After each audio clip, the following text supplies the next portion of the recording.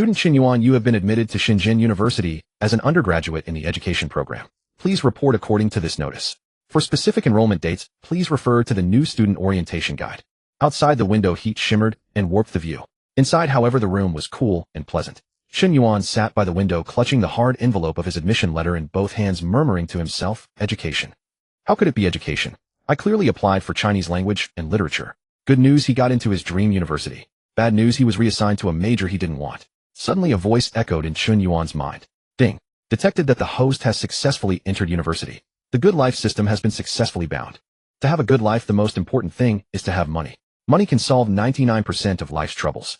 The remaining 1% cannot be solved only because there isn't enough money. Special reward $100 million per day. Note all system funds come from fund dividends, stock markets, futures, virtual currency, and other markets. Taxes are paid according to Huaxiao law. The source is legal and transparent. The host need not worry about the source of funds.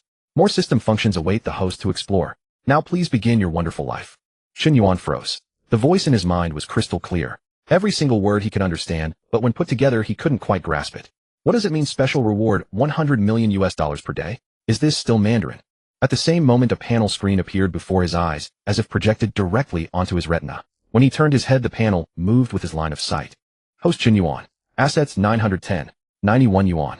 Daily funds 7166320 yuan. Withdrawable. Chen Yuan unconsciously tapped the withdraw button. Shortly after, the system panel flickered. Host Chen Yuan. Assets 716630910. 91 yuan. Daily funds already withdrawn today. Please come back tomorrow. So it was withdrawn just like that. Speaking of which, where is the money? Chen Yuan instinctively pulled his phone from his pocket. When he turned on the screen, he saw a text message starting with a green bubble. The content after it was automatically hidden, but the first 4 characters made his heart skip a beat. Industrial and Commercial Bank of China. Chen Yuan hurriedly opened his phone. Your card ending in 9527 received a transfer of 7166320 yuan at 9:31 a.m. Current balance 716630910. 91 yuan. It's real.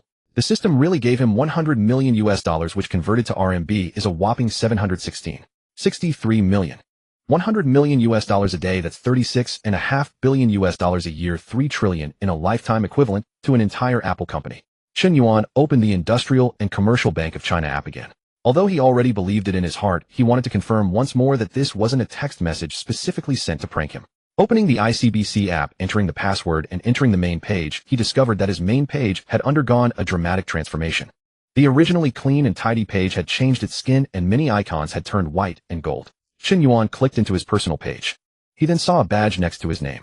Private banking level platinum card. Scrolling down revealed his assets.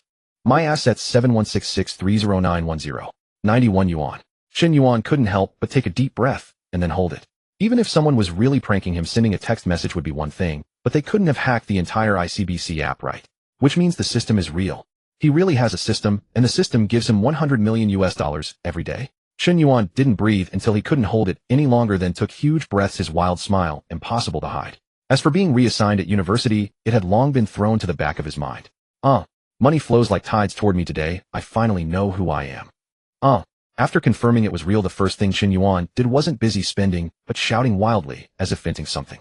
As a high school graduate who had just finished the college entrance exam after 3 years of intense high school pressure, Chen Yuan's inner stress was certainly not small. Especially after learning he had been reassigned, a sudden confusion arose. But now, having confirmed he really has a system, where is there any pressure or confusion left? Hey, you upstairs, what are you yelling about? It's early in the morning, you don't want to sleep, but others do. A sharp woman's voice came from outside the window, Aunt Wang from downstairs. Truly worthy of Aunt Wang, her voice's penetrating power was even stronger than Chen Yuan's shouting. Chen Yuan hurriedly stopped his yelling, feeling a bit embarrassed. It was because of his 3 years of high school where he woke up at 6:50 every morning that his biological clock hadn't adjusted. He got up this early today, but for many people 9-something in the morning was still sleeping time. He was being a noise nuisance. After closing his mouth, Chen Yuan rubbed his hands together, suddenly not knowing what to do. Why things? What can a small county town buy? The most upscale places are restaurants and KTVs. There isn't even a single 4S dealership. Go out to play. Besides internet cafes, there's KTV and the county's only cinema. Then what else can he do? Just when Chen Yuan didn't know what to do, a phone call came in. He picked it up and looked. It was an unfamiliar government number with the location being Harbin, the capital city of Hebei province. Chen Yuan answered the phone. Good morning, Mr. Chen. A woman's voice came from the other side, intelligent and elegant, somewhat like the voice actress Newlands from My Apartment. Such a beautiful voice is not common in the Northeast. I am Zhang Yue, the private butler of the Heilongjiang provincial branch of ICBC public number 001112. I am very pleased to serve you. When Chen Yuan was scrolling through Douyin, he had seen videos related to banks. Rich people have private butlers at banks. If you deposit tens of millions, the bank's private butler is more attentive than your own secretary, able to satisfy almost any need of the client. Never expected today, he could also have this so-called private butler. Chen Yuan forced himself to appear calm. Hello, what can I do for you? The intelligent and elegant voice sounded again. Mr.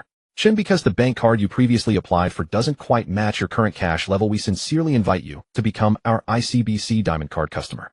If you are convenient, we can go to your residence to handle it offline, or you can come in person to our Heilongjiang provincial branch to handle it offline. Chen Yuan listened to the voice coming from his phone, but his feet were pacing back and forth. The system is truly amazing. There's really no need to worry about the source of funds. The bank didn't even suspect the source of funds, and even invited him to upgrade his card. Chen Yuan's heart settled slightly, and he immediately planned to go to Harbin. The county town had no consumer venues, but Harbin, as the provincial capital, did. Chen Yuan immediately decided to take a trip to Harbin. If you plan to come to our bank to handle it offline, we can send a dedicated car to pick you up. Do you need it? Chen Yuan very much needed. Whose car is that? Such a long Mercedes-Benz. You don't know? That's called a Maybach. See that emblem? It's way more impressive than a regular Mercedes-Benz. But who in this neighborhood could afford to drive one? No idea, whatever car it is doesn't matter. I ride my tricycle all over the county just fine. What is this pretty lady here for? Looks like she's waiting for someone. Must be a relative of someone in the building. In front of building 2, a crowd gathered around the car. Zhang Yue observed her surroundings, puzzled internally about why her client would live in such a place, yet her face showed no trace of surprise. She stood composed beside the car waiting for Chen Yuan's arrival. With her clearance level, she had no authority to access Chen Yuan's other information. She only knew his age, appearance, and the fact that he had deposited 700 million RMB at the industrial and commercial bank that day. Beyond that, she knew nothing. Chen Yuan came downstairs, walked out of the building entrance, and immediately saw a Maybach parked right in front of him. The Maybach's body was exceptionally elongated with a classic two-tone paint job, gilded gold on the lower half and deep blue on top, radiating an imposing presence. The center of the solid disc wheel hubs bore the iconic Maybach emblem. Beside the Maybach stood a woman whose presence rivaled the car's. She wore a refined black lady's business suit, her slender legs sheathed in black stockings that outlined a perfect silhouette, with glossy black high heels completing the look.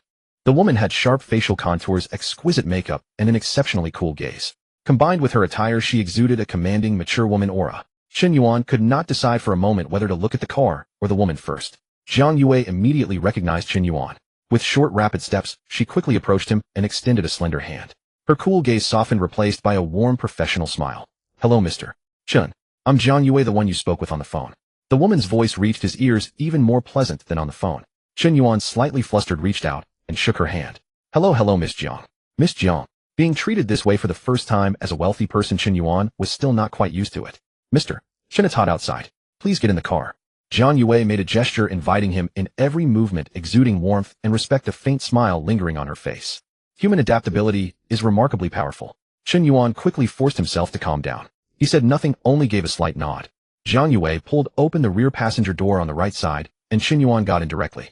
Once Chen Yuan was seated, Zhang Yue gently closed the door, then quickly walked around to the left side of the car and sat in the back seat as well. Mr. Chen, we have mineral water, cola, and red wine. What would you like to drink? Zhang Yue asked. Chen Yuan, curiously examining the Maybach's interior, brushed off the offer and continued studying the car's internal layout. As expected of a Maybach, the rear seats were exceptionally comfortable. The legroom was enormous. Sitting in the chair, even stretching out fully, he could barely reach the front passenger seat. Every surface his fingers touched was wrapped in white leather with an exceptionally fine texture. On the door panels were buttons for adjusting the seat back angle, leg rest, ventilation, and massage functions, all looking very premium. This is what a real luxury car feels like. He never imagined he would one day sit in a Maybach. As Chen Yuan was adjusting his seat, the driver had already started the car and slowly drove out of the residential compound. At the neighborhood gossip spot by the roadside, a few elderly people in their 60s and 70s started chatting again. Was that person getting in the car just now the grandson of old Chen from the 3rd floor? Looks like it. Does old Chen's family have such wealthy relatives? Exactly. Old Chen is lucky. His son is a veteran teacher at the county's top high school, his daughter-in-law is an OBGYN at the county hospital, and his grandson reportedly scored over 600 on this year's college entrance exam. Look at them, then look at us. My granddaughter's studies are terrible. She runs around all day, never comes home at night, gives her father so much worry. The Maybach sound insulation was excellent. Driving on the road, almost no noise reached his ears. The seat provided ventilation while massaging, features his father's old Toyota didn't have. A faint fragrance filled the car. Perhaps it was not a fragrance, but the perfume of the woman beside him. Miss Jiang, how much does this car cost? Chen Yuan could not help but ask. Jiang Yue replied, around 4.5 million renminbi fully landed. Mr. Chen, are you considering buying a car? Chen Yuan nodded. There's a Mercedes-Benz Star 4S dealership on Airport Road. If you'd like to buy a car, I can arrange that for you, Jiang Yue said. Really? Can we go today? Chen Yuan had no habit of procrastination. He always preferred to act sooner rather than later. Of course, Jiang Yue smiled. All right, Mr. Chen, what time works for you? Would you like to go after finishing at the bank? Jiang Yue asked with a smile. Chen Yuan nodded yes. Understood, Mr. Chen. I'll contact them right away. Chen Yuan exhaled, unable to resist marveling. Being wealthy is truly wonderful. Handling procedures not only came with personal assistance, but also Maybach pickup and drop-off service. Now when needs arise, people proactively rush to help solve them. Is this the charm of being wealthy? Chen Yuan couldn't help but fall in love with this feeling. Just a word from his lips, and people run themselves rag to help. The scenery outside the window changed rapidly, soon transitioning from the national road onto the Hajiao Highway. The weather was beautiful today, cloudless skies. On both sides of the road stretched endless cornfields. Faint stooped figures could be seen moving among the crops, while large agricultural machinery operated in the fields. They say nowadays a single person with one machine can cultivate over 1,000 acres. Clear sky highway Maybach. Even at high speed, no vibration could be felt inside the car. The Maybach is also a Mercedes-Benz, and the interior ambient lighting was stunningly beautiful. Even in broad daylight, the purple ambient lights were clearly visible, not only on the door panels, but also on the audio speakers, the front passenger seat, and the rear trunk partition, making the cabin feel like a spaceship, wonderfully dreamlike. Looking out the window, Chen Yuan's mind was already occupied with future plans. Naturally, he had to go to college. He had never heard of any rich second-generation skipping university. Even with money, one must attend college. Otherwise, the moment one opens one's mouth, others would think you're an illiterate nouveau riche, which wouldn't be good. Regarding the major adjustment, Chen Yuan had completely accepted it. He had heard that the education major had far more female students than male students. Thinking about this, Chen Yuan could not help but curl his lips into a smile. He felt a bit more anticipation toward university. Speaking of which, what should he do about his parents? After becoming wealthy, Chen Yuan naturally wanted to share this joy with his parents, but for the moment, he could not think of a suitable excuse to explain the source of such an enormous sum of money. After all, a system falling from the sky, like something out of a novel. Even if he explained it, his parents would never believe him. Wait, a novel? Chen Yuan instantly formed a plan. Chen Yuan had loved reading web novels since middle school. He didn't just read them. He had even tried writing a few chapters himself in high school, but had to give it up due to academic pressure. But now using that as an excuse to fob off his parents was clearly the best option. So many authors had achieved financial freedom through writing novels. Chen Yuan could just as well claim to be a web novel author online and say all the money was his royalties. As for what novel he wrote, please, which novel author would voluntarily reveal their pen name? Even if asked, he wouldn't tell.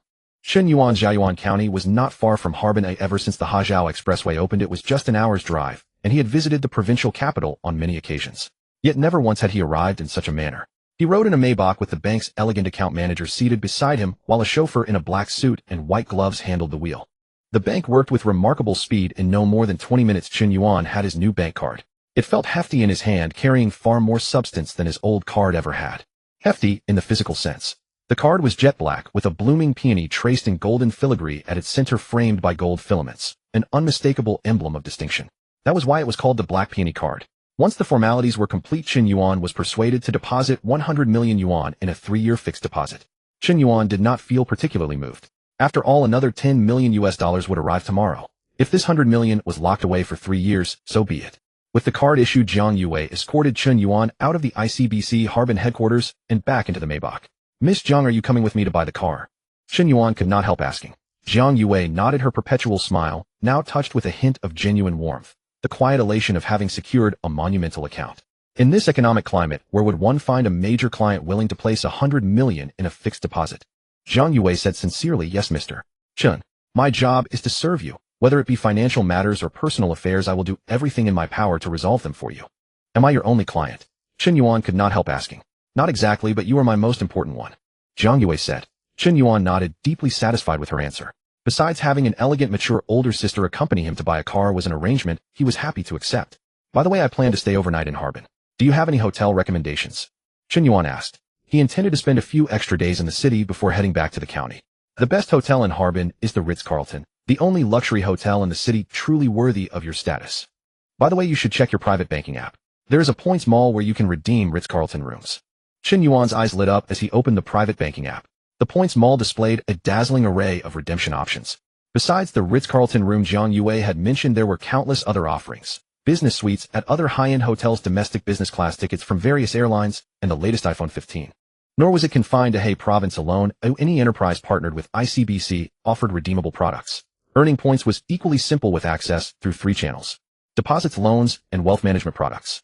Chen Yuan had made a fixed deposit of 100 million, earning no small number of points. By his calculation, he could redeem 2 iPhone 15 Pro Max units, 3 nights in the Ritz-Carlton Riverview Suite, and round-trip business class flights from Harbin to Shenzhen. Yet Chen Yuan did not bother redeeming any of it. As a tycoon worth $100 million, how could he settle for a mere Riverview Suite? No, it had to be the presidential suite. The bank's perks could no longer match his standing. Chen Yuan searched the Ritz-Carlton official website for the Harbin page, and upon entering scrolled straight to the bottom. Ritz-Carlton Suite, 58233 yuan per night. Chen Yuan could not help rubbing his eyes. He glanced again at the Executive Riverview Suite above. Executive Riverview Suite, 5233 yuan per night.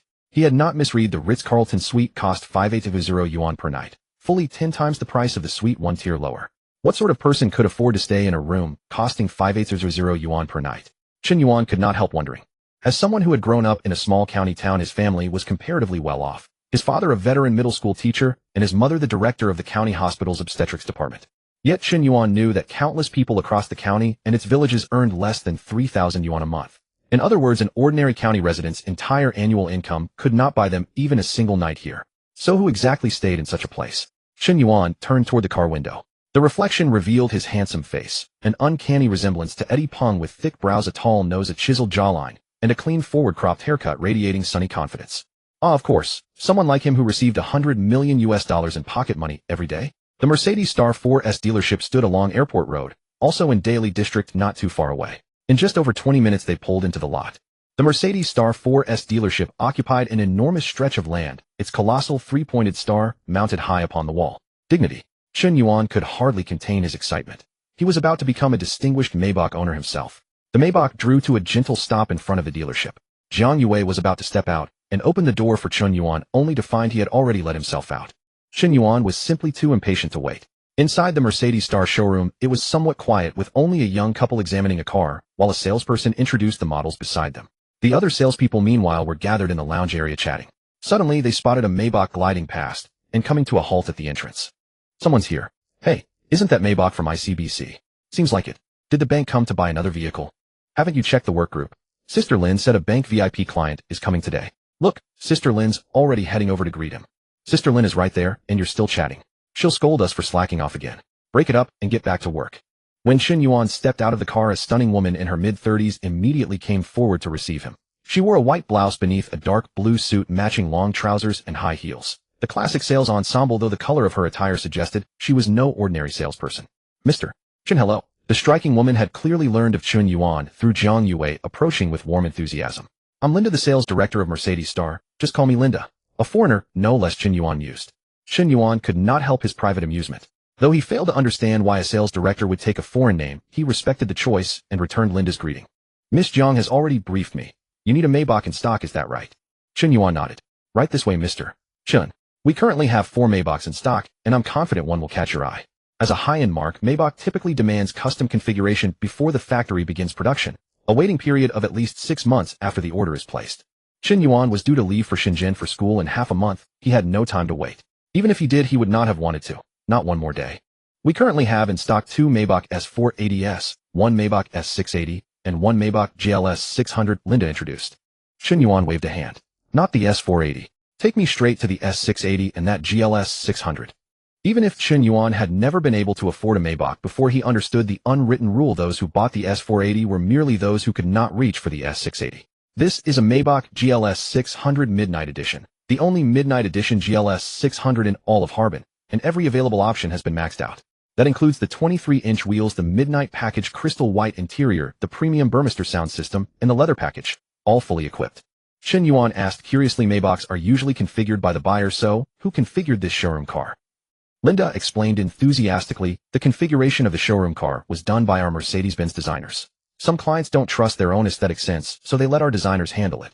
Chen Yuan nodded in realization. I see. May I take a look inside? Linda naturally had no objection. Of course, Mr. Chen, please go ahead. Settling into the driver's seat, Chen Yuan experienced the Maybach seating for himself. The seat was exceptionally wide, the padding plush, and the leather texture exquisite. incomparable to any ordinary family car worth 100-odd thousand yuan. The ambient lighting, currently pink, could be adjusted to any color, and every visible light was soft and gentle, never harsh. This was because the glow came from embedded light strips that reflected off surfaces. Light was seen, but the sources remained hidden. The instrument panel, center console, door panels, even the footwells, air vents, and speakers, all were fitted with ambient lighting. It exuded luxury, yet carried a touch of youthful romance. Gripping the steering wheel, Chen Yuan marveled inwardly. Noble. Utterly noble. This is the one. Driving a Maybach S680 made one look like a chauffeur. It was nowhere near as imposing as the GLS 600. And in Northeast China, who cares about a Maybach S680? What you want is an oversized SUV. What you want is commanding, aggressive looks. This Maybach GLS 600 measured 5.32 meters in length and 1.83 meters in height. The three-pointed star on the hood lit up the road ahead. The cabin's ambient lighting kindled romance, and the rear seat, refrigerator, and lounge-style seats made it perfect for family use. Chen Yuan took out his newly issued black peony bank card. This is the one. Swipe the card. Linda's face betrayed no surprise. She first led Chen Yuan to the lounge area, asked an intern to bring over some desserts and drinks, and then went to prepare the contract. The intern brought no fewer than 3 different drinks, placing 3 crystal glasses on the coffee table, a glass of orange juice, a cup of coffee, and a glass of sparkling water. Chen Yuan picked up the orange juice, took a sip, and glanced at Jiang Yue sitting beside him. Jiang Yue's legs were crossed, her posture poised and graceful, her black stockings tracing the curves of her calves in a way that was deeply mesmerizing. Chen Yuan silently switched off his auto-aim and said, "Thank you for accompanying me all day, Miss Jiang." Jiang Yue could feel Chen Yuan's gaze, yet she did not find it unpleasant. A faint blush colored her cheeks as she explained, "It's no trouble at all. My job is to serve you." After a pause, she added, "Congratulations, Mr. Chen, on your new car." Although he had acquired the system less than a day ago, Chen Yuan had already fully experienced the allure of wealth. Everyone he interacted with treated him with deference, addressing him as Mr. Chen at every turn, not daring to show the slightest presumption. Chen Yuan smiled. "You don't have to keep calling me Mr. Chen. It makes me sound old." Jiang Yue's face flushed even deeper. "Then how should I address you?" In truth, this was the first time Jiang Yue had encountered such a young client. She could address her other clients as President's surname or Brother surname, but Chen Yuan was far too young for her to find a suitable title. Young Master Chen. Nowadays, aside from online circles or close friends who would address anyone that way. President Chen. That didn't seem right either. Brother Chen. He was even younger than her as she could say it, but it clearly wasn't appropriate. A mischievous impulse arose in Chen Yuan, and he said with a smile, "Just call me Yuan Ji. That's what my friends call me." "All right, Yuan Ji. Wait, does he consider me a friend?" Rich as he still had the temperament of a young man after all. Soon Linda returned hurriedly with the contract ready. Chen Yuan signed his name briskly and handed the bank card to her. At the same time, he glanced at the options list. He couldn't help but draw in a sharp breath. As expected of a Maybach, the option prices were appallingly high. The 23-inch wheels, 203,000 yuan. The crystal white interior, 14,000 yuan. The leather package, 11,000 yuan. The Burmester sound system, 6,000 yuan. Adding all the other options, the final total actually reached 1 million yuan. The options alone would be enough to buy a villa in a small county town. And the total out-the-door price of 4.6 million yuan could buy 4 villas and string them together like a toy train. But compared to his allowance of 700 million yuan a day, Chen Yuan naturally didn't bat an eye. Truly pocket change. After receiving the bank's deduction notification, a voice suddenly rang out in his mind. Chen Yuan naturally recognized the voice. The system. Ding. Congratulations, host, on purchasing the first vehicle of your life, becoming a member of the car-owning class, and experiencing the joy of driving. For this you are awarded driving mastery. Driving mastery, no matter what vehicle it is in your hands, it will feel like an F1 car. You can unleash the engine's most ferocious power, give an old car a second life, blaze down national highways in a Dayun truck, or dominate the racetrack in a supercar. Chen Yuan wanted to say that he had just bought the car and hadn't even driven it, yet nor had he experienced any joy of driving. But the system's reward had already arrived. In an instant, a wealth of driving knowledge flooded Chen Yuan's mind. Not only that, to enable him to drive even a Dayun truck, the system also equipped him with all Class A and Class B driver's licenses, along with the prestigious F1 Super license. In other words, if Chen Yuan wanted, he could now drive an F1 car and compete in world championships. What a fantastic bonus. Mr. Chen, congratulations on becoming a distinguished Maybach owner. We have prepared a simple car delivery ceremony and would like to invite you to join us. Linda's voice snapped Chen Yuan out of his system-induced delight. Oh, sure. He stood up and followed Linda and Jiang Yue to one side. In that short span of time, the ceremony site had already been perfectly arranged. The ceremony took place in a separate small hall. Chen Yuan's pure black Maybach was already in position, fitted with a temporary license plate, and parked quietly within with flower petals scattered around it. The ceremony's process was equally simple. The saleswoman stood to one side, while Chen Yuan stood in the center. Linda gave a thumbs up. Chen Yuan flashed a peace sign, and a photo was taken. That was all it took to complete. Linda and Chen Yuan exchanged no words. After the photo, the two walked to the rear of the vehicle. Opening the trunk, they saw several gift boxes, complimentary gifts from purchasing the Maybach. These are complimentary sunglasses that come with the car. Since we're currently collaborating with Louis Vuitton, the sunglasses are LV brand. And this is a pair of Burmester over-ear headphones, so you can enjoy Maybach-grade music anytime, anywhere. These headphones were specially made by Burmester for Maybach owners and are not sold to the public. These two are silver champagne cups. You can keep them in your car's refrigerator. Chen Yuan looked them over. Not bad. Although he felt these gifts weren't particularly valuable, they were at least special, all custom-made from Maybach owners. Emerging from the Mercedes-Benz dealership, Chen Yuan parted ways with Jiang Yue. Moments later, he slid into the driver's seat and merged onto the highway via the nearest on-ramp, eager to savor the sheer driving pleasure of the Maybach. Woohoo! Liftoff! Boundless horizons, my love, across the endless sky. In the afternoon, with sparse traffic on the road, Chen Yuan piloted his temporary plated Maybach GLS 600 onto the expressway, engaging sport mode. The surging power of the V8 engine delivered a thrilling thrust that sent adrenaline coursing through his veins. Yet as untamed as the beastly V8 might be, it remained firmly within Chen Yuan's masterful command. Afternoon highway Maybach. Chen Yuan drove a full 60 kilometers before exiting the expressway, turned around, found a spot to park, set his navigation, and headed back to Harbin.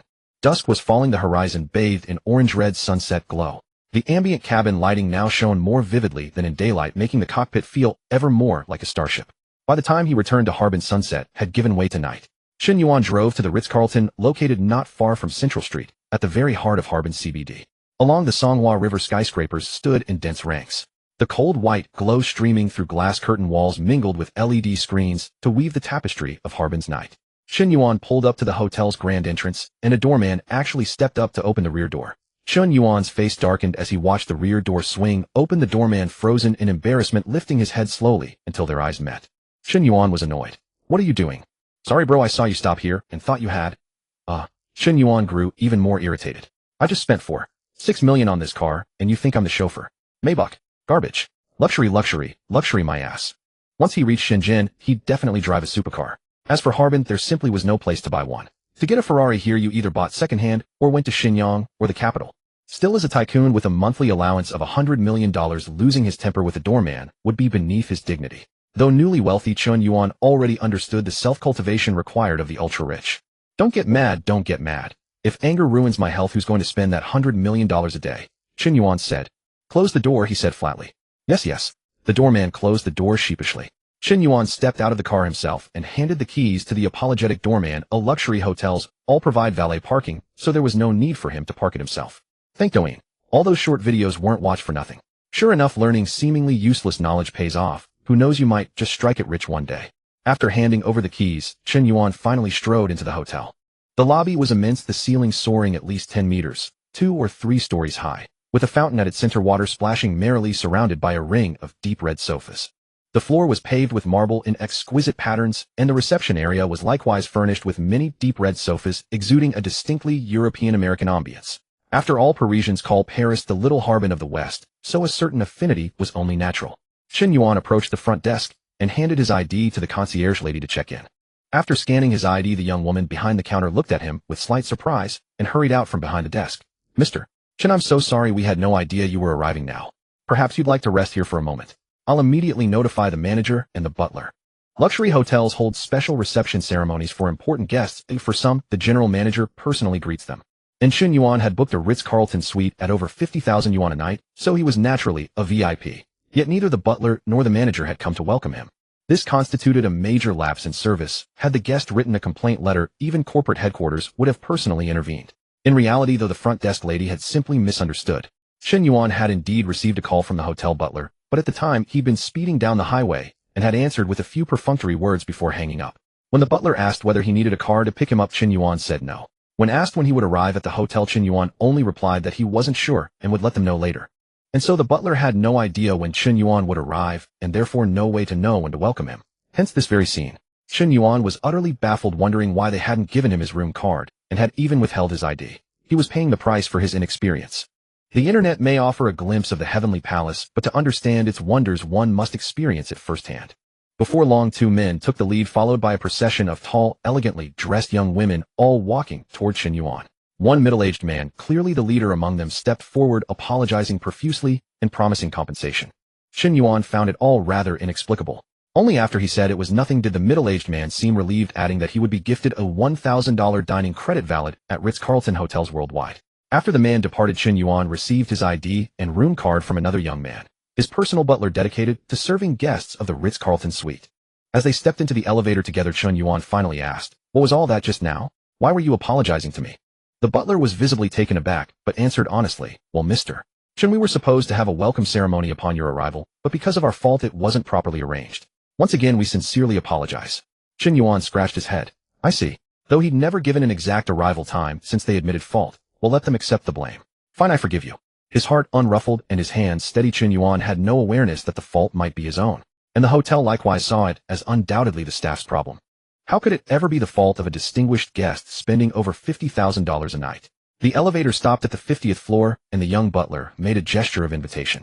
Chen Yuan stepped out. The elevator hall held a wooden table with a vase of blooming flowers, and nearby stood an antique crank telephone, a model he hadn't seen in ages, more retro than even the phones back in his rural hometown. Leaving the elevator hall and entering the corridor, he trod on plush carpet. The walls were adorned with a varied collection of art, each piece colorful and distinct in style, yet none of them abstract. All were paintings even everyday folks would praise as beautiful. A few steps down the corridor brought him to the Ritz-Carlton suite, what people commonly call the presidential suite. The butler swiped the card to open the door. Past the entryway screen unfolded a grand living room, 140 square meters in size. Larger than the home Chen Yuan grew up in, which at just over 90 square meters was under 100. The living room's sofas boasted a distinctly modern style, with a woolen texture arranged around a square pure black coffee table. On the table sat fresh flowers and fruit alongside a greeting card. The butler said it was a welcome card handwritten by the general manager. Sure enough, Chen Yuan's name was on it. Through the floor-to-ceiling windows, Chen Yuan gazed outward. Beyond the glass lay the famous Songhua River, the lifeblood river of the Northeast. Standing on the 50th floor gazing down at its winding course, Chen Yuan felt a strange and novel sensation. It felt as though the entire world lay beneath his feet. This was his first time viewing the Songhua River from such a vantage point. "How large is this suite?" Chen Yuan asked. "This Ritz-Carlton suite has a usable area of 280 square meters. Besides the dining and living areas, in the bedroom it also includes a study, a conference room, and a private SBA room. If you'd like a massage, you can have a therapist come directly to your room. Just use this iPad to arrange it." After the butler left, Chen Yuan stood before the floor-to-ceiling window, gazing down at the Songhua River. Somewhat desolate, the riverbanks lacked lush greenery and illumination. A few ferries drifted on the water's surface. At this moment, Chen Yuan felt an urge to recite poetry, but his limited education prevented him from composing verses. He could only sigh inwardly. How wonderful it is to be wealthy.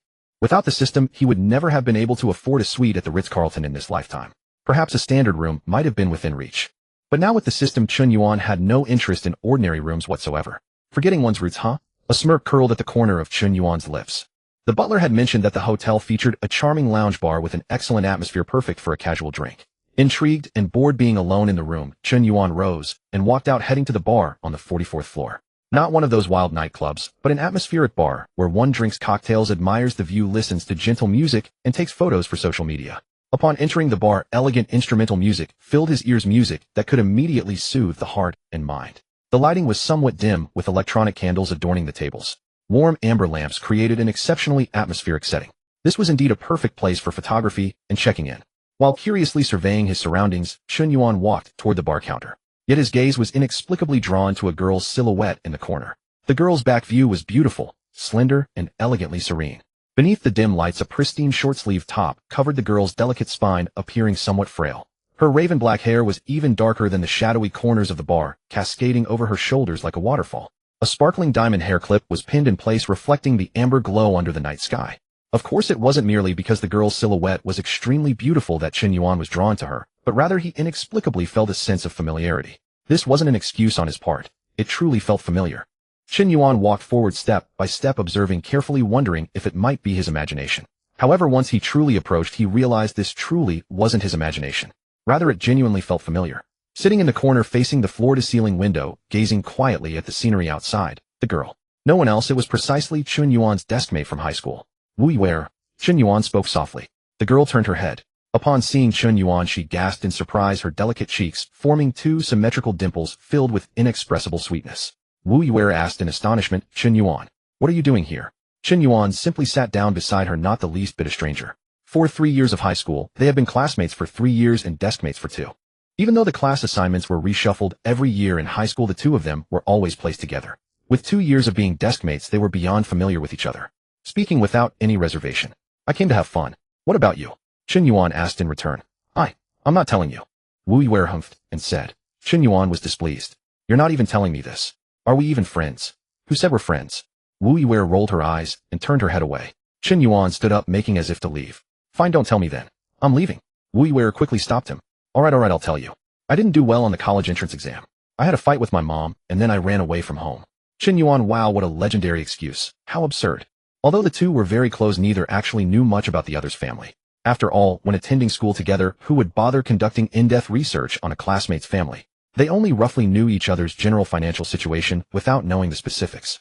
Chen Yuan knew Wu Yuer's family seemed quite well off but didn't know the details, so he asked curiously, why did you guys fight? My mom wanted me to apply to HIT, but I didn't get in, so we fought about it. Wu Yuer said in a resigned manner. Chen Yuan nodded, adding fuel to the fire. Didn't even pass its cutoff. It seems you really didn't do well. Wu Yuer gave Chen Yuan a light kick with her foot. You're one to talk. A 620-point loser. Even the joint program wouldn't take you. Chen Yuan got flustered. Was this a personal attack? He retaliated by grabbing the foot Wu Yuer had kicked toward him. The spotless white canvas shoes were immaculately clean. However, Chen Yuan's attention wasn't on Wu Yuer's shoes. I just prefer SCU. If I had applied to HIT, I definitely would have gotten in. In reality, with Chen Yuan's score this year, he truly couldn't have gotten into HIT. This year's HIT cutoff scores remained exceptionally high. Apart from the joint programs, the minimum admission score for other majors was 646, just below Tsinghua, Peking, and Fudan. The prestigious flagship programs required 680 points, surpassing even Tsinghua and Peking. So Wu Yuer not making the cut was entirely normal. Wu Yuer pulled her foot back, a cold smile hanging at the corner of her lips, a look that said she would quietly observe his performance. Chen Yuan felt somewhat embarrassed, so he changed the subject. After you ran away from home, you've been staying here. Wu Yuer nodded. Chen Yuan teased. Quite the rich lady, able to afford such an expensive hotel. Wu Yuer avoided answering, continuing the previous topic. Guess which university I was admitted to? Where? Chen Yuan asked. Beijing Normal University. Chen Yuan didn't believe it. You couldn't even pass HIT, and you're going to Beijing Normal. Doesn't that require 660 points? A 630-point person like you could get in. Wu Yuer, the Shenzhen campus. Chen Yuan, oh, what a coincidence. What a serendipitous turn of events. Wu Yuer swayed the crystal glass in her hand, the amber whiskey swirling within. She grinned with mischievous intent. Yes, my dear deskmate. We'll be attending university in the same city. Just don't become famous across campus for being a heartbreaker. I definitely won't join in the criticism. Can you just shut up and wish me well for once? Chen Yuan said, taking out his phone to scan the QR code on the table, intending to see what drinks were available. On the drink menu, the cocktail names were quite abstract. Godfather, Long Island Iced Tea, Cuba Libre, Mojito, Gin, and Tonic. Chen Yuan didn't know which ones tasted good, so he ordered several glasses. He had seen Long Island Iced Tea mentioned online many times, ordered one. The name Godfather suited his temperament, ordered one. Gin and Tonic sounded sour, ordered one. Bloody Mary, it sounded like entering the world of Dola continent, ordered one. Chen Yuan ordered several in one go. None of them were cheap. The cheapest was 118 yuan. However, Chen Yuan never looked at prices when spending now. For him, it was all the same anyway. The server quickly brought glass after glass of cocktails, each served in a different glass, looking exceptionally professional. The Long Island Iced Tea had a straw inserted with a slice of lemon perched on the rim, quite elegant. The Godfather was served in a large crystal glass containing a cube of ice the size of a baby's fist. The Bloody Mary's rim was covered with black pepper, rather unusual. Ordering this many, can you even finish them? Wu Yuer asked. Chen Yuan waved his hand. No need for your concern. If I can't finish, I'll pack them up to go. Wu Yuer kicked him again. Just now you said we were friends, and now you're drawing the line. Chen Yuan was quick on his feet, grabbing her foot once more. This time he didn't grab her shoe, but rather Wu Yuer's ankle. The delicate sensation of her white cotton sock came through his fingertips. Why did it feel somewhat like silk? So smooth. Stop kicking me. Chen Yuan couldn't help but say. There are so many people here. Do you not care about my dignity? Wu Yuer's appearance belonged to the sweet girl category, but this personality, she liked to resort to physical gestures at every turn. Not ladylike at all. And she was also a mute bride type. Her speech wasn't ladylike either. Although her voice had a cute quality to it, her tone of speaking was not cute at all. Wu Yuer snorted. What face is there to save? No one's watching you. Still, she stopped kicking Chen Yuan. The two of them drank all kinds of cocktails and chatted. Facing the floor-to-ceiling window. Outside the view was half Harbin's central business district, half the Songhua River. Wu Yuer seemed gloomy because she kept thinking back to the quarrel with her mother. She drank a lot of cocktails, finishing one, then ordering 2 more through the QR code. Spurred on by the alcohol, Wu Yuer poured everything out to Chen Yuan. It wasn't that she wanted to share with him. She just wanted to use the alcohol to find herself a listener. From her story, Chen Yuan finally understood why Wu Yuer had run away from home. Wu Yuer's mother was extremely controlling. From a young age, she had been ruthlessly strict with Wu Yuer, even secretly reading her WeChat and QQ chat histories. Even though Wu Yuer discovered this, she still pretended she hadn't, because she didn't want to fight with her mother. Wu's mother had always wanted to keep Wu Yuer by her side, and even after she entered college, she still wanted to move there and live with her while she studied. For that reason, she had bought an apartment right next to Harbin Institute of Technology. But all those arrangements were in vain, because Wu Yuer hadn't gotten in. This made Wu's mother explode with rage. Even though Wu Yuer had always tried to avoid conflict, they still ended up having a furious quarrel, and in the end Wu Yuer ran away from home. Luckily her father was an honest man. He transferred living expenses to Wu Yuer for her time away from home. "I'll tell you a secret," she said. "I left the last 3 big math problems blank. I deliberately scored 630 because I simply didn't want to attend HIT." Wu Yuer was clearly a little drunk. She had even revealed such a secret. Her voice carried a hint of pride, as if she wanted to say, "You gave it your all, but only scored 620, while I skipped 3 major problems and still scored 630, still higher than you." Chen Yuan didn't know what to say when he heard this. She was a real score control genius. But this was only fitting for Wu Yuer's ability. This girl was a super scholar who scored 710 on her 3rd mock exam. Even if she had performed badly on the college entrance exam, she should never have stayed at just 630. That was a full 80-point gap. After telling the last little secret, Wu Yuer completely shut down. Her head tilted to one side, and she fell asleep. Her breathing was even, her chest rising and falling gently. Only after checking her breathing did Chen Yuan feel relieved. "If you can't hold your liquor, you should not have drunk so much. In the future you'll be seated at the kids' table at dinner parties," he said scornfully. He then looked at the drinks he had ordered. Each still had a few drops left at the bottom. So he drank them all 1 glass per gulp, intending to take Wu Yuer out of the bar and send her back to her room first. He wrapped Wu Yuer's arm around his neck. Chen Yuan could even catch a delicate fragrance wafting from the girl. But she was so heavy. Even a petite girl weighing less than 50 kilos is not easy to carry when drunk. Supporting Wu Yuer, he walked out and reached the elevator lobby. As he pressed the button, a thought suddenly struck Chen Yuan. Wu Yuer had just told him everything. But the one thing she had not told him was her room number. The key card did not show it. Where was he supposed to take her? He lowered his head to look at the girl's tightly shut eyes. She seemed to be dreaming of something, or perhaps the position was uncomfortable. Her brows were slightly furrowed, her face was rosy, and her lips were as red as cherries. Should he take her to his own room for now? Chen Yuan swore that he was not a beast who would take advantage of someone. Besides, as one who walked the Jianghu, he had 3 rules: never touch a pregnant woman, never touch a minor, and never touch a drunk woman. Chen Yuan understood this principle well. He was only helping because Wu Yuer was drunk, doing it out of deskmate loyalty. He stepped into the elevator, pressed the 50th floor, and took Wu Yuer back to the Ritz-Carlton suite, first setting her down on the sofa. After stretching, Chen Yuan began to hesitate again. Should he leave Wu Yuer on the sofa, or move her to the bed? If she slept on the bed, where would he sleep? The sofa? Or would he also sleep on the bed? The Ritz-Carlton suite was large, but it had only 1 bedroom. This was Chen Yuan's first time in a presidential suite, and he did not want to sleep on the sofa. Everyone's first time matters. The experience should not be ruined. Still, making a girl sleep on the sofa also seemed too harsh. In the end, Chen Yuan decided they would share the bed. At worst, he could hug the edge of the bed and stay perfectly still. With his mind made up, Chen Yuan carried Wu Yuer onto the bed. So heavy. Wu Yuer still had her eyes closed, but her face was even redder than before, and her breathing seemed a little rapid. Chen Yuan thought it might be because the princess carry posture was uncomfortable for someone who was asleep. Such close contact made Chen Yuan feel that his deskmate was actually quite pretty when she was asleep. She truly deserved the title of the mute bride. He took off Wu Yuer's little white sneakers and tossed them casually onto the carpet, then pulled the blanket over her. Only then did he go into the bathroom to take a shower. He used ice-cold water. When the ice-cold water hit his body, Chen Yuan was in so much pain that he hopped around, but he did not cry out. Instead, he adjusted to the temperature quickly. His inner fire was raging, and he urgently needed to cool it down. In the bedroom, Wu Yuer lay in bed and heard the sound of running water. She suddenly opened her eyes and looked toward the bathroom. The bathroom was made of frosted glass, so she could not see exactly what was inside, but she could make out. Was he dancing? Dancing while showering? What kind of quirk was that? You say I have a low alcohol tolerance. I think you're the one with low tolerance. You get drunk, have a fit, and dance while showering, Wu Yuer silently mocked. You're the one who should sit at the kids' table. Naturally, Wu Yuer hadn't been drunk at all. A Northeastern girl's alcohol tolerance was not that weak. 2 glasses of straight whiskey and a few low-alcohol cocktails were nothing to her. As for why she had pretended to be drunk, maybe it was a momentary mischievous impulse. Or perhaps it was a hidden flutter in her heart. Or maybe it was the atmosphere of the moment. No matter the reason, Wu Yuer had done it. Even though she regretted it a little later and wanted to wake up, a voice in her mind kept telling her to pretend a little longer, pretend a little longer. It was such good fun as she would pretend a little longer. So she did not open her eyes again until Chen Yuan went to take a shower. At least you're enough of a man not to make me sleep on the sofa. When she heard the water stop and the hairdryer begin, Wu Yuer quickly shifted into a more comfortable sleeping position and continued pretending to be asleep. Chen Yuan had short hair, so it was dry in 2 minutes. He changed back into his clothes and walked out of the bathroom. Looking at Wu Yuer in bed, it seemed her sleeping position was different from when he had entered the bathroom. But Chen Yuan did not think too hard about it. Maybe he had remembered wrong, or maybe Wu Yuer moved in her sleep. Either way, it was a trivial matter. He climbed into bed, carefully hugging the edge.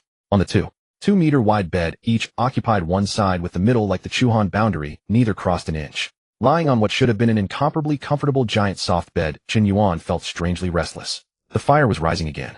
Damn it, he had to distract himself. Chen Yuan would never do anything beastly, and he certainly did not want to go to prison right after getting the system. Right, the system. Chen Yuan recalled the day's events. In the morning, he had acquired the system. At noon, the bank sent a car to pick him up.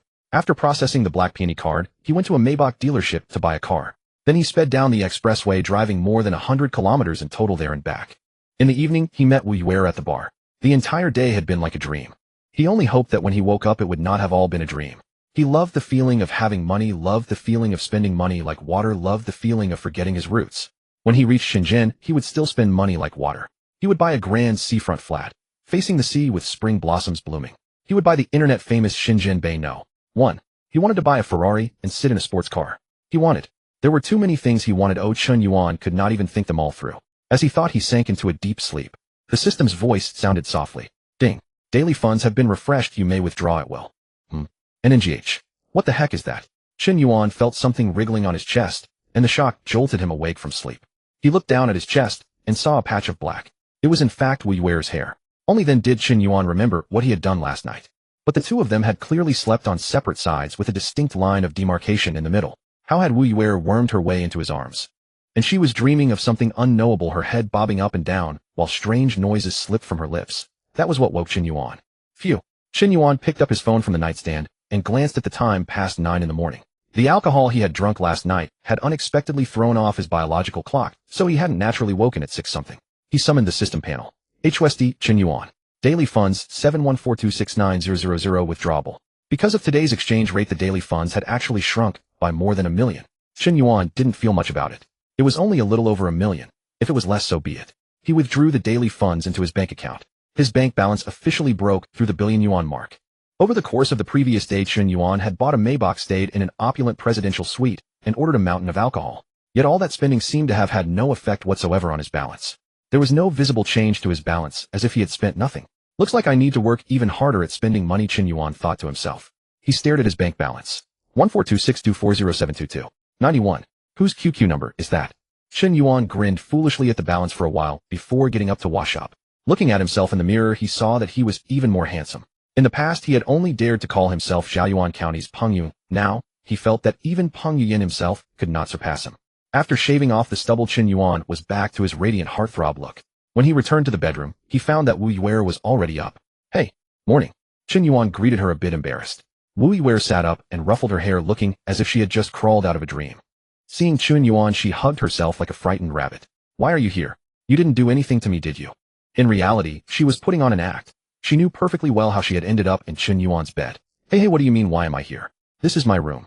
Chen Yuan shouted. You were completely drunk last night, and I carried you back. As for doing anything, I didn't do a thing to you. Wu Yuer watched him scrambling to explain, and the corners of her mouth lifted, then immediately pressed down as she put on a stern expression. Really? I don't believe it. Chen Yuan couldn't believe it. How had his good deskmate turned into this? No, you are no longer my deskmate. Chen Yuan then dropped dead. Wu Yuer.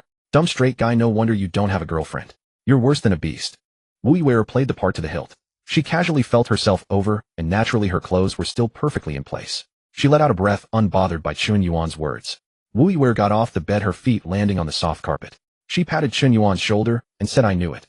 You really are a good person. Worse than a beast. Not taking advantage of someone when they're vulnerable. The gentlemanly virtue really shines through. Wu Yuer sneered inwardly. Worse than a beast. Wu Yuer was still wearing the little white socks from the day before, the toes faintly gray. She had no shoes on, and her two delicate white-socked feet were simply displayed before Chen Yuan. Chen Yuan's gaze was as if locked on by auto-aim, automatically drawn over. When Wu Yuer saw that he wasn't reacting, she followed his gaze downwards, saw her own feet, then looked at Chen Yuan again, and understood at once. Excuse me, classmate Chen Yuan, would you mind not staring at my feet? Huh. Oh. Chen Yuan snapped back to reality. Thanks, huh? Wu Yuer, what are you thanking me for? You're not into that, are you? EW. Wu Yuer suddenly thought of something unsavory. I'm going to wash up. Bye. With that, Wu Yuer quickly pulled on her shoes and dashed into the bathroom. Chen Yuan watched her disappear into the bathroom and left her alone. He walked over to the sofa, sat down, and searched online for luxury shopping malls in Harbin. The kind where one could buy LV and Hermes. As it turned out, there were. No matter how low Harbin ranked nationally, it was still a provincial capital. There was a mall called Zhuozhan Center housing a great many luxury brands including household names such as LV, Bulgari, Hermes, Gucci, Chanel, and more. This was the one. Chen Yuan planned to head to the shopping center and do some spending later. As for the budget, 1.4 billion yuan, spent however he pleased. After all, even if he drained it all today, another fresh 100 million would arrive tomorrow. After Wu Yuer got ready and came out, she and Chen Yuan went to the hotel's breakfast hall together. As for the taste, Chen Yuan didn't find anything particularly special, but the selection was extremely rich. Almost anything one might want was available. And so early in the morning, there was even Buddha jumps over the wall. Wu Yuer only tried a couple of bites before declaring it was pre-made. I plan to go to Zhuozhan Center later. Are you coming? Chen Yuan asked. Wu Yuer thought for a moment and nodded. Since you've sincerely invited me, I'll go with you. I only asked casually. When did that become a sincere invitation? What a buzzkill.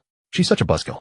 Downstairs, the valet had already driven Chen Yuan's Maybach GLS 600 to the front of the lobby. When Chen Yuan walked over, the valet stepped forward and returned the key to him. Chen Yuan took the key and got into the car. The valet had already turned on the air conditioning, so the cabin was pleasantly cool. It had been too hot this year. Even in Harbin, the temperature was approaching 30 degrees. Watching Chen Yuan take the driver's seat of a Maybach, Wu Yuer opened her mouth slightly. She didn't know what to say. Is that a Maybach? She quickly pulled open the door, stepped onto the running board, and settled into the passenger seat. Above the running board, the English letters Maybach were written. The Maybach name in glowing LED lettering, extremely conspicuous and visible the moment one got into the car. The Maybach emblem was likewise embossed on the headrests. The crystal white interior was youthful and modern without sacrificing elegance. Is this your car? Wu Yuer asked with some difficulty. Chen Yuan nodded. Yeah, just bought it yesterday. The temporary plate is still on it. Wait, you just graduated from high school and you're already driving a Maybach? Girl as she was, Wu Yuer naturally knew what a Maybach was since her family were the top dogs in the county town. Her father had one in his garage, though he rarely drove it. Driving a Maybach around the county town was still too flashy. Chen Yuan raised an eyebrow. What's the problem? Only you get to be a rich woman. Can't I be a rich young master? Wu Yuer hadn't expected her deskmate to have been hiding so much. 3 years as classmates, 2 years as deskmates. She had always thought his family was ordinary. Funny joke, the deskmate whose family you thought was ordinary took delivery of a Maybach right after graduation. What kind of power fantasy plot is this? Chen Yuan secretly hoped some snobbish salesperson would pop up and mock him for no reason. Then he could quietly take out his black peony card, show his phone, and reveal his 10-digit balance. However, reality is not an internet novel. Although Chen Yuan was dressed in ordinary clothes, a saleswoman still came to attend to him when he walked into the LV boutique. Chen Yuan didn't try to save money in the slightest. He armed himself from head to toe, short-sleeve shirts, shorts, pants, shoes, suitcases, backpacks, travel bags, including socks and underwear. When he walked out of LV, Chen Yuan was pushing 2 suitcases, wearing a backpack with an old-fashioned travel bag stacked on top of each suitcase. From head to toe, everything had been replaced with LV. Both suitcases were packed completely full. Even Wu Yuer was helping him carry a bag. Are you here to shop or to stock up for resale? Wu Yuer followed behind, carrying bags in both hands, struggling to walk. It was simply too heavy. Chen Yuan bought so many items that every bag was stuffed to the brim. He was also covered in bags himself. The salesperson offered to help carry them, but he refused, putting on an act. Bear with it for a moment, I'll treat you to dinner later. Chen Yuan said. Quick, let's put these back in the car, then we're going to Hermes. I still have other things to buy. More shopping. Are you really here to stock up for resale? Wu Yuer was about to break down. So heavy. Chen Yuan increasingly felt that money truly lasted a long time and had tremendous purchasing power. At LV, Chen Yuan bought a total of 14 outfits, 3 pairs of babush shoes, 1 pair of Martin boots, 2 suitcases, 1 backpack, and 3 travel bags, plus 3 bracelets and 1 necklace. Altogether, it cost only 2.7 million. Clothes weren't expensive, but the travel bags and suitcases were very pricey. They all cost at least 6 figures. Watching the man and woman walk away, several salespeople whispered among themselves. One salesperson said, this must be a severely restricted young rich second generation, finally given freedom after coming of age here for retaliatory shopping. Another salesperson nodded in agreement. The retaliation is real, the money is real. Xiaopeng, if you get to know a client like this and serve them well, you'll never have to worry about performance reviews again. Besides, you'll definitely be the top seller this month. Xiaopeng smiled shyly. Don't tease me. I closed a big deal today. I'll treat everyone to Haidaleo after work. Everyone's coming. Alright, I'll go urge the store manager to send a message to headquarters. This customer's VIP level definitely needs to be specially upgraded. Chen Yuan and the others arrived at the parking lot and placed everything they bought from LV into the trunk. 2 suitcases and 3 travel bags, nearly filling the entire trunk. But if the trunk was full, wasn't there still the back seat? Chen Yuan couldn't contain his shopping spirit and led Wu Yuer out of the underground garage to return to battle. Chen Yuan didn't just buy a lot for himself, he bought a lot for his parents too. Arc'teryx, every middle-aged man's favorite. Chen Yuan bought 10 sets at once. He also bought a 200-gram gold bracelet for his mother. So this is how big 200 grams of gold is. Chen Yuan couldn't help but think to himself. If he wore this bracelet out, wouldn't thieves definitely target them? It was too conspicuous. Similarly, Chen Yuan bought many clothes at Chanel for his mother. He glanced at his bank card balance, still unchanged. Still a 10-digit number, starting with 14.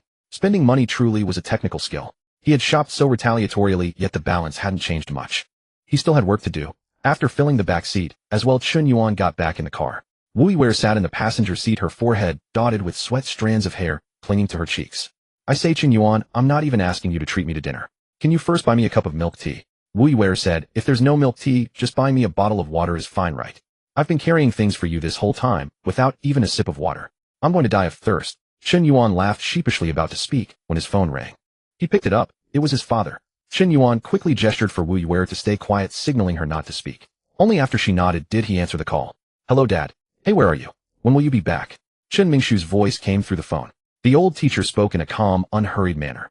I'll be back soon, Chen Yuan said. It was summer now, the ice and snow world wasn't open, and Harbin really didn't have much to do for fun. After shopping, Chen Yuan might as well head back to the county town. Before long, he'd be going to Shenzhen.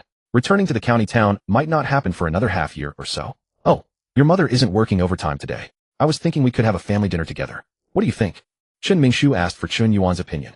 Chen Yuan naturally agreed, sure, Dad. I've pretty much finished my fun here. I'll head back soon, should be home in about an hour. Chen Mingshu said, no need to rush. Just come back in the evening. Alright, I'll play around in Harbin a bit more and head back in the afternoon after lunch. Chen Yuan said. Alright, be careful not to get heat stroke. After a few more reminders, he hung up. In the car, Wu Yiwei was silent for a moment, then said, your parents are so good to you. They even ask for your opinion when calling you home. Chen Yuan habitually turned the volume to maximum. The old phone was slightly leaky, so Wu Yiwei had almost heard the entire father-son conversation. No wonder Chen Yuan was so cheerful. With a family atmosphere like this, it would be hard not to be cheerful. Chen Yuan smiled. I'm a person not born overnight. Of course we discuss things. Suddenly remembering what Wu Yiwei had said yesterday about her family situation, he quickly explained, I mean, I'm not saying you're born overnight or anything. Don't misunderstand. Not explaining would have been better. With this explanation, Wu Yiwei completely broke down. Chen Yuan, I'm going to kill you. With the center console between them, she couldn't kick him, so she punched him with her small fists. Chen Yuan wasn't foolish enough to sit there and take the beating. He directly opened the car door and jumped out. Wu Yiwei also jumped out of the car, following closely.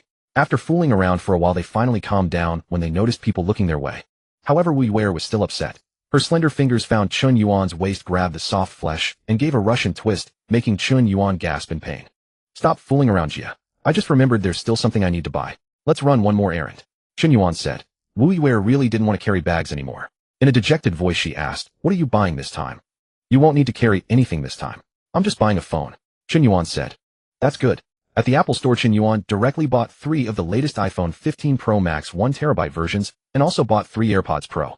You buy phones by the batch too. Wu Yiwei didn't understand Chen Yuan's behavior at all. I'm buying them for my parents. Chen Yuan explained, never mind that. After buying the phones with time to spare, they directly found a fish restaurant at Zhuozhan Center called Thai Air Swan Kaiyu. It had been quite popular a few years ago, but had lost its buzz now. While waiting for the food, Chen Yuan transferred data from his old phone to the new one and unboxed the new earphones. The sour fish tasted pretty good. Most importantly, the fish had no bones. Fish with bones were Chen Yuan's biggest pet peeve. After the meal, it was already past 2 in the afternoon. Chen Yuan planned to return to the hotel to check out. He hadn't checked out when he left this morning. He also needed to drop Wu Yiwei at the hotel so she could continue her running away journey. When they arrived at the Ritz-Carlton, Chen Yuan was about to go upstairs to get his room card when Wu Yiwei stopped him. Wait. After you check out, don't leave. Wait for me. What for? Chen Yuan asked, puzzled. I'm going home too. Mind giving me a ride? Oh, not running away anymore. Chen Yuan asked with a smile. I've been out for 4 days. My mom must be worried sick. Wu Yiwei said. A story of love-hate relationship. Chen Yuan internally marveled at this development, but only agreed verbally. Hurry up and pack. Chen Yuan returned to the presidential suite. It seemed like apart from a pair of sunglasses, there was nothing else to pack. He hadn't brought anything when he checked in, so there was nothing to pack now. Back downstairs after checking out, Chen Yuan felt no reluctance. He had seen online that presidential suites at luxury hotels in Shenzhen cost over 3,000 yuan per night. Those were the presidential suites he wanted. So he had already begun to look down on this presidential suite costing over 5,000 yuan per night. This was forgetting one's roots. Yesterday it had seemed perfect in every way, but after seeing something better, all Chen Yuan could say was, sorry Ritz-Carlton. Please stay away from me. I'm afraid of offending Raffles and Mandarin Oriental. After Wu Yue also checked out, the two returned together to Jiayuan County. In an office at the Harbin branch, Jiang Yue recalled the branch manager's words and tightly clenched her hands. Yue, your transfer request has been approved. Hand over your current work and head to Shenzhen the day after tomorrow. Those things in the industry, everyone knows about them. But if you cause any trouble with a client, remember, not a single person will protect you. Everyone will side with the client. All right, you can go now. The words were harsh and cutting, leaving Jiang Yue in low spirits. But she knew this might be a chance to change her life. It might even be the only chance. That extremely young, handsome guy. She was confident. The advantage is mine. Returning to the county town, Chen Yuan dropped off Wu Yue at her home before heading back to his own residential compound. Wu Yue lived in the county's only villa community, Tanshin Manor, though there was no actual mountain in sight. Property prices in the county town were relatively low. A modest villa of over 200 square meters cost less than 1 million yuan. Chen Yuan planned to purchase one here before leaving so his parents could move in.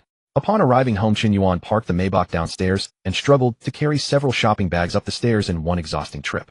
Of course, the LV luggage in the trunk would have to wait for another trip. By the time he reached home, evening had already fallen.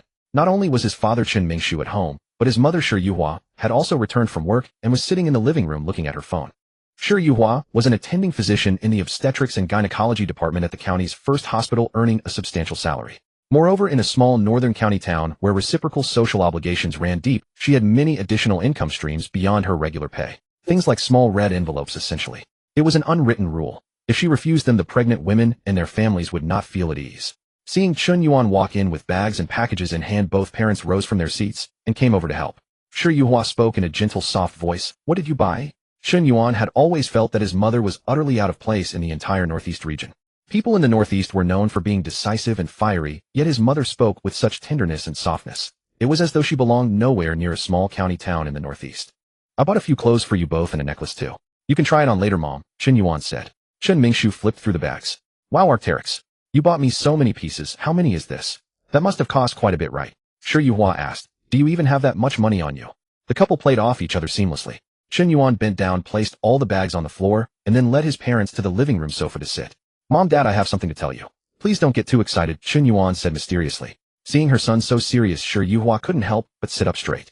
Yes, go ahead. Chen Mingshu joked. Just say it already, no need for all this drama. Chen Yuan smiled and said, when I was in high school, didn't I love reading novels so much? I ended up writing one myself. There was that one time I got caught writing a novel during class, and the teacher confiscated my phone. You were the one who went to get it back for me. Do you remember? Chen Yuan was trying to build up the emotional moment. Chen Mingshu nodded. Of course I remember. Just thinking about it makes me angry. That old Li really has no decency. He knew I was your father and insisted I personally go retrieve your phone. Next time we're drinking, I'm not letting him off easy. Chen Yuan quickly interrupted. Don't go off topic. Look at my mom, she's actually listening. Can you learn from her, Dad?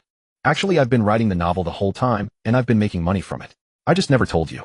Plus, during my senior year of high school, I didn't have many places to spend money, so I just saved it all up, Chen Yuan said. Chen Mingshu suddenly understood and clapped his hands. Oh, so you're a cultured man now, a novelist with manuscript fees. You bought all this stuff? Don't tell me you spent your entire advance. Chen Yuan felt it was best to just say it directly, since his father kept derailing the conversation. I didn't spend it all. I made a lot of money. Don't you know how popular Chinese animation and short dramas have become lately? I sold the adaptation rights to my novel for 8 figures. Chen Yuan felt there was no need for further build-up. If he kept prologue, his father would inevitably wander off onto some tangent. How much? Chen Mingshu nearly jumped off the sofa in one sudden movement. Despite being in his 40s, his legs were still nimble. Hearing Chen Yuan's words, even Shi Yuhua, who had remained composed and merely smiled while listening, couldn't help but widen her eyes, raise her brows, and wear an expression of utter astonishment. The longer one lived in society and the older one grew, the more one understood how difficult it was to earn money. Son, your father's heart isn't good. Don't lie to him. Did you really sell it for 8 figures? Chen Yuan nodded, his tone utterly certain. Dad, it's true. Would I lie to you? Go check the invoices in the bags. The clothes and pants I bought for you alone cost over 200,000 yuan. Do you think I have that much allowance? Then he stood up and walked to the window. See that Maybach downstairs? I just picked it up yesterday when I went to Harbin. He pulled the car keys from his pocket and pressed a button toward the vehicle. The Maybach's headlights flashed on instantly. Fortunately, his apartment was only on the 3rd floor, so the key fob could still connect to the car. Chen Mingshu stood dumbfounded, unable to recover from the shock for a long while. It was Shi Yuhua who snapped out of it first. Exactly how much did you make? Chen Yuan scratched his head. 14 million. I went to the bank yesterday to get a new card because my original one had some kind of limit. And on the same trip, I went to Mercedes and bought a car. Shi Yuhua asked again, how much was this car? Chen Yuan replied, 4.6 million. This is the Extreme Night Edition, the top specification. Sure Yuhua didn't know what to say. After a long while she finally spoke. You made 14 million and already bought a 6 million yuan car. If you ever make 100 million, will you buy a 46 million yuan car? You need to learn to save money. Learn to save money, his mother said, her tone as gentle as ever. Chen Yuan asked, Mom, are you going to manage my money for me? Sure Yuhua looked at Chen Yuan's wary expression and shook her head with a smile. You're already an adult. You need to learn to manage your own finances. Mom won't be handling your money. However, you should learn to manage your money wisely from now on. If you earn a lot, you need to learn about investments. Spending carelessly just means giving your money away. Only the money in your own hands is truly yours. Chen Yuan countered, yes, the money goes to other people when I spend it, but the enjoyment is something I experience firsthand myself. Sure Yuhua fell silent and decided not to press the matter further. By then Chen Mingshu finally came to his senses. Does this make me a nouveau riche zero generation? Am I benefiting from my son's success? Seeing her husband like this, Sure Yuhua nodded with amusement. Yes, if you run out of money in the future, just ask your son for it. That's wonderful. They say raising children is security for old age, and the old saying proves true. Chen Mingshu nodded happily. Then he turned to Chen Yuan and held out his hand. Chen Yuan. Chen Mingshu said, the car keys, of course. I'm already in my 40s and still haven't driven a Maybach. My son is driving a Maybach now, and as his father, can I at least get a taste? Chen Yuan handed the car keys to Chen Mingshu, adding a reminder. Dad, ease off the accelerator. This car has serious horsepower. Got it. Waving his hand, Chen Mingshu headed downstairs on his own. Chen Yuan was quite pleased and transferred another 1 million yuan to his mother's bank account using his phone. Mom, I transferred some money to you. Although I haven't yet reached the age where I should start a family and support my parents, I can earn money now. You should spend when you need to, don't hold back. Sure Yuhua did not refuse and did not check the exact amount on her phone. Chen Yuan was an only child, and the three of them formed a single unit. No matter whose name the money was under, it was all their family's money. Afraid his mother would hesitate to spend it, Chen Yuan added, Mom, if I can earn 10 million once, I can earn a second and a third. Just spend the money I sent you, don't save it. Not many days had passed before the family traded up, from a large 2-bedroom flat to a grand villa. The villa they bought was the second best property in the Tanxing Villa estate. The previous owner was a famous tycoon in the county, surnamed Jia, known to everyone as Old Third Jia. Now, however, he seemed to be doing rather badly, having sold both his house and his villa. 2,250,000 yuan, a 400 square meter standalone villa with a small courtyard. According to the property management boss, Jia had spent more than 2 million yuan on the villa's decoration alone. At this price, it was an absolute bargain. The Tanxing Villa estate was in an excellent location close to the county government. The county's no. 1 middle school and the county's no. 1 hospital. His parents did not object. After the ownership transfer, they moved in that very day. Only Chen Yuan's name was written on the villa's title. After the Gaokao, and before the new semester began, this vacation was one of the most relaxing periods of his life, and also the most idle. At home, Chen Yuan ate and drank his fill. Every day, he played 5 rounds of CSGO, then 5 of Valorant, and before going to sleep, he played 2 rounds of Teamfight Tactics in bed. After a night's sleep, another day was gone. He bought every skin he had once been too poor to afford. This kind of life was easy but also genuinely boring. Still, the time to start school finally arrived. Chen Yuan looked forward to the new semester for the first time. A day early, he left his hometown and traveled to Harbin to catch a flight. At the airport security entrance, he gave each of his parents a hug. Dad, don't just let that Maybach sit there. Drive it often. A car left idle easily falls apart, Chen Yuan urged. Chen Yuan had already handed the Maybach over to his father. After a doorman assumed the man driving it was the chauffeur, Chen Yuan had grown rather put off by the car. He had deliberately left a day early because he was going to Shenzhen to buy a car. Fine, I know. I'll take good care of my son's car. Chen Mingshu said with a genial smile. That was the atmosphere of their family, relaxed with room for casual jokes. His parents did not insist on absolute dignity. Spontaneity was the rule. Mom, don't wear the gold bracelet around the county. It's not a big city and public security there is not great, Chen Yuan added. Before they parted, it was not his parents giving the young man advice, but Chen Yuan delivering a series of reminders to them instead. It felt almost like the natural order had been upended. Sure Yuan nodded with a smile. Her son had always been this thoughtful toward them. After Chen Yuan finished his reminders, he saw that takeoff time was near, so he walked into the dedicated business class passage. Before going in, Chen Yuan turned around and saw his parents waving at him. Dad, Mom, go back now. I'll be back for Chinese New Year. Chen Yuan shouted, his voice drawing the attention of everyone queuing for security. We know. Hurry in. Sure Yuhua also waved, signaling Chen Yuan to go through security quickly. Chen Yuan walked into the security channel. The business class lane was nearly empty, requiring almost no waiting. When he looked back again, his parents were already out of sight. Once he was fully airside, Chen Yuan headed straight for the boarding gate. His flight was already boarding, so there was no time to stop by the business class lounge. Chen Yuan did not mind. He had visited the business class lounge at Harbin Airport before. It was nothing special. Better to save the opportunity for a better lounge in the future. As he passed through the business class boarding check, the economy line beside him was still long. Chen Yuan no longer sighed about how good it was to be rich, because now he was not just ordinarily rich, but extraordinarily wealthy. In just over 10 days, the number in his bank account had officially exceeded 11 digits, comparable to a phone number. Sitting in business class, he found nothing particularly special about it other than having more space than economy. The business class of an A320 is commonly nicknamed a big bench in the sky. It was not the first class of an international route, so it was hardly luxurious. Still, there were some privileges. At the very least, the drink was excellent. Air China's signature beverage Red Lantern, made from a tomato juice base, blended with apple juice and other juices. It was slightly tart and surprisingly addictive. Chen Yuan could not resist ordering another glass. After all the passengers boarded and the safety video began playing, the plane finally taxied out. Wah! A child was crying. Chen Yuan put on the noise-canceling headphones that had come with the Maybach. Although he looked down on the car itself, he loved the gifts that came with it. He had brought both the sunglasses and the headphones to Shenzhen. Sitting in business class, he listened to the song economy class. Watching Harbin grow smaller and smaller below him, Chen Yuan's heart had already flown to Shenzhen. He had already booked a hotel. Between Shenzhen's two most luxurious hotels, Raffles Hotel and Mandarin Oriental Hotel, Chen Yuan chose Raffles. There was no special reason. Raffles sits on Shenzhen Bay and offers a sea view. This time the presidential suite was even more expensive than the one in Harbin, costing 15 yuan a night, yet Chen Yuan did not feel the slightest sting. Money to him now was just a string of numbers.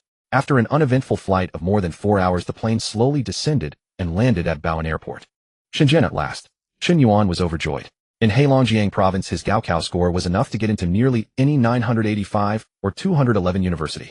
Yet he still chose Shenzhen University. He yearned for this first-tier southern city and genuinely loved the school. Standing at the cabin door, he waited for the flight attendant to open it. The moment the door opened, Chen Yuan was greeted by Shenzhen's heat. It felt as though a fine layer of sweat instantly broke out over his entire body, leaving his skin sticky. It was already 5 in the evening, yet the air remained scorching. Walking along the jet bridge, Chen Yuan quickened his pace, eager to get inside the terminal. Surely, it would be cooler there. Shenzhen is way too hot. Compared with this, even Harbin summer feels much cooler. Chen Yuan silently complained. The first time he had come to Shenzhen, it was winter. He had only seen the city's prosperity and coolness, the skyscrapers and Shenzhen Bay, and it filled him with longing. But when summer arrived, all he felt was unbearable heat. How was this a little different from the Shenzhen he had imagined? Lugging his suitcase to the arrival's exit, he looked into the distance and saw a dense crowd of people. Many had come to meet arriving passengers. Still, Chen Yuan easily spotted the person waiting for him among the crowd. A young man stood at the arrival's gate wearing a white shirt and black suit, holding an iPad that displayed the name of Raffles Hotel. Their eyes met, and the man was fairly certain that this was his guest. "Hello, Mr. Chen, right?" Chen Yuan nodded and showed him his ID. With the guest's identity confirmed, the man made a guiding gesture for him to follow. Chen Yuan followed him out of the airport and into a Rolls-Royce Ghost. Having experienced a Maybach and now a Rolls-Royce, Chen Yuan could not tell which car was more comfortable. Both the Maybach S680 and this Rolls-Royce Ghost had very spacious rear seats. However, their styles were completely different. The Maybach S680 felt more modern and youthful, and its ambient lighting was absolutely stunning. The Rolls-Royce Ghost, in contrast, felt rather old-fashioned inside, not the type Chen Yuan favored. Still, its starlight headliner was dazzling. The Ghost cruised smoothly onto the expressway and headed toward Shenzhen Bay and Nanshan. Apart from greeting him, the pickup driver kept silent, maintaining a strong sense of boundaries. When Chen Yuan asked something, however, he would answer warmly and enthusiastically. Seated in the driver's seat of the Rolls-Royce, Chen Yuan unlocked his phone and messaged his parents to let them know he was safe. At the same time, he noticed a message from Jiang Yue. Jiang Yue wrote that her work assignment had been transferred to the Shenzhen branch, and she would continue serving as Chen Yuan's personal banker. She told him to message her anytime he needed anything. "Oh, ICBC's service is this good. Wherever the client goes, the butler follows." "Pretty impressive." Chen Yuan replied with a simple "good" and closed his phone. The streets of Shenzhen were packed with vehicles, and the Rolls-Royce slowed to a crawl in the heavy traffic. There were far more cars than in Harbin, and the city itself was significantly more prosperous. Especially after entering Nanshan district, towering skyscrapers rose continuously on both sides of the road. From a distance, the neon lights shimmered like a cyberpunk metropolis, fitting for a city renowned as the capital of technology. Arriving at Shenzhen Bay, the splendor only intensified. The China Resources Spring Bamboo Tower, the Penguin headquarters, the Zizalong building, the DJI headquarters, an endless array of legendary corporate headquarters gathered along a single street. The gradient orange-red sunset painted the buildings in a languid glow. This big city was truly wonderful. Even with billions at his disposal, Chen Yuan still felt the curiosity of an ordinary boy from a small county marveling at this metropolis. This would be where he lived for the next 4 years. In fact, Chen Yuan was beginning to think he might want to stay here permanently. The Rolls-Royce Phantom pulled to a gentle stop in front of Tower 7 at Shenzhen Bay No. 1. Shenzhen Bay No. 1 was also one of the city's landmarks. Bordering the sea with Hong Kong Island directly across the water and Shenzhen's largest urban park, Talent Park, just a street away. Shenzhen Bay No. One was well known online, yet few people realized it was more than just apartments. It also included office buildings and a shopping mall. There were 7 towers in total. Towers 1 and 2 were the legendary waterfront panoramic residences. Towers 3 through 6 were super-grade A office buildings, and Tower 7 housed the Raffles Hotel, the tallest of all 7 structures at Shenzhen Bay No. 1. Chen Yuan stepped out of the car and was greeted with the most enthusiastic welcome ceremony yet. The general manager personally led the reception, flanked by 12 uniformed hostesses standing in formation along with a female butler dressed in a pale blue suit. Other guests nearby cast curious glances his way, though they quickly looked elsewhere. Chen Yuan quickly grew accustomed to this warmth. For some reason, whenever he saw the 12 uniformly dressed hostesses lined up and welcomed, Chen Yuan could barely hold back his laughter. His lips twitched repeatedly as he desperately suppressed the urge to laugh out loud. After completing the check-in process, the butler escorted Chen Yuan into the elevator to the 45th floor. What surprised him was that there was actually a double sofa inside the elevator. It was the first time he had ever seen a sofa in an elevator. Truly, if you can sit, there's no need to stand. Chen Yuan naturally took the opportunity to try the elevator sofa. It was soft and plush, and as his fingertips brushed the fabric, a dark streak appeared where the velvet nap had been reversed. How many square meters is this Skyline presidential suite? Chen Yuan asked casually as the elevator ascended. 436 square meters, Mr. Chen. Excuse me. Chen Yuan turned his head. This hotel's presidential suite was even larger than his own villa back home. To have such an enormous room all to himself felt rather extravagant. When the elevator arrived at the 45th floor, Chen Yuan followed the butler to the Skyline presidential suite. At the entrance, 4 more hostesses stood in formation to welcome him. Chen Yuan struggled to keep from laughing again. Fortunately, the butler quickly opened the door. Wow! Chen Yuan couldn't help but exclaim. This was far more luxurious than the Ritz-Carlton in Harbin. The luxury was strikingly obvious at a glance. A waterfall-like vertical chandelier cascaded from the ceiling through the entire living room, and the dome, crafted from gold and crystal, was almost blinding. Symmetrically arranged sofas exuded sophisticated design, while beyond the floor-to-ceiling windows the golden sunset of Shenzhen stretched out, Spring Bamboo Tower, and the waters of Shenzhen Bay framed in a single breathtaking vista. The female butler introduced the suite in a gentle voice. Mr. Chen, all the furniture in our living room is imported from Switzerland, the same brand used by the British Queen. Over here is the bar counter, and all beverages inside are complimentary. We have also specially prepared a bottle of Ceylon champagne for your arrival. Chen Yuan followed the butler's explanations with his gaze, nodding occasionally. To the right of the living room was the dining room, where a long table seating 14 people stood. 3 vases on the table kept it from feeling too bare, and between them sat 2 miniature models of the Spring Bamboo Tower. Continuing forward lay the conference room and study, neither of which Chen Yuan had any use for, as he held no meetings and needed no office space. Perhaps guests in other presidential suites needed these facilities. They likely had plenty of work to attend to. Only further ahead did the bedroom begin. This bedroom was equally extravagant, boasting a 270-degree panoramic window view. The glass directly opposite the bed overlooked Shenzhen Bay, while the side windows framed the Spring Bamboo Tower. With a view like this, Chen Yuan would happily pay 1,500 per night, or even 5,000. Although if it really cost 5,000 a night, he would pretend he never said that. Beside the bed, an astronomical telescope had been placed, though it was unclear whether it could actually capture stars or the moon. The butler then guided Chen Yuan through the walk-in closet and the various arrangements in the bathroom, including a square double-person bathtub large enough for 2 people to soak together. Chen Yuan couldn't help but think of Wu Yue and Jiang Yue. He quickly shook his head. Too long since he had practiced his ancestral craft, and the restless energy was already rising. This presidential suite, in the truest sense, fulfilled all of Chen Yuan's fantasies about hotels. It had a fully stocked bar, a private cinema, and a gym. Aside from the study and conference room, which should have been converted into an esports room, Chen Yuan had no complaints about this presidential suite. After finishing the room introduction, the butler helped unpack Chen Yuan's luggage, taking out his clothes and hanging them one by one in the closet, gradually infusing the presidential suite with a sense of lived-in warmth. How much would it cost to lease this long-term for 1 month? Chen Yuan asked. For 1 month, approximately 2 million yuan, the butler replied. 2 million. Not bad at all. Only 2 million for a month, when his monthly net income was 21 billion. A single day's earnings could cover nearly 30 years of rent. Chen Yuan wondered whether he should simply lease here long-term. Whether to buy a house or continue living in the hotel was giving him decision paralysis. Perhaps he could buy a property while also extending the long-term lease on this presidential suite. Wouldn't that be too wasteful? Chen Yuan stroked his chin, thought for a moment, and then asked, if I lease long-term, could you convert the study into an esports room? The butler looked slightly awkward. This was the first time she had encountered such a request. However, she did not have the authority to decide, so she replied, I will need to consult the general manager about this. All right then. Chen Yuan nodded and pointed toward towers 1 and 2 of Shenzhen Bay No. 1 outside the window. How much are the apartments over there per unit? The apartments at Shenzhen Bay No. One were highly distinctive. Every household had a swimming pool on the balcony. Chen Yuan's sharp eyesight allowed him to spot an uncle soaking in his own private pool right now. The privacy protection here left something to be desired. Property prices over there are approximately 2,500 per square meter. A few days ago, a 300 square meter unfurnished flat was just sold for 77 million yuan. How many small villas in his county could that buy? I just arrived in Shenzhen and am considering buying a house. Do you have any recommendations? Chen Yuan asked, noting that this butler clearly knew Shenzhen quite well. That depends on what kind of property you are looking for.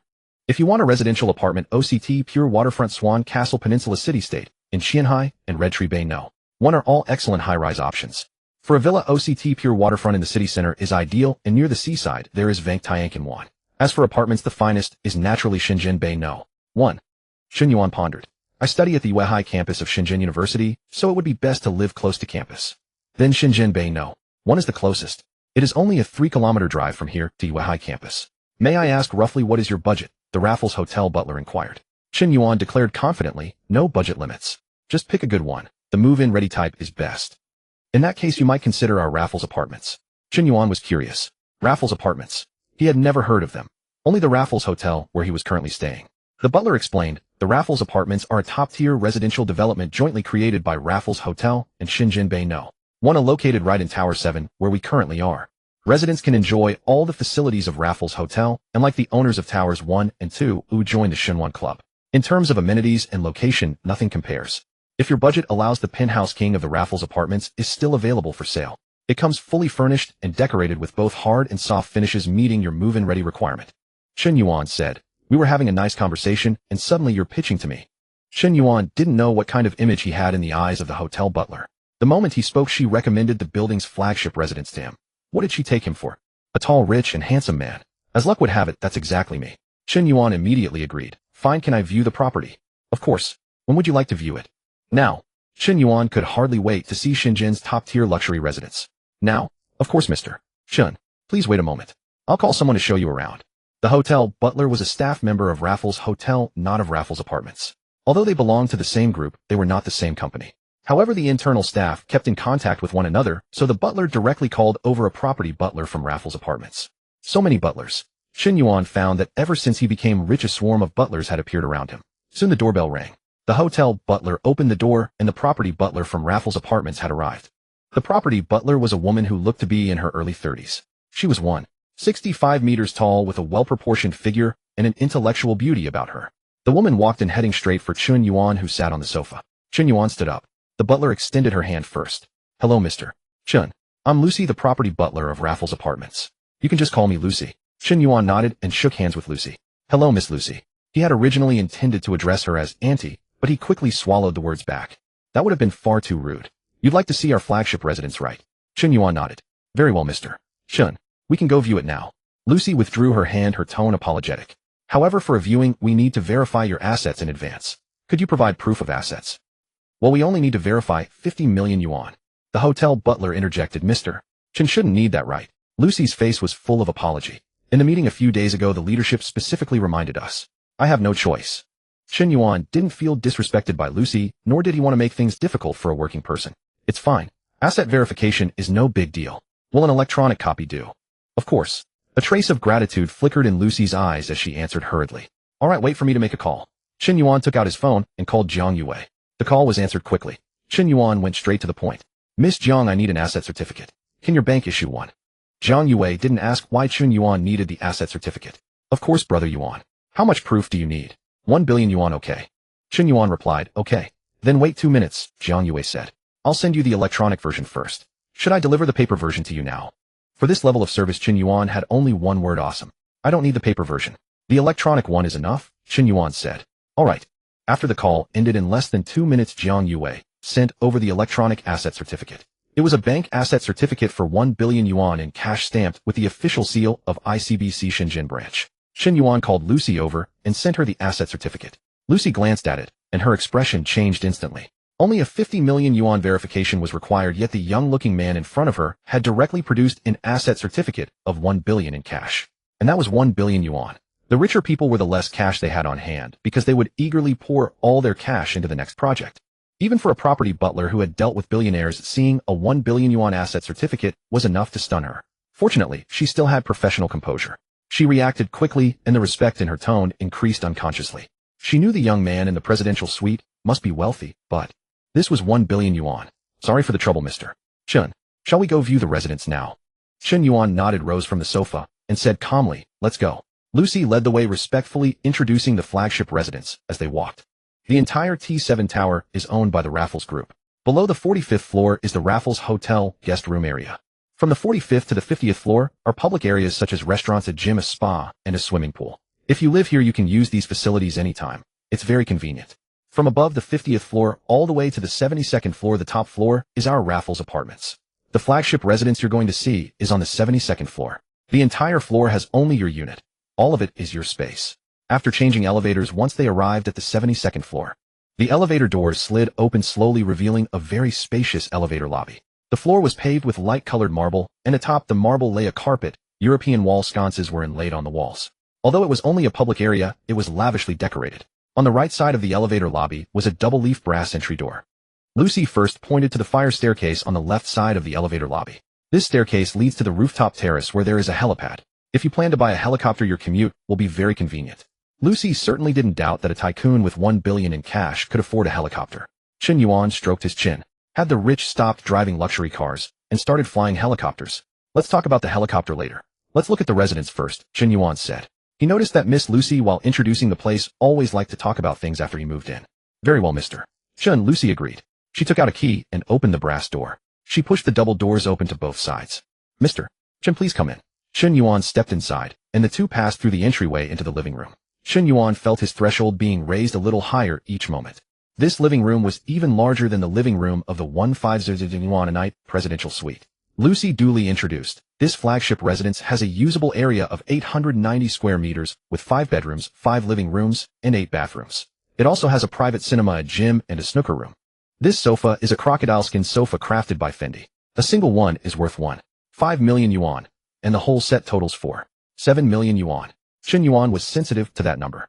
So this sofa alone is worth a Maybach GLS 600. Lucy nodded. Yes, Mr. Chen. This apartment cost a fortune to decorate with an average standard of 150 yuan per square meter. The floor you see is all in elegant brown marble. Notice that its veining is symmetrically connected. All the stone surfaces you can see are made of premium stone. Extremely expensive. Chen Yuan clicked his tongue in wonder. This really was a heavenly palace on earth. Especially standing on the 72nd floor 350 meters above the ground, he was truly above the clouds. What other special details are there? Tell me all of them at once. Who knows, I might just buy it right away, Chen Yuan said with a hint of teasing. I think the most distinctive feature is the curtains in this apartment. Lucy walked over to the curtains, her slender fingers stroking the fabric as she introduced them.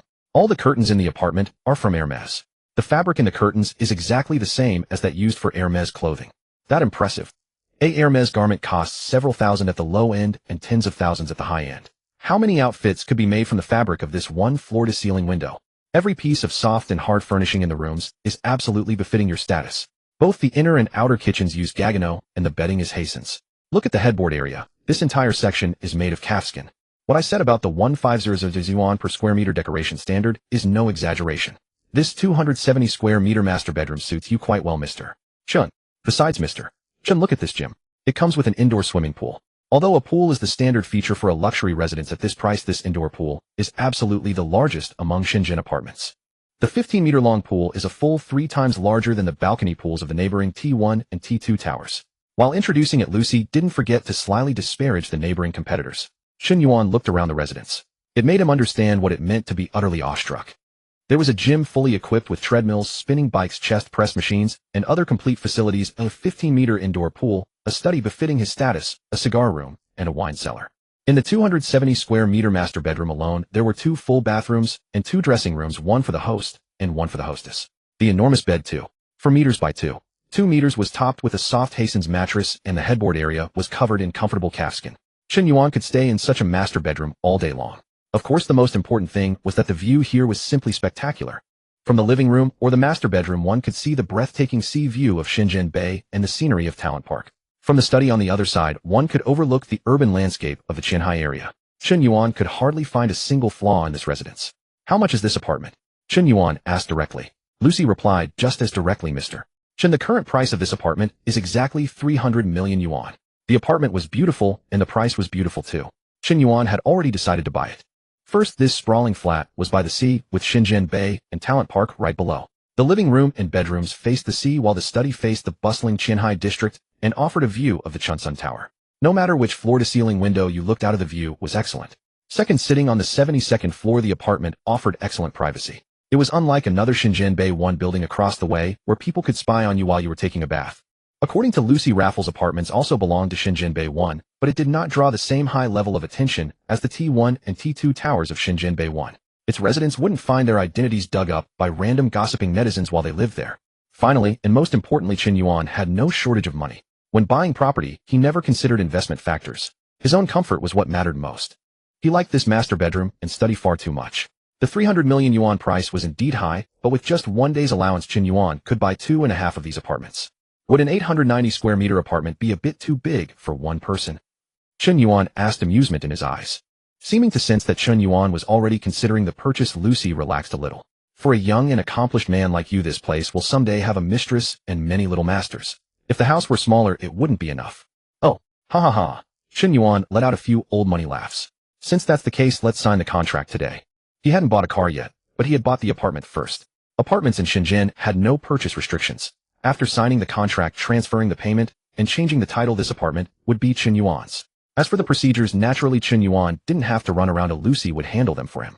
The apartment's price was indeed not low, but considering its location and top-tier decoration, Chen Yuan felt the money was well spent. Especially the walls. The entire residence was wrapped in soft leather with not a single wall left bare. With such decoration, it was clearly a world-class luxury mansion. By the way, how much is the property management fee? Chen Yuan asked. Lucy, rather than relaxing after making the sale, became even more respectful. The property fee is 35 yuan per square meter per month, she answered. However, you are exempt from property fees for the first 5 years. The property fee was indeed not cheap. At 35 yuan per square meter, 890 square meters would cost 31150 yuan per month. If not for the system, Chen Yuan couldn't afford this apartment. Plain and simple, he couldn't pay the property fee. But more than 30,000 yuan a month seemed very worth it to him. After all, there were many public facilities to use, dedicated butler service, and he didn't even need to pick up his own takeout. Having bought the apartment, the next step was buying a car. After scanning his fingerprint and iris, Chen Yuan left Raffles' apartments. He sent a message to the hotel butler asking her to arrange a car to take him to Wangxiangqing. Ferrari Rolls-Royce, here I come. Time was tight and the task was urgent. School started tomorrow, so he had to settle the car purchase today. By the way, this Raffles apartment came with 8 private parking spaces. In other words, Chen Yuan could buy 8 cars for now. If he wanted any more cars, he would need to buy parking spaces on his own. Do you have the Phantom BB version in stock? Yes, sir. Would you like? Sign the contract. Swipe the card. Off. Hurry up, hurry up. Are you selling or not? Chen Yuan said unhappily. Of course we are, sir. I'll go prepare the contract for you right away. The salesperson scurried off, clearly infected by Chen Yuan's urgency. Chen Yuan didn't want to be so hasty either, but he had no choice. There were simply too many luxury car 4S stores in this district of the Wanxiang Mall. If he wanted to buy one from every shop, he needed to rush. There was no alternative. The hour was getting late, and if he didn't move quickly, they'd be closing their doors.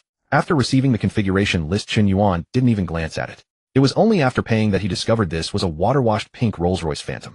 This color, wasn't it a bit too flamboyant? Well, no matter. He'd already bought it. Chen Yuan instructed the salesperson to deliver the car to Shenzhen Bay No. 1, contacting Lucy, the housekeeper, for the handover. Then he headed to the neighboring Ferrari dealership. Do you have the 12 Cylindri Spider and Purosang in stock? We do, sir. With his newfound experience, Chen Yuan asked, what colors are they? Currently, we only have one silver white 12C and one white Purosang in the showroom.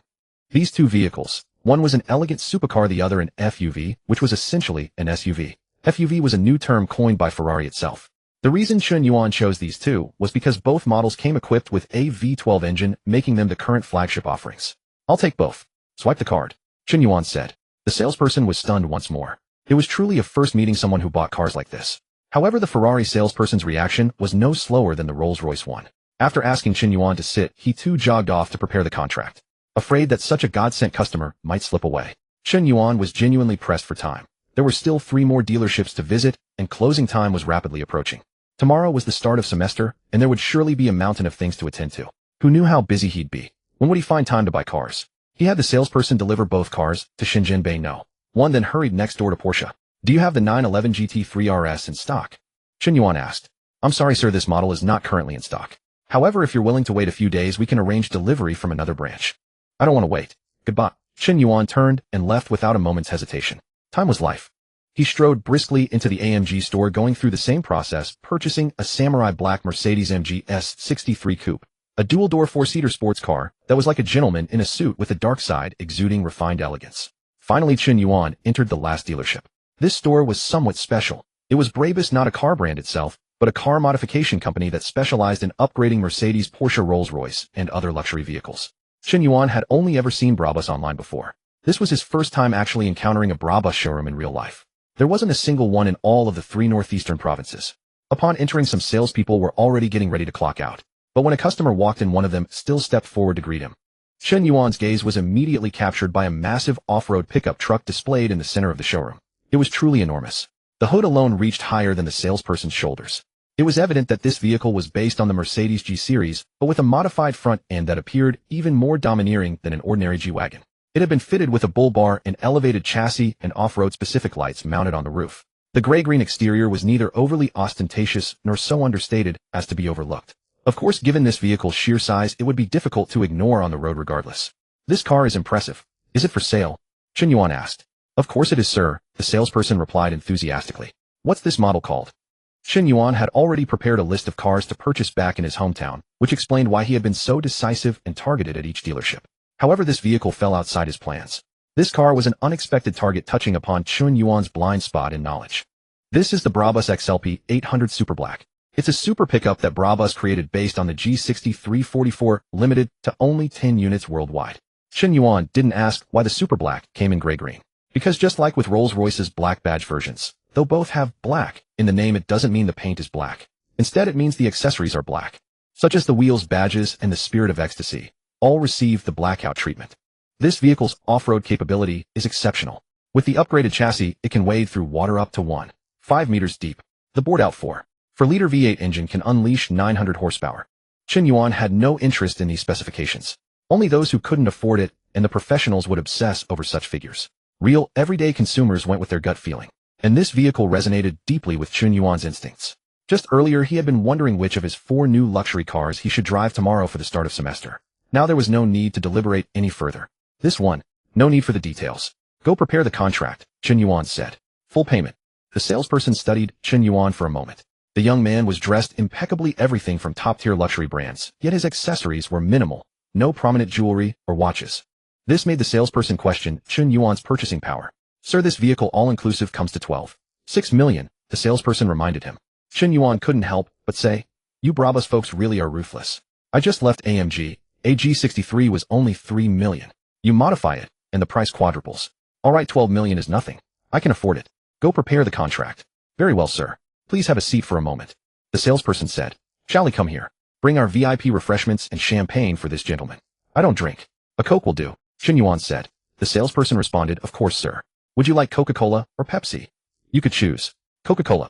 "Very well, sir. Please wait just a moment." Soon Chen Yuan signed another car purchase contract and swiped his card once more.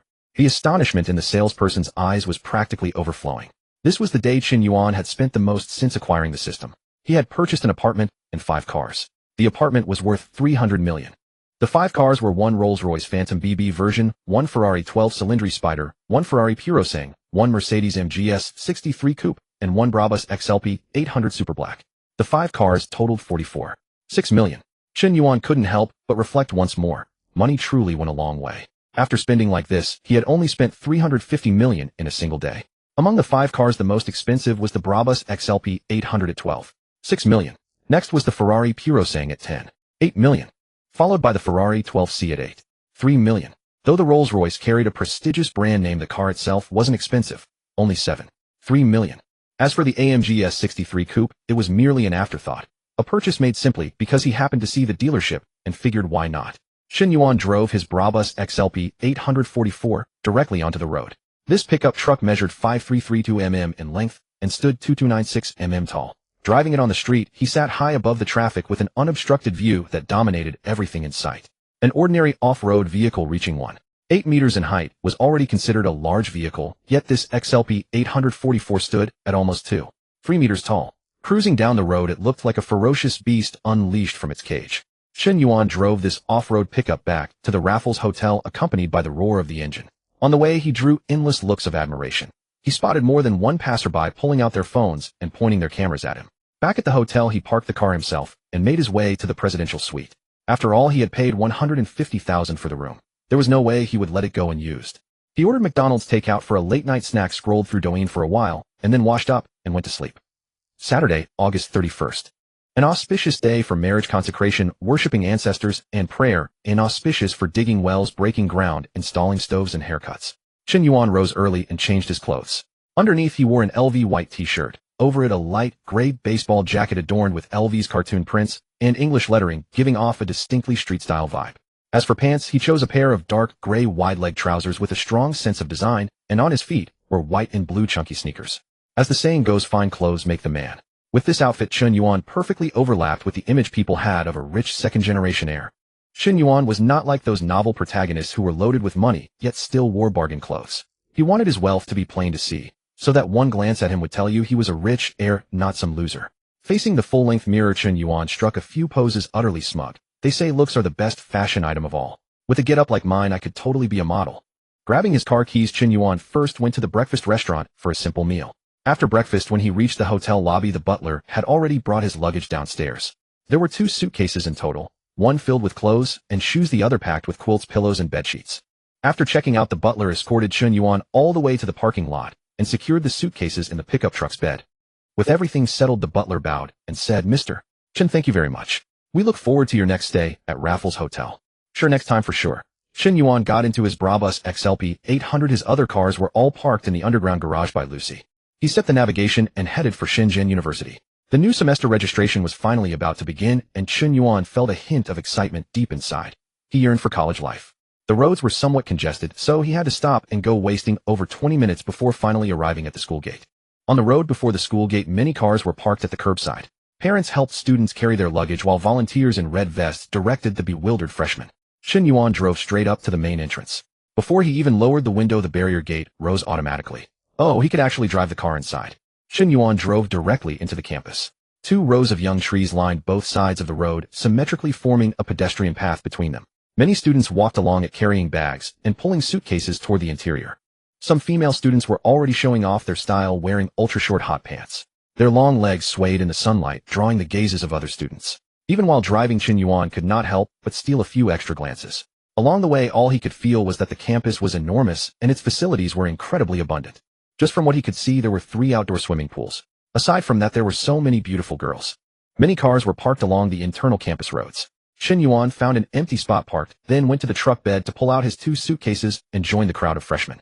He had no idea how to get there. All he knew was that registration was at Mingda Building, but where exactly it was located, Chen Yuan had no clue. Following the crowd, he soon spotted Mingda Building not far ahead.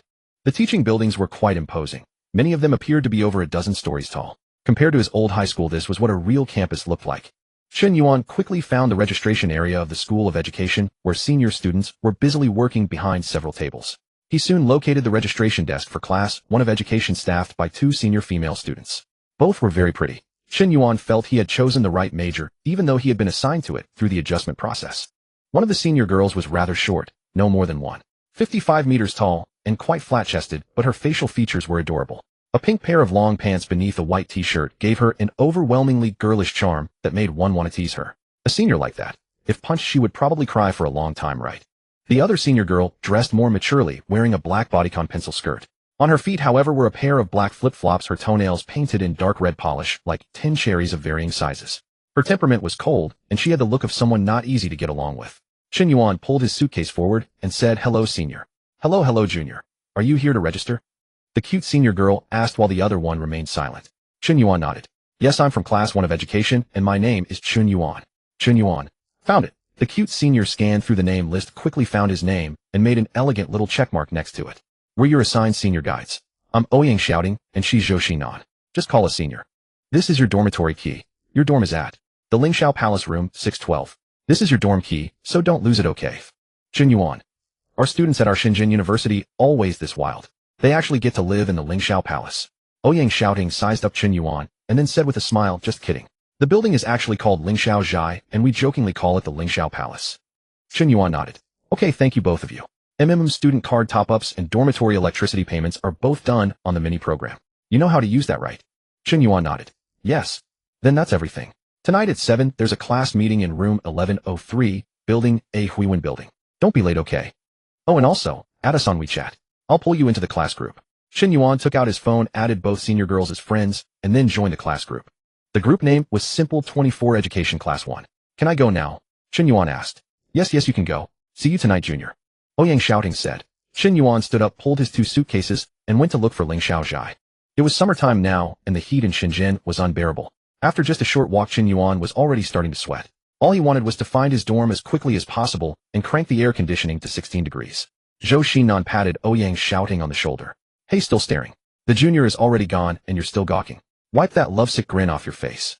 Ouyang shouting snapped back to herself and suppressed her smile. This junior Chen Yuan is so handsome. I feel like he looks like Eddie Peng, and his physique seems amazing too. I wonder if he has 8-pack abs. You're such a lovesick fool. We came here as senior guides to earn credits, not to find you a boyfriend, Zhou Xinan said helplessly. So what? Earning credits and getting a boyfriend don't interfere with each other at all, Ouyang shouting huffed. I'm a senior guide, not a counselor. What's wrong with dating a junior? TSK, having you as a senior guide is the school's biggest mistake. It's no different from letting a sow into a vegetable patch. Zhou Xinan had a venomous tongue. The two were best friends, so Ouyang shouting was not angry. She simply shot back, you're the sow. You handle the freshman check-in for a bit. I want to send a message to junior Chen Yuan. After all, he just arrived on campus, so there must be plenty of things that need this senior's personal help. Despite looking cute and innocent, Ouyang shouting was actually quite proactive. Zhou Xinan rolled her eyes and only said, by the way, ask him if he wants to get a campus card. Chen Yuan had no free hand to check his phone. Both were busy hauling his luggage. Lingxiao Hall was not far, and he found it soon enough. The dormitory building had 13 floors, and his room was on the 6th. For elevators, not bad, not bad. This is what a top university should be. As soon as he stepped inside, a wave of cool air washed over him. The elevators in this school were air-conditioned. Could you believe it? He soon reached the 6th floor, walking down a bright corridor, brushing past a few students walking in pairs. Occasionally, an excited shout burst out from a dorm room he passed. So much energy. Chen Yuan soon found room 612. Standing before it, he inserted the key the senior student had given him into the lock and turned it with ease. He pushed open the door, and a small dorm room came into view. Compared to his room at home, the dorm was tiny. 2 beds lined each side, beds above desks with a ladder between each pair, and a small 2-door wardrobe beside each desk. The room was a bit cramped. Nothing but the 4 beds and the narrow walkway down the middle. At that moment, 2 people were standing in the middle of the room, one stout and one lean. Hearing the door open, the 2 looked over at once, and a 3rd person poked his head out from one of the beds. Among the 4 roommates, Chen Yuan had arrived last. Bro. The heavier one spoke first, warmly stepping forward to take Chen Yuan's suitcase. Bro, you're kinda handsome. Chen Yuan could not help but curl his lips into a smile. No thanks, bro, I've got it. No worries, I'll help. I'm Li Xiang. Li Xiang was only about 1.7 meters tall, but he looked like he weighed a good 135 kilos, round as a ball, yet fair-skinned and clean, with a pleasant scent of cologne lingering on him. He was an endearing little fatty, neatly groomed, not slovenly but comical in a likable way. I'm Chen Yuan. The other person standing there was about 1.78 meters, lean and sturdy, wearing a vest. The muscles along his arms were sharply defined. His biceps looked strong enough to crush an egg. I'm Lin Hanjuan from Shanghai. The one lying in bed also waved a hand. Lu Rui. After the brief introductions, Chen Yuan opened his suitcase and began making his bed, putting his clothes and shoes into the wardrobe. Dude, pretty loaded, huh? All LV. Even your suitcase is LV. Li Xiang sidled over and said, a bit of family wealth. Chen Yuan smiled. By the way, do you guys smoke? Li Xiang nodded. Yeah. Lin Hanjun shook his head. I don't. Lu Rui raised his hand. I do. Don't worry, bro, we'll smoke out on the balcony. A big balcony like that. What else would it be for? Li Xiang said. Chen Yuan nodded. All right, bro. Consider it for others and yourself. I smoke a little now and then too. Li Xiang nodded eagerly and pulled out a red and white pack from his pocket. Exactly, consider it for others and yourself. Want a laccoon? Chen Yuan waved his hand. Now let me put my stuff away first. All right, I'll help. Li Xiang helped Chen Yuan organize everything. Clothes into the wardrobe, sheets onto the bed, and the suitcase out to the balcony. Back inside, Li Xiang looked at Chen Yuan's spotless desk, then at his own cluttered one, and could not help saying, bro, did you forget to bring something? Chen Yuan was puzzled. What? Your computer? Where's your computer? Chen Yuan looked at the perfectly clean desk. Right? Where the hell was his computer? Damn, I forgot to bring it. Chen Yuan said, utterly crushed. He had packed and arranged everything before coming. Except the one thing he could not live without. How could you even go to college without a computer? It might not be needed for studying, but it was definitely essential for gaming. Li Xiang said, have your parents mail it over. Are they far? Not far, Chen Yuan said. They're in Harbin. Li Xiang. That was not far. It's fine. I'll just buy one now, Chen Yuan said. I'll order it on JD.com, and it'll arrive the same day. Besides, my old computer was due for retirement anyway. He was not planning to buy a desktop mainly because it would take longer to arrive and the school might not even let a technician come in to install the tower. Besides, the dorm space was limited to a desktop would not fit. He decided to buy a top-tier gaming laptop and then an external monitor, saving space while still having plenty of performance. Chen Yuan placed the order right away. A Lenovo Legion creation with the best graphics card and processor on the market. Never mind 3A titles, it could handle AI training or even crypto mining. An 80,000 yuan laptop. Other than the price, it probably had no flaws. Then he added a 600Hz Zowie monitor, a fully modded Wooting magnetic switch keyboard, a Logitech GPW5 mouse, and a wireless gaming headset. Finally, an artisan mousepad. For FPS gaming, this setup was absolutely maxed out. Best of all, with major brands on JD.com, there was no waiting. Order in the morning, arrival by afternoon. While Chen Yuan was placing his orders, the other three had finished fixing up the dorm and were chatting. Li Xiang said mysteriously, "Let me tell you something amazing." Lu Rui poked his head out. "What?" Li Xiang grinned. "In our class, we're the only 4 guys. The rest are all girls. It's gonna be amazing. We can hit on any of them." Lu Rui lay back on his bed staring at the ceiling. "Amazing. Do you know what 4 guys means?" Li Xiang, "It means a bigger chance of finding a girlfriend." Lu Rui said, "No, it means we can never skip class. With only 4 guys, the teacher will instantly notice if one of us is missing. We'll have to go to every single class like obedient students. Not a single one we can ditch. While others are blasting the AC and gaming in their dorms, we'll be stuck in the classroom like prisoners." "What's wrong with class? Isn't class a good thing?" Li Xiang said, puzzled. "Besides, college has way fewer classes than high school. Should be pretty easy, right?" Lu Rui shook his head. "No point explaining it to someone who's never been to college. You'll understand when you get there." Li Xiang curled his lip. "We're all freshmen. It's not like you've been to college either." Lu Rui popped his head out again, suddenly interested, insisting on debating Li Xiang. "I have actually been to college. I got into a second-tier university before, went for 3 months, then couldn't stand that crappy school anymore, dropped out, and retook the Gaokao." All 3 of them turned to look at Lu Rui. Li Xiang said, "Really? You actually did that?" "Absolutely true. I got into Shenyang Ligong University back then. The people there were actually pretty nice, but the showers were in a big public bathhouse, completely open. You know what I mean? No partitions at all. Everyone bare in front of everyone. I really couldn't handle it. Plus the major I was assigned to was bad, so I dropped out, retook the exam, and got into Shenzhen University." Li Xiang clicked his tongue. "Nice. Most people take the exam once and are just glad to be ashore, but you jumped back into the water and did it all over again. With that kind of grit, I'm sure you'll succeed at anything." Lu Rui rolled his eyes, pulled his head back, and flopped onto his bed, clearly an old hand at life. The other 3 below kept chatting. Li Xiang giggled in a slightly goofy way. "Hey, those 2 senior girls who helped us register today. Damn, they were gorgeous. If all the girls in our class are that good-looking, we're gonna be in heaven. You'll know how good-looking they are at tonight's class meeting," Lin Hanjun said. "A piece of advice: if you want a girlfriend, run for a class committee position. That way you'll have plenty of chances to interact with them." Li Xiang thought about it and found it reasonable. "All right, I'll give it a shot tonight. You guys vote for me, got it? Once I win, I'll treat you all to a big meal." Chen Yuan sat on the chair, finding the school-issued one rather uncomfortable. He then placed an order online for an ergonomic chair worth over 40,000 yuan. Most gaming chairs are simply overpriced gimmicks. Chen Yuan had more money than he could spend, but his intelligence was perfectly intact. Naturally, he would never choose some so-called professional gaming chair. An ergonomic chair proven by countless office workers suited his needs far better. He glanced at WeChat and noticed quite a few messages. Zhang Yue had sent her usual greeting asking if she could help with anything on his first day of school. Chen Yuan replied that there was no need. Wu Yiwei had also messaged him, proudly boasting that her semester didn't start until September 15th. To his surprise, senior sister Ouyang, whom he had just added, had also sent him several messages. "Junior, have you reached the dorm? How are your roommates? There are only 4 boys in your class, so you'll be in the same group for all group assignments. Make sure to get along well. I remember that dormitory building of yours has a refrigerator and a microwave. You're much better off than us girls. We don't have anything like that over here." Chen Yuan replied to each message one by one. He hadn't expected his senior sister to be so warm-hearted and caring toward her junior. He assumed she had sent the same messages to everyone. After all, as the senior student in charge of their class, it was her responsibility to help the newly enrolled juniors settle smoothly into campus life. The moment Chen Yuan replied, she responded instantly. "Have you finished unpacking?" A cute meme of a cat lifting its head followed right after. "Yes, just finished tidying up." "All right. Remember to top up your student card. Just a small amount is enough. Other than taking showers, you can pay for meals and snacks directly with WeChat Pay. You won't really need the student card." "Okay, thank you, senior sister. Oh, don't be so polite. What can I say? You're my junior after all. If anything comes up, you must tell me." "All right, thank you, senior sister." At the registration desk in Mingda Hall, Ouyang, shouting, scratched her hair in frustration. She wasn't sure whether the heat or Chen Yuan's replies were to blame. She turned to Zhou Xinan and pointed at herself. "Xinan, do you think I'm pretty?" Zhou Xinan gave her a once-over. "Aside from being a bit short, a little flat-chested, and dressing kind of sloppy, you're not bad." With each word Zhou Xinan said, Ouyang, shouting, shrank her neck a little more. After she finished, Ouyang shouting raised her head again and stubbornly insisted, I'm going for the cute look. I'm so mad. I only came here to earn some credit, so I didn't bother dressing up. Who would have thought I'd run into such a handsome junior? And he's so aloof. When I message him on WeChat, he just replies with a few words, nothing but okay and sure. Little did Chen Yuan know his polite responses were being labeled as cold and distant. Zhou Xinan let out a snort. That junior is handsome and rich.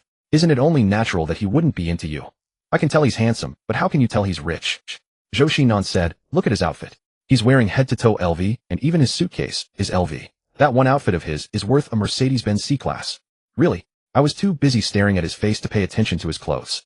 Just thinking about Chen Yuan's handsome looks made Ouyang shouting giggle foolishly.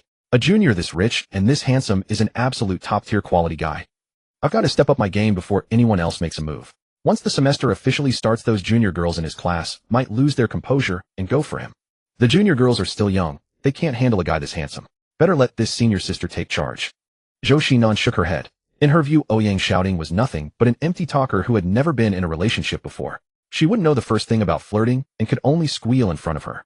Folding a few sheets of paper together to fan herself, Zhou Xinan let her gaze drift to her phone. A guy this high quality. You wouldn't be able to hold on to him anyway, bestie. Let me handle it. Zhou Xinan directly sent Chen Yuan a WeChat message. Hi, Junior. Don't leave after the class meeting ends. I need your help with something. Come help me out. The computer Chen Yuan ordered arrived quickly. All the packages were left at the campus parcel station by the courier. There was no way he could carry them all by himself, so all 4 roommates headed out together to haul the packages back. Shop on JD.com. Fast delivery guaranteed. Chen Yuan placed his order in the morning, and everything arrived by afternoon. The computer monitor, peripherals, and ergonomic chair. The 4 of them barely managed to carry everything upstairs. Back in room 612, Chen Yuan opened each package one by one and set everything up. He used a monitor arm to mount his Huawei display, allowing the screen to move freely and be adjusted to the most comfortable position. Then he placed the laptop in the corner of the desk, secured with a stand to save space. Finally, he took out the Ting keyboard, the Artisan Zero mousepad, the GPW mouse, and the wireless headphones one by one. He connected the cables, and everything was done. Finally, Chen Yuan sat down in his ergonomic chair and clapped his hands. Perfect. The joy of unboxing. What a pleasure. Especially with these top-tier peripherals and the laptop, all packaged so exquisitely. The moment you open the box, that instant of revelation is pure bliss. No less than the thrill of opening an iPhone box for the first time. The other 3 stared in awe, growing more and more astonished as Chen Yuan unboxed each item. Bro, is this how you set up a computer? They glanced back at their own desks. Apart from Li Xiang, who had connected an external monitor, the other 2 only had a simple laptop. And these peripherals, they're way too top tier, aren't they, eh? Is this roommate of ours just completely shameless with his spending? Buying all this stuff just like that? Chen Yuan, are you planning to go pro or something? Li Xiang asked. As Chen Yuan powered on his computer, he said, my stats can hit rock bottom, and my aim can miss the broadside of a barn, but my peripherals must be top of the line. Lin Hanjun delivered the cutting remark, a bad worker blames his tools. His comment sent Li Xiang and Lu Rui into fits of laughter. Chen Yuan, considering that Lin Hanjun had just helped him carry his stuff, decided not to argue, and instead changed the subject. Do you guys play CS or Valorant? Of course we do, said Li Xiang. Lu Rui nodded as well, since he also played. Lin Hanjun, however, shook his head. I don't play FPS games. Then what do you play? League of Legends. Lin Hanjun shook his head again. No, I play FIFA. What's FIFA? Chen Yuan asked. Li Xiang explained, it's a soccer game. Chen Yuan looked at Lin Hanjun's build and thought he really did have the frame for soccer, short and stocky. If he played striker, wouldn't he just send opposing defenders flying? Nice man. We should play soccer together sometime, even though I don't know how to play, Chen Yuan said. He then turned to Li Xiang and Lu Rui. Wait for me to download CS and Valorant. Once they're ready, let's run a couple of matches. Li Xiang responded, okay. Lu Rui, who had been about to climb into bed, changed his mind and opened his laptop instead. Alright, I'll warm up my aim first. The campus network was surprisingly fast. Sitting in his ergonomic chair, Chen Yuan quickly downloaded Steam and WeGame, then proceeded to download CS and Valorant. Chen Yuan was quite satisfied with his first day of registration. His roommates were all great people and easy to get along with. The dormitory itself was excellent too. Bed above, desk below, a separate wet and dry bathroom, plus a refrigerator, washing machine, microwave, and an air conditioner running at 16 degrees. Best of all, the dorm bed was huge. It measured 1.2 meters wide by 2 meters long, a vast improvement over the 90-centimeter bed he'd had in high school. Add to that his top-tier computer setup, premium peripherals, and the maximally comfortable chair. This wasn't a dormitory. This was an esports hotel. After downloading the game, Chen Yuan, Li Xiang, and Lu Rui decided to play a round of CS. On the 4th round, Chen Yuan pulled out an AWP. Brand new contraband Dragon Lore, complete with a Titan sticker. Priced at 2.2 million RMB. Holy shit. Dragon Lore. Is that a Dragon Lore? Chen Yuan, brother Yuan, my godfather. Throw me one too, I beg you. Bro, throw me a butterfly knife as well. Miami gloves, ruby butterfly knife plus this dragon lore. Your stash could have easily bought my life. Chen Yuan skillfully distributed a knife to each of them, smiling. Keep it low-key, keep it low-key. Although Chen Yuan's inventory was now massive with top-tier skins on every gun and knife. But his skills were rubbish. After all, he had spent his previous years preparing for the college entrance exam and hardly had any time to game. As for his rank, he had achieved perfect S, the highest standard tier in the game. It wasn't because he was good, it was because he hired companion players daily. During the summer vacation at home, bored out of his mind, he booked 4 top-tier escorts every day to carry him up the ranks, and had even brought on streamers. Though the streamers were somewhat arrogant and lacked emotional warmth, so they didn't provide as satisfying an experience as regular companions. With companion players, if Chen Yuan missed his shots, they'd say, "What a waste, bro. My bad this round. Next time I'll go unarmored and feed you an AK kill." If Chen Yuan landed a hit, they'd say, "Bro, you're insane. This round was all thanks to you." As for female companions, they'd call him Gidge, constantly in sweet voices, while still being skilled, maximizing the gaming experience. After all, when hiring companions, winning wasn't the point, making the boss feel good was. What Chen Yuan hadn't expected was that both Lu Rui and Li Xiang were already S-rank players, with Li Xiang even reaching Diamond S, an absolute hardcore gamer. Li Xiang also had some CS inventory, though nothing as extravagant as a dragon lore or a factory new Doppler butterfly knife. He owned a slightly worn legendary butterfly knife and a few guns and gloves worth 1,000 yuan or so. From observation, Chen Yuan could tell Li Xiang's family was fairly well off, while Lu Rui was more average. His AK was a well-worn red line with no gloves and no knife skin. The entire afternoon, the three of them kept playing CS. And then, 5 losses in a row. From their initial confidence and ambition to reach Demon King S together, to later shaking their heads in disbelief, to wildly scratching their hair, and finally dissolving into a single collective sigh. Chen Yuan took off his headset and set it beside the keyboard. Fuck, we didn't win a single round. Looking at his 0.11 rating, Chen Yuan felt the urge to smash his computer. This was almost personified failure. Li Xiang rubbed his ears, which ached from wearing headphones for too long, and rattled off 100 excuses. The campus network is lagging, the air conditioning made my hands cold, I'm not in the zone, I stayed up late yesterday, my mouse is trashed, the enemy team is smuffing, someone's hacking. His condition was slightly better than Chen Yuan's, but only marginally, barely any better at all, with a rating of just 0.47. Lu Rui wasn't faring any better. His rating was somewhat higher at 0.5. The three brothers couldn't even claim a single positive match record among them. They could only be described as 3 inhuman beings. After losing all afternoon, all 3 had been thoroughly cracked. Not playing anymore, fuck. Chen Yuan shoved his mouse aside and cursed. Then let's call it quits, Li Xiang said, standing up and stretching his limbs. I think I need to buy an ergonomic chair. The ones provided by the school are killing my ass. I can barely feel my own butt anymore.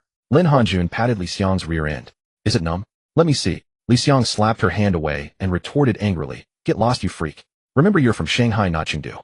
Lin Hanjun withdrew her hand and said, just kidding. Since you guys aren't gaming anymore, let's go to the cafeteria. Chen Yuan glanced at his phone. It was already 6 in the evening. So he stood up as well and said, let's go? Now that you mention it, I'm actually kinda hungry. Hold on. Li Xiang stopped them, then quickly changed out of his clothes, pulled a handsome outfit from his wardrobe, slipped on his shoes, and sprayed some perfume on his neck. To be fair, with Li Xiang's build, pulling off an extraordinarily handsome look was impossible. But at least he was pale and clean, not sloppy. Nothing to dislike about him. Lu Rui hadn't bothered changing and wore whatever he'd been wearing. Lin Hanjun, meanwhile, was still in his tank top, exposing 2 muscular arms.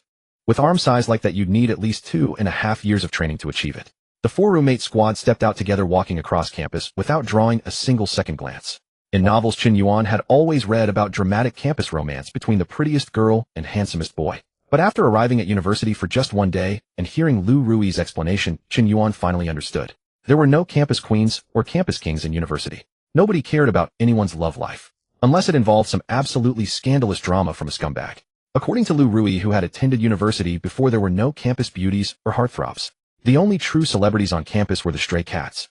The campus wall never posted about which beauty wore what that day or which rich kid drove which car.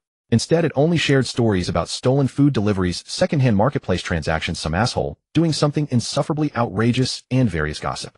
Of course, there were also carpooling and group buy posts for concerts. On campus, nobody cared about handsome guys and pretty girls dating. They only cared about outrageous gossip. The 4 of them went to the cafeteria for a meal. The food wasn't expensive. A satisfying meal with meat, vegetables, and enough to get full cost, only 15 yuan per person on average, and the taste was actually quite good. After finishing their meal, the 4 of them headed toward Huiwen building. Li Xiang, being heavy-set, got tired after just a few steps. This campus is huge. I'm gonna have to wake up insanely early for 8 a.m. classes. The best universities are the old rundown ones right in the city center, Lu Rui said. Classes start at 8:20. You can wake up at 8:00, and the moment you exit the gate, you're at a shopping district. As someone attending university for the second time, he knew exactly what he was talking about. Li Xiang wiped away his sweat. Our university is in the city center too, and there's a commercial area nearby, but why is our campus so ridiculously huge? It's exhausting. Just where the hell is Hui Wen building? Almost there. It's the building right ahead. Stepping into the elevator and feeling the air conditioning, Li Xiang finally felt alive again. The four of them arrived at room 1103 on the 11th floor, and the moment they entered the classroom, it felt as though they'd stumbled into a kingdom of women. Girls.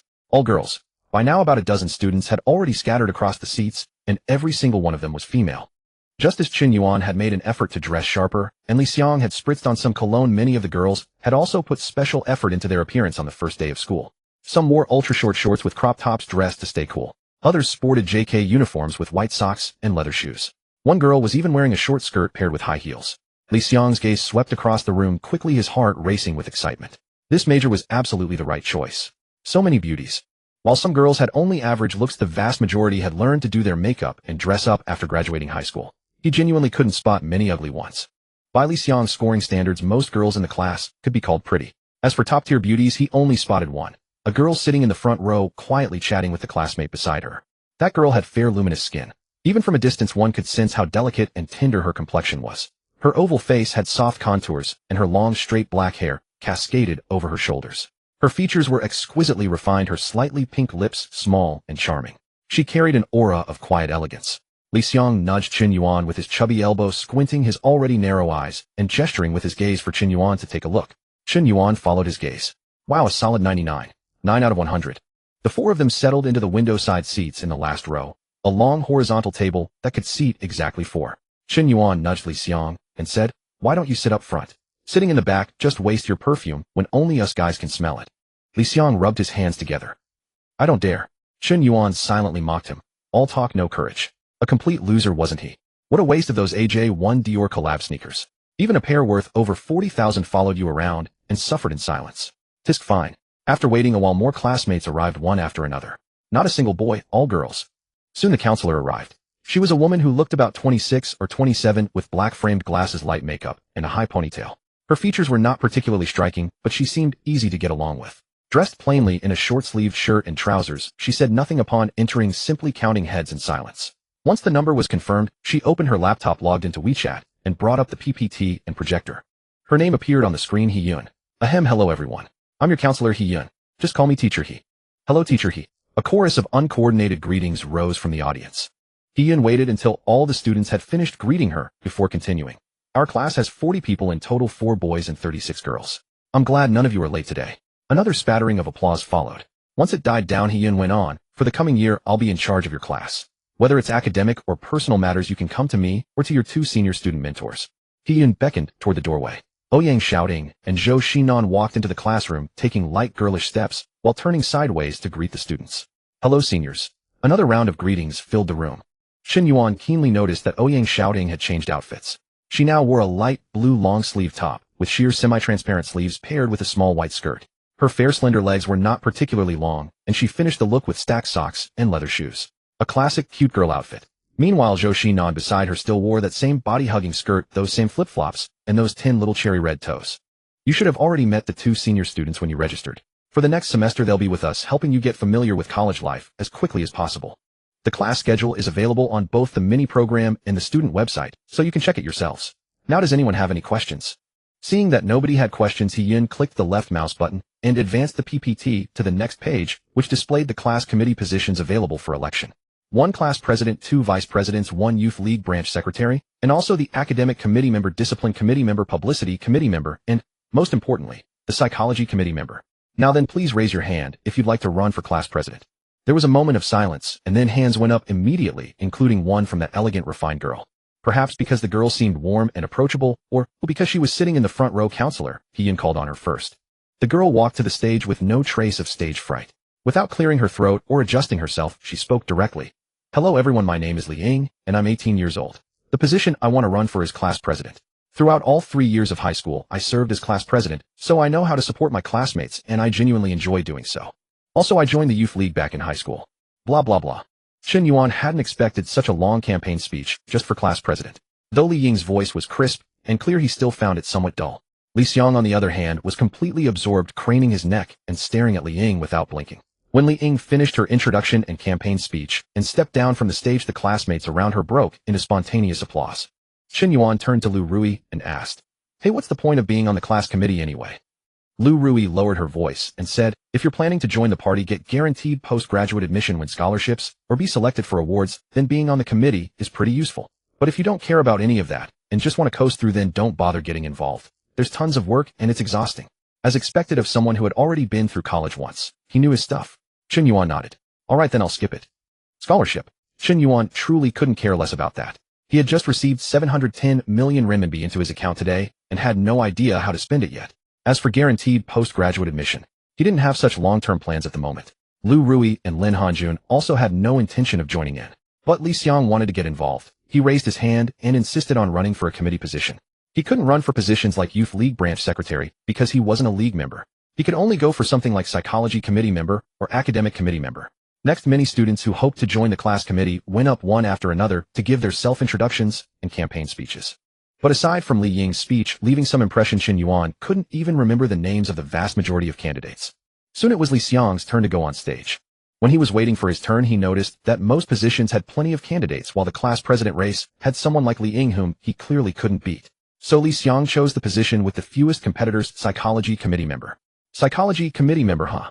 Perfect for caring about the psychological well-being of the girls in our class. Who else but me? Li Xiang psyched himself up.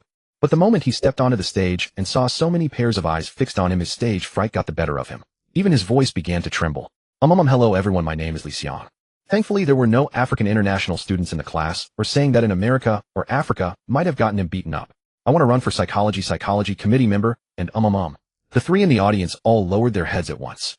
Too painful to watch. That guy had a whole arsenal of smooth talk back in the dorm, so why was he suddenly such a stammerer on stage? Even the counselor couldn't help whispering a few words of encouragement. At that moment, Li Xiang's mind was completely blank. In high school, he had never held any class position. He'd just studied alongside everyone else, coasted through the days, never learned public speaking, and never spoken in front of such a large crowd. He had no idea how to continue. Finally, all he managed to squeeze out was, "I hope everyone will vote for me." Then he hurried off the stage. Back in his seat, Li Xiang gasped for air. He had been so flustered that tears almost sprang to his eyes, and now he felt so embarrassed he could claw the floor with his toes. Chen Yuan couldn't help comforting him. "It's fine, bro. We've got your back. Your vote's guaranteed, don't worry." Li Xiang strained to keep a smile, but it looked worse than crying. "Thanks, Yuan." "No problem. It's the least I could do." Seeing no one else come up to run, Yun sent a few polls to the class group chat. Fair and open. Those with the most votes would become committee members. Aside from deliberately voting for Li Ying and Li Xiang, Chen Yuan picked the rest of his votes purely by how much he liked people's looks, since he hadn't remembered any of them anyway. Soon the results came out. Unsurprisingly, Li Ying was elected class president. After all, school had just started, and the students still didn't know each other well, so they could only vote for whoever seemed appealing to the eye. Without a doubt, looks were the biggest competitive advantage at times like this. The other committee members were also chosen with no tied votes. What surprised Chen Yuan and the others was that Li Xiang managed to defeat his opponent by a razor-thin margin of 1 vote. Chen Yuan patted Li Xiang's fleshy shoulder. "Not bad, bro. You got yourself an official position." Li Xiang scratched the back of his head. "I never expected to actually get elected. I thought I had no shot just now." Under normal circumstances, he truly would have had no chance. What he didn't know was that the girl he had competed against got into an argument with her dorm mate, and for other reasons also argued with students from the neighboring dorm, losing everyone's goodwill. Those girls all ended up casting their votes for Li Xiang. However, none of the 4 knew anything about this. They only felt it was great that at least one guy had made it onto the class committee to serve as an inside ally. After the class meeting ended, Li Ying was called away by Yun. Zhou Xinan also sent Ouyang shouting off on an errand. "Ouyang, go with the counselor and ask if there's anything they need us to help with during the military training." "You're not coming." Zhou Xinan casually made an excuse. "My stomach feels a bit off. I'll head back to the dorm first." Ouyang shouting suspected nothing. She nodded, left the classroom, and followed the counselor. The other students in the classroom were also making their way out. Li Xiang stretched his back, completely forgetting the awkwardness he had just felt on the podium. "Let's go, brothers. Back to the dorm to keep grinding. I refuse to believe we can't rank up today. Let's go." Lu Rui said as well. He had been losing all afternoon, and if he didn't win it back tonight, he probably wouldn't be able to sleep. Chen Yuan did not stand up. He stayed in his chair. "You two go on ahead. I have something to do in a bit." Li Xiang was puzzled and asked without thinking, "What is it? Is it more important than us ranking up?" Chen Yuan did not hide it. "Senior Zhou asked me to stay. It seems she wants my help with something." "What the hell? Really? Are you serious?" Li Xiang and Lu Rui both jumped as if they had been scalded by hot water. "Yuan Ji, you can't joke about something like this. Is that IC senior really asking you to stay alone?" Li Xiang asked, his composure utterly shattered. You don't fear a brother leading a hard life. You fear a brother driving a Land Rover. If Chen Yuan actually got together with the senior, Li Xiang would truly lose it. Li Xiang didn't care whether he himself had a girlfriend, but seeing his good brother Chen Yuan get a taste of the high life would make Li Xiang miserable. Chen Yuan nodded. No joke. It's true, but probably not what you're imagining. She just asked me to stay and help. Li Xiang muttered, just to help. Then can I stay? Lin Hanjun grabbed Li Xiang's short, thick neck. The senior didn't ask you to stay. Why are you staying? Hurry back to the dorm. Then, as if carrying a little chick, she dragged Li Xiang out of the classroom. Before leaving, she also called out, Old Lu, hurry up and go. Coming. Lu Rui quickly followed. Chen Yuan remained in the last row and only walked to the front once the classroom was empty. Zhou Xinan sat in the first row waiting for him, wearing a nonchalant expression. What exactly did she call him here for? Chen Yuan couldn't figure it out. He sat down beside Zhou Xinan and said, Senior, what is it? Zhou Xinan turned her head, and a faint smile appeared on her cold face. Zhou Xinan had one of those world-weary faces, very cold, as if she found everything contemptible and irritating. Now that she was smiling, she exuded a frosty, stunning charm. Chen Yuan only felt that even her smile made her seem hard to get along with. Junior, what exactly are you expecting? Zhou Xinan's voice sounded from beside him. This was the second time Chen Yuan had heard Zhou Xinan's voice. The first was earlier when the two senior girls introduced themselves.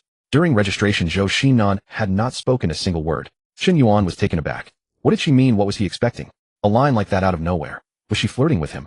Chen Yuan was not dense. About 80% of the suggestive meaning behind her words did not escape him. He had not expected that such an aloof senior would be that kind of person.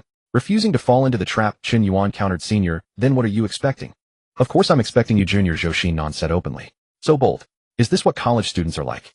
Seeing Chen Yuan's expression, Zhou Xinan felt pleased and couldn't help thinking to herself. Learn from this little Ouyang. Sending caring WeChat messages is useless. Only by doing what I do can you win over a handsome rich junior. Still, she had to control the pace and not let the junior think she was a loose girl. Before Chen Yuan could answer, Zhou Xinan continued, Do you know when the military training is? Military training? Chen Yuan had no idea. Sorry, he hadn't really read the freshman handbook. Zhou Xinan nodded. Your freshman military training is the 2 weeks before National Day, October 1st. That is from September 16th to September 27th. Chen Yuan nodded. So what did military training have to do with him? He'd just train along with everyone else. Although he was wealthy, he had never planned to make a spectacle of special privileges at school. Don't say I didn't warn you, military training is extremely tiring. Every year, many people get heat stroke.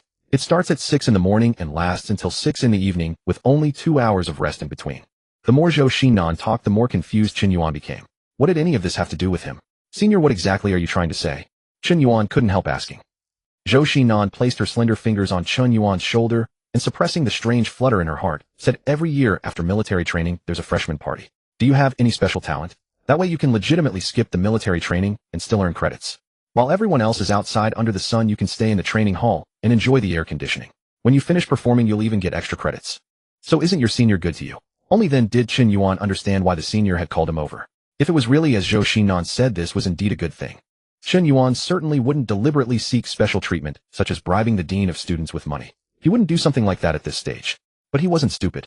If there was a chance to avoid baking in the sun, he would absolutely take it. Moreover, what the senior described was reasonable, rule compliant, and even came with extra credits. Chen Yuan simply couldn't refuse. It was just, why for no reason at all was the senior being so nice to him? Could she really be interested in him?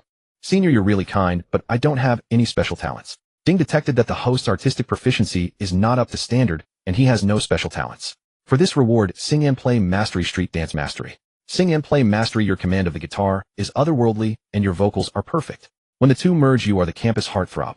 Street dance mastery, whether it is popping, breaking, or locking, you are unquestionably the king of dance. The Asian king of dance is already old.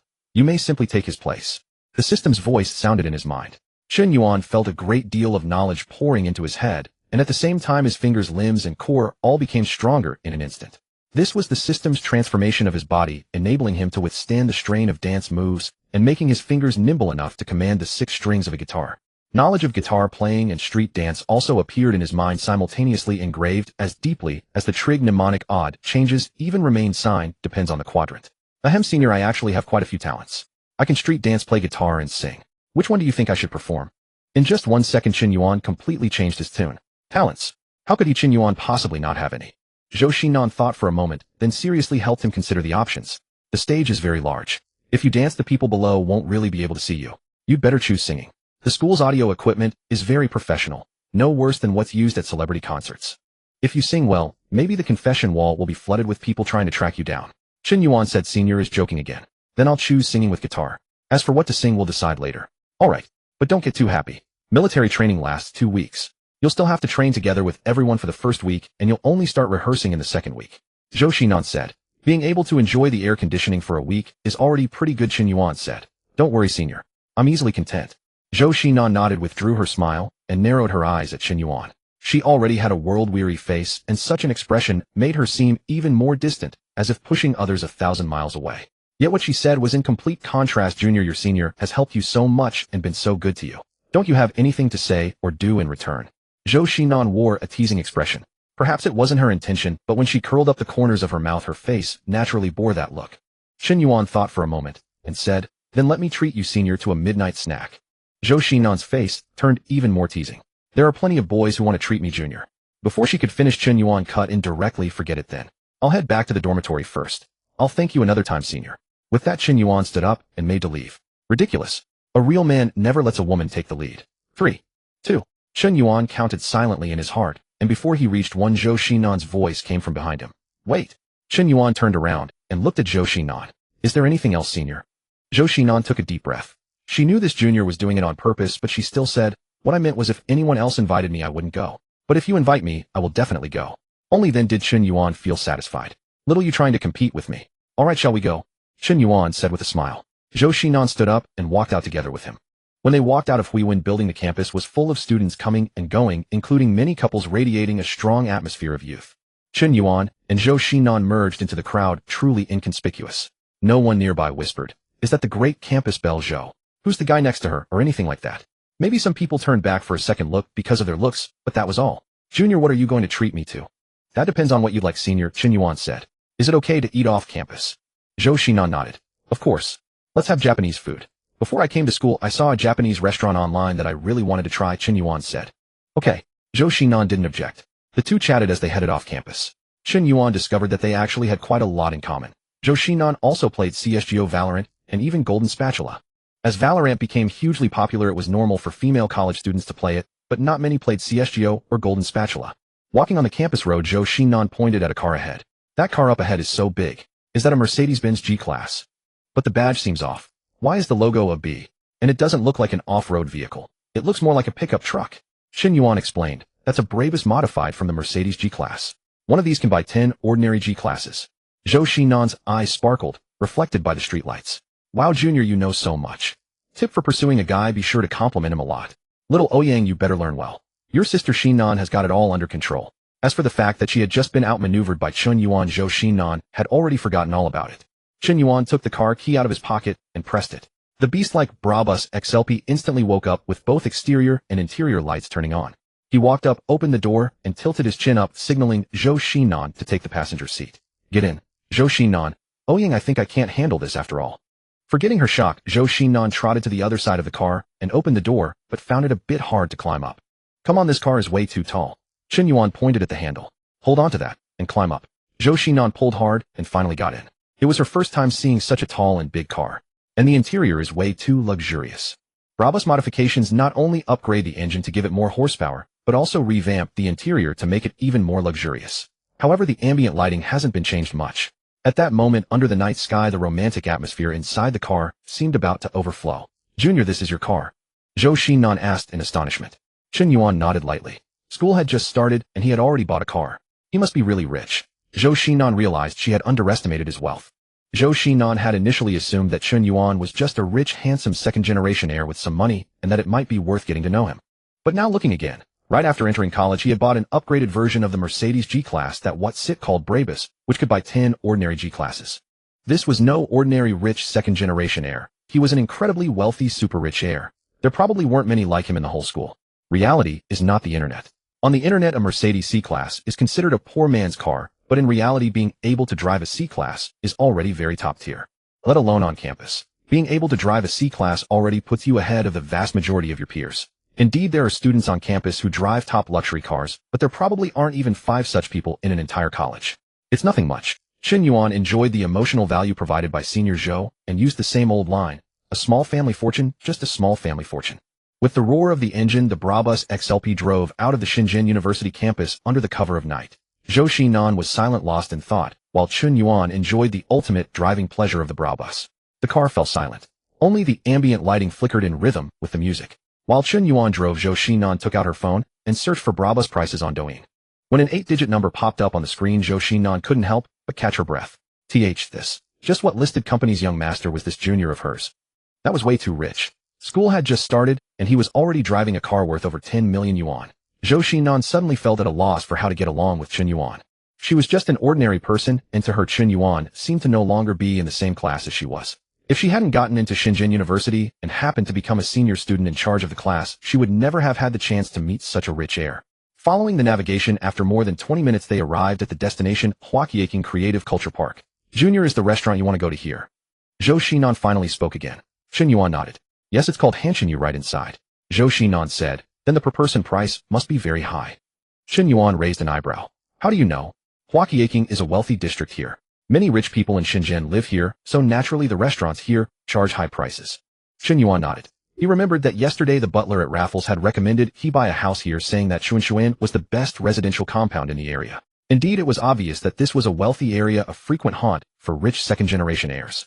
At this moment at the three-way intersection, 3 cars were parked along the roadside: a red Ferrari 296, a black Mercedes-Benz G63, and a Porsche Panamera Sport Turismo. Beside the cars, several young men and women were gathered chatting and drinking milk tea. This kind of entry-level luxury car used to be out of Chen Yuan's reach, but now he couldn't be bothered to give it a second glance. Seeing that they all parked here, Chen Yuan directly parked his car behind them, intending to leave it here too. There was no way around it. This was Chen Yuan's first time here, and the navigation hadn't found him a parking lot, so he had no idea where to park. Since so many cars were parked on the roadside, that meant parking was allowed. The young men and women standing beside the cars couldn't help turning their heads when they saw a behemoth pull up behind them. One of them whispered to his companions, "Holy shit, it's a Brabus." "What model of Brabus is this? It's way too cool. The presence is not just a little stronger than our cars." A rich second-generation heir who knew cars said, "This is a Brabus XLP 800 4x4. It's worth over 10 million. Even if we tied all 3 of our cars together, we still couldn't afford that one." Tisk tisk. Chen Yuan parked the car, grabbed the key, and stepped out in 2 steps. The first onto the running board, the second onto the ground. Zhou Xinan, on the other hand, jumped straight out of the car, and the recoil made her knees ache faintly. Seeing the car owner get out, the rich heirs who had been chatting quickly shut their mouths, afraid of provoking him. One of them even lowered his head and focused on drinking his milk tea. "Why is today's Naishua so Naishua?" Chen Yuan glanced at them. He didn't know why, but he felt the atmosphere among them was very strange. Not a word was spoken, and when he looked over, they deliberately avoided his gaze. Ignoring all that, Chen Yuan strode into the creative park with Senior. Under the night sky, the cultural creative park still buzzed with life. Colorful graffiti covered the low walls along the streets, lending the place a rich artistic atmosphere, while many young men and women strolled leisurely hand in hand, exuding sweetness. Chen Yuan and Zhou Xinan, of course, were not holding hands. After all, the two had only just met. Even though Zhou Xinan was eager to take the initiative after witnessing Chen Yuan's wealth, she did not dare to be too rash. The two walked on until they arrived at Hanshinyu, a restaurant specializing in kaiseki cuisine. It had rave reviews online, which was why Chen Yuan wanted to try it. A young hostess stood at the entrance, dressed not in the usual concierge uniform, but in a Japanese kimono. "Konnichiwa." "Hello, sir." "Hello, madam." Chen Yuan nodded calmly. "Hello. May I have the phone number left for the reservation?" Chen Yuan shook his head. "We didn't make a reservation." "That's all right, sir. We're not busy right now. Please follow me. Would you care for a private room?" Chen Yuan nodded. Walking into the restaurant, the Japanese-style decor was rich in atmosphere. Light-colored wooden panels and door curtains embroidered with red flowers exuded a distinctly Japanese flavor. Every staff member wore a kimono, making it feel like a Japanese cultural experience hall. At the entrance to the private room, everyone had to take off their shoes. Chen Yuan slipped off his LV chunky shoes, and a staff member promptly came forward to store them, wrapping them in a cloth bag. Even Zhou Xinan's black flip-flops were carefully wrapped in a cloth bag by the staff. The service was truly excellent. Upon entering the private room, they found it was not small. Just inside was a large open area, followed by the dining area with a modest square table for 4. Further back was a tatami space for tea. In a corner of the room was a small decorative landscape. Below, white pebbles were spread, and in the corner stood a pale leafless tree trunk. Japanese aesthetics in full force. Once they were seated, a server brought lemon water and hot towels for wiping their hands. Though it was Chen Yuan's first time at such a high-end restaurant, he was not in the least intimidated. Money is a man's backbone, but with money his spine naturally stiffens. There is a saying, when a man has 100 million, he is afraid of nothing and dares to fall out with anyone. Chen Yuan was exactly like that now, fearless. The server presented the menu, and Chen Yuan glanced through it. The dishes were mainly sold as set menus, though a la carte was also possible. The set menus ran from 1088 yuan up to 388 yuan. Chen Yuan scanned it and said we'll have 2 sets of the 3800 yuan menu. Also feel free to serve us some recommended individual dishes. Certainly, sir, the server said. We also have a kimono experience and a Japanese dance performance. Would you be interested? No need for the kimono experience, Chen Yuan said, but we can watch the performance. Very well, sir. The server quickly withdrew from the private room. Chen Yuan picked up the hot towel from the small tray, wiped his hands, and looked at Zhou Xinan. Senior sister, is this, thank you, satisfactory? Zhou Xinan nodded at once like a woodpecker. Very satisfactory, very satisfactory. But from your expression, you don't seem all that satisfied. Chen Yuan asked. Zhou Xinan was not intentionally putting on a cold face. She had looked that way since birth. Still, a face like that only made men want to conquer it all the more. I really am very satisfied, junior brother, Zhou Xinan said. This is my first time at such a high-end restaurant. Before the two could exchange more words, a soft knock came at the door. Chen Yuan said in a low voice, enter. Several women in kimonos filed in, forming a line. Only then did Chen Yuan realize what the empty space inside the private room was for. It was for dance performances. The women dressed as Japanese geisha gave a graceful bow and then began to dance, swaying their waists with alluring expressions. Though they were all Chinese, they managed to conjure a truly exotic foreign atmosphere. So this is what it means to be rich. You can enjoy a meal while watching beautiful women dance right in front of you. Chen Yuan was learning something new. The joys of the rich. I truly can't imagine them. As other servers brought in the appetizers, the geisha continued to dance gracefully. After setting down the dishes, the server did not leave right away. Instead, he introduced this appetizer is a signature of Hanshinyu, Wagyu beef and sea urchin with sturgeon caviar. We use Japanese A5, grade Wagyu and Hokkaido sea urchin. Please enjoy. Chen Yuan shifted his attention from the dancing young woman to the food. A big plate with a tiny portion. That was the standard practice of high-end restaurants. The sky blue round plate was bigger and heavier than a normal plate, yet the food on it was smaller than an infant's fist. The entire dish consisted of a piece of grilled medium-well Wagyu beef at the bottom, covered by a generous layer of bright golden sea urchin and crowned with red sturgeon caviar. These ingredients were all extremely expensive and were often priced by the gram rather than by the catty. For Chen Yuan now, though, it was simply a matter of indulging to his heart's content. The geisha had still not finished their dance. Following the music, they switched to yet another style. Chen Yuan savored the smooth, fatty Wagyu, the sea urchin which tasted even better than ice cream, and the salty, savory sturgeon caviar, all while enjoying the performance of the beautiful young women. Zhou Xinan stealthily took out her phone, snapped a photo, then quickly put it away and began to taste her appetizer. Both had the same set menu, so naturally their dishes were identical. Chen Yuan simply popped it into his mouth in one bite, while Zhou Xinan divided hers into 3 pieces and swallowed them one by one, chewing slowly as though deliberately putting on a performance. Even though Chen Yuan was not especially perceptive, he could still tell from Zhou Xinan's slightly rigid body language that she was nervous. Senior sister, Chen Yuan said unhurriedly. Zhou Xinan froze for a moment. What is it? Do you know that fashion style that's been all the rage online recently? Chen Yuan said lightly, it's called old money style. But in reality, you don't become old money just by wearing old money style. It's old money wearing those clothes that makes it old money style. Zhou Xinan listened in confusion, unable to grasp exactly what Chen Yuan meant, yet she vaguely sensed that there was more to his words. Chen Yuan continued, it's not that the restaurant itself is elite, it's the elite guests who make the restaurant elite. No need to be so reserved. Relax a little. This restaurant is no different from McDonald's. Oh, okay. Zhou Xinan's face reddened slightly. Inwardly, she scolded herself. Zhou Xinan, you're such a disappointment, sob. At the same time, she felt that what Junior Brother said made perfect sense. Junior Brother is amazing. Although she was the senior, after seeing Chen Yuan's wealth, she had unconsciously lowered her own standing. In fact, Chen Yuan himself had not realized that his mindset had begun to shift within a very short time after acquiring the system. His temperament was also gradually changing.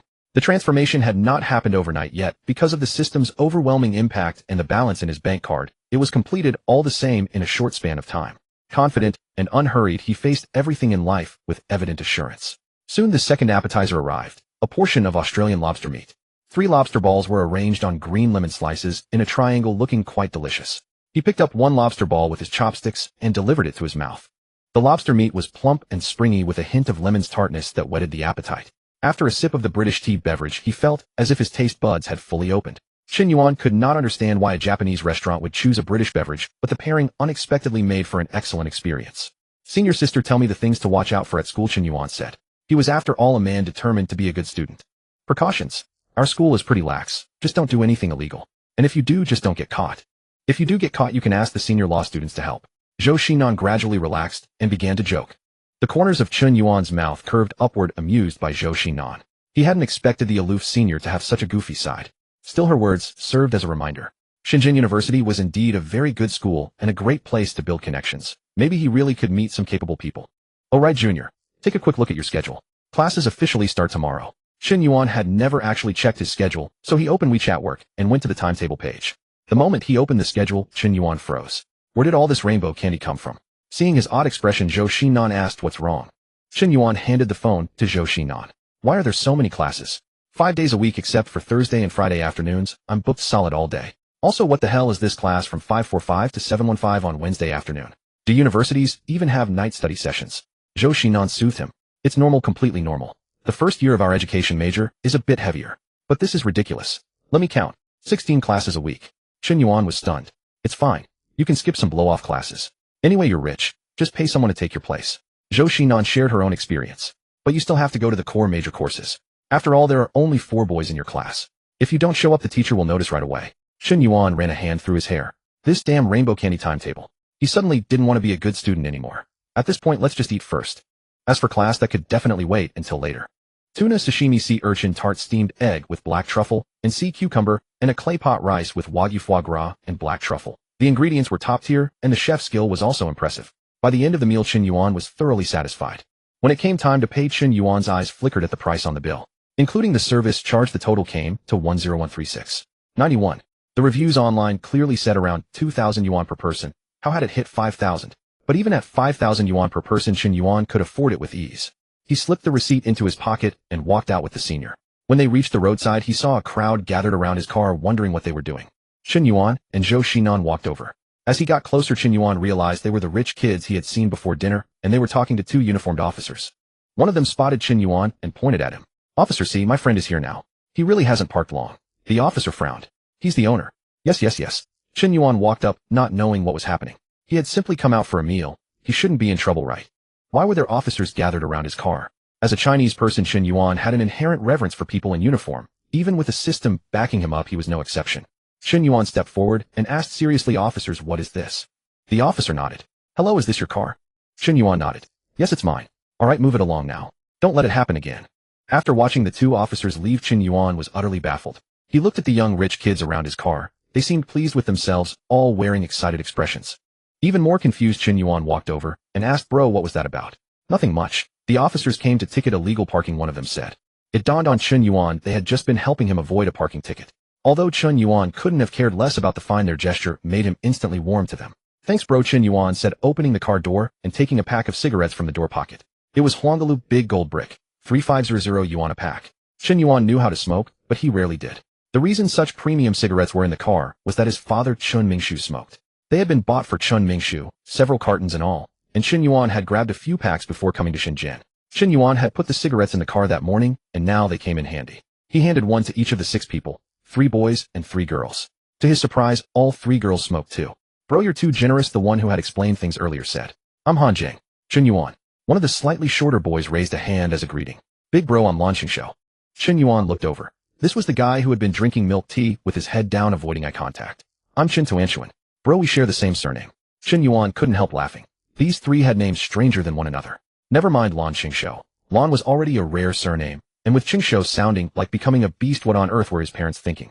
And Chen Tuanshuan, a big guy standing 1.9 meters tall, was actually named Tuanshuan. Chen Yuan could only conclude, do rich second-generation kids really name their children this carelessly? Bro, your luck was just terrible. We hang out here a lot, and this is the first time we've seen them ticketing illegal parking, Han Jiang said. That whole row of cars is used to parking here, so every single one got a ticket. Chen Yuan followed the direction of Han Jiang's finger and saw the officers still handing out tickets, one car after another. With a cigarette between his fingers, Chen Yuan exhaled a plume of smoke. Looks like the economy is bad now. Even the officers have quotas to hit. Haha, enough of that, Han Jiang laughed. Then he suggested, Chen Yuan, meeting you is fate. Let's add each other on WeChat and hang out sometime if we get the chance. Chen Yuan nodded, took out his phone, and showed the QR code for them to scan. He didn't keep people at arm's length, nor did he look down on them for merely driving Ferraris and Porsches. When I, Chen Yuan, make friends, I never look at whether the other person has money. After all, none of them is richer than me. Driving a Porsche is pretty respectable too. There's no need to look down on anyone. The 3 scanned Chen Yuan's QR code, and Chen Tuanshuan couldn't resist, asking, bro, how much did this car cost? Over 10 million.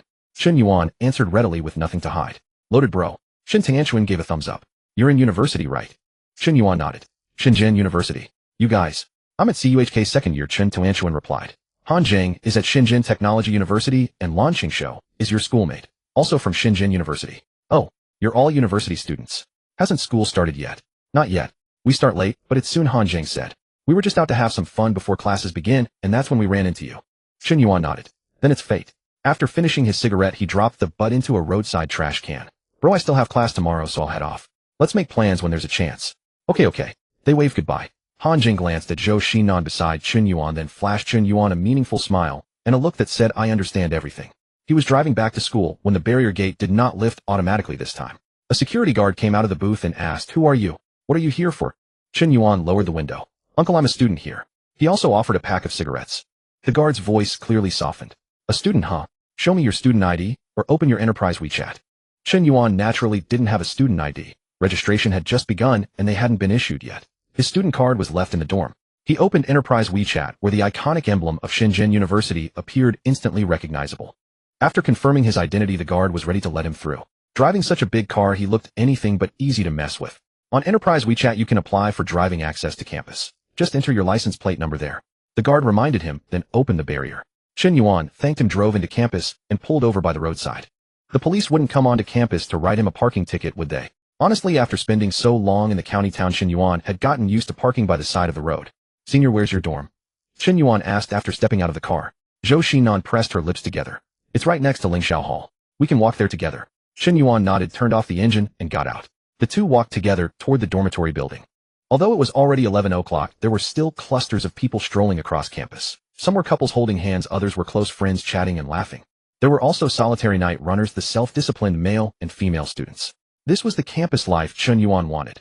Not like high school where all the lights went out at 10:30 and anyone not in bed got marked down. Before long, they reached Lingxiao Hall. Zhou Xinan's fingers tugged at the bow on the side of her pencil skirt, her toes curling unconsciously. She opened her mouth as if she wanted to say something. Senior, I'm heading back to the dorm now. Let's go out and eat together another time. Chen Yuan said with a smile. In the end, Zhou Xinan still couldn't say it. Okay, goodbye, Junior. Goodbye. Under the night sky, Chen Yuan walked into Lingxiao Hall. Is he really just leaving like that? I still wanted to talk with you a little longer. Zhou Xinan stood there reluctant to leave for a long time. The moment Chen Yuan's figure was shut behind the elevator doors, she felt an emptiness in her heart. The night breeze brushed through her hair, but it couldn't carry away that lingering reluctance. Only after a long while did Zhou Xinan finally move her feet and return to her dorm. Sitting in her room, her thoughts were in a tangle. Today, Zhou Xinan had experienced far too many firsts. It was her first time acting as the senior student mentor for a freshman class, and the younger students all treated her respectfully, calling her senior, one after another. It was her first time taking the initiative to ask a boy out. Although she hadn't known how to invite him tactfully, everything had gone smoothly in the end. It was her first time riding in a boy's car, and even more her first time in a luxury car worth 10 million yuan. And of course, it was also her first time dining alone with a boy other than family at such an upscale restaurant. So it turned out that someone really could drive a 10 million yuan luxury car at 18. And so many beautiful women could only dance at the side, while the wealthy men enjoyed their meals. When Zhou Xinan saw those women, a few years older than her, slightly less beautiful, but still strikingly attractive, dancing up ahead, she found herself thinking many things. It turned out that beauty wasn't worth much. Zhou Xinan admitted that she was a little materialistic. She had always wanted a boyfriend who was rich and extremely handsome. That was why she had taken the initiative to invite Chen Yuan today, to test the waters. But what she had uncovered left her deeply shaken. After experiencing so many firsts, Zhou Xinan sat on her chair, her thoughts in chaos. She really wanted to confide in her best friend, but the thought that Ouyang Shouting also wanted to pursue Chen Yuan made her dismiss the idea. Even though Zhou Xinan knew that secretly pursuing Chen Yuan might very well shatter their friendship, she forced herself not to think about it. Instead, she took out her phone and sent Chen Yuan a WeChat message. Zhou Xinan, Junior, I've made it back to the dorm. Today's Japanese food was delicious, and by the way, your car looks amazing. Zhou Xinan, cute cat. JPG. Meanwhile, Chen Yuan had already returned to the dorm even earlier than Zhou Xinan. The moment he walked in, Li Xiang and the other two surrounded him. What business could the senior have with you for 3 hours? Come clean right now. Did you go do something behind our backs? With his back against the iron door, Chen Yuan was baffled by their behavior. Are you guys dumbass? What would I do behind your backs? I just went out for a late-night snack with the senior. There was a hint of showing off in his tone. After all, he was only 18, not yet mature enough to keep such pride in check. Li Xiang shouted in shock. What? You even went for midnight snacks with the senior? And you still say you didn't betray us? Lin Hanjun nodded with a serious air, making a show of deep thought, and analyzed. That senior, Zhou, seems so cold and distant. I can't believe she'd go out for midnight snacks with you. This shouldn't be right. Only Lu Rui said, go take a shower quickly. After you wash up, we can still squeeze in a couple more rounds. Chen Yuan shoved Li Xiang and Lin Hanjun aside. Brothers, you can forget about the senior. Better think about whether you can win over the other girls in our class. Li Xiang made a wry face. I've given up on the senior. You've already called dibs on her. He wasn't stupid enough to compete with a rich young man whose looks rivaled Peng Yuyan's, who wore LV from head to toe, and who simply bought a computer worth tens of thousands after arriving at school. Li Xiang was also from a wealthy family, but his body was his fatal shortcoming. There was simply no way to compete with Chen Yuan, so he might as well pursue other girls. Chen Yuan went to the balcony, stepped into the bathroom, and took a quick shower. He had brought his hairdryer with him, a Dyson, and when packing he had simply left it on the balcony for convenience after washing. After washing up and drying his hair, Chen Yuan returned to the dorm room in his LV pajamas. The balcony was just too hot even at night. The moment he entered the room, 16-degree cool air washed over him. At this moment Chen Yuan could only say he was in paradise. Come on brothers, get online. Tonight we're definitely reaching Demon King S, Chen Yuan said. For real. Don't make it another round where our combined rating isn't even 1. The corner of Chen Yuan's mouth lifted. Just lie back this round. It's a guaranteed win. Li Xiang turned and looked over. You're going to hack? Chen Yuan rolled his eyes. Do I look like someone who hacks? I was just planning to hire 2 Demon King S rank paid players to lead us. Demon King S rank rarely had players who played for fun. Most were streamers and paid players who made a living off the game. Chen Yuan directly found 2 familiar paid players, and together with Li Xiang and Lu Rui, they embarked on their ranked journey. With 2 Demon King S players leading, and top-tier Demon King S players at that, the kind who could even hold their own against professionals on the ladder, they were practically crushing the regular S rank matches. It was almost like shooting fish in a barrel. Li Xiang and Lu Rui truly witnessed what the power of money could do. Even if Chen Yuan didn't get a kill, only throwing out a smoke and a fire grenade, the paid player would still praise him. Bro, this round was all thanks to your fire sealing off their pathing. They ran straight into my crosshair. Bro, you genuinely understand this game. You just play too little. Play a bit longer, and you'll easily hit Demon King S. Yeah, my bro's game sense is absolutely flawless. Chen Yuan, that's right, it's absolutely flawless. The dorm's internet never cut out, and the power never went off, so Chen Yuan and 2 of his roommates kept playing until 4 in the morning before finally logging off. Lin Hanjuan, who didn't play CSGO, stayed up as well following a European football match. Lying in bed, Chen Yuan set his alarm and soon fell asleep. Ding ding ding ding ding. The Apple alarm tone was like a sledgehammer pounding Chen Yuan awake. He glanced at his phone. It was exactly 7:50. Li Xiang and the other 2 were already up and washing. Chen Yuan hopped out of bed, changed his clothes, and said, I'm so sleepy. Is there any way I can skip this class? It can be done, but for the first class I think we should still go check it out, Lu Rui said indistinctly while brushing his teeth. If we leave a bad impression on the teacher, he might deliberately fail us at the end of the semester, and then we're done for. Chen Yuan figured that was true. After using the bathroom and washing up, he went to Huiwen Building A with the other 3. This time the classroom was on the 7th floor, and both periods were in the same room, so there was no need to switch classrooms. In the classroom, the 4 sat together in the back row by the window as usual. Back row by the window, the homeland of kings. After they were seated looking at the quiet classroom, Chen Yuan whispered, why do I feel like the classmates are a bit indifferent toward each other? College isn't like high school, it's just like this, Lu Rui said. When I first arrived, it took me 3 months to even learn all my classmates' names. The only people I'm familiar with are my roommates, and even they're just surface friends. We don't talk unless there's something going on. Chen Yuan felt that this was another departure from the university he had imagined. Still, it was not so bad. He didn't have to engage in too much pointless socializing. I'll doze off for a bit. Wake me up when the teacher takes attendance, Chen Yuan said. Okay, I'll call you in a while, Lu Rui said. Although he had pulled an all-nighter for Lu Rui, it was nothing out of the ordinary. He had kept this schedule many times before. At 8:20, a female professor walked into the classroom right on time. Lu Rui woke the other 3 one by one. Chen Yuan lifted his head and yawned. I'm too sleepy. I'll go to bed early tonight and never stay up late again. Lu Rui wrinkled his nose. He had heard this kind of statement far too many times. His previous roommates often said the same. I think you may not be able to quit staying up late, but you can definitely quit going to class. The 3 of them paid no attention to Lu Rui's words and shifted their attention to the female professor who was introducing herself. This class was History of Chinese and Foreign Education, a required course for the major. The professor appeared to be a veteran teacher in her 50s, her graying hair and wrinkles carrying an air of kindliness. Lu Rui leaned close to Chen Yuan's ear and whispered, professors with this kind of face are the strictest. Really, trust me, don't sleep in this class. I can't control myself. The female professor was brisk and efficient. After a brief self-introduction, she took attendance and had everyone scan a QR code to sign in on Zuexitong. After Chen Yuan signed in, his eyelids began to droop. But because of Lu Rui's warning, he didn't dare to sleep openly. Yet his mind went blank and the drowsiness kept growing. In the end, his head tilted to the side, his eyelids could no longer hold, and he slipped into sleep. It was the deepest sleep. Even though the professor lectured through a microphone with her voice amplified through the speakers, she still couldn't break through Chen Yuan's slumber. Lu Rui watched Chen Yuan sleeping blissfully beside him and felt an urge to sleep as well. But one look at the female professor's amiable face on the podium made him shudder involuntarily. He didn't dare sleep. Professors of that type were the strictest. He knew this from bitter experience. Chen Yuan is a rich kid. He doesn't care whether he graduates. My family is ordinary, so I can't compare with him. I'd better just take class seriously. Lu Rui knew himself clearly. The kind of rich second-generation kid who could spend 2 million yuan on game skins could afford to sleep in class, but he couldn't. Each class lasted an hour and a half, after 2 periods, it was already 1150. Li Xiang shook Chen Yuan awake, and Chen Yuan stretched. That sleep had been incredibly comfortable. Although his waist was a bit sore, his legs were numb, and his neck ached. Purely in terms of sleep quality, it was perfect. Indeed, the teacher's voice was the best sleeping pill. What time is it? Chen Yuan asked after stretching. 1150. Li Xiang said, Yuan Ji, you slept all the way until class ended. You slept through 2 entire periods. That's impressive as hell. Chen Yuan blinked his eyes a few times to clear the remaining drowsiness and realized that he wasn't so sleepy after class anymore. Makes sense. Anyway, what do you say? Cafeteria for chow.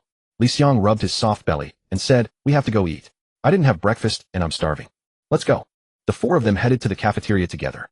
It had become crowded and many stalls had long lines. Tomorrow noon, we can order takeout to the dorm ahead of time. Standing in line at the cafeteria every day is almost like doing hard time. Lu Rui said. That works too. Chen Yuan nodded. The cafeteria's food was all home style. It wasn't exactly delicious, nor was it unpalatable, just NPC tier. After lunch, they returned to the dormitory. The 3 didn't resume gaming, and instead went straight to bed to catch up on some more sleep.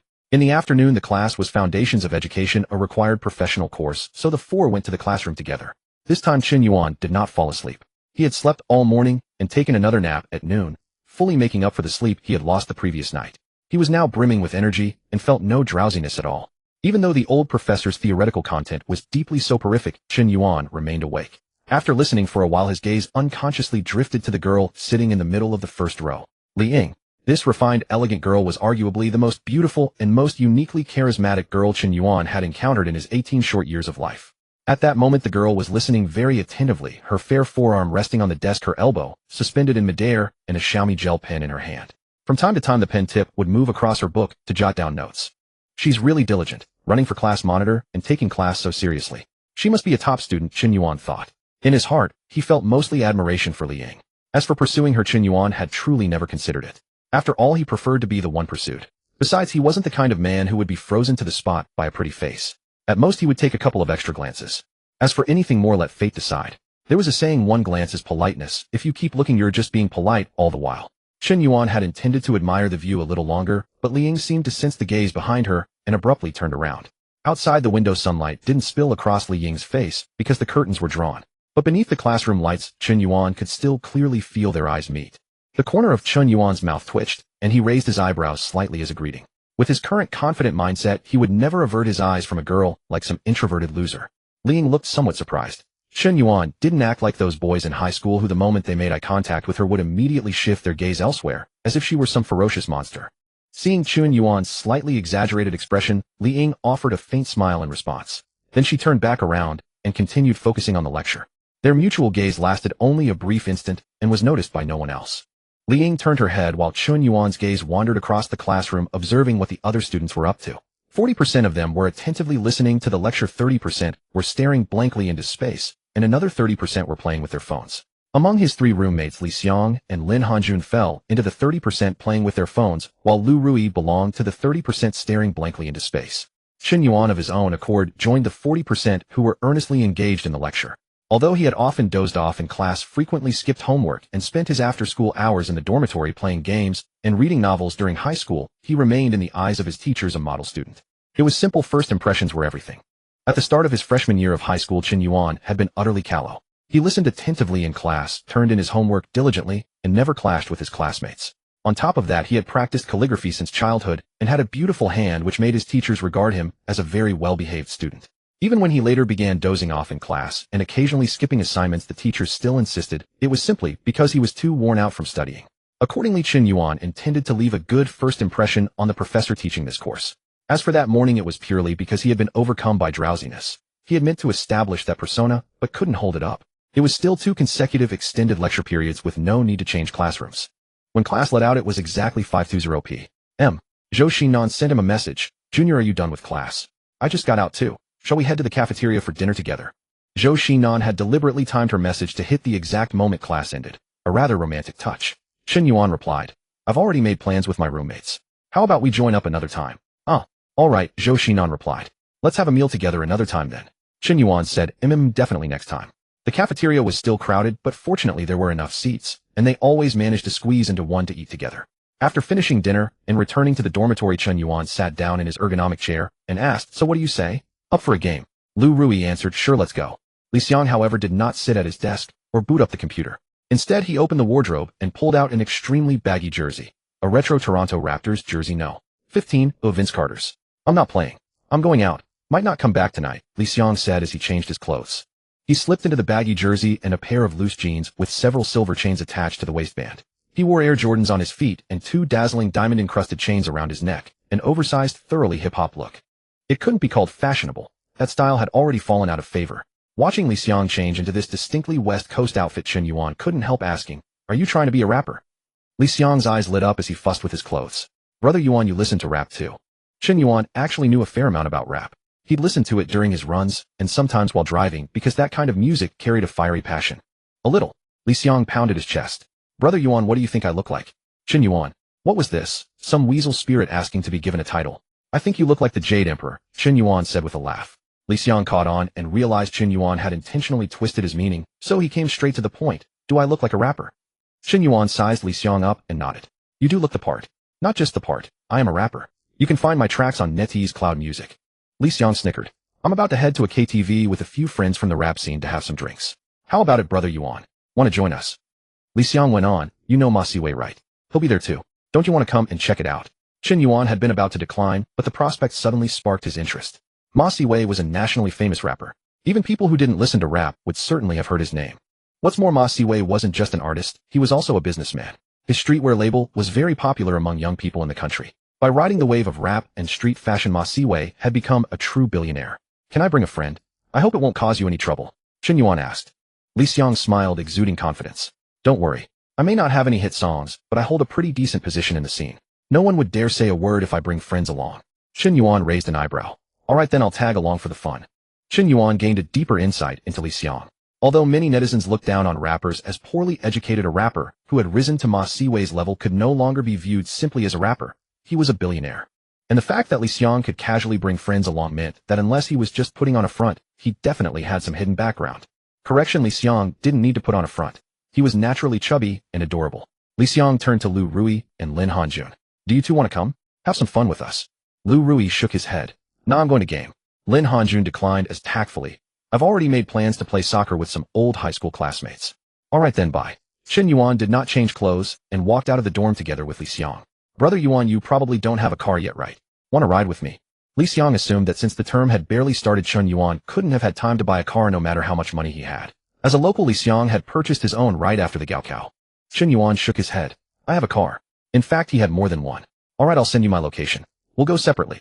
Li Xiang marveled inwardly. No wonder Chen Yuan was the owner of a 2 million yuan dragon lore. He certainly was quick when it came to buying a car. If Li Xiang knew that Chen Yuan had already purchased an apartment, he would likely have been even more stunned.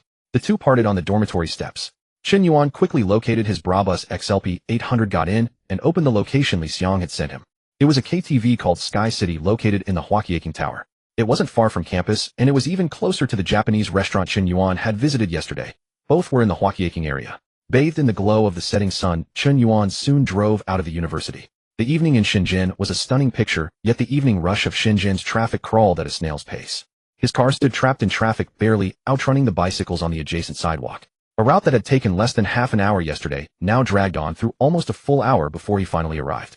As he entered the underground parking garage of Huaqiaking Tower, Chen Yuan called Li Xiang on WeChat.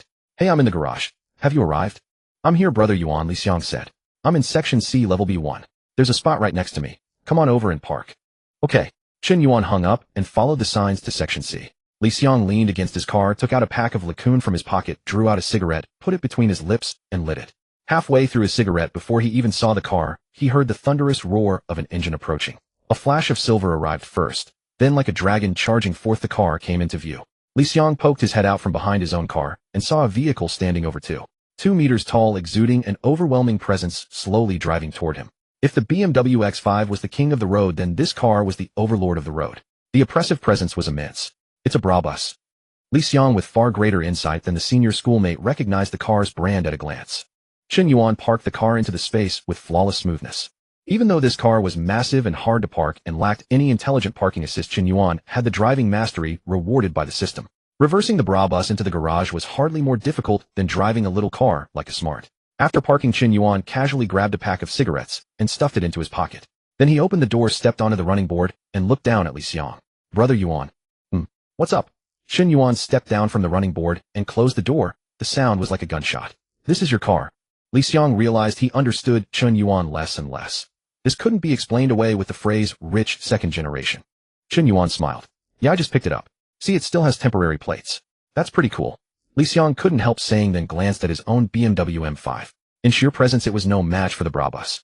If the BMW M5 was the representative of the suit-wearing outlaw, then this Brabus was the real outlaw, one arm to the teeth. Li Xiang had an easygoing mentality. Since he couldn't compete, then he simply wouldn't. He harbored no jealousy. From the inside out, he could face any annoyance and be smiling again the next second. Chen Yuan suddenly remembered something and asked, Li Xiang, aren't you a rapper? How come when you introduce yourself you stutter a bit? After they had played together carrying guns and dropping ranks, the two had clearly grown much closer, so he could bring up such a question without any burden. Li Xiang's face reddened. I've recorded songs, but I've never performed on stage. The moment I see people in the audience, I get insanely nervous. A studio-only singer then. Chen Yuan didn't press further, and the two headed toward the elevator lobby entrance. Li Xiang pressed the elevator button for the 69th floor. There are so many skyscrapers in Shenzhen, Chen Yuan thought.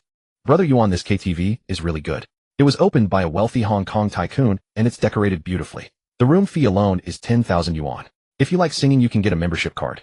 Li Xiang introduced it as a Shenzhen local. He was intimately familiar with every fun place and every good restaurant in Shenzhen. Really? I'll take a look when the time comes. Chen Yuan said somewhat dismissively. When the elevator arrived at the 69th floor, the two walked out. Chen Yuan followed behind Li Xiang, his eyes landing on the view outside the floor-to-ceiling windows. The sky was growing dark. Neon lights were coming on across the facades of many skyscrapers, and a small Eiffel Tower glimmered with rainbow-colored light. Seeing Chen Yuan's gaze fixed outside the windows, Li Xiang explained, downstairs is Shenan Avenue, one of Shenzhen's main roads. The traffic is heavy every day, and it's often jammed. That tower is window of the world. It's just a tourist spot, not very fun. Chen Yuan nodded. He wasn't really interested in scenic landmarks either. The two walked into Sky City KTV. The floor wasn't marble, but a screen seamlessly continuous with the walls and ceiling, all playing a loop of surging blue waves. It felt thoroughly sci-fi. A manager in a black suit and white shirt stepped forward and greeted them politely. Young Master Li, you're quite early. Li Xiang nodded with a smile. Yep. Is the private room ready? It's ready, young Master Li. Room D8, the one you've always liked, the manager said. Li Xiang nodded, then introduced Chen Yuan beside him to the manager. This is my brother Yuan. You can call him young Master Chen. The manager pulled out a pack of Zhonghua. Hello, young Master Chen.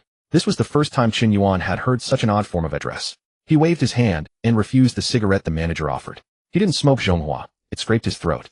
The manager led the two to the private room. As he stepped inside, Chen Yuan raised an eyebrow slightly. This room was truly enormous. At the KTVs in his hometown, because the rooms were limited in space, the sofas were always pressed against the walls or ranged along them in L shapes or U shapes. Here it was completely different. The spacious room was estimated to be over 200 square meters. Upon entering, there was a snooker table. Farther ahead, a U-shaped sofa group sat away from the walls, leaving a large amount of open space. Beyond that, there was a dance floor area. What surprised Chen Yuan the most was that this KTV room wasn't enclosed. It actually had scenic floor-to-ceiling windows, making the space feel even more expansive. No wonder the room fee cost a whole 10 grand. There really was something to it. The KTVs wealthy people came to really were different from ordinary ones. Chen Yuan felt his horizons had been broadened. You need a big city. Back in the county, no matter how rich you were, there was nowhere to spend the money. You could never find a KTV like this. Chen Yuan was growing ever more fond of Shenzhen, this great metropolis. Young Master Li, young Master Chen, shall I bring some drinks for you first? The manager asked, bending down with a brilliant smile. Li Xiang looked at Chen Yuan and handed him the iPad for ordering. Brother Yuan, you'll order. Chen Yuan took the iPad and looked at the drink menu. Among the spirits, there was Louis XIII at 49,000 yuan a bottle. Among the champagne, Ace of Spades at 99,000 yuan a set, and the beers included German imports plus Budweiser at 130 yuan a bottle. How insanely high is the profit margin here?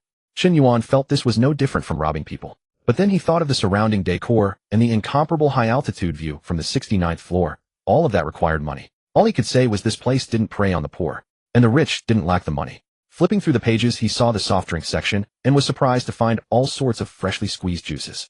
Give me a pitcher of mango juice, Chen Yuan said. It was his favorite. There were only two drinks he liked. One was Coca-Cola, and the other was mango juice. Very well, young Master Chen. Soft drinks are complimentary, so I'll send you 2 pitchers over shortly, the manager said. Chen Yuan nodded and handed the iPad back to Li Xiang. I don't know much about alcohol. You'd better order. Then I'll order. 2 bottles of Louis XIII, a Grand Dragon package, 2 dozen Budweiser. For other soft drinks, bring whatever you see fit. But the mango juice my brother Yuan wants is mandatory. Don't add any water. It must be completely freshly squeezed, understand? Young Master Li's dominating aura was fully exposed. Chen Yuan cheered Li Xiang on in his heart, though of course that was just a joke. Still just coming to a KTV to drink, and spending nearly 200,000 yuan. This chubby guy definitely had an extraordinary background, and he was very generous. What Chen Yuan didn't know was that all the money Li Xiang spent here was charged to his father's account, so naturally, he was generous. After all, spending it didn't hurt him at all. When is Ma Siwei arriving? Chen Yuan asked. Li Xiang glanced at his watch. Soon. He's very punctual, and won't be late. Chen Yuan noticed the watch on Li Xiang's wrist. The dial was large with a clear view of the mechanical craftsmanship. On top of that, a circle of diamonds was set around the dial, making it look very flashy. Chen Yuan couldn't help asking, what watch is that? A Hublot Big Bang fully set with diamonds, Li Xiang said. Brother Yuan, you're not interested in watches either. Chen Yuan's expression remained unchanged, but inwardly he felt a little sheepish. He truly had very little knowledge of luxury watches. Back in school, he had no means of later, even after obtaining the system, he'd had no chance to study such things in the county. But this was Shenzhen after all. If he wanted to buy a watch, it was a simple matter. I wasn't interested before, but I'm a bit interested now. Do you know where they sell Patek Philippe? Chen Yuan said coolly. As expected of a rich tycoon, the first thing out of his mouth was Patek Philippe. Li Xiang naturally wouldn't think Chen Yuan was bragging. Brother Yuan, if you want a used one, you can go to Mixed Sea or Coastal City. There are several stores there specializing in pre-owned watches. If you want a brand new Patek Philippe, you might have to go to Hong Kong or Guangzhou. Shenzhen doesn't have a Patek Philippe boutique. Chen Yuan frowned. How could he possibly buy a second-hand watch? He definitely had to buy a new one. Only if it was a limited edition watch would he consider a pre-owned piece. Is that so? Then I'll go browse in Guangzhou when I have time, Chen Yuan said. I happen to have sales contacts for Patek Philippe and Richard Mille in Guangzhou. I'll send you their WeChat. Li Xiang said, you can ask them on WeChat beforehand whether they have the model you want in the stores so you don't waste a trip. I think I also have a Patek Philippe sales contact in Hong Kong. Let me look for it. Chen Yuan gave Li Xiang a thumbs up. He really was a Guangdong Hong Kong Macau local expert. How could he know so much? Li Xiang's phone rang. His friends had arrived. Ma Siwei is here. I'll go out and get him, Li Xiang said as he stood up. Li Xiang walked out of the private room and saw Ma Siwei with a chubby guy slightly thinner than Li Xiang. Also a rap star from the same label as Ma Siwei, going by the stage name No real name Ding Jun. 'Cause long time no see. Ma Siwei hugged Li Xiang. They didn't greet each other in a very hip-hop way. Long time no see. How's the tour going? Li Xiang smiled. Not bad, it went pretty smoothly, Ma Siwei said with a smile. Li Xiang chose his words carefully, then said quietly, I brought a friend along. He's inside. A rich kid, pretty good-natured. But you two should tone down that cocky attitude. Ma Siwei nodded without saying much. Ding Jun, however, became interested. How rich is this rich kid? I don't know exactly how rich. But as soon as the semester began, he was driving a Brabus worth over 10 million yuan. And when he got to the dorm, he spent over 100,000 yuan on a computer and a chair. Li Xiang said, a Brabus. Could I borrow it for a drive? Ding Jun said. Fans who knew him online were well aware that Ding Jun loved cars. After earning his first real money, he spent a little on making music and nearly all the rest on buying cars. Ask him yourself. Li Xiang didn't agree on Chen Yuan's behalf. He let Ding Jun ask Chen Yuan directly. Alright, I'll ask him later. Ding Jun decided he wouldn't drink that night. Instead, he'd encourage the rich kid inside to drink a lot, and then when it was time to call a designated driver, he could step up and volunteer. I'm such a clever little devil, Ding Jun thought. Li Xiang led the two into the private room. Chen Yuan heard the noise and turned to look. Chen Yuan recognized both rappers. Actually, anyone with even a passing familiarity with rap would know these two. Li Xiang hurried over and spoke first, saving them from the awkwardness of introducing themselves. This is my brother, Shenzhen University's top handsome guy, the world's best CS sniper, Heilongjiang's one-man arsenal, Chen Yuan. Brother Yuan. These two, they're just rappers. Chen Yuan looked them over. The two men were wearing short sleeves, and you could say they were tattooed with dragons and tigers all over their bodies. Except for their faces, there wasn't a clean spot on them. They looked almost exactly like they did online. Brother Yuan. Ding Jun spoke up immediately, so he could get behind the wheel of Chen Yuan's Brabus. He felt not the slightest embarrassment about calling the 18-year-old Chen Yuan brother, even though he was already in his 30s. Hello. Chen Yuan extended his hand. I really like your music, like that one. 1 versus 5. Ding Jun and Ma Siwei's expressions visibly froze. Even Li Xiang was stunned. 1 versus 5. That song wasn't theirs at all. It was a diss track aimed at them. There's a big difference between rappers and conventional singers. When conventional singers or celebrities clash, they try to make big problems small, and small problems disappear. Even if they hold grudges, they do their best to keep up the appearance of we're all good. In the rap scene, though, people just release songs to go at each other. And this 1 versus 5 was exactly that, a song insulting these two. But so many years had passed by then. Ding Jun and Ma Siwei clearly didn't care all that much. The only thing was a brief moment of awkwardness the second they heard it.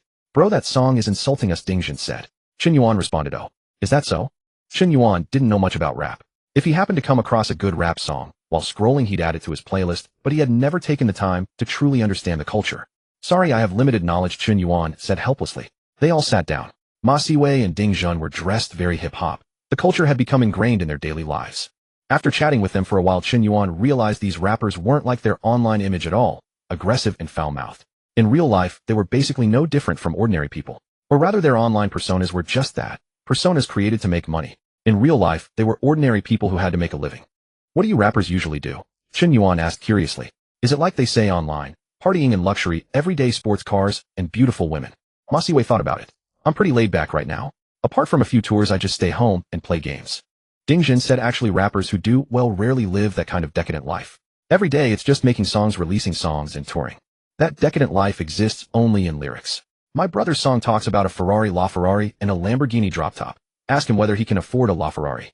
Chen Yuan couldn't help laughing. He had heard that song. It was a massively popular crossover hit. Over the past couple of years it had racked up massive plays on Douyin, and seductive online beauties all loved using it as background music.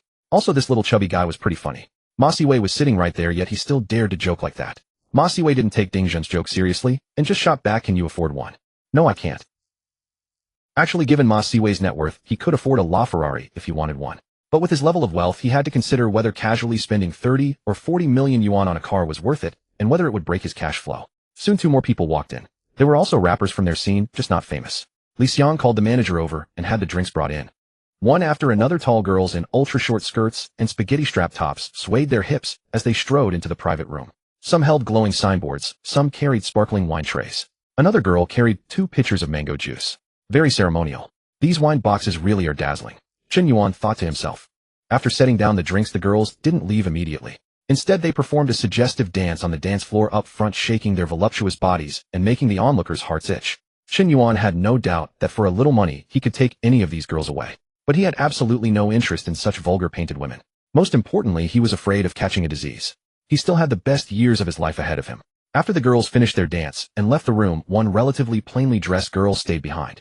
She wasn't a hostess drinking with the guests, but a server whose job was to open and pour the wine for customers. Ace of spades was poured into champagne flutes fetched from the cooler, Louis XIII into cognac glasses, and beer into beer mugs filled with ice. A full display of ceremony. Chen Yuan felt that paying a premium was worth it. The atmosphere was nice and the service was good. Come on, let's toast. Congrats on getting into college, cuz. From now on you can drink openly. Ding Jun said that in a funny way. But he wasn't drinking alcohol. He was drinking Coke. Chen Yuan picked up a glass of the gold bottle Ace of Spades and clinked glasses with everyone. Then he took a sip. It was slightly sweet on the first taste with a stronger note of tartness and a fine creamy effervescence. It tasted pretty good. Li Xiang said, brother Yuan, the drinks here may be pricey, but they're definitely authentic. At other nightclubs and commercial KTVs, 80% of the Ace of Spades sold is fake. That stuff, I swear it tastes terrible. Hearing Li Xiang's words, Chen Yuan gave a slight nod. Silently he thought to himself, I don't yet have the palate to appreciate champagne or red wine, but that's fine. These are things I can learn gradually in the future. I once heard Lucy mention that Shenwan Bay has a wine bar and a champagne bar, and they probably have professional sommeliers too. I can go there to learn sometime in the future. As the alcohol took effect, the group gradually loosened up. Some requested songs while others chatted away. This gathering revolved around Ma Siwei, Ding Jun, and Li Xiang as its core figures, while the others in their circle held lower status and served purely as atmosphere boosters. The sound system here was excellent, not the kind that blasted deafening noise so the others could chat without having to shout. Chen Yuan listened as they talked about amusing anecdotes from the rap scene along with Ding Jun's and Ma Siwei's streetwear businesses. To Chen Yuan's surprise, Ding Jun's streetwear brand EMDM was even more profitable than Ma Siwei's AFGK, earning twice as much. At the same time, through their conversation, Chen Yuan finally understood why Li Xiang was able to hang out with these two. It turned out that Li Xiang's cousin was a major figure in the rap circle. Not a front stage singer, but a behind-the-scenes heavyweight who had his hands in everything from music festivals to endorsements to the streetwear industry. Seeing that Chen Yuan couldn't quite join the conversation, Ding Jun took the initiative to start a topic. Bro, where are you from? Northeast. Chen Yuan replied. Ding Jun said, isn't it really cold in the Northeast during winter? Like -20 or 30 degrees. I haven't been there much. Whenever I have tours, they're always in the summer. Chen Yuan nodded. It's manageable. When it's cold, I just stay indoors. The underfloor heating keeps it comfortable. I see. Bro, come visit Chengdu when you have time. Ding Jun said with a smile. Oh right bro, I heard from my cousin that you have a brow bus. Chen Yuan nodded. Ahem, you've drunk quite a lot, so you'll probably need a designated driver later. How about you skip that, and I drive you home instead? Ding Jun said with a grin. Don't overthink it. I just want to experience the Brabus. Chen Yuan couldn't care less either way. Whether he called a designated driver or let Ding Zhen drive made no difference to him. Besides, he had taken quite a liking to this chubby guy. Sure, that works. Thanks, bro. Let me toast you. Ding Zhen raised his cola as if worried Chen Yuan might get the wrong idea and added, bro, I'm not drinking today. Next time we get the chance, we'll drink together. I'll down 3 cups as a penalty to make up for it. Chen Yuan felt that this guy had remarkably high emotional intelligence. No wonder he could get along well with every circle in the rap scene, which was usually so divided by regional cliques. He also had relatively good public favor on the internet. His natural humor was one thing, but his emotional intelligence was genuinely impressive. Chen Yuan said nothing, clinked glasses with Ding Zhen, and downed his drink in one go. Champagne barely felt alcoholic, more like drinking a soft drink, but in reality, it could still get you drunk. Under the dazzling high-tech lighting, Chen Yuan's face was already flushing. His ruddy cheeks looked as if he had applied blush, though his mind remained clear. Halfway through the drinking, everyone took turns singing songs as they drank. Ma Siwei even performed a few of his own tracks, getting everyone in the private room hyped and jumping. It was the first time Chen Yuan had ever seen an original artist sing his own songs in a KTV. It was essentially a private concert. Do rich people actually invite celebrities to their homes for private concerts? Chen Yuan couldn't help wondering. In his mind, Lin Wanyu's line from iPartment surfaced unbidden, aren't concerts all held at home? Someday, if he got the chance, Chen Yuan wanted to invite Jay Chou and Xue Zhiqian to his home to hold private concerts just for him. Time passed quickly. Since Ma Siwei and Ding Zhen still had tour stops tomorrow, this small gathering of their circle wound down at 11:30. Li Xiang had thoroughly enjoyed himself. When Ma Siwei sang, he was the one bouncing the most clearly a seasoned dancer. He looked at Chen Yuan and asked, bro, are you heading back to the dorm? No. You? Me neither. I'm going home, Li Xiang said, then pointed out the window. Over there was OCT with not only several high-rise residential buildings, but also a large villa district. The greenery there was genuinely impressive. Seen from above, OCT looked like a sea of green. Even under the cover of night, one could clearly discern just how high the greening rate was. My home's right here. I'll just head straight back. Bro, are you planning to get a hotel? You could actually stay at my place. My parents have gone to Hong Kong, so nobody's home. Chen Yuan shook his head in refusal. Don't worry, bro. I have somewhere to stay. No hotel needed. Bro, don't tell me you bought an apartment too. Li Xiang couldn't help asking. It's just the basics. Chen Yuan said with a smile. How about staying at my place instead? My home is close to school, so you won't need to wake up early for class tomorrow. Hey, I wasn't planning to go to class tomorrow anyway. I've already arranged for a proxy to take my place. Li Xiang said with a chuckle. The proxy industry at school was highly developed. All one had to do was call out in the group chat, and plenty of proxies would show up. 30 yuan per class. 60 yuan for a good morning's sleep. Li Xiang thought it was well worth it. Alright then. As they chatted, the group had already walked out of the private room. Nearly all 10 bottles of champagne had been finished, while the 2 bottles of Louis XIII had been stored away. Taking the elevator down to the underground parking garage, and Alfred was waiting at the entrance to the elevator lobby. As the group approached, its rear door automatically slid open. Ma Siwei climbed into the Alfred van, but Ding Zhen didn't get in. You go to the hotel first. I'll take Brother Chen home. Ma Siwei nodded. Alright, play it by ear. Don't stay out too late. We still have a show tomorrow. Li Xiang also hopped into the Alfred to catch a ride. As for his own car, he planned to pick it up tomorrow since it wasn't far. Bro, I'm heading off too. Louding, take good care of bro Chen. Don't just think about the drive. Don't worry, I'm very reliable. The doors closed automatically, and the Alfred drove off smoothly. In the underground garage, only Ding Zhen and Chen Yuan remained. Chen Yuan took out his car key, unlocked the Brabus not far away, and handed the key to Ding Zhen. Let's get going too. The car's over there. Alright, let's go. Bro, need me to help you into the car. Chen Yuan rolled his eyes. Why did the guy have to insult him? I can hold my liquor well. My face just flushes easily. His mind was perfectly clear, and he walked in a straight line. Hardly someone who seemed drunk enough to need help. Sitting in the passenger seat of the Brabus, this was the first time Chen Yuan had ever been in the passenger seat of his own car, and Ding Zhen was also the first outsider to drive it. Man, this is the first time someone else has driven my car, Chen Yuan said with a smile. So I'm your first, huh? You cheeky bastard. The chubby guy chuckled, familiarized himself with the various buttons in the car, and quickly figured out how to command this land beast. Bro, where are you headed? Let me set the navigation. Chen Yuan said calmly, one Shenzhen Bay. At midnight, there were not many cars on the road. Ding Zhen's driving skills were excellent, and the ride was quite smooth with no hard acceleration. Ding Zhen was so skilled that he could focus on chatting with Chen Yuan while driving. Even though it was their first meeting, Chen Yuan already found great pleasure in talking with Ding Zhen. Speaking with him gave one a very comfortable feeling. Chen Yuan once heard his mother say that if you feel an instant connection with someone upon first meeting, as if you've known each other forever and want to bare your soul, then you must be extra cautious. In such a situation, there were only 2 possibilities. The first, the other party harbored ulterior motives, already knew you very well, and was targeting you deliberately. The second, the other party possessed extremely high emotional intelligence, operating at a level far above yours, and was condescendingly tolerant of you. Chen Yuan felt that he and Ding Zhen belonged to the second category. Chen Yuan also admitted that although he carried billions of yuan in wealth, his own level was not high compared to these seasoned veterans who had fought their way up from the bottom. He was at best a rookie. But he didn't think this was a problem. Like wine tasting, he could learn slowly over time. And with the system at his disposal, he had more than enough capital to learn. Soon the car arrived at Shenzhen Bay No. 1 and entered the underground garage of Tower T7. Old Ding, why not skip going home and just sleep at my place? Chen Yuan said, perfect. You can make up for the drinks you owe me just now. This? Are you sure? Ding Zhen was clearly tempted. He loved making friends, and he could tell that Chen Yuan was a sincere person. I have a few more cars here. I'll lend you one tomorrow, Chen Yuan said. Ding Zhen stopped hesitating. Let's go. Although the Raffles Hotel and the Raffles residence were in the same building, their underground elevator lobbies were not the same. The elevator lobby of the Raffles residence could lead into the Raffles Hotel, but the Raffles Hotel's elevator lobby could not grant access to the Raffles residence. The traffic flow design was quite brilliant. Face scanning opened the door, and the two stepped into the elevator lobby. No wonder this is Shenzhen Bay No. 1. Even this underground garage is better designed than my own neighborhood. Ding Zhen couldn't help but say, it's all right. Chen Yuan smiled and pressed the button for the 72nd floor. When the elevator reached the 50th floor, Chen Yuan swallowed hard, his ears ringing slightly. When the elevator doors opened again, they had reached the 72nd floor. He unlocked the door with his fingerprint, pushed open the brass door, and the two entered. Chen Yuan turned on the lights and said, I just bought this place, haven't hired a housekeeper yet, and it's mostly empty. Roughing it for now. By the time you come next time it should feel a bit better. This isn't roughing it. This is a heavenly palace. Ding Zhen said, exaggeratedly surveying the spacious living room. He couldn't help asking, brother, you're just coming to study, and your family bought you a place like this? Chen Yuan shrugged, tacitly confirming Ding Zhen's words. Ding Zhen paused for a moment, then said, brother, tell me, do you have any taboos? I don't want to say something wrong and end up planted in the ground as a ginseng cosplay. Chen Yuan burst out laughing. Come on, stop joking. I'm just an ordinary person. I don't have the power to plant people in the ground. Even as he said that, Chen Yuan actually felt a little pleased by Ding Zhen's exaggerated words. Chen Yuan led Ding Zhen on a tour of the 890 square meter apartment. Afterwards, the two arrived at the wine cellar. Though called a wine cellar, it was actually a specially decorated room. The entire room was at least 20 square meters with all four walls lined by wine cabinets, each individually designed and set to different temperatures and humidity levels suited for preserving different wines.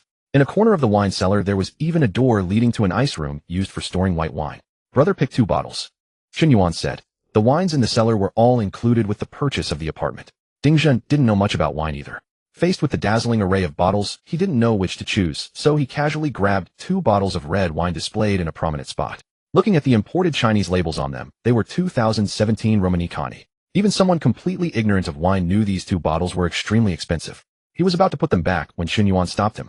These 2, let's go. He led Ding Zhen back to the living room.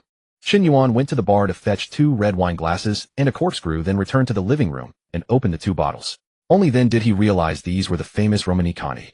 Raffles is honest. Buy an apartment and get Romanicani as a gift. What Chen Yuan didn't know was that a single 1.5-liter large bottle of Romanicani from the Grand Cru vineyard, especially from a great vintage like 2017, cost upwards of 750 yuan. Chen Yuan handed one open bottle to Ding Zhen and said with a smile, let's not bother with decanting or using a wine separator. Straight from the bottle, 1 each, all right. Ding Zhen clapped his hands, trying not to let his grin get too wild. Absolutely. Ding Zhen had only written about Romanicani in his lyrics. He had never actually tasted it. From now on, he would have the confidence to write about it in his songs. In the living room sofa area, Chen Yuan sat on the floor. The living room was so large that the sofa and coffee table were arranged rather loosely, with a considerable gap between them. Sitting on the sofa, his hand couldn't reach the coffee table, while the long dining table was too large. 2 people drinking there would feel only emptiness. Sitting on the floor in the sofa area was just right. The marble floor was covered with a thick woolen carpet, soft to sit on, and one could easily reach the coffee table in front. Moreover, this kind of ambience helped bring the two closer together. Chen Yuan poured wine into a tulip-shaped glass, filling it to the brim. Brother, to be honest, you're the first person to visit my home, Chen Yuan said with a smile. Another first. Ding Zhen raised his full glass and clinked it with Chen Yuan's. Then I'm truly honored. Here's a toast to you. Cheers. Right, I'll drink it all. Ding Zhen raised his glass and started drinking immediately. He gulped it down without any pretense. When he said bottoms up, he meant it. Nearly 800 milliliters of red wine were drained in one go. After finishing those 800 milliliters, the chubby young man visibly turned red. Hey, slow down. Chen Yuan's expression was like an old man looking at his phone. Don't drink so much you puke. If I said I'd punish myself with 3 glasses, then I must punish myself with 3 glasses. Ding Zhen said, then continued pouring wine into his glass. Ding Zhen poured the rest of the bottle into the large bowled glass. It was no longer a full glass, only slightly over half. After pouring, he was about to down it in one gulp again. Hey, 1 glass is enough. No more punishment. Chen Yuan quickly stopped him. He was genuinely afraid this brother would croak right there in his home. This wasn't drinking but was playing with his life. Though red wine wasn't as intoxicating as high-proof liquor, one couldn't drink it like that either. This was a sincere man. How about this? The remaining 2 glasses can be punished next time. Let's drink normally, Chen Yuan said. Ding Jun suppressed the urge to burp. Alright, I'll save those 2 glasses for next time. The 2 clinked glasses again, and each took a sip. As the wine went down his throat, Chen Yuan could detect the cherry fruit aroma and a hint of licorice.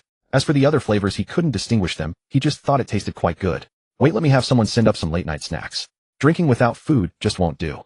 The Raffles residents allowed use of all Raffles hotel facilities naturally, including the hotel's fine dining restaurant. Chen Yuan opened the internal mini-program of the Raffles residence and ordered late-night snacks on it. Looking at the prices on the menu, Chen Yuan could only say there was no most expensive, only more expensive. French lobster steamed with 10-year aged Huadiao wine, 498 yuan per serving. Private recipe sunflower chicken, 398 yuan per serving. Iberian black pork, char siu, 268 yuan per serving. Even a dessert like the durian swan pastry was 358 yuan per serving. Were they robbing people? However, well past midnight by now, glancing at the bank SMS notification that hadn't been deleted, another 720 million yuan credited to his account. Chen Yuan curled his lips.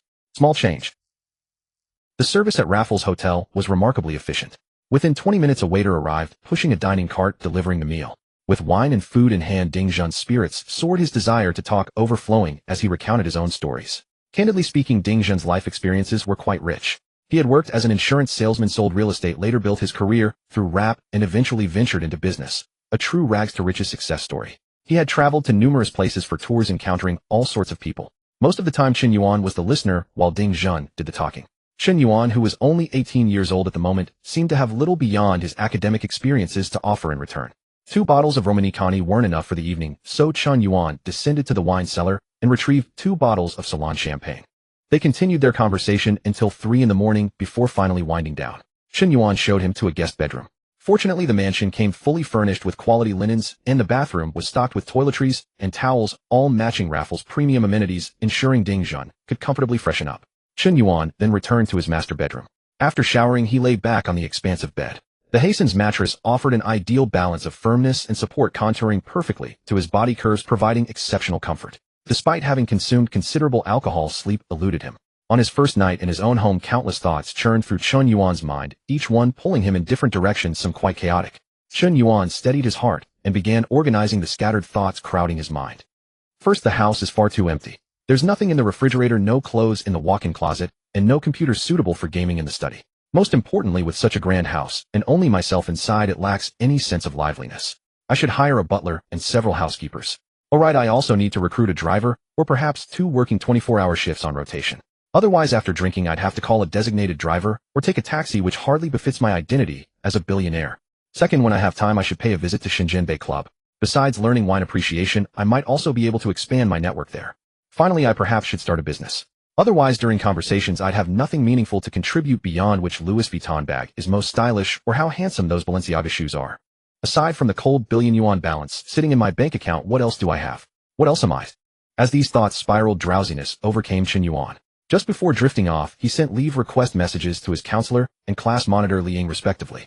That first night sleeping in his own home at No. 1 Shenzhen Bay, Chen Yuan enjoyed excellent sleep quality. Waking at noon the following day, he felt completely refreshed and invigorated with not a trace of mental fog from the drinking and late night. What was I thinking about last night? Starting a business, wasn't it?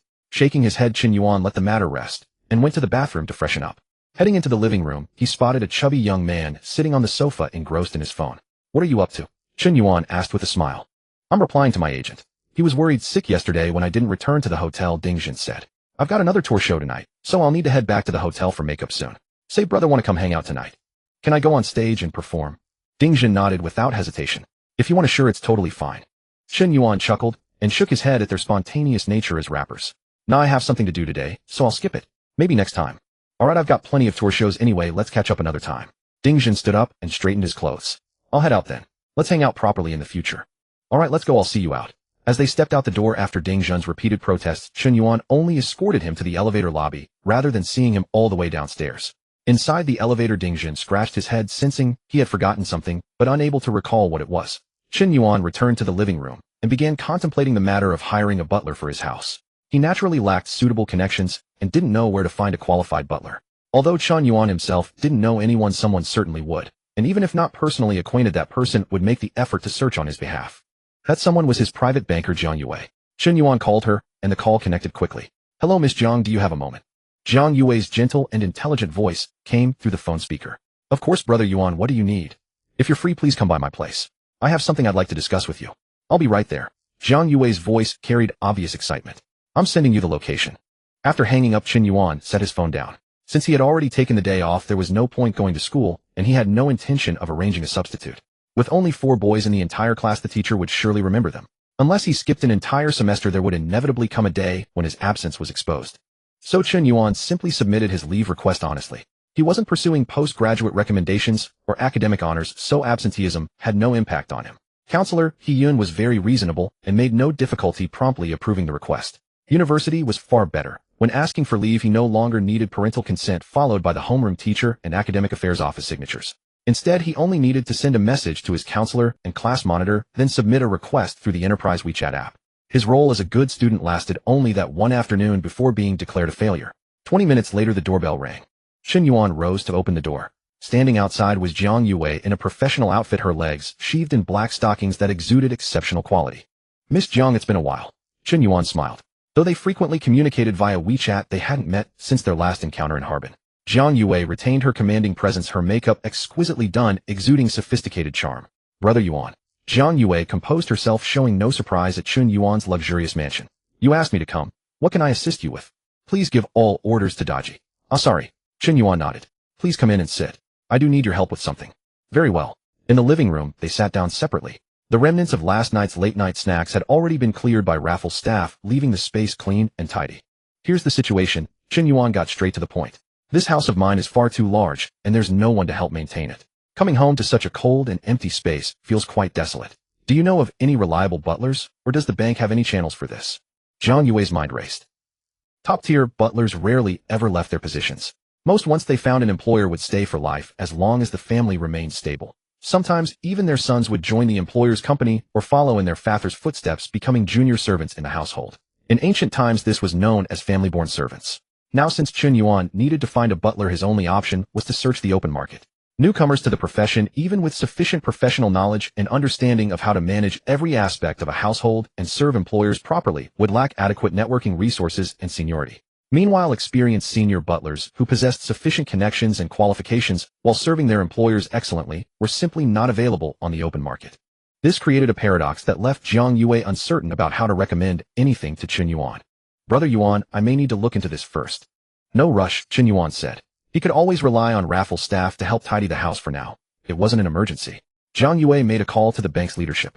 As a private banker dedicated to ultra-high net worth clients, she had direct access to the branch manager and deputy manager of the Shenzhen sub-branch. Recruiting a butler might seem like a trivial matter, yet it was hardly insignificant. After all, the person in question was an individual with billions in deposits. Therefore, Jiang Yue decided to consult the deputy manager directly. Banks had long since stripped away their bureaucratic hierarchies, so the deputy manager held no official administrative rank. Yet by the old conventions, the deputy head of a first-tier Shenzhen branch was still considered a deputy departmental-level cadre. "Good day, Director. This is Jiang Yue. My client recently settled in Shenzhen and intends to hire a butler. I was just transferred from Haisheng and lack resources in this area. I would like to seek your guidance." "Yue, I happen to know a private butler who has just left his position. Wait a moment, and I'll send you his contact information. I'll give him a heads up in advance. You can introduce him to your client. He formerly served as the butler to the chairman of Jingji Group, but with the company facing bankruptcy restructuring, he has unfortunately lost his position." The deputy manager clearly understood the intricacies of the butler industry. She knew how difficult it was to find a competent and reliable private butler. A butler's duties extended far beyond mere household management. A mediocre servant could only keep a villa in order, but could never serve as the employer's liaison beyond its walls. To put it plainly, a qualified butler could even help an employer advance further in their career. In truth, Chen Yuan only needed someone to watch over his home, while Jiang Yue and the deputy manager were helping him find an assistant capable of providing far greater value. "Thank you, Director. I appreciate your support for my work."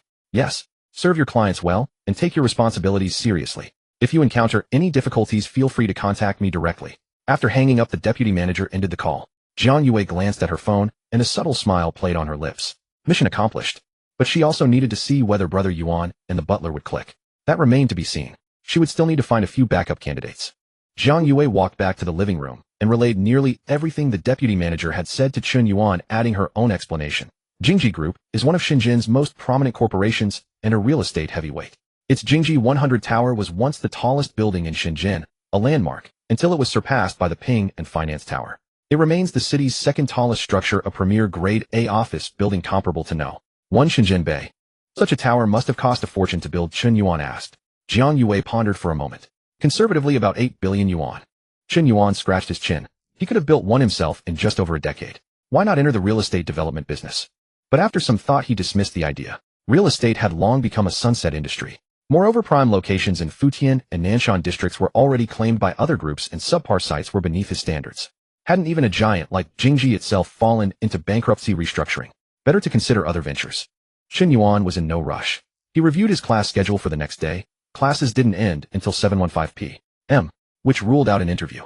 However, Thursday had only morning classes, leaving the entire afternoon free. Then please arrange for him to come here for an interview on Thursday afternoon. Yes, Brother Yuan. After discussing business matters, a brief silence fell between them. Jiang Yue took the initiative to find a new topic. Brother Yuan, is there anything else I can help you with? Chen Yuan thought for a moment and realized there actually was something. The butler was nearly secured with a Thursday interview, and roles like nanny and driver could be handled later by the butler. That matter was essentially resolved. As for starting a business, Chen Yuan still hadn't decided on a project. Even if Jiang Yue could offer assistance, it wasn't the right time. Thus only one thing remained: his empty walk-in closet. Since he had taken the day off and had the afternoon free, Chen Yuan planned to go shopping and fill it up. I'm thinking of buying some clothes. I'm short a baggage attendant. Would you like to come? Chen Yuan asked with a smile. I'd be delighted. Jiang Yue smiled. She secretly looked forward to spending more time with Chen Yuan. Besides, her job was precisely to assist him and help resolve personal matters. I'm not very familiar with Shenzhen either. Where shall we go shopping? Chen Yuan asked. Jiang Yue weighed her options: Coastal City, Mixi World, and concluded that Mixi best suited Chen Yuan's needs. She replied, I'd recommend Shenzhen Bay Mixi. It's the city's most prestigious shopping destination, recognized by all as a paradise for luxury retail. Virtually every top domestic and international brand has a boutique there. Best of all, it's merely 2 kilometers from here. Chen Yuan raised an eyebrow. Choosing to buy a property here had indeed been a wise decision. The location was truly exceptional, and the surrounding amenities were top tier. Then what are we waiting for? Let's go. Chen Yuan reached into a cabinet near the entrance and randomly grabbed a set of car keys. In his hand was a key fob bearing the emblem of a rearing horse. A Ferrari key undoubtedly, but whether it belonged to the 12C or the Purosang remained uncertain, as Chen Yuan had yet to drive either. They made their way to the elevator hall and pressed the button. With 1 elevator per floor, privacy was impeccable, though it also meant almost no chance of knowing one's neighbors on the same level. Perhaps to compensate for this, Shenzhen Bay No. 1 boasted its own exclusive clubhouse, the Chen Yuan Club. Stepping into the elevator, Chen Yuan settled onto the sofa within. Soon they arrived at the basement level. Stepping out of the elevator, Chen Yuan's parking spots lay on either side. He pressed the key fob and the silver 12C lit up. Chen Yuan walked to the driver's side and entered the car. Let's head out. He gestured for Jiang Yue to take the passenger seat. Jiang Yue elegantly slipped into the passenger seat and closed the door. Chen Yuan started the Ferrari with practiced ease, and the V12 engine roared to life, echoing through the underground garage. His familiarity with the vehicle came not from prior experience, but from the driving mastery skill granted by the system. Every car he drove he could operate seamlessly as if by instinct. By the way, Miss Jiang, Chen Yuan asked, where would one go to purchase a limited edition hypercar like the LaFerrari? Apart from a few high-end second-hand dealerships, they're mostly available at auctions. Auctions? Chen Yuan raised an eyebrow. The word itself seemed to carry an aura of exclusivity. Yes. If you're interested, I'll compile a list of recent auction events and send it to you when I return. Jiang Yue spoke, her professionalism evident. Very well, Chen Yuan replied. He always appreciated someone so proactive. While this place is really crowded, a road of 1.3 kilometers was jammed for 500 meters. Even before entering Mixi, one could sense the high-end vibe of this shopping mall. Many luxury cars were parked along the road, from AMG to McLaren, Ferrari, and Lamborghini. If you want to see a car show, you don't need to go anywhere else. Just come to Mixi. It seems I'll have to get a Bugatti in the future, or else I won't be able to dominate these luxury cars. Even my 12C can only be considered a fairly outstanding supercar here. It can't completely steal the show. Chen Yuan thought to himself as he drove the car into the underground garage. After parking, the two walked through the basement to the first underground floor of Mixi. Mixi was crowded with people, young men in trendy outfits and middle-aged men in rather conservative attire. Here the lowest spending options were Starbucks and Haitia, while the highest spending had no upper limit. Chen Yuan appreciatively admired the passing beauties with great politeness. One glance was polite, and continuous glances were continuous politeness. While Chen Yuan only gave them a brief glance, but he couldn't help sighing that Shenzhen really had many beauties, whether on campus or in the shopping mall. Many photographers specialized in street photography of beauties at Mixi to build their accounts on Douyin. Of course the Jiang Yue beside him was also a top-tier beauty, turning heads wherever she walked. Chen Yuan first walked into the Hermes boutique on the first floor. If luxury goods had tiers, Hermes would be standing at the very ceiling. Luxury brands in other fields all like to call themselves the Hermes or Rolls-Royce of their respective domains, which showed the status of Hermes and Rolls-Royce in their circles. The moment he stepped into Hermes, Chen Yuan felt a faint, delicate fragrance lingering at the tip of his nose, making him involuntarily sniff. A male sales associate stepped forward. "Hello sir, welcome to Hermes. I'm the sales manager Alex." Such a cliched greeting formula. I thought the Hermes in Shenzhen would have something more creative. Also, why do you luxury brands always like giving yourselves English names? The vast majority of your customers are Chinese. Chen Yuan couldn't help complaining inwardly. The sales associate asked, "May I ask your surname?" The male sales associate gave a professional smile. His voice was magnetic and he was quite handsome, the type who'd get comments like "model brother" if posted online. Still, he was slightly less handsome than Chen Yuan. Chen Yuan didn't say the modest, "My surname is Chen, no need for honorifics." Such courtesy didn't apply between him and a salesperson. Alex didn't find anything wrong. "Mr. Chen, Mrs. Chen, is there any bag you fancy? Or do you have an appointment with a specific sales associate?" Alex could basically tell from their attire whether they were target customers. And from the aura Chen Yuan exuded as he walked in, he knew that Mr. Chen wasn't just browsing. He genuinely had the desire to spend. Reading people and judging situations was a salesperson's basic skill. Chen Yuan shook his head. "No appointed salesperson." Alex became even more enthusiastic. "Then shall I show you both around?" Chen Yuan nodded. While taking in the exceptionally exquisite decor of the Hermes store, he said, "I mainly want to buy some clothes to fill up my wardrobe. Show me around." "All right, Mr. Chen. This way, please." Men's ready-to-wear is on the second floor. Walking up the wooden staircase to the second floor, Chen Yuan realized that this Hermes store actually had 3 floors. The store was indeed quite spacious. It seemed Shenzhen really had many wealthy people with strong purchasing power. Otherwise, Hermes wouldn't have invested in such a big store here. Arriving at the men's clothing area, various Hermes garments hung neatly on racks. Chen Yuan casually took down a navy blue denim jacket. The denim jacket felt excellent in texture. Embroidered on the lower left was Hermes Pegasus logo, and on the right were 4 squares arranged vertically. Running his fingers over the pattern, he felt the uneven tactile texture. Chen Yuan's gaze drifted to the price tag, 15000. Not expensive at all. Hermes wasn't as costly or high threshold as he had imagined. Still, anyone who could spend 15,000 on clothes was truly wealthy. Chen Yuan didn't go to the fitting room. He simply took the hanger off the denim jacket, put it on, and asked Jiang Yue, "Do I look handsome?" "Super handsome," Jiang Yue said immediately. Chen Yuan curled his lips slightly and smiled. "I think so too." Then he took off the jacket, handed it to the sales associate, and said, "This one's good. Give me an XL."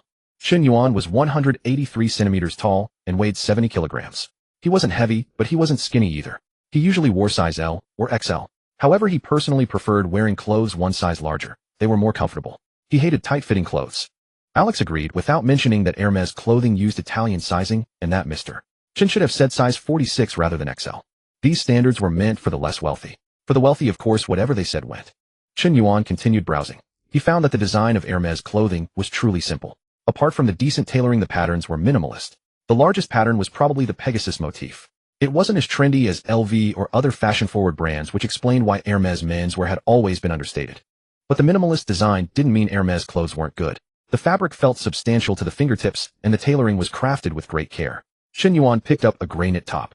With the 1500 denim jacket as a reference, he had assumed this top would only cost around 10,000 or so. But when he saw the price tag marked 23000, he couldn't help wanting to curse. Just a small cardigan like this, and you're charging 23000. Is this robbery? Chen Yuan suddenly thought of a joke. A big shot once said to his son, "If you keep misbehaving, I'll only give you 100 yuan a month from now on. Let's see how you'll survive." Back then, Chen Yuan thought that 100 yuan a month would be absolutely amazing. Now it seemed that for those top-tier rich second generations, 100 yuan a month might really not be enough to live on. After all, they couldn't even afford one such piece of clothing.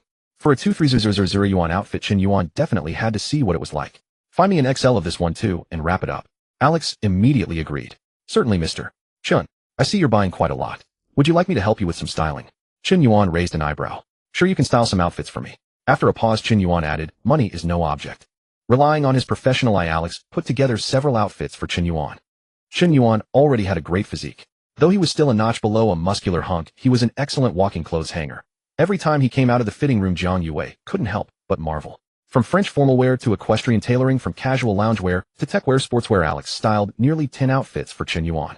Chen Yuan realized that Hermes clothing was the embodiment of quiet luxury, no big logos, yet every detail. The craftsmanship, the fabric, the silhouette, radiated nobility. With Alex's professional styling, even without large logos, the prestige of Hermes was evident at a single glance. Chen Yuan looked at himself in the mirror. The fitted yet relaxed drop-shoulder suit paired with high-waisted, double-pleated trousers made Chen Yuan's legs look extraordinarily long. The Hermes metal buckles on his loafers and belt meanwhile subtly announced the status of a wealthy man. Appreciating himself in the mirror, Chen Yuan crooked a finger at Alex, the sales manager, beckoning him closer. He no longer harbored any prejudice against Alex's English name.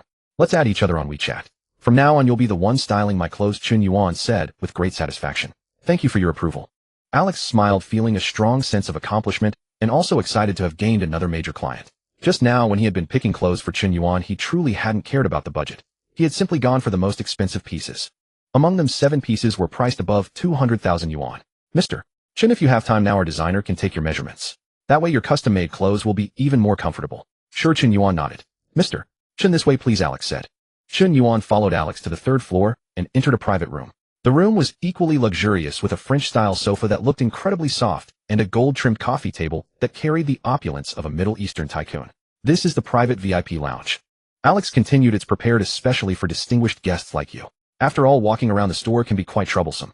If there are any bags or clothes you'd like, we can have them brought directly here for you to browse. Chen Yuan nodded. As expected of a place that catered to the wealthy, it was truly thoughtful.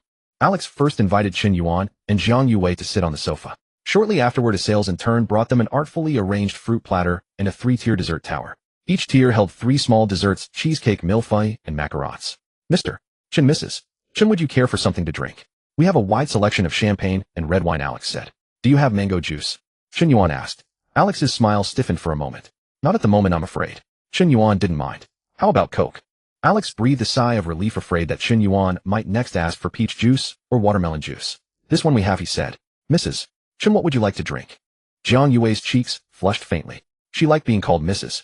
Chen so much that she never corrected Alex, and Chen Yuan didn't mind the address either.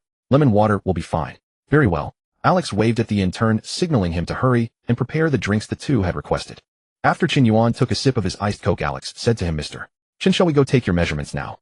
Chen Yuan nodded and followed Alex into the small room at the side of the private lounge. This room was dedicated to taking measurements. It contained all sorts of professional tools and a computer for recording data. At that moment, a young woman was sitting in front of the computer. After escorting Chen Yuan, and Alex stepped out, locking the door behind him. The female designer introduced herself. Hello, Mr. Chen. My surname is Lin. Just call me Xiao Lin. Chen Yuan nodded. The young woman had delicate features. He noticed that not a single employee in the entire Hermes store was unattractive. After exchanging pleasantries, Xiao Lin began to take Chen Yuan's measurements with a soft tape measure. Besides his chest, waist, and hips, she recorded his leg length, arm length, shoulder width, and more. The tape circling his body felt ticklish. Mr. Chen, do you usually keep it on the left or the right? Xiao Lin asked. Chen Yuan didn't understand at first. Left or right what? Xiao Lin glanced downward, her gaze laden with meaning. Fearing that Chen Yuan would misunderstand, she added, this is necessary data. Only with it can the tailors at our headquarters craft the most comfortable trousers for you. Only then did Chen Yuan understand what she meant. Embarrassed, he touched his nose. Right. Very good, Mr. Chen. After recording the data, Xiao Lin used an instrument to measure Chen Yuan's foot shape and also took his head circumference. Only after the entire process was finished was the full measurement session complete. Almost every physical measurement had been taken. Still, it was very fast, less than 10 minutes in total. After stepping out of the small measurement room, the embarrassment on Chen Yuan's face finally faded. He called Alex over. Wrap up all the outfits you selected and ring up the bill. Certainly, Alex replied. He used the computer in the private room to print out a long bill and brought over a card terminal. Mr. Chen, the total is 3690527 yuan. What an odd amount. Chen Yuan took out a bank card and handed it to Alex. Charge it, please. Watching 369 million yuan being swiped away, Chen Yuan felt not the slightest ripple in his heart. Can you deliver them to my home? Chen Yuan asked. Of course, Mr. Chen, Alex said. All right, then deliver them to my residence. Chen Yuan left his home address at Shenzhen Bay 1 and the contact information of his housekeeper Lucy. Then he stood up, looked at Alex, and asked, what's your real name? Alex wore a pained, constipated expression, clearly not wanting to say his real name. But since the client had asked, he couldn't refuse, so he answered honestly, Wang Gang. Ahem ahem. Chen Yuan quickly coughed twice, suppressing the urge to laugh. Zhang Yue also struggled to keep a straight face, but the twitching at the corner of her mouth betrayed her thoughts. Chen Yuan bit his lip and finally managed to say, then I'll just keep calling you Alex ahem. Bro, you're really good. From now on, whenever I shop at Hermes, I'll come to you. Who could have imagined that a man as handsome as a male model would actually be named Wang Gang? It wasn't that the name Wang Gang was bad. It just simply couldn't be connected to the identity of a Hermes sales manager. Chen Yuan and Zhang Yue left Hermes as if fleeing. Only after stepping outside did Chen Yuan finally lose it and burst into loud laughter. As expected of Wang Xiangxing, they even have a Richard Mille boutique. Chen Yuan had originally planned to make a trip to Guangzhou later to buy a few Patek Philippe's, but now that he saw a Richard Mille counter at Wang Xiangxing, he no longer intended to keep pursuing Patek Philippe. There's no need to discriminate against Richard Mille. It can be worn just as well. Chen Yuan walked into Richard Mille with Jiang Yue still wearing the French-style suit he had bought from Hermès. The moment he stepped inside, a sales associate immediately came forward to greet them. Chen Yuan gazed at the timepieces displayed in the showcases and suddenly recalled what people said online: these watches required a prior appointment before you could buy them. Without an appointment, they wouldn't sell to you. Not knowing whether it was true or false, Chen Yuan casually pointed at a barrel-shaped white watch and asked, "Is this watch for sale?" "Of course it's for sale, sir.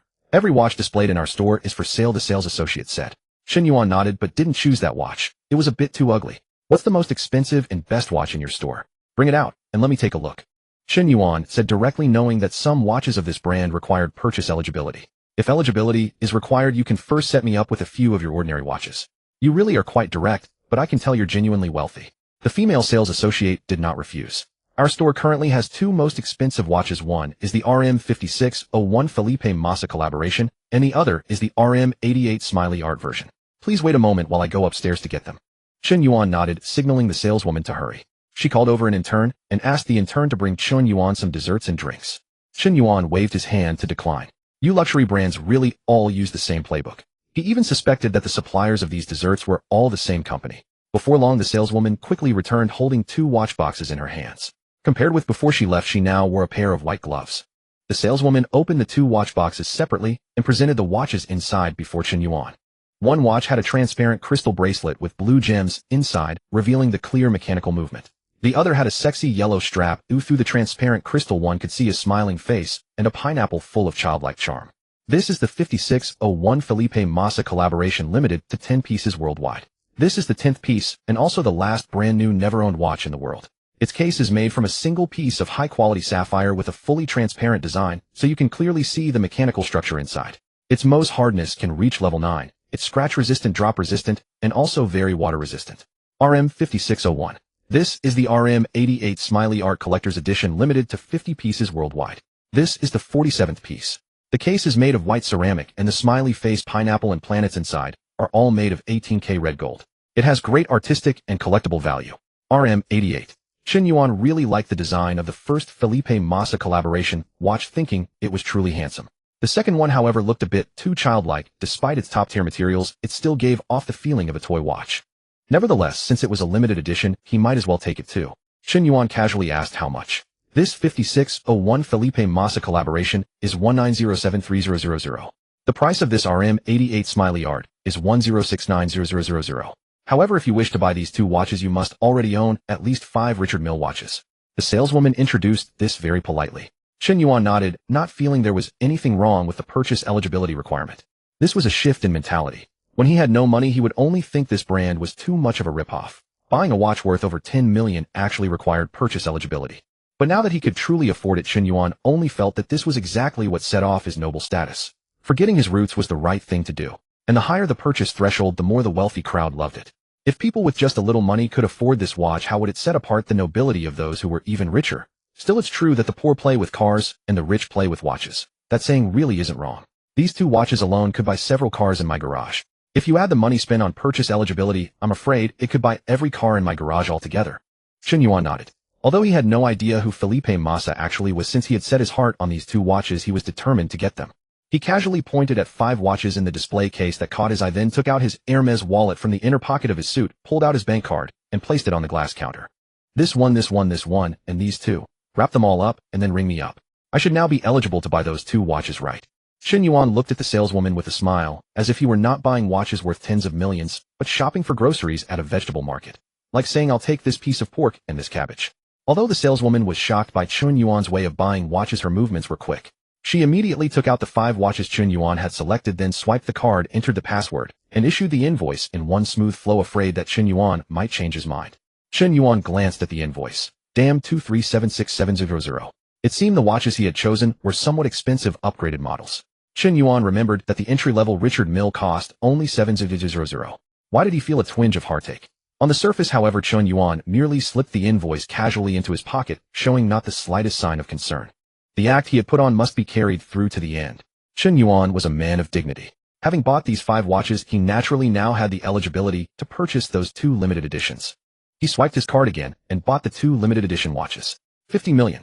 Purchasing these 7 watches cost Chen Yuan a full 50 million, 1/14 of his daily allowance. Spending 50 million on a car Chen Yuan felt was money well spent. But spending 50 million on watches, mere ornaments, still felt far too extravagant to him. Even though his money was all gifted by the system, he still felt this way. Just a moment ago he had thought the high threshold was a good thing, but when the 50 million was actually swiped away, Chen Yuan's mindset shifted a little. I wonder what goes through the minds of those big shots when they buy watches. Chen Yuan couldn't help thinking to himself. And who is this Felipe Massa anyway? The watch he collaborated on is so expensive, 19 million. Even in a place like Shenzhen, 19 million could buy a luxury mansion. Chen Yuan directly put the RM5601 Felipe Massa collaboration on his wrist and packed the remaining 6 watches along with their boxes into a carrying bag. The bag was quite heavy, and its quality was much better than that of ordinary bags. Mr. Chen, is there anything else I can do for you? The saleswoman asked. After thinking for a moment, Chen Yuan said, in the future, if the store has any collaboration models, message me first. That's the basic protocol. From now on, no matter what limited editions come in, they'll be sent to you first. The saleswoman said respectfully. She now felt that the store manager seemed to be getting on in years, no longer able to handle the work and should retire, and the store manager position would be better occupied by her. Chen Yuan nodded, picked up the bag, and walked out of the Richard Mille store with Jiang Yue. Is there any brand you'd like to browse? Chen Yuan asked, feeling the heavy weight in his hand. He had already browsed everything he wanted. After thoroughly satisfying his urge to consume, he planned to take care of his little bank steward.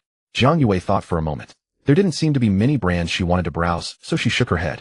All right, let's go check out ROG then. Oh, I'm planning to buy a computer, Chen Yuan said. The computer in his dorm was only a laptop. Even a laptop with an RTX 5090 couldn't match the performance of a desktop tower. With limited dormitory conditions, he could only use a laptop. But home was another story entirely. For the rest of the afternoon, the two of them configured a computer at the ROG store. When Chen Yuan saw the ROG Phantom World case start up with its layered lights flashing on together with the ROG, he felt rooted to the spot. There was also the Night Demon keyboard, whose lighting was even flashier than Wooding's, and wireless esports headphones that radiated pure competitive energy. Only one phrase echoed in Chen Yuan's mind: buy. This was a guy's paradise, just as a room full of lipstick and handbags would be for a girl. Chen Yuan wanted to move that paradise home. And in fact, that was exactly what he did, buying a huge pile of mice and keyboards. Though he would only use one set, the rest could be hung on the wall as decoration. It was not until dusk that Chen Yuan returned home, thoroughly satisfied. In one afternoon, he had bought clothes, a watch, and a computer, a satisfying haul. The store would deliver the desktop straight to his home. Chen Yuan drove his Ferrari back to Shenzhen Bay No. 1 with Jiang Yue beside him. When they reached home, a pile of Hermes shopping bags was neatly arranged in the entryway. Brother Yuan, let me help you put these away, Jiang Yue offered on her own initiative. Chen Yuan shrugged. Thanks. Chen Yuan had been spoiled by his parents ever since he was a child. He had never cleaned his own room or cooked for himself. Sweeping the floor was the hardest chore he had ever done at home. Now that someone had come to help him organize his walk-in closet, Chen Yuan was naturally more than happy. It's what I should do. Please don't be so polite, Jiang Yue said with a smile, bending down to pick up the Hermes shopping bags before following Chen Yuan into the walk-in closet. There were 2 walk-in closets in Chen Yuan's master bedroom, one for the man of the house and one for the woman. Chen Yuan lived alone, so regardless of whether it was the man's or the woman's, they were all his. Jiang Yue quickly hung up the clothes, placing each type into different wardrobes. Chen Yuan looked around. After spending more than 3 million yuan on clothes, the walk-in closet still looked empty. There was no other reason. The closet was simply too large. It seems filling this walk-in closet is still a long and hard task, Chen Yuan thought to himself. He took out the watches and placed them on the island counter at the center of the closet. The island counter in the center was designed specifically for jewelry and watches. One of its drawers was even divided into separate compartments. Chen Yuan took out the Richard Mille watches from their boxes one by one and placed them in the watch cabinet, except for one which he set aside. It was a compact barrel-shaped watch covered in diamonds, and it was the only women's watch among all the timepieces he had bought. Because he hadn't asked the salesperson for details, Chen Yuan didn't know the exact model of this women's watch. But from its glittering diamond-covered exterior, he could tell that its price was definitely 7 figures. As for how Chen Yuan knew it was a women's watch, he had naturally judged from its size. Placing the watch on the island counter, Chen Yuan tapped the glass surface with his fingers, producing 2 crisp clicks that drew Jiang Yue's attention. Chen Yuan pushed the watch box toward Jiang Yue. This watch is for you. Consider it a thank you for spending the afternoon with me. Jiang Yue did not show ecstatic joy. Her professional habits would not allow it. She still maintained the composed bearing and smile her job required. Brother Yuan, this gift is too generous. I can't accept it. Chen Yuan raised an eyebrow, impressed by Jiang Yue's control over her expression. He felt he still had a lot to learn. In the past, if someone had given him a Richard Mille, Chen Yuan would have grabbed the other person's hand and kissed it. Even if he didn't wear it himself, he could sell it and have enough money to last a good while, or even live a life of total idleness in a county town. You already call me Brother Yuan. Don't you know what that means to your Brother Yuan? If your Brother Yuan gives you something, just keep it, Chen Yuan said smugly. He was very satisfied with Jiang Yue as his bank relationship manager. She could help him when he needed it, and in private matters she provided him emotional value too. Brother Yuan this. As a bank relationship manager who constantly dealt with money, Jiang Yue was very aware of the value of this watch. This had gone beyond normal social gift-giving. It was either a gesture to win her over by binding common interests or the start of an intimate relationship. Jiang Yue knew her place. Chen Yuan clearly had no need to win her over. She was just a wage earner who helped him handle small matters. If he wanted to curry favor, it would be with the bank's president or vice president or with other people wielding real power, not a bank relationship manager like her. Then, that meant an intimate relationship. Jiang Yue pressed her lips together. Should she agree, or just agree outright? If she accepted this watch, wouldn't that mean their relationship had moved a step closer? Chen Yuan had no idea that Jiang Yue within 2 seconds had already thought as far as what their future children would be named. Brother Yuan, if I just accept such a precious gift from you, I truly don't deserve it, Jiang Yue said. Then when I need your help in the future, put in a little more effort. Chen Yuan smiled and pushed the watch toward her again. When he needed her help. Actually, there were still plenty of scenarios in which she could help him. Jiang Yue's eyes darted through the open door to the bathroom not far away where an oversized double bathtub sat. That was a good scenario. Jiang Yue reached out, took the women's watch out of the box, and slipped it onto her wrist. On her fair forearm, the diamond-encrusted women's watch was dazzling. Not bad. It looks great on you, Chen Yuan said with a smile. Jiang Yue looked at the Richard Mille on her wrist. This was the first time she had ever owned such an expensive watch. In truth, her salary was not particularly high. Her job allowed her to meet many wealthy people, but in the end, she was just an ordinary person. When she truly slipped the admission ticket to the realm of billionaires onto her wrist, Jiang Yue nearly lost control of her expression. Moving her gaze from the watch to Chen Yuan, standing not far away, she lightly bit her lip. Back then, for the sake of Chen Yuan, this one client, she had given up all her other clients in Heilongjiang province. She was betting that following Chen Yuan would be a more profitable path, betting that she could rely on him to change her life. But that time she had still had a way back. Even if she lost the bet, she would remain a bank employee and earn a decent salary.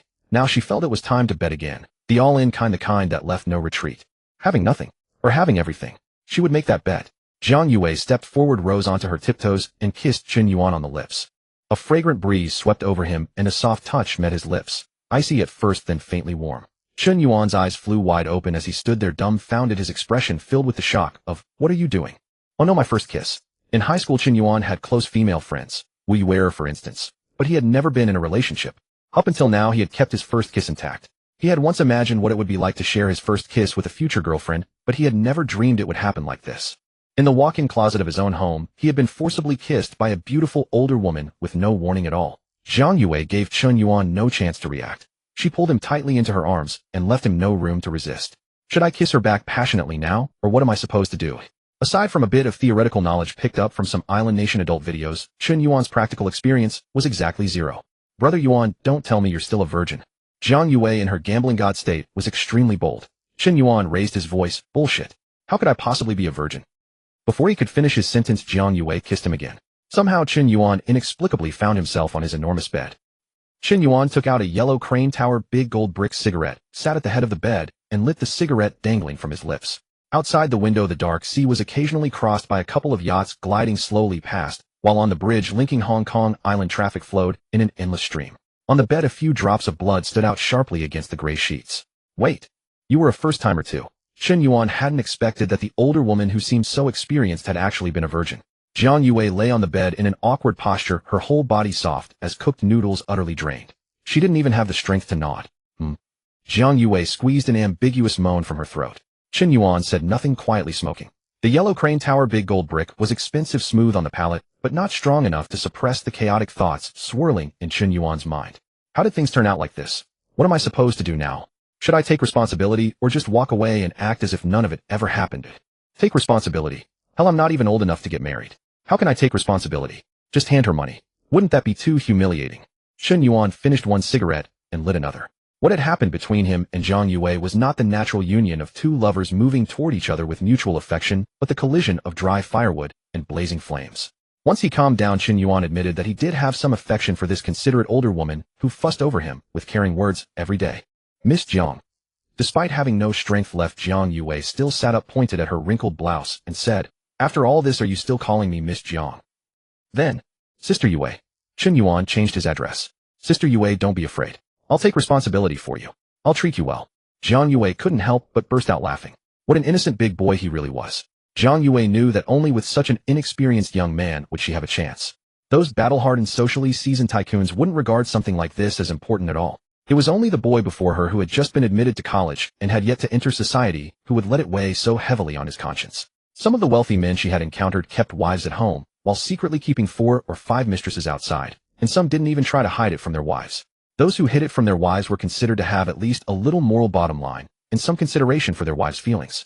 As for divorce lawsuits, those rich men weren't afraid of that in the slightest. Their legal teams could take you to court all the way into the 22nd century, dragging an ordinary person to death. Jiang Yue knew she had bet correctly. I really am a bad woman, she thought to herself. It's fine. I was the one who initiated it. You don't need to feel guilty or anything. I don't need you to take responsibility. Chen Yuan scratched his head at Jiang Yue's words. He didn't actually feel guilty, just felt a dazed emptiness after the thrill. What was the meaning of life anyway? Chen Yuan tossed away the cigarette, and let his head fall heavily back onto the bed, deliberately avoiding the spot where the two of them had just been intimate. Sister Yue, since we've come this far, let's eat first, Chen Yuan said. Some things were truly pleasurable, but they were also truly exhausting. At that moment, all he could feel was the hollow emptiness in his stomach. Okay. Jiang Yue got up and straightened her clothes, stuffing the torn black stockings into the pocket of her suit jacket. Would McDonald's be okay? Chen Yuan asked, suddenly craving a Big Mac and a grilled chicken filet burger. Sure, I'm not picky, Jiang Yue said with a teasing smile.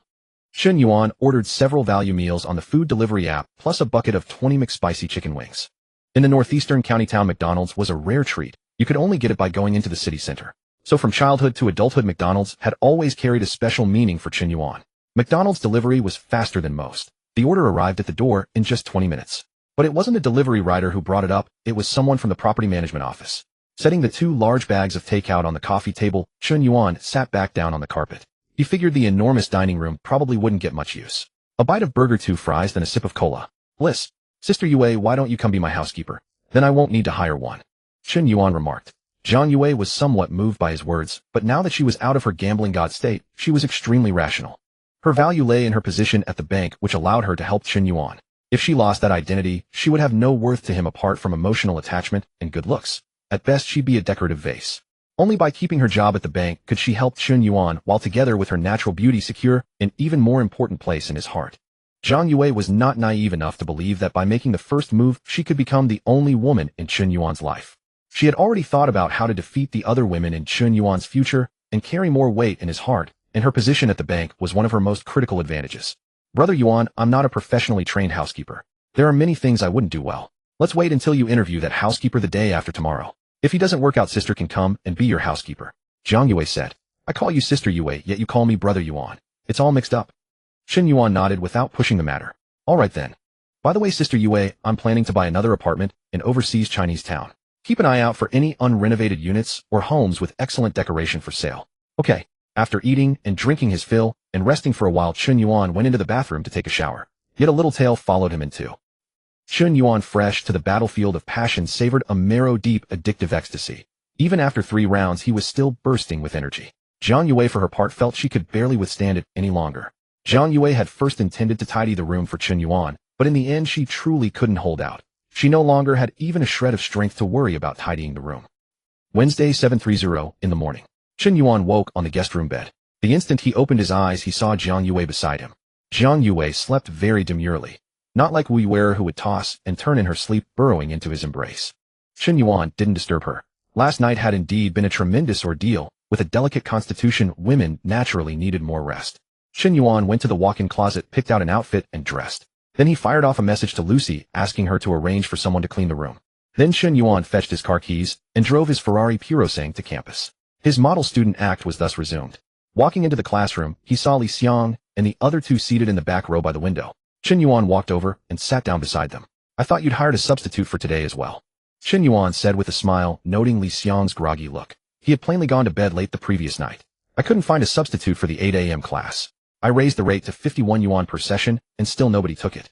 Li Xiang let out a yawn. Chen Yuan ribbed him. That just means you didn't raise the stakes high enough. Crank it up to 100 a session, and maybe someone would take the bait. Right. If you paid 100 per class, I'd take leave of my own classes and attend yours on your behalf, Lu Rui said. Li Xiang rubbed his plump hands over his face, forcing himself to stay alert. Forget it. Not worth it. Before long the professor entered the classroom, and another day of lectures began. The liberal arts were mind-numbingly dull, a stream of theories and names that made one sleepy, and the sheer fuss over word choices bordered on pedantry.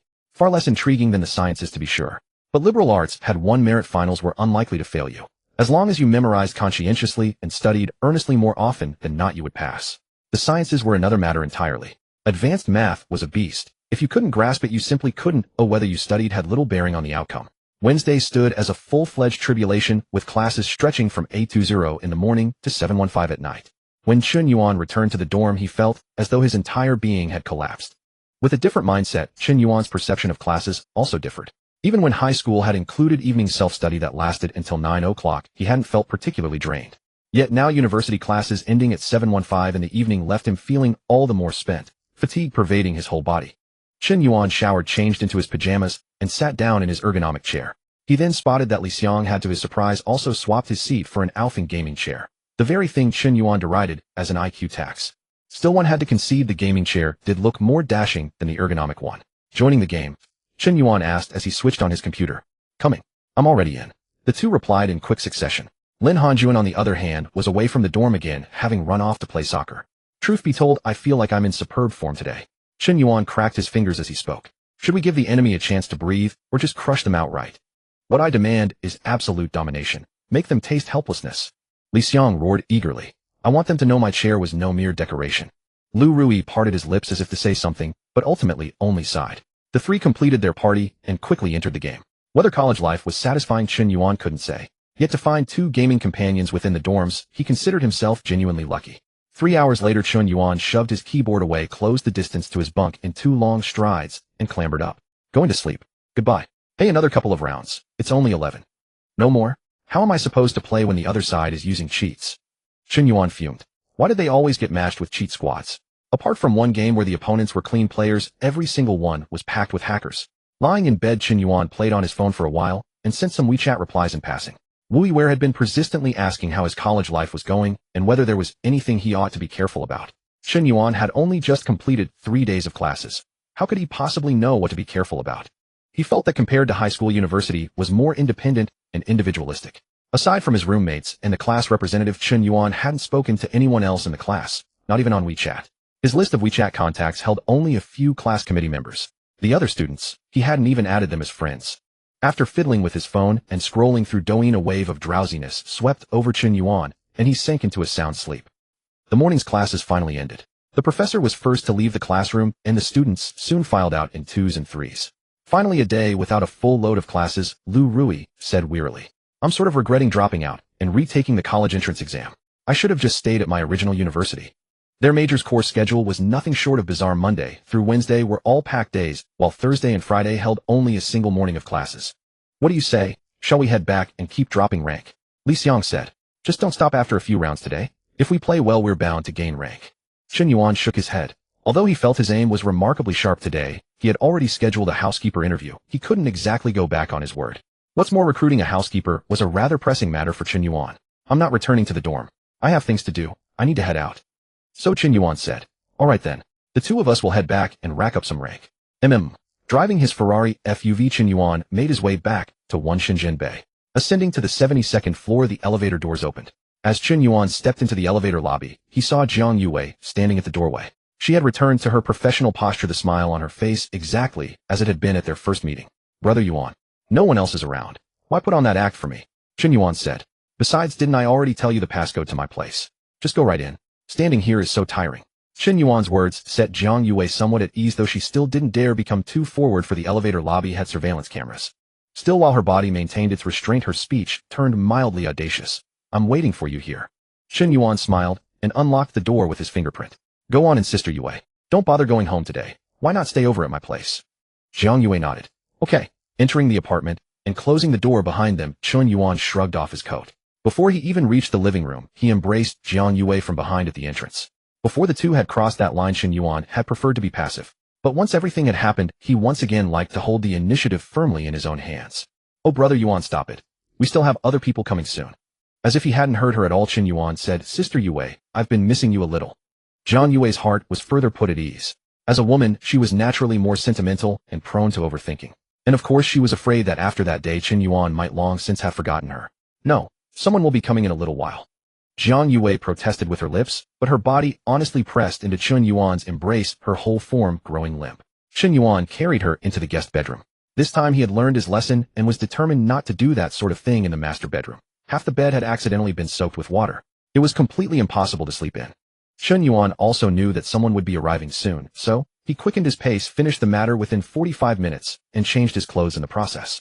After changing, Chen Yuan sat in the executive chair in his study, waiting to interview the seasoned butler. To be perfectly honest, he was rather curious about a professional butler.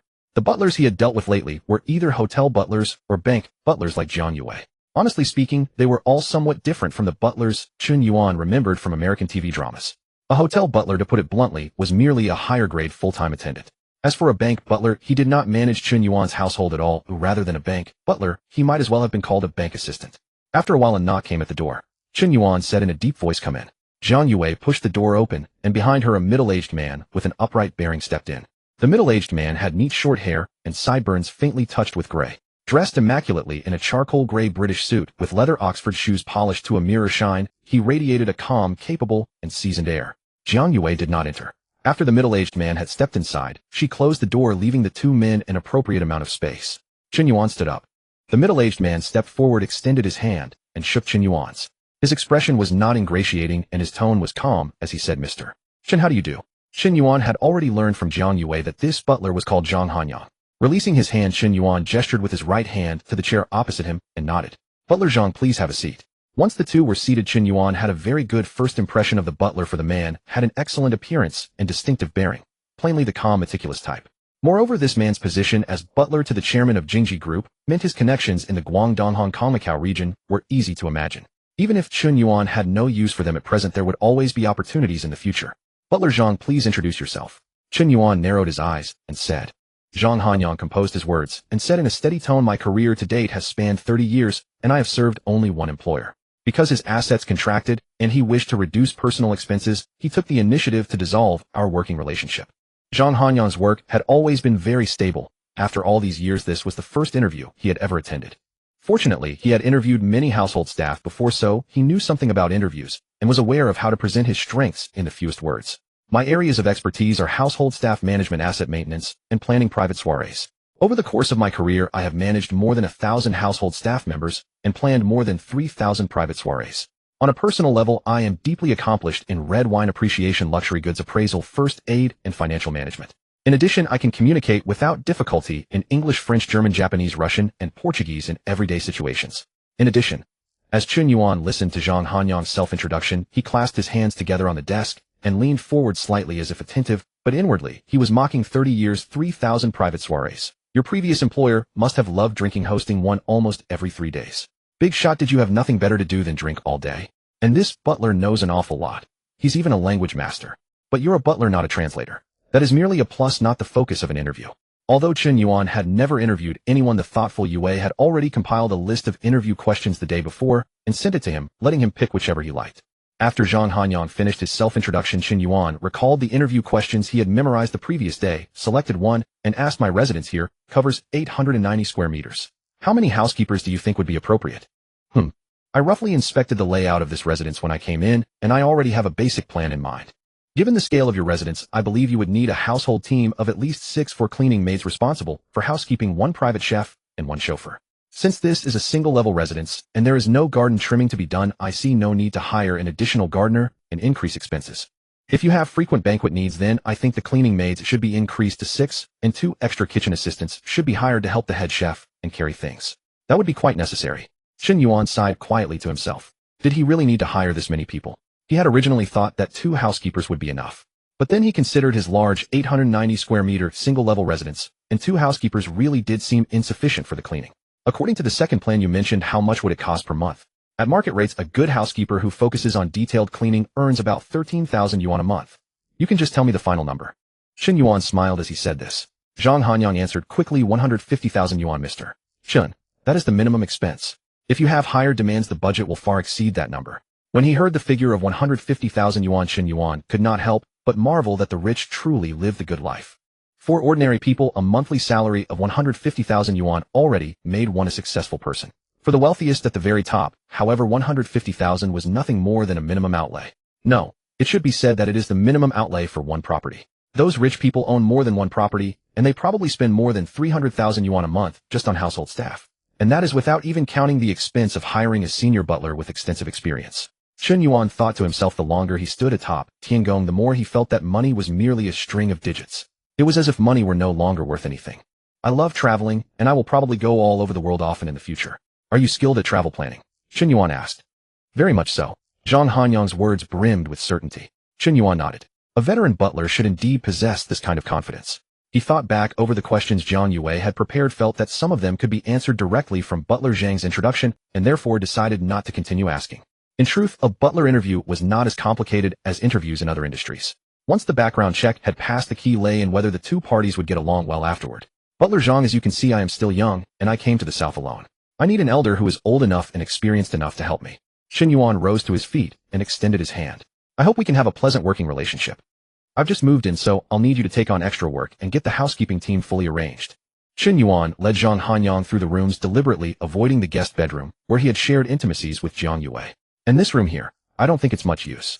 Clear it out and convert it into a gaming room. As for the two walk-in closets over here, I want them stocked up as soon as possible. Also the central island, buy me some jewelry, watches, and the like. It looks too shabby when it's empty. Zhang Hanyang took note of everything. As for the budget, there's no cap. Just tally up the monthly expenditures and show me. Chen Yuan said, stretching his back. And that's it for today. We'll officially start work tomorrow. Very well, Mr. Chen. Zhang Hanyang gave a slight bow. After he left, Jiang Yue seemed to pop out of nowhere. So what do you think of this, Mr. Zhang? Not bad. I don't have very high standards anyway, Chen Yuan said with a smile. No, you must have high standards. You deserve nothing but the best.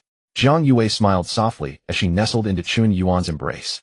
With no one else in the house, she grew bold and uninhibited once more. Sister Yue, that steward used to be the personal butler of the chairman of the Jingji Group. Didn't you say the Jingji Group is having a hard time lately? You think there's any chance I could buy the entire Qingqi 100 building? Chen Yuan asked. He'd been entertaining this idea ever since Jiang Yue introduced Zhang Hanyang and told him about Qingqi 100 2 days ago. As Shenzhen's second tallest building, Qingqi 100 was a premium super grade A office tower, a landmark of the city, and one of Shenzhen's defining symbols. Acquiring it would unquestionably serve as Chen Yuan's ticket into high society. And the number of companies renting space in Qingqi 100 would translate directly into the scale of the network Chen Yuan could command. Of course, the most crucial factor was that the Jingji Group was currently in poor financial shape. In the past, Qingqi 100 was the flagship asset of the group. They would never have sold it. But now if the price were right, the Jingji Group might well cut their losses. And with Zhang Hanyang's introduction, Chen Yuan could easily gain an audience with the chairman of the Jingji Group. Jiang Yue was startled by Chen Yuan's words. She raised her head. Why would you want to buy it? Buying the entire building would cost at least 10 billion yuan. Besides, it's not worth it at all. It would definitely be a failed investment. Why do you say that? Chen Yuan couldn't help asking. Jiang Yue led Chen Yuan to the living room and sat him down, then pulled out a laptop. Yuan, let me do the math for you. Chen Yuan nodded. Go ahead. Jiang Yue opened the computer and searched through data. Qingqi 100 consists of the main tower and the commercial center below. The main tower has 100 floors totaling 220 square meters. At market prices of around 60 to 80,000 yuan per square meter, let's use 70,000. The main tower alone would cost a full 15 billion yuan. Chen Yuan heard the number and glanced at his phone balance. Well, then he could afford it. Jiang Yue's fingers continued tapping on the computer. At the current market rental rate of 110 yuan per square meter per month, even at full occupancy, the annual rental income would only be 290 million yuan. That means, assuming 100% occupancy, no inflation, and no risks whatsoever, it would still take you 53 years just to recoup your investment. Chen Yuan instinctively objected. You can't calculate it that way. Assets like this can be passed down. In the future, I can leave it to my son, my grandson. It can keep being inherited for generations. Besides, the Jingji Group is on the verge of bankruptcy. They must be desperate for cash. Surely they wouldn't still insist on 15 billion. And in all of China, how many people can put up that much cash at once? How many would be willing to? That's true, but the payback period is far too long. With that kind of cash, you'd have plenty of other more profitable investment options, Jiang Yue said.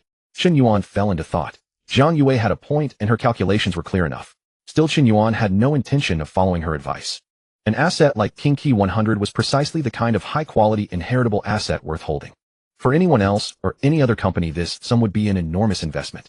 And because the payback period was so extended, even those who could scrape together the money might be unwilling to do so. After all these days, everyone talks about the poor economic climate. One misstep, and your capital chain snaps, leading you down the same path as the Jingji Group. Even if those companies mortgage their assets to take out bank loans and acquire Kinki 100, the rental income would still fall short of the interest payments. But Chen Yuan didn't have that problem. His capital chain could never break. The system gave him $100 million every single day, an overwhelming supercharged cash flow. Even if he didn't spend it, that money would just sit idle in the bank. Between letting money gather dust in the bank and buying a skyscraper that could be passed down through generations, Chen Yuan would naturally choose the latter. Chen Yuan thought it through clearly. In the future, he would inevitably have his own company and his own conglomerate, and he would naturally need a headquarters. Rather than building one in some remote suburb, it was better to just buy an existing tower. And as for renting an office building, please, he was the chosen one with a system. Why would he ever rent someone else's building? In Chen Yuan's dictionary, the word rent simply didn't exist anymore. Forget about that for now. I'm planning to register a company first, and I've already thought of the name. Chen Yuan changed the subject. What is it? Jiang Yue didn't press on their previous topic either. After saying those words, Jiang Yue realized she had gone too far. She was just a banking steward assigned to Chen Yuan by the bank. She had no right to speak like that, nor any right to interfere with his decisions. Even though she now shared another kind of relationship with Chen Yuan, she still had no such authority. The realization sent a chill of fear through her. Let's call it CY Capital Equity Investment Management Co., Ltd., or CY Capital for short. How does that sound? Chen Yuan said with a smile. Sigh. Wouldn't that be Chen Yuan? Yeah. Chen Yuan let out a dragon-like hum. It's my own name. I felt that calling it Chen Yuan Capital outright was too flashy, so I used an abbreviation. Jiang Yue carefully chose her words, keeping her tone as gentle as possible. But, Yuan, when registering a company in China, you can't have English letters in the name. Is that so? Chen Yuan's eyes widened. Well, my apologies. This was his first time registering a company, and he wasn't too familiar with the rules. He felt more and more that he still had a lot to learn. Chen Yuan's mind worked quickly, and soon he had another name. Then, let's go with Chen Yuan Capital Equity Investment Management Co., Ltd. Chen from morning light and Yuan from distance. How about that? The naming was rather slapped together, yet unexpectedly pleasing to the ear. Jiang Yue nodded and gave a thumbs up. Like the rising sun at dawn, setting one's sights far and forging ahead. A fine meaning and a fine name. Chen Yuan, was that what he meant? Fine. Guess that's what it meant after all. Since you think it's a good name, I'll leave the company registration to you, Chen Yuan said with a beaming smile. Sister Yue, you've got this. The more capable, the more you carry. Jiang Yue felt a mix of helplessness and warmth. Chen Yuan truly trusted her, telling her everything and entrusting her with all the tasks. Chen Yuan had no choice. Besides Jiang Yue, he really had no other helpers. Alright, I understand. Where do you plan to register the company? Jiang Yue asked. Chen Yuan pointed at the tower outside the window. Shenzhen Bay 1 Tower T3. Just there? We'll casually buy a floor as the company's registered address. Chen Yuan had no intention of buying the entire Shenzhen Bay 1 building. First, the group's financial situation was sound, so there was no way to drive down the price like he had with the bankrupt Kinki Group. Second, Kinki 100 was a true landmark building. No matter how famous Shenzhen Bay 1 was, it lacked the prestige of Kinki 100. Now the Spring Bamboo Tower would be more like it. Alright, don't worry. I'll take care of everything for you, Jiang Yue said. Chen Yuan nodded. Once the company was registered, it would be much more convenient whether he was acquiring Kinki 100 Tower or making other investments. As for hiring, he would take it slow. First, he needed to register the company. After all, whether it was the Kinki 100 acquisition or any other venture, they were still just ideas in his mind. A journey of 1,000 miles begins with a single step. Registering the company would be his first step in Shenzhen. Ziyuan Air Xing. Aim high and walk with a steady footing. What a wonderful meaning. Chen Yuan grew even fonder of the company name he had chosen. On Friday morning, Chen Yuan returned to school for class. With only 2 classes, he didn't feel tired at all. Everyone, wait a moment. Don't leave after class, class monitor Li Ying said, stepping up to the front with a microphone in a gentle voice. The counselor will be coming over to hold a class meeting soon. The students who had been ready to leave sat back down. Familiar classmates whispered among themselves, wondering what the counselor wanted, while others grumbled about her taking up their break time and not letting them go to dinner. Chen Yuan had also stood up to head to the cafeteria. As the saying goes, if you're not eager to eat, there's something wrong with your head. The first order of business after class was always to get a meal. But upon hearing Li Ying's words, Chen Yuan sat back down. Our counselor is pretty dedicated, working overtime even during the lunch break. What do you think she's going to talk about? Li Xiang shrugged. No idea. Let's just wait and see. Probably nothing important. Lu Rui calmly stared at her phone and said distractedly, it's probably about military training. You didn't read the freshman handbook, did you? Military training starts the week after next. The counselor must be giving us a heads up. Lin Hanjun became excited. Rui, you went to college before, so you must have done military training. I saw online that college military training lets you shoot real guns. Is that true or not? As she spoke, Lin Hanjun made shooting gestures with her hands, clearly full of anticipation. Lu Rui shook her head. Where could you possibly play with real guns during military training these days? That's long gone. Nowadays you just stand at attention in the scorching sun, and then there's one long march. just walking probably around 10 to 20 kilometers or so. Well, hearing Lu Rui's words, Li Xiang instantly slumped his head. Wouldn't that kill me? Lu Rui tapped Li Xiang's belly with her finger. With your physical condition, you should be able to request leave. The counselor and the drill instructor wouldn't want you dying on the training field anyway. Li Xiang let out a sigh of relief. Phew, that's good to know. After a while, the counselor, He Yun, walked into the classroom. The clamorous room instantly fell half silent, and when He Yun began to speak, it fell silent by another half again. Today, let's have a simple class meeting. There are two matters. First, registration has opened for all kinds of clubs, societies, and student unions at our school. You can browse the Enterprise WeChat to see if there are any societies or clubs you're interested in, and you can apply to join directly through it. If any of you want to join the student union, you can also apply there. Being in the student union benefits your evaluations and honors, and even party membership. If you're interested, you should prepare in advance, because joining the student union requires an interview. As He Yun's words landed, the students below began discussing among themselves again. Yuan-ji, what about you? Which society are you planning to join? Li Xiang asked. Among the three dorm mates, each had a different way of addressing Chen Yuan. Li Xiang liked calling him Yuan-ji. Lu Rui simply called him Yuan, and Lin Hanjun used his full name. Not sure yet. I'll see when the time comes. I might join the basketball club or the esports club. As for the student union, I definitely won't join. Lin Hanjun leaned over and said, I've already joined the football club. A few days ago, I met a senior while playing football, and he directly pulled me into it. Lu Rui in turn said, your kinds of clubs are too exhausting, always training. I'll just find something like the tarot club or a murder mystery club. Those are the most relaxed. I suggest you all find a relaxing club too, and don't spend too much time on it. That was the advice from a seasoned veteran. Up on the podium, He Yun finished talking about the clubs and moved on to the next matter. Second, the first week has come to an end, and you're all true college students now. Next week, there's still one more week of classes. But the week after that, there will be 2 weeks of military training.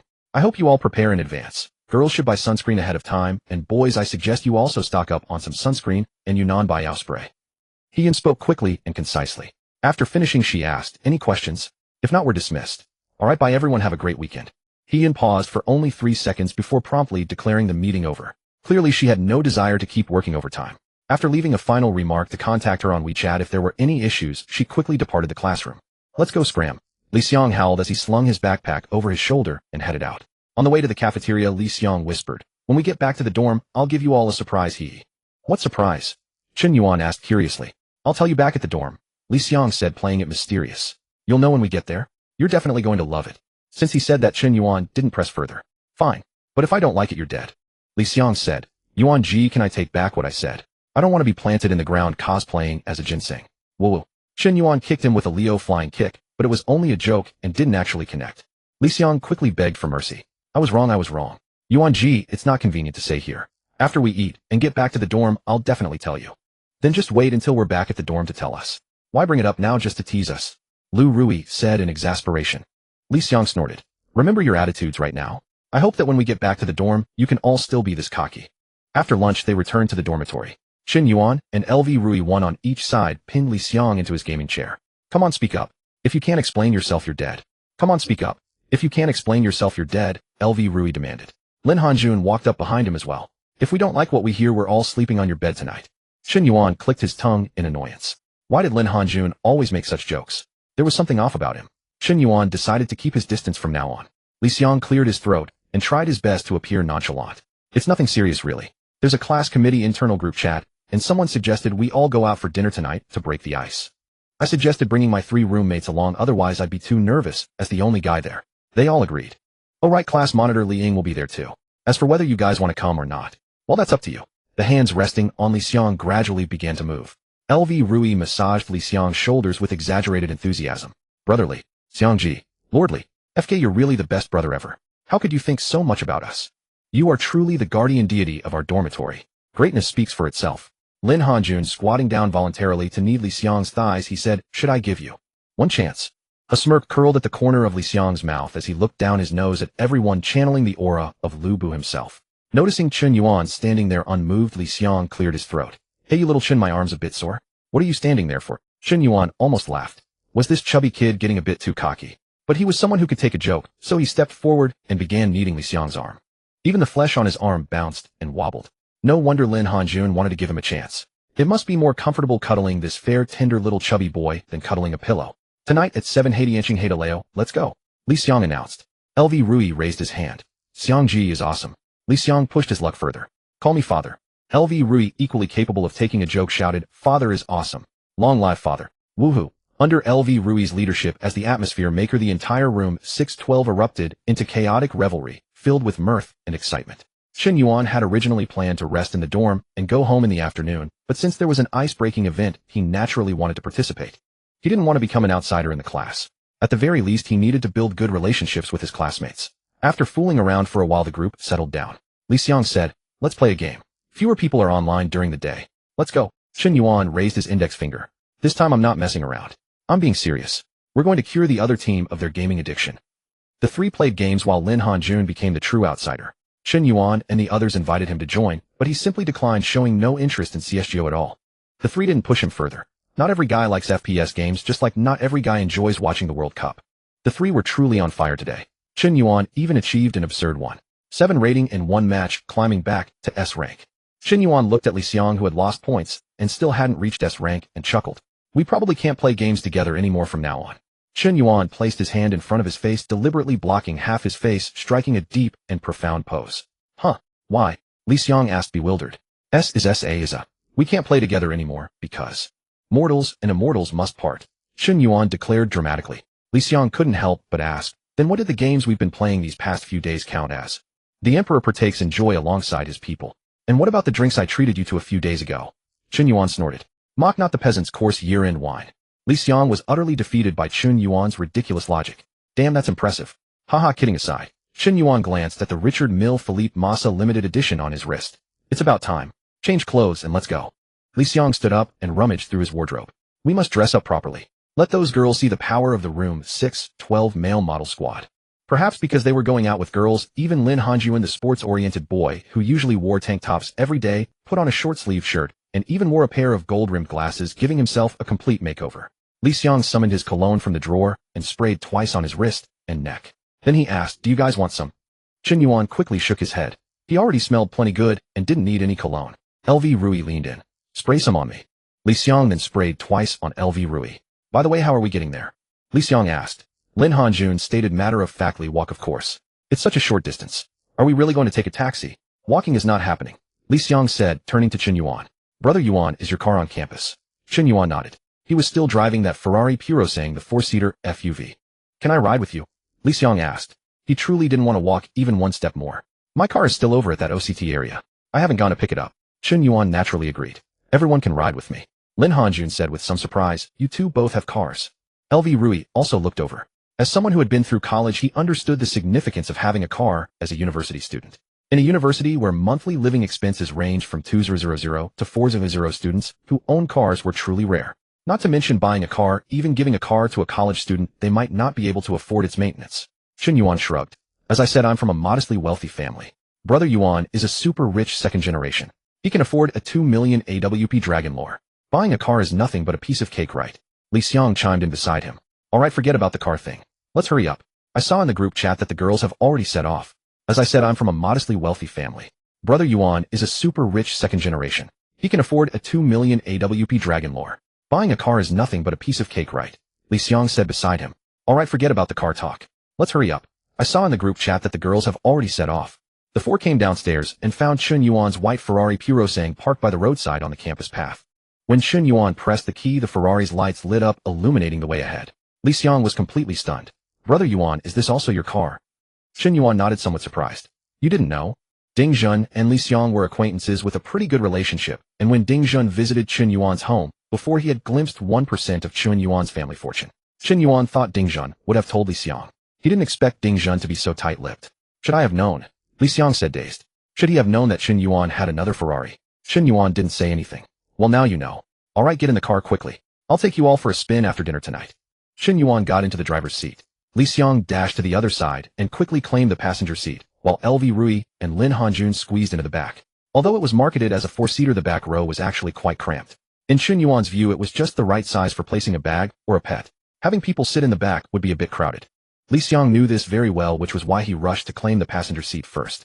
Once in the car, LV Rui and Lin Hanjun in the back seat were somewhat uneasy.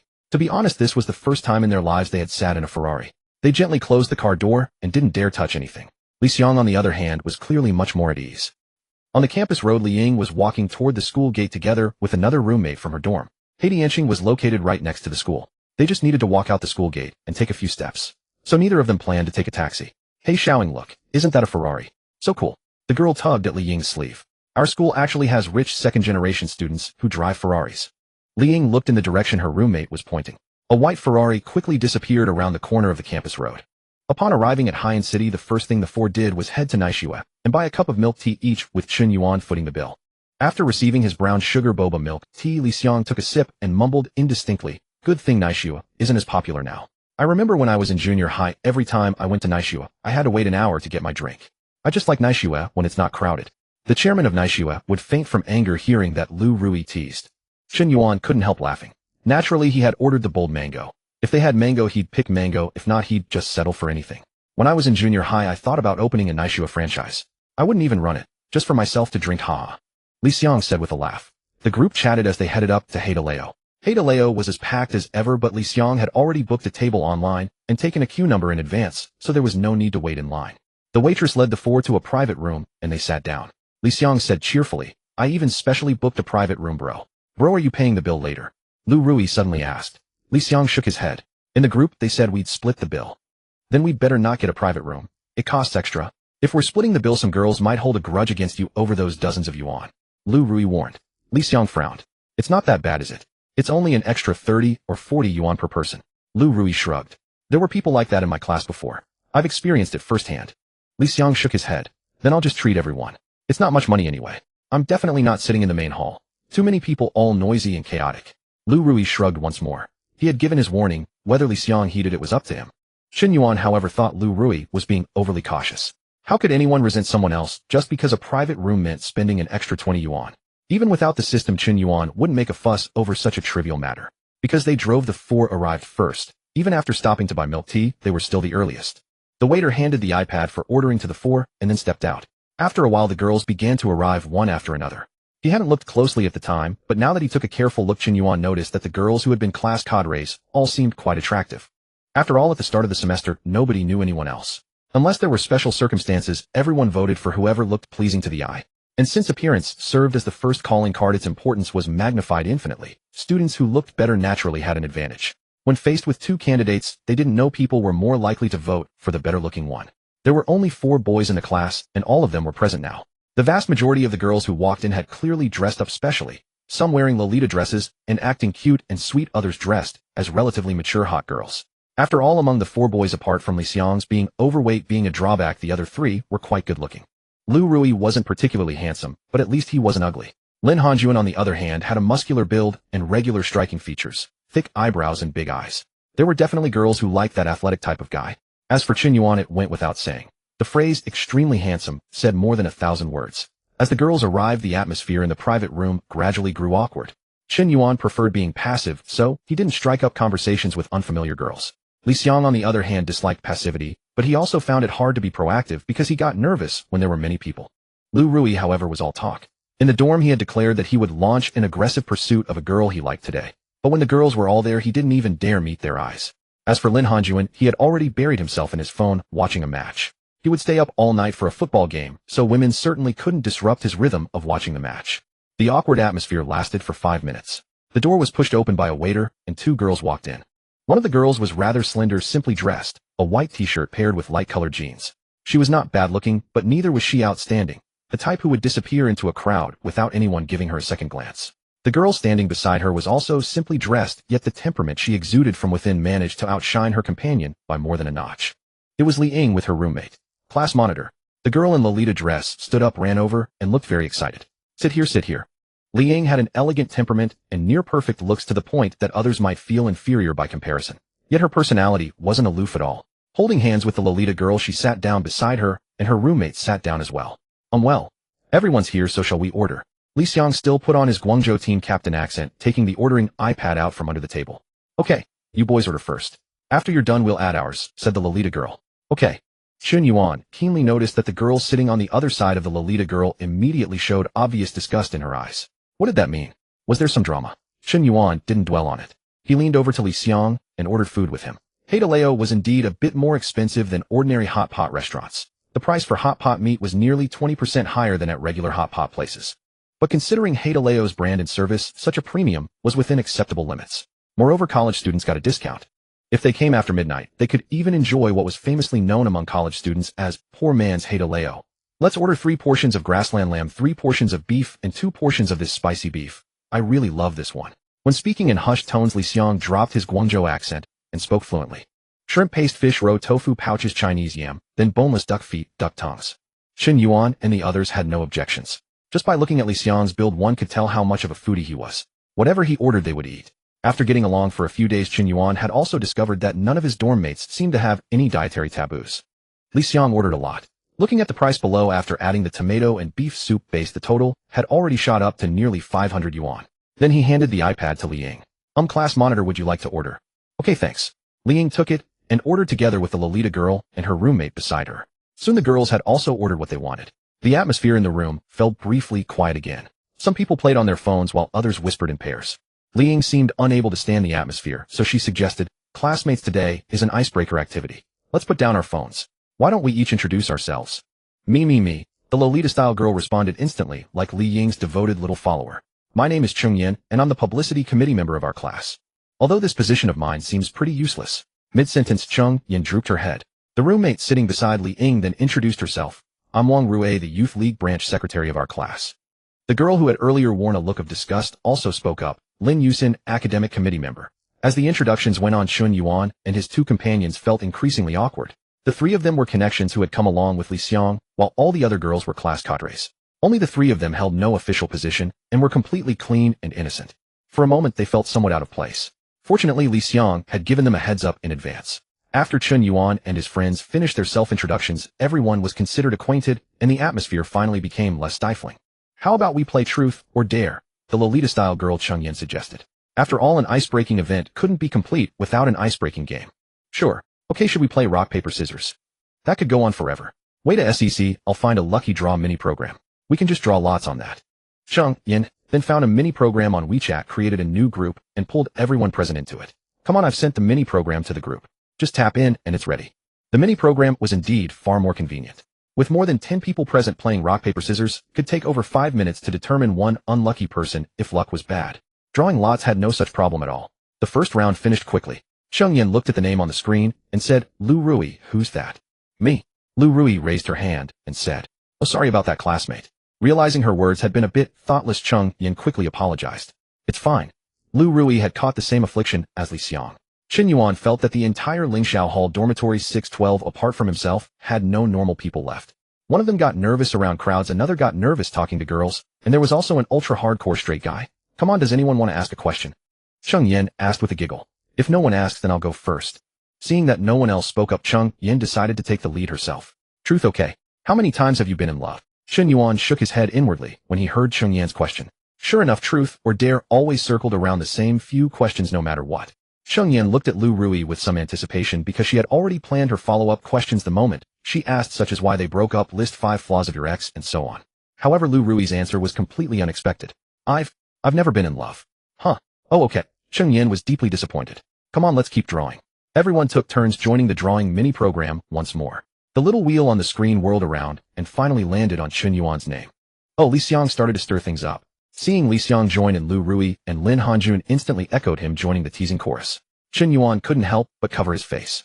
With roommates like these, what time would you even want to go back to the dorm? Chen Yuan stood up, looking even more excited. Everyone quiet down. I'll ask the question. The group fell silent, eagerly awaiting what Chen Yuan would come up with. In truth or dare, the questions are either gossipy, a little dirty, or something that causes sheer public embarrassment. This holds true all around the world. How many times have you been in love? Chen Yuan shook his head. 0. Although he and Wu Yuer had been chatting continuously, their relationship was only at the flirtatious stage. They had never officially become a couple. And with Zhang Yue, they had skipped the romance stage entirely and jumped straight into the exhilarating final phase, so that probably didn't count as a relationship either. Therefore, what Chen Yuan said was indeed the truth. Huh. Chen Yuan refused to believe it. You're this handsome, and you've never been in love. This is a truth game, so no lying allowed. Chen Yuan replied with absolute confidence. I really have never been in love. Chen Yuan was utterly disappointed. The questions she had prepared for later were completely useless. She puffed out her cheeks and muttered, fine. Are all you guys this pure? You haven't even had a single relationship. Chen Yuan couldn't help but complain. You've asked us the same thing twice now. How about you answer a truth question yourself? Fine, go ahead and ask. How many times have you been in love? Chen Yuan put her hands on her hips and said, I've never been in love either. A wave of disdainful teasing sounds instantly filled the private room. Another one who talks big but lacks experience. Seeing everyone looking at her with teasing and mocking expressions, Chen Yuan grabbed Li Ying's arm and gently shook it. Class monitor, look at them. Lin Hanjun grabbed Li Xiang's arm and mimicked Chen Yuan's manner. Psychology committee member, look at her. Ha ha ha. A burst of laughter instantly erupted in the private room. After a while of playful banter, the waiters began serving the dishes. Everyone took turns going out to prepare their dipping sauces, while Chen Yuan simply asked the waiter to make him a sweet and sour flavored dipping bowl. The ones he mixed himself always turned out terrible, while the waiter's prepared sauces tasted much better. Although Chen Yuan always requested the same order, sweet and sour flavor, no garlic, extra cilantro, every Haidaleo branch had a different result. Each taste was like opening a blind box. Still, they all tasted pretty good. The large table in the private room could fit 2 hot pots, which made things quite convenient.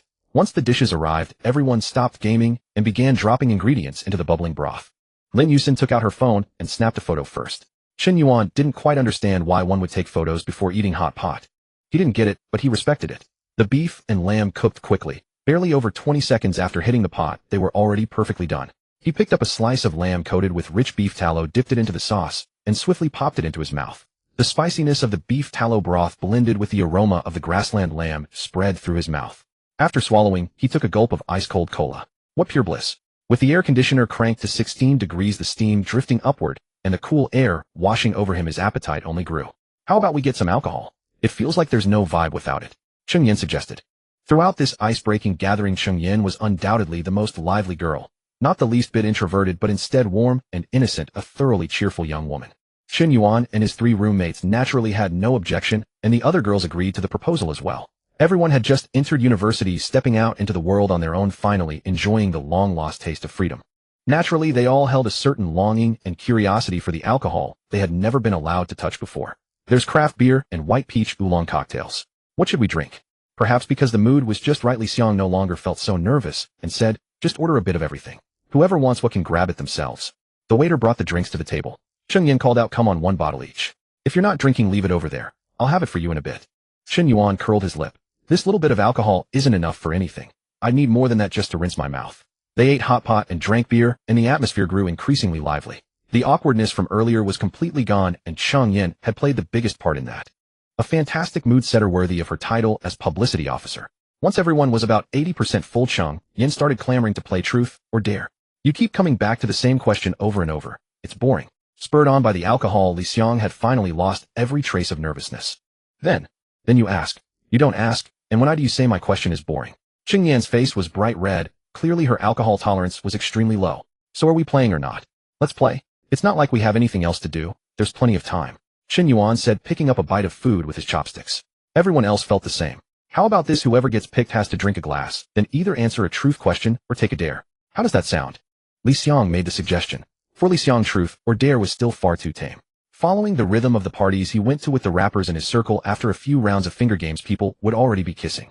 Of course it wasn't Li Xiang doing the kissing, it was watching other people kiss. Fine, that's best. That works too. Can the girls drink half a glass while the boys drink a full one? We girls don't have that much tolerance for alcohol. Li Xiang agreed on behalf of Chen Yuan and the others. Fine, let's go. They all pulled out their phones and started using the mini program to select someone. They watched the spinning wheel on the mini program whirl around quickly until finally it stopped on Wang Rui's name. She was Li Ying's roommate, and also the class's youth league secretary. Can I choose the dare? Wang Rui asked. Since they were playing, she wanted to go all out. Truth questions to her weren't exciting at all. Of course. Drink your glass first. Chen Yuan poured her beer with a grin, filling the glass only to a third, not even half a glass.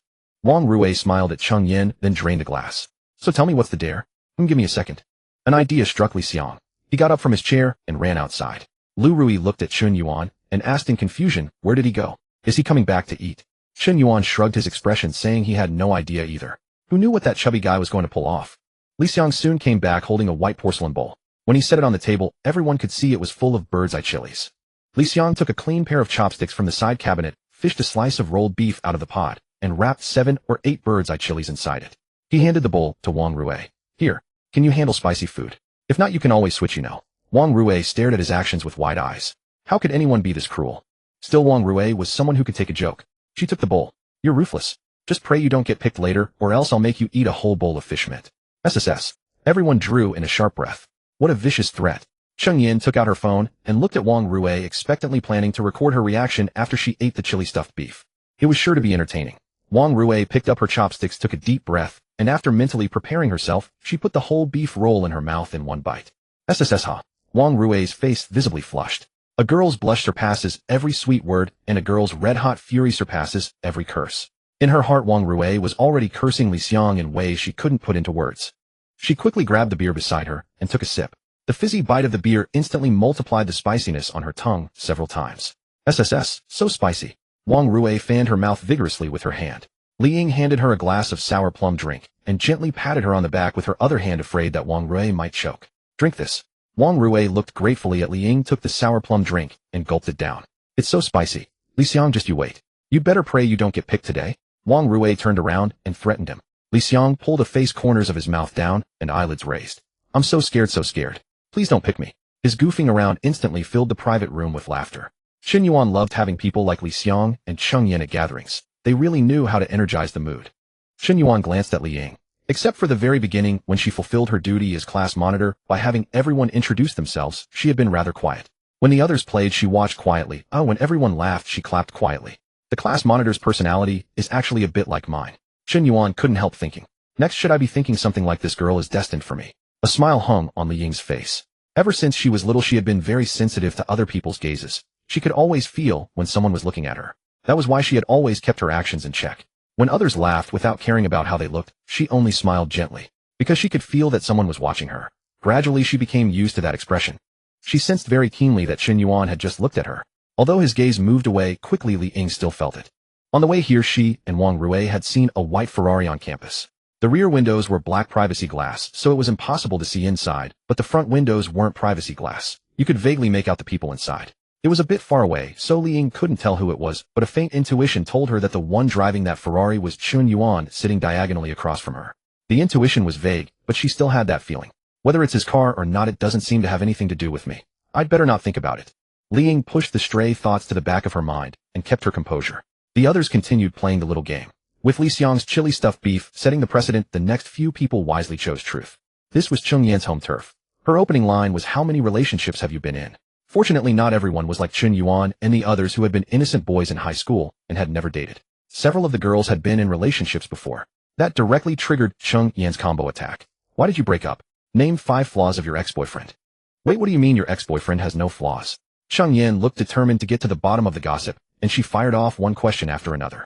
With the people around deliberately stirring things up, the girl answered Chen Yuan's questions one by one, satisfying everyone's craving for gossip. As the game stretched on, the atmosphere grew even livelier, and everyone gradually became more familiar with one another.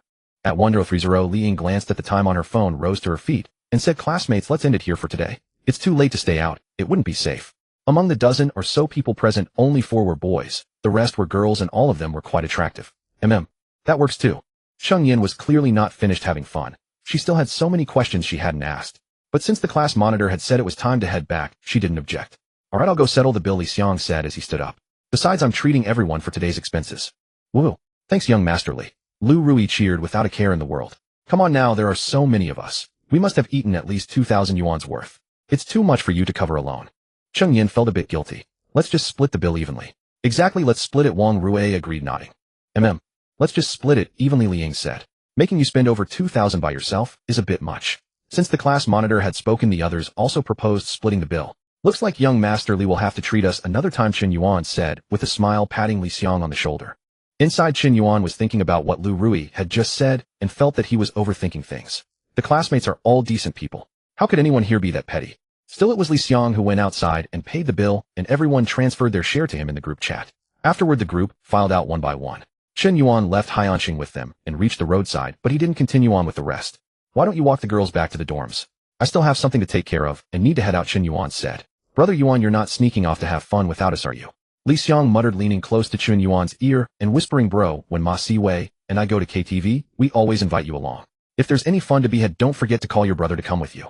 Chen Yuan pushed him away helplessly. "I really do have something to do. I'm not going out to play. If I ever get the chance to go have fun, I'll definitely take you along." "All right then. You drank too, so be careful," Li Xiang reminded him. After saying goodbye to everyone by the roadside, Chen Yuan hailed a luxurious car and returned to Xinjianwan No. 1. Chen Yuan had truly forgotten his roots. He no longer ordered ordinary ride-hailing cars, only business or luxury cars. Climbing into a Mercedes-Benz S-Class, Chen Yuan returned to Shenzhen No. 1. For him, now riding in an S-Class was practically a step down in consumption.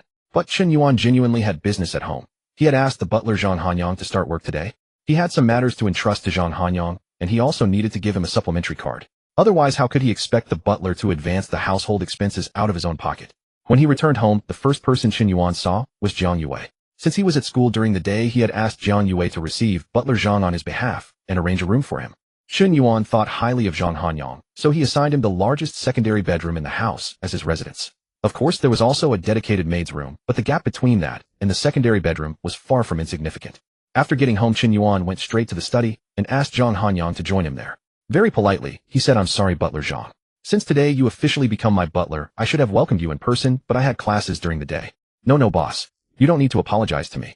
I'm only your butler. My arrival shouldn't disrupt the rhythm of your life. Zhang Hanyang felt flattered beyond words. Even though he had served his previous employer for 30 years, he had never once heard an employer apologize to him.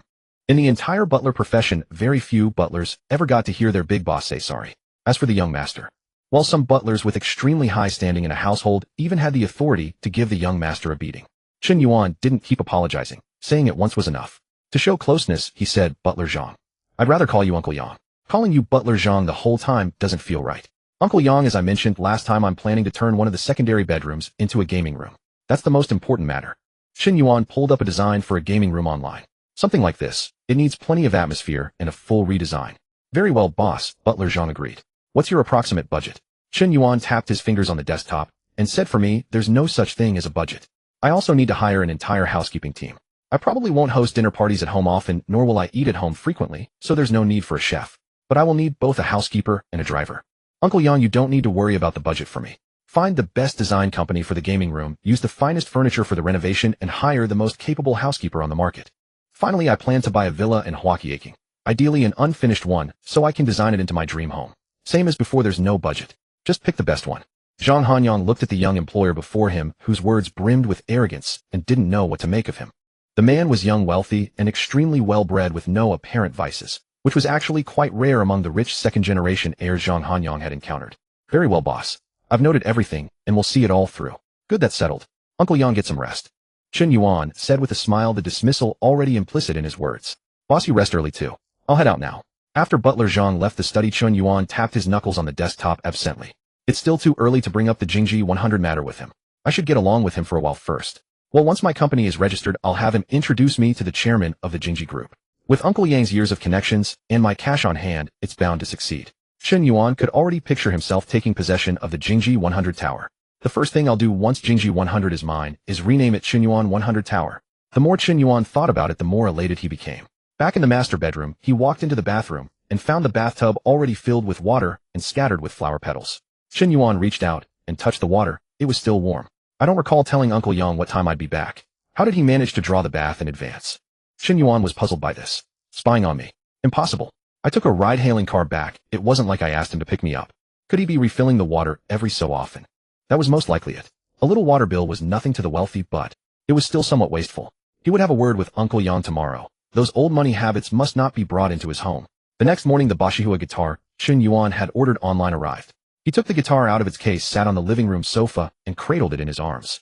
A guitar worth 150,000. How extravagant, he mused while tuning it. A novice would normally tune with an electronic tuner, but Chen Yuan, equipped with the system's sing and play mastery, could calibrate every note perfectly with nothing but his own ears. After tuning, Chen Yuan looked up the piano score for If One Day I Become Rich Online.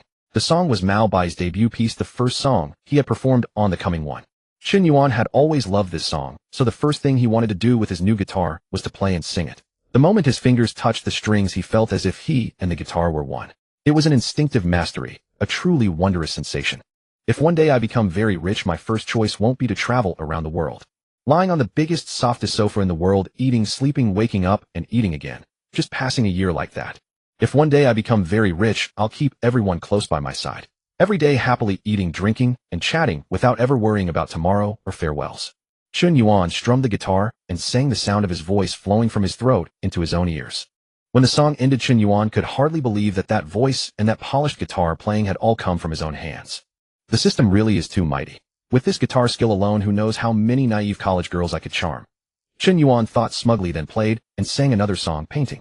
His playing was so skilled and smooth with no stumbling whatsoever that the entire performance could only be described as silky, like having eaten a piece of Dove chocolate.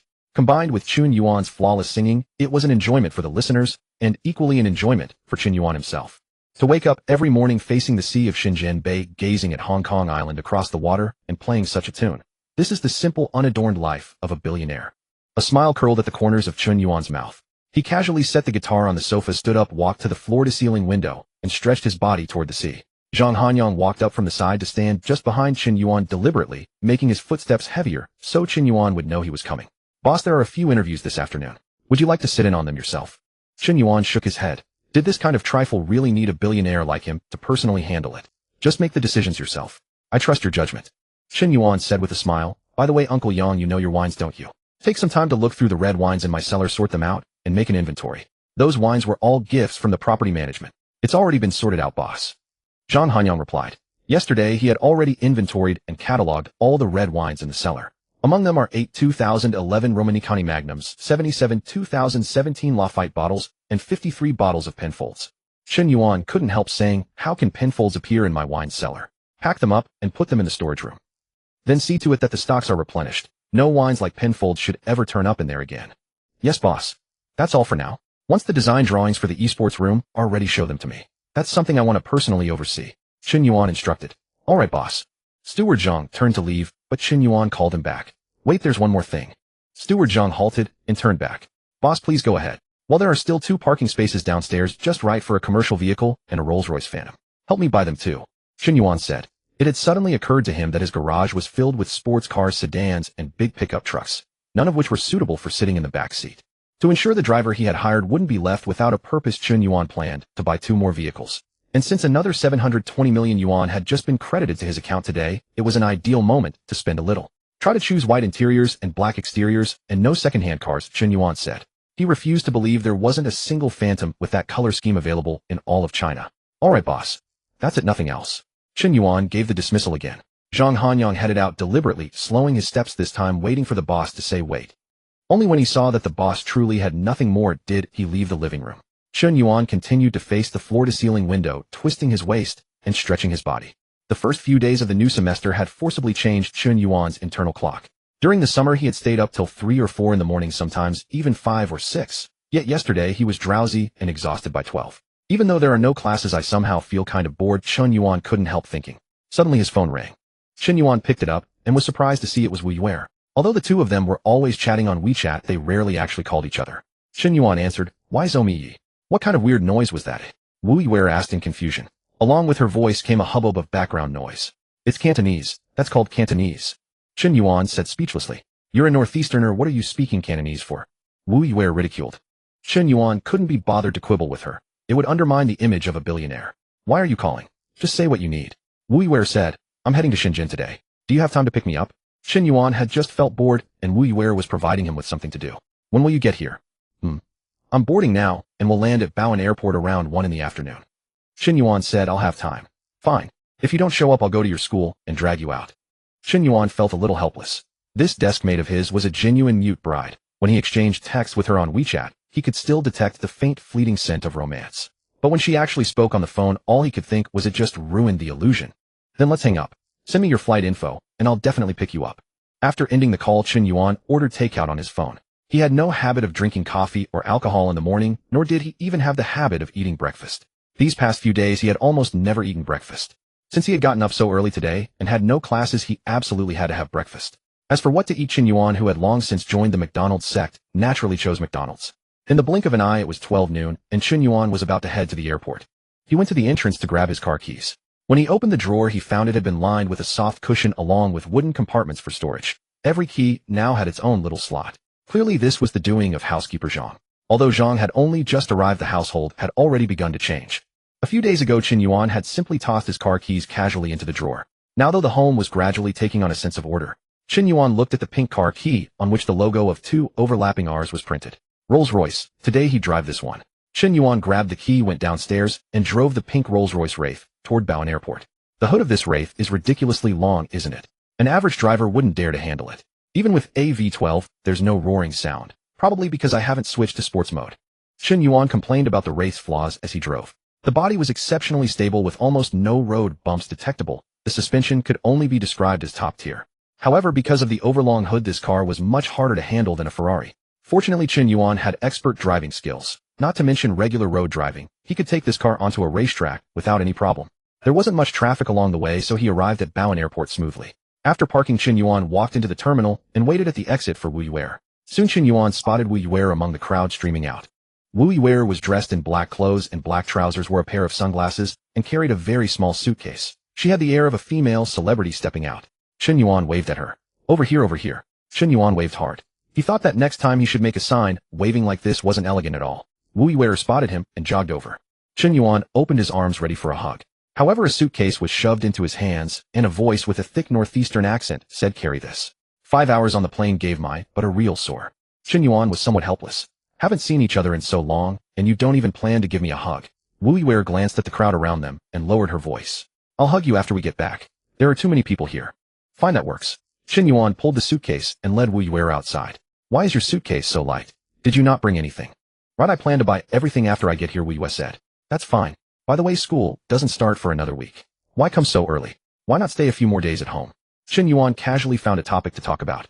I had another fight with my mom. Wu Yuer's mood visibly dropped. Chen Yuan knew how strong her mother's controlling nature was, so he didn't continue that topic and instead talked to her about how prosperous and fun Shenzhen was. At the parking lot, he found his Rolls-Royce Wraith and put Wu Yuer's suitcase in the trunk. Standing in front of the car, Wu Yuer said in disbelief, "This is also your car?" Chen Yuan nodded, took out the key, and dangled it in front of her. Mine. Wait, I don't think I was asleep either, but how come I feel like I've lost a memory? Since when did you become this rich? Wu Yuer said blankly. A college student, yet he got himself a Wraith. Even her own family with their county town clout couldn't have bought her a Wraith during her college years. I originally wanted to get along with you as an ordinary man, but all I got in return was distance and rejection. Chen Yuan said while opening the car door. Now I'm done pretending. I'll come clean. I'm tall, rich, and handsome. Wu Yuer couldn't hold it in. Who calls himself tall, rich, and handsome? You're shameless. Alright, get in the car. Take the passenger seat. I'll take you street racing. Are you some kind of hot rod kid? Street racing? Wu Yuer got into the passenger seat and skillfully pressed the automatic door close button on the A-pillar.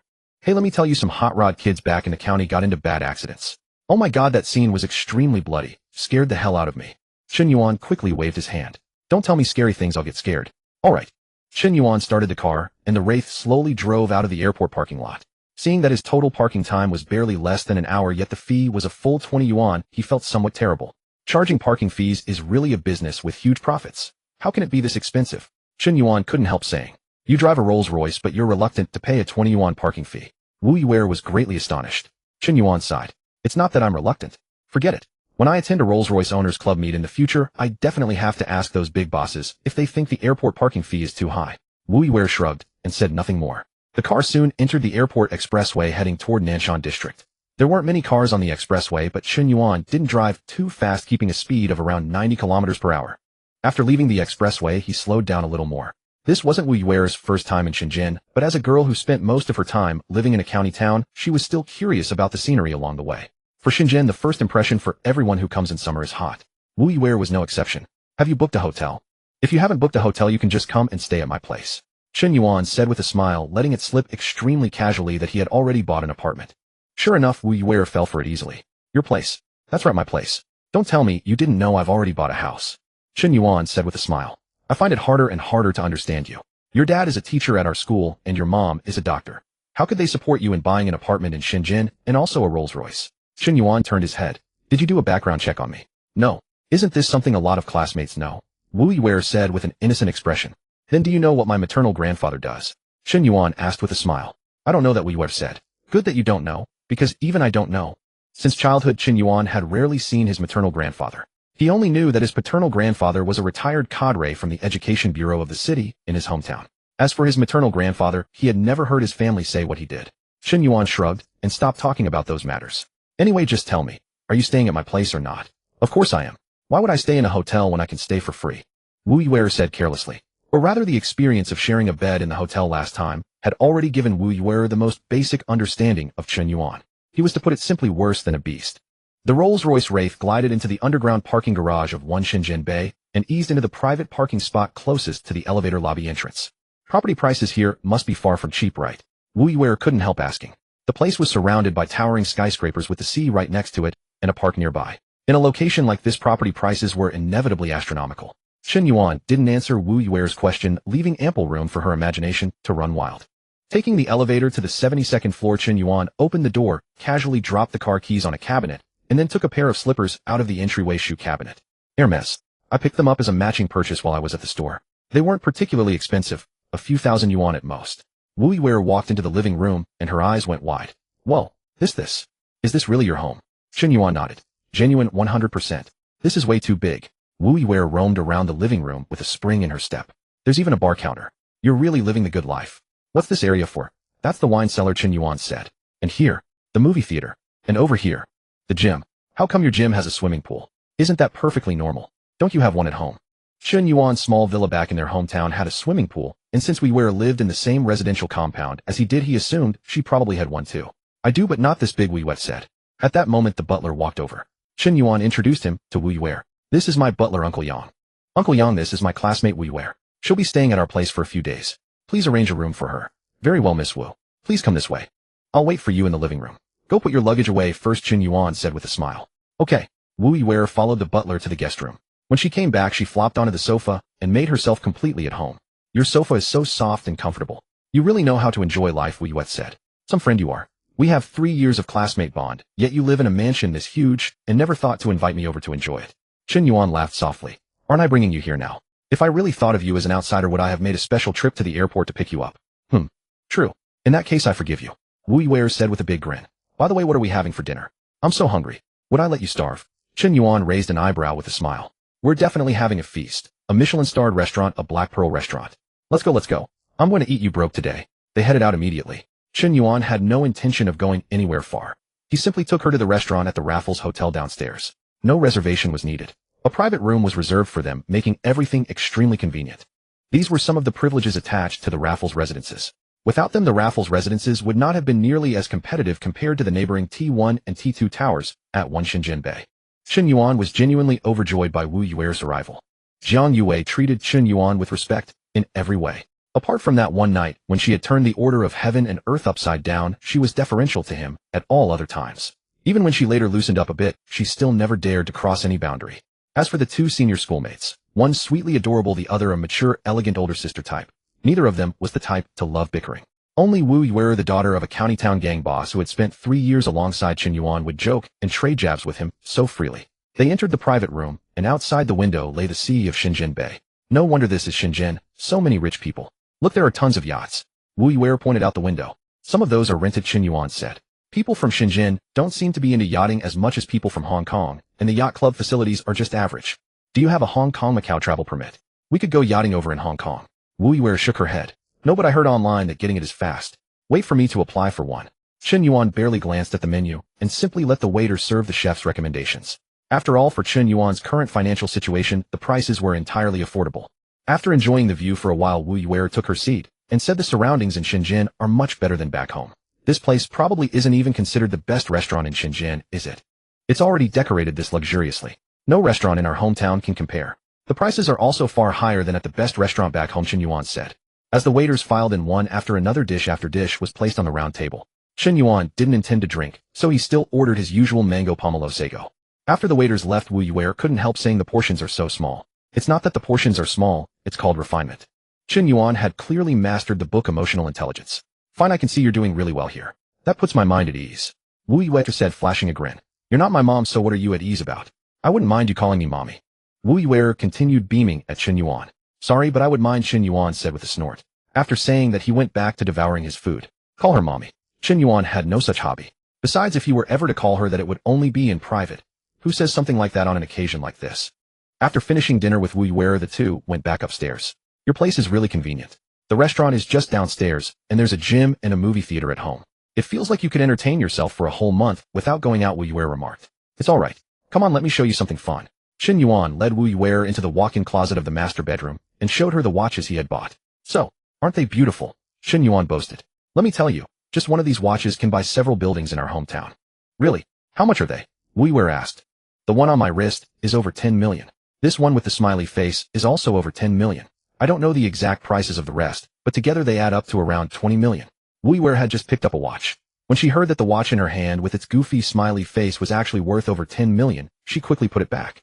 That expensive? Chen Yuan put on a Lu Bu expression. Exactly that expensive. Wu Yuer couldn't help reaching out and grabbing Chen Yuan's face. Who are you really? Get off of my desk, mate. What the heck? I'm your good desk mate. How is it that right after graduation you've turned into a completely different person? Back home you were more normal, a Maybach, a few luxury items. But now it's a Rolls-Royce, a massive penthouse watch is worth over 10 million. I really don't know you anymore. Wu Yuer couldn't shake the feeling that Chen Yuan had changed far too drastically. When Chen Yuan pried open Wu Yuer's hand that was grabbing his face, knowing that I drive a Rolls-Royce and live in a sprawling penthouse, shouldn't you show a little more respect? Careful, or I'll have someone bury you in the ground to cosplay as a ginseng. Wu Yuer's temper flared up. She threw punch after punch at Chen Yuan while shouting, bury me in the ground. Fine, go ahead. Bury me in the ground. I'll hit you. Alright, I was wrong. Chen Yuan quickly begged for mercy. I just treated you to a meal, and you turn your back on me like this, eh? You were going to bury me in the ground to cosplay as a ginseng. I was just joking. Well, when I joke, do I say I'll bury you in the ground to cosplay as a ginseng? Are you some kind of gangster? Wu Yuer planted her hands on her hips, looking every bit the pampered young lady. Well, she was a pampered young lady to begin with. Alright, stop messing around. Didn't you want to buy something? I'll take you and pay for it, alright? I don't need you to pay. I have plenty of money. Fine. By the way, has your mom still been nagging you about your college entrance exam results? The moment her mother was brought up, Wu Yuer's lips drooped. What do you think? My mom brings it up twice a day, every single day, with a worried look on her face the whole time. Let me tell you, if my dad hadn't stopped her, she would have come to Shenzhen to be my study companion. Chen Yuan couldn't help but say your mom is still treating you like a little kid. He truly couldn't find the right words to describe Wu Yuer's mother. Still, he felt that living under that kind of control must be utterly exhausting. No wonder Wu Yuer had chosen to take the exam from the far north to attend a university in the deep south. Thankfully, my dad stopped my mom. Otherwise, I wouldn't even bother going to college. I'd just stay home and lie around all day, Wu Yuer said. Chen Yuan suddenly remembered a TV drama about the college entrance exam called Little Joy, in which one of the female leads lived under similarly suffocating control. Alright, well, your mom didn't actually come. Let's talk about something light. Chen Yuan clumsily changed the subject. How about watching a movie? My private theater can screen not only old movies, but even the ones currently showing in cinemas. Really? No kidding. There's a newly released movie that I really want to see. Of course it's real. Let's go. The two walked into the theater, and Steward Zhang brought over some snacks and iced cola. Chen Yuan didn't even know his home had these snacks. Presumably Steward Zhang had stocked up on them over the past couple of days. Having a steward at home really did make things much more convenient. The private theater could only seat 8 people, 4 in the front row and 4 in the back. Lately, Chen Yuan had been watching videos of luxury residences from home and abroad. Originally, he had thought that a private theater like this would be considered world-class no matter where you went. But after truly seeing the world's top luxury estates, Chen Yuan realized that his own sprawling flat was nothing more than a small fry, especially compared to the world's finest mansions in New York, Los Angeles, Dubai, and Paris. It was no exaggeration to say that the private theaters in those estates were even larger than professional cinema halls. The movie Wu Yuer wanted to see could indeed be screened at home, but Chen Yuan couldn't muster the slightest interest in the melodramatic tearjerker she adored. He just found it boring, so boring that it made him drowsy. Even iced cola couldn't rescue him from his drowsiness. Wu Yuer, meanwhile, was utterly engrossed. She would occasionally pat Chen Yuan and share the plot as she watched. After enduring 90 minutes of this, Chen Yuan was utterly exasperated. This plot was just too damn stupid, wasn't it? So this woman has a daughter. Then her daughter gets into a relationship. Then she gets involved with her daughter's drum teacher. Then her daughter also gets with someone else. And then her best friend goes and gets with another guy. So with a plot that simple, how did they stretch it into an hour and a half? Chen Yuan asked, utterly exasperated. Wu Yuer pursed her lips and said with a grin, It's just like that, don't you think it's very meaningful? I don't feel it. I only find it baffling. Chen Yuan said. Wu Yuer replied, You don't understand love. Fine, let's watch something else then. Chen Yuan put on Avengers Infinity War. He felt that there wasn't a single normal person left in tearjerkers. Come to think of it, were there any normal people in Avengers Infinity War? Apparently not either. The two spent an entire afternoon watching movies with no normal people in them. Walking out of the theater, Chen Yuan felt that time had passed so quickly. Just 2 movies, and the whole afternoon was gone. As soon as he stepped out, he noticed that there were a few extra people in the house. They were all women around 26 or 27, uniformly beautiful, the type who could easily serve as front desk receptionists at a 5-star hotel. Though they weren't dressed in uniform, they somehow gave off a coordinated impression. There was a certain assembly line, mass-produced kind of beauty to them. Good afternoon, boss. Good afternoon, Miss Wu. Chen Yuan gestured toward the 6 young maids in front of him and looked at Steward Zhang, his eyes clearly asking, already hired. In the time it took Chen Yuan to watch a movie, Zhang Hanyang had already finished hiring the maids. With 30 years of stewardship under his belt, Zhang Hanyang had far more housekeeping connections than the average person. Good, all good, Chen Yuan said with a broad smile. Everyone go about your own business. Then he dragged Wu Yuer back to the master bedroom. Back in the master bedroom, Wu Yuer feigned elegance with a little curtsy, lowering her body slightly and speaking in a squeezed, affected voice. Good afternoon, Boss. She drew out the final syllable of boss, especially long. Chen Yuan was a bit speechless, but he wasn't about to humor her. Send your resume to my steward's email, and I'll give you an interview later. Screw you. I miss him not going to be your housemaid. Wu Yuer huffed. You really live the good life, don't you? A single person in such a big house, so many people waiting on you, and you even hired a dedicated steward. Chen Yuan, what can I say? I was born with this prosperous destiny. What's a man to do? You're so full of yourself, Wu Yuer said. By the way, did you bring a swimsuit? We can go swimming tonight, Chen Yuan said. I didn't. Wu Yuer said. I only brought a small suitcase, just enough for a few outfits. How could I possibly fit a swimsuit in there? Besides, I'm here for school. Why would I bring a swimsuit on purpose? Chen Yuan didn't think it was a big deal at all. No problem, I'll have someone go buy one right now. Anything money could solve was a trivial matter. What size do you wear? Either S or M should fit. Chen Yuan gave Wu Yuer a long appraising look up and down. Though not quite a flat plane, she wasn't far off. Nowhere near mountainous peaks, at most a small rolling hill. At night the pool was especially atmospheric. Outside, the curtain walls of the skyscrapers lit up one after another, vying in splendor, as if competing to be the most beautiful building. Chen Yuan soaked in the pool, his line of sight perfectly positioned to admire the city nightscape outside. He felt that the architect must have deliberately designed this view, a little secret touch of the designer. This pool was long enough for a casual swim, but as for swimming with real enjoyment like in a 50-meter professional pool at a natatorium, that was out of the question. At best, this pool was an oversized soaking tub. You could dog paddle for a while and enjoy the water massage. When you actually started swimming, a few strokes would already bring you to the other side.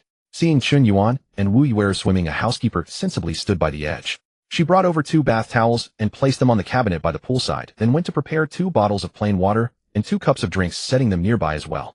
Do you know what the biggest advantage of a private pool like this is, eh? Chen Yuan asked. What?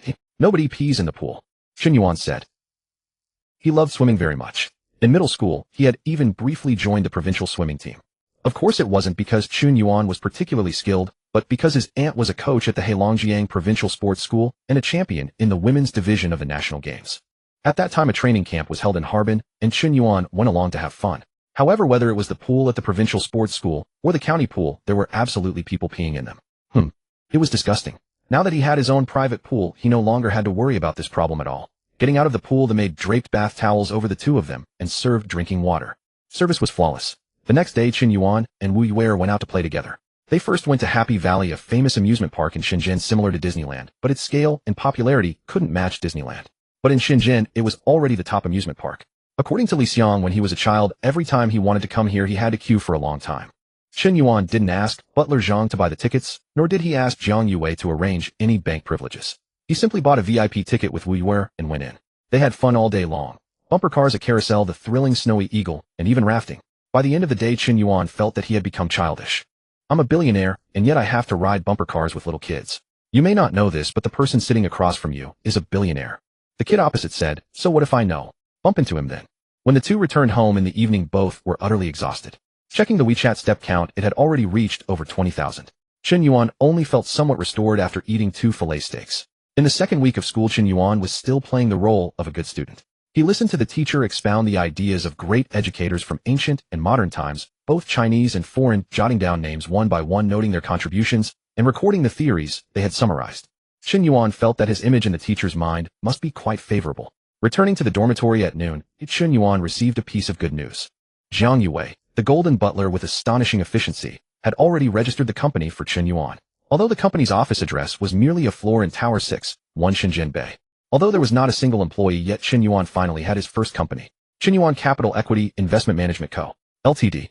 Abbreviated as Chen Yuan Capital. A trivial newcomer had arrived in the capital world, but the Kinki Group was about to lose its Jerusalem. Chen Yuan no longer had any inclination to attend the afternoon classes. He directly requested leave on Enterprise WeChat, then sent leave messages to his counselor and the class monitor Li Ying. The counselor only replied with a single word, good, then approved his leave request. Li Ying, in contrast, said a few more words. Li Ying, classmate, if you take leave like this, you'll probably fall behind in the follow-up courses. Besides, taking many leaves will affect your comprehensive evaluation score, Li Ying said. Chen Yuan had no choice either. He also wanted to play the good student, but at the moment the role of a good boss clearly suited him better. However, Chen Yuan couldn't help but have a better impression of Li Ying. She really was a class monitor who cared about her classmates. Even the counselor had been too lazy to say an extra word, yet Li Ying was still patiently explaining the consequences of taking too much leave to Chen Yuan. Chen Yuan typed a message back to Li Ying. I'm not feeling well, monitor. I can't make it to class. Then he tossed his phone aside, got into his Ferrari, and drove off toward One Shenzhen Bay. The floor Zhang Yue had bought for Chen Yuan was on the 3rd floor of Tower 6. The floor level wasn't considered a prime location, but Chen Yuan didn't mind. He simply intended to use this place as a transitional arrangement. Only after he bought Kinki 100 would that place become the headquarters of Chen Yuan Capital. After parking the car, Chen Yuan went up to the 3rd floor. Zhang Yue was standing in front of the elevator lobby waiting for him. Brother Yuan, you're here. Chen Yuan nodded. Sister Yue, is this whole floor ours? Zhang Yue nodded and said, yes, this floor is quite good. Since the previous company rented the entire floor, the functional areas are very scientifically divided, and the decoration is also very nice. Chen Yuan nodded and followed Zhang Yue to tour the entire floor. It was a very nice design, and there was furniture and everything, but being on the 3rd floor there was really no view to speak of. It wasn't the kind Chen Yuan liked. I haven't figured out yet exactly which direction to invest in, so we don't need too large a scale, Chen Yuan said. What I need first is a team that can help me acquire Kinki 100. Acquiring a skyscraper was not a trivial matter that could be settled by a mere flap of the lips. The legal issues and economic issues involved were as numerous as the hairs on an ox, requiring the two sides teams to negotiate and resolve them bit by bit. It was not something Chen Yuan could accomplish alone. Nor was it like buying a car or a house, where Chen Yuan could clinch the deal by signing his name on a piece of paper. Zhang Yue said, Brother Yuan, I have already contacted Zandongli Company. Chen Yuan didn't understand. What was Zandongli? He signaled with his eyes for Zhang Yue to continue. Brother Yuan, Zandongli is the strongest headhunting firm native to Shenzhen. Even global headhunters like Korn Ferry and Heydrich Struggles are suppressed by Zandongli in the Guangdong Hong Kong Macau area, unable to lift their heads. Zhang Yue explained in great detail. I see. You've done well, Chen Yuan said with a smile. You'll definitely be rewarded later. Chen Yuan made an empty promise. Zhang Yue's cheeks flushed slightly. No need for later. We can do it now. Now? What do you want? Go ahead. There's nothing I won't agree to. Brother Yuan, come with me. Zhang Yue led Chen Yuan to the boss's office, or more precisely the previous company's boss's office, but the furniture left behind by him was still there. Zhang Yue walked over to the bookshelf and with little effort pushed it aside. It turned out to be a hidden door. Stepping inside, there was a small suite. The living room, bedroom, and bathroom were all there, decorated in a rather luxurious style. Zhang Yue walked over, slid into Chen Yuan's arms, looked up with a gaze full of spring, and said, Brother Yuan. Damn those rich people. They sure know how to enjoy themselves. A hidden door in the office is one thing, but they even put in a waterbed. Do you even know what you're doing with it? Pulling up his trousers, Chen Yuan complained inwardly. The office on this floor didn't even need to be redecorated. All they had to do was put Chen Yuan's company name up in the reception area, and it could directly become Chen Yuan's office space. Chen Yuan simply dumped the matter on Zhang Yue, calling it, the capable do more work. Sister Yue, go for it. You call me Sister Yue all the time, but do you actually treat me like your sister? You don't know how to cherish your sister at all.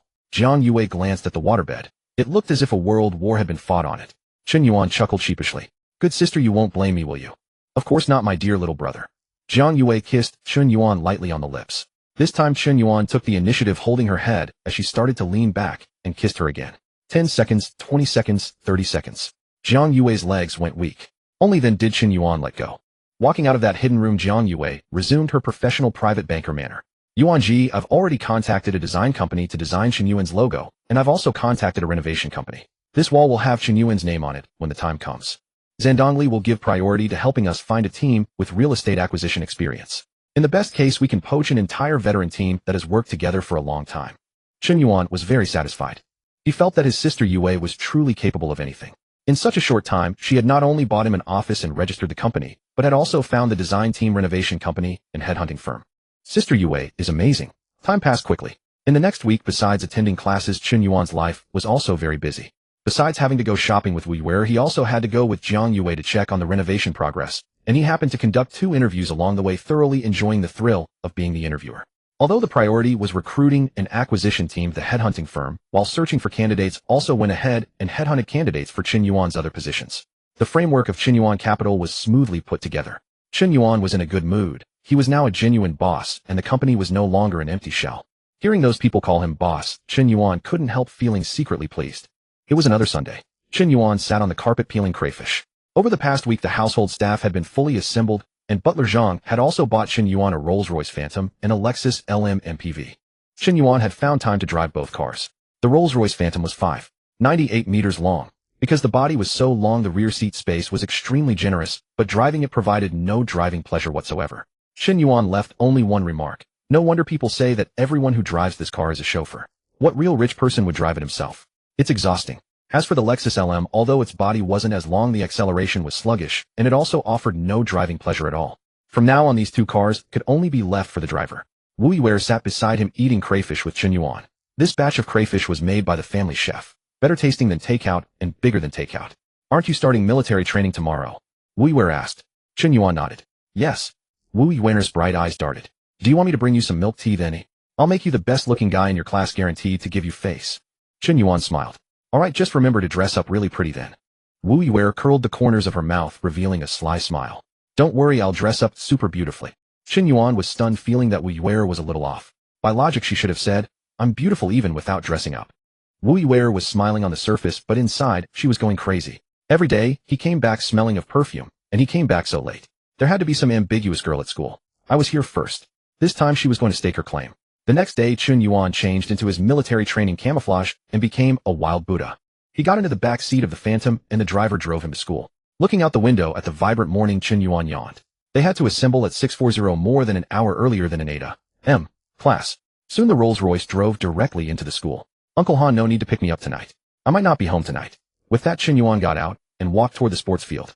At that moment, the sports field was already filled with students in camouflage uniforms and caps, like a gathering of wild Buddhas. They were lined up by class, and someone in front of each class held up a class sign to guide the students. Without going to the dormitory, Chen Yuan went straight to the sports field to find his class's position. His class was easy to spot. Li Ying, who was absurdly beautiful, was the type you could recognize at a glance among a crowd. Li Xiang's width was also quite prominent in the crowd. With those two markers, Chen Yuan almost locked onto his class's position at once.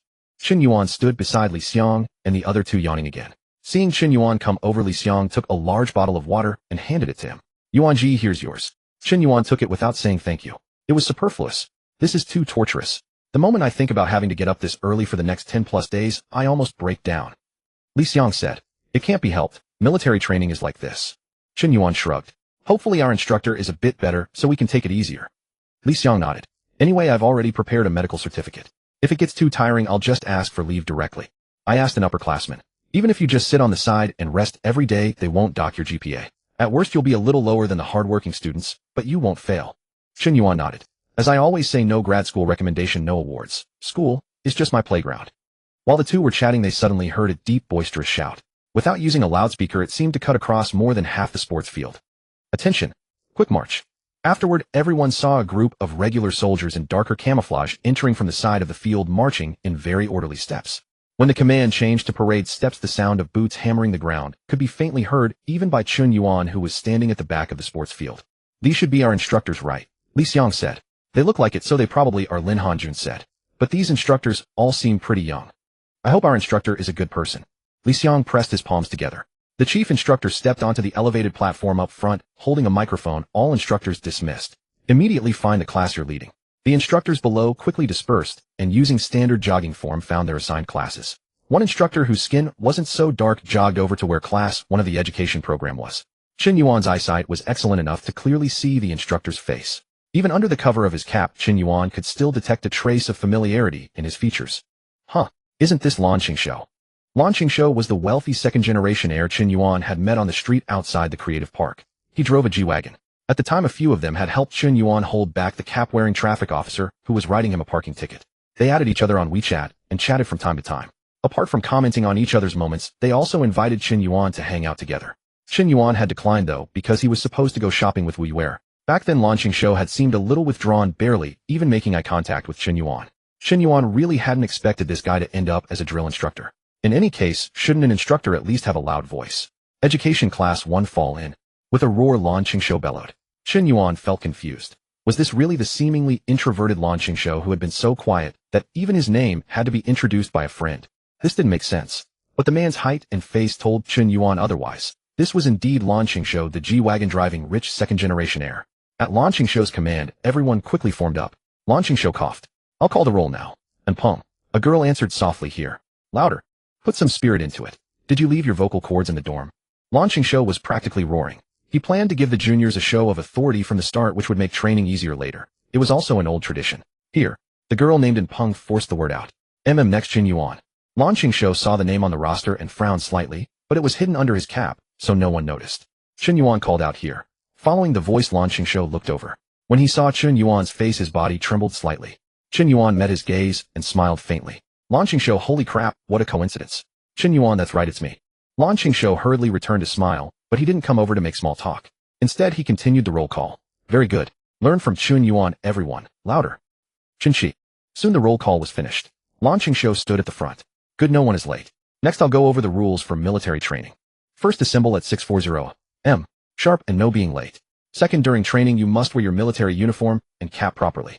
Third, Lan Qingshuo listed several more rules and then jumped straight into training. Well, it was actually just standing at attention. Feeling the sunlight creeping across his face, feeling his shadow shrink from long to short, feeling the ache from the soles of his feet, feeling sweat slide down his forehead and nearly drip into his eyes. It was exhausting. Chen Yuan didn't ask for special treatment. He stood with everyone else. Li Xiang, however, loved playing the exception. After standing for over an hour, he started yelling that he simply couldn't take it anymore. Drill instructor, I can't go on. My heart is pounding, and my head feels like it's going to explode. Li Xiang walked up with unsteady steps. Lan Qingshuo was a first-time drill instructor and had never seen anything like this. He hurriedly called Chen Yuan over. Student Chen Yuan, take this classmate to the infirmary right now. Who's the class monitor? You come along too. Chen Yuan relaxed. He hadn't deliberately tried to get special treatment, but a free break was not to be passed up. He wasn't stupid enough to keep baking under the blazing sun. Remember this with Shenzhen. The sun burned against his skin. His skin was nearly scorched red. He wasn't a masochist. Chen Yuan stepped forward and supported Li Xiang. Drill instructor, I'll take him to the infirmary now. Walking a little farther away, Chen Yuan asked quietly, does your head really feel like it's about to explode? You didn't actually get hurt, did you? If something really is wrong, I'll take you to the hospital. Li Xiang chuckled slyly. No, it's just that my legs are too tired. I can barely stand. Come on, let's go to the infirmary and enjoy the AC. Chen Yuan naturally had no reason to refuse. You too. Li Ying stood nearby, feeling that the pair had made themselves entirely at ease around her, and said outright, aren't you too afraid I'll report you to the drill instructor? The moment she asked, Li Ying regretted it. What a brainless question. A class monitor's job wasn't to make the counselor's life difficult, catch classmates in the wrong, and then tattle to the counselor. Rather, it was to reduce the cost of communication between the counselor and students, lighten the counselor's burden, and help students live better on campus. Chen Yuan looked at Li Ying beside him and said seriously, you're not that kind of person. Fine. Hurry to the infirmary then. I'll stay there with Chen Yuan for an hour. Li Xiang, you stay in the infirmary until we're dismissed at noon. I'll explain it to the drill instructor for you. Li Ying arranged. She actually didn't want to stand at attention in the sun either. Whether because of old habits or her position as class monitor, she stood more attentively than anyone else, and was all the more tired for it. Being able to slack off for an hour was naturally for the best. Chen Yuan was very satisfied with Li Ying's arrangement. An hour was about right after all, since he wasn't a real patient.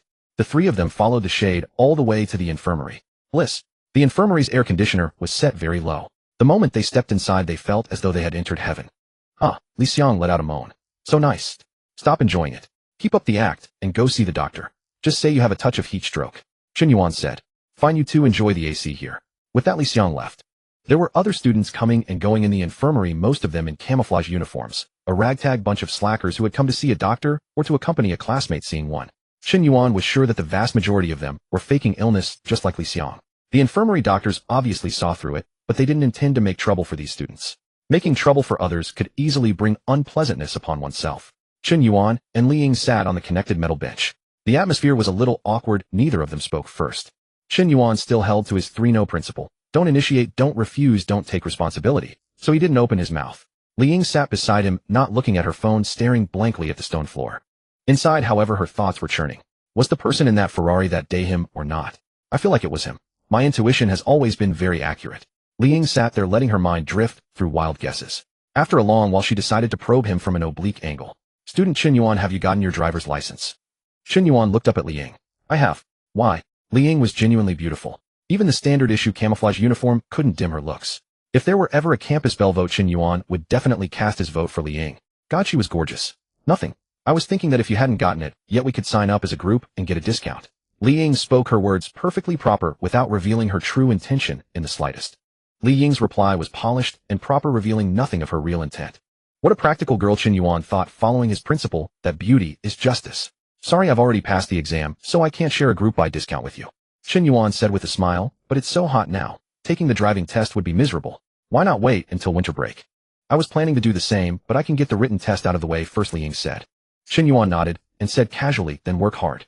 Do more practice tests. Since you got into Shenzhen University, you're definitely smart. You'll pass on the first try. Li Ying felt his words were a bit odd. Are you complimenting me or yourself? You got into Shenzhen University too, didn't you? Complimenting you, and also complimenting myself. Alright, you really have a way with words, Li Ying said. Looking at Chen Yuan's side profile, she grew more and more certain that he was the boy driving the Ferrari that day. But she didn't feel comfortable asking directly. Still, she had already accepted it as fact in her mind. Chen Yuan nodded and said nothing more. Seeing that Chen Yuan wasn't talking, Li Ying took the initiative to bring up a new topic. Chen Yuan, where are you from? From Heilongjiang, Chen Yuan replied. Then is winter very cold there? Chen Yuan felt a little helpless. Whenever people learned he was from Freljord, the first thing they asked was whether winter was freezing. Chen Yuan no longer knew how to answer that question. Very cold. Do you have heated brick beds in the northeast? In the countryside, yes. In the cities, usually not. Chen Yuan asked, where are you from? Li Ying's eyes were big and a smile lingered on her lips. I'm from Guangzhou. Then can you speak Cantonese? Of course I can. I'm a local. I speak Cantonese at home, Li Ying answered in Cantonese. Cantonese has a rich variety of syllables and a natural singing quality that sounds extremely cool. Especially when two Southerners argue in Cantonese, it's as exciting as watching an opera. Mandarin aims for crisp, round articulation, while Cantonese values its 9 tones and 6-tone contours. That's great, I'd really like to learn Cantonese, Chen Yuan said. I can teach you. Really? Chen Yuan hadn't expected Li Ying to be this easygoing. Li Ying nodded. Of course I'm serious, as long as you don't get me speaking with a northeastern accent. That's going to be hard. Northeastern dialect is very contagious. The two chatted about hometowns and languages, and the more they talked, the more they felt they clicked. When two people both want to talk to each other, there is never a lack of topics. If you think you have nothing to say to a goddess, then she definitely doesn't want to talk to you. Chen Yuan, being someone who puts looks first, naturally wouldn't refuse to chat with Li Ying. And since Li Ying was very curious about him, the two naturally started chatting. Teaching Cantonese was just an excuse. The two chatted outside. Li Xiang had been settled into the ward by the infirmary doctor to rest. Li Xiang lay down on the light blue sickbed feeling very pleased. Everyone else was training outside, but he was lying in an air-conditioned room enjoying the cool air.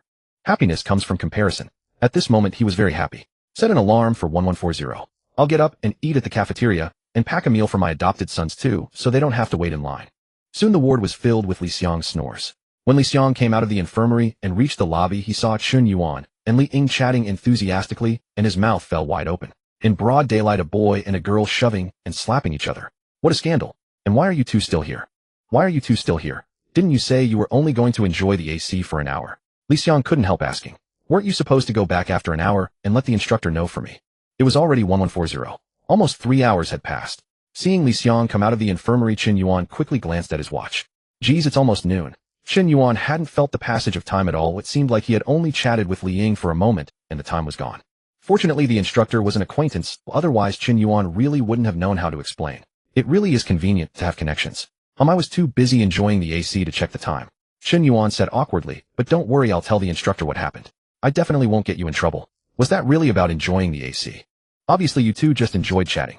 Li Xiang's heart was a little broken. The senior you said you wanted to pursue. You told us to stop thinking about her. And now you want the class monitor too. Is every junior girl going to be yours too in the future?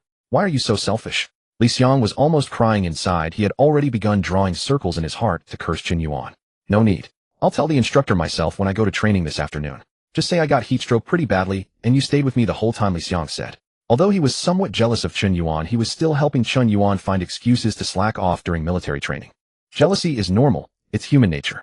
But brotherhood is real too, and Li Xiang wasn't about to watch Chen Yuan get scolded. Chen Yuan shrugged. It's almost noon.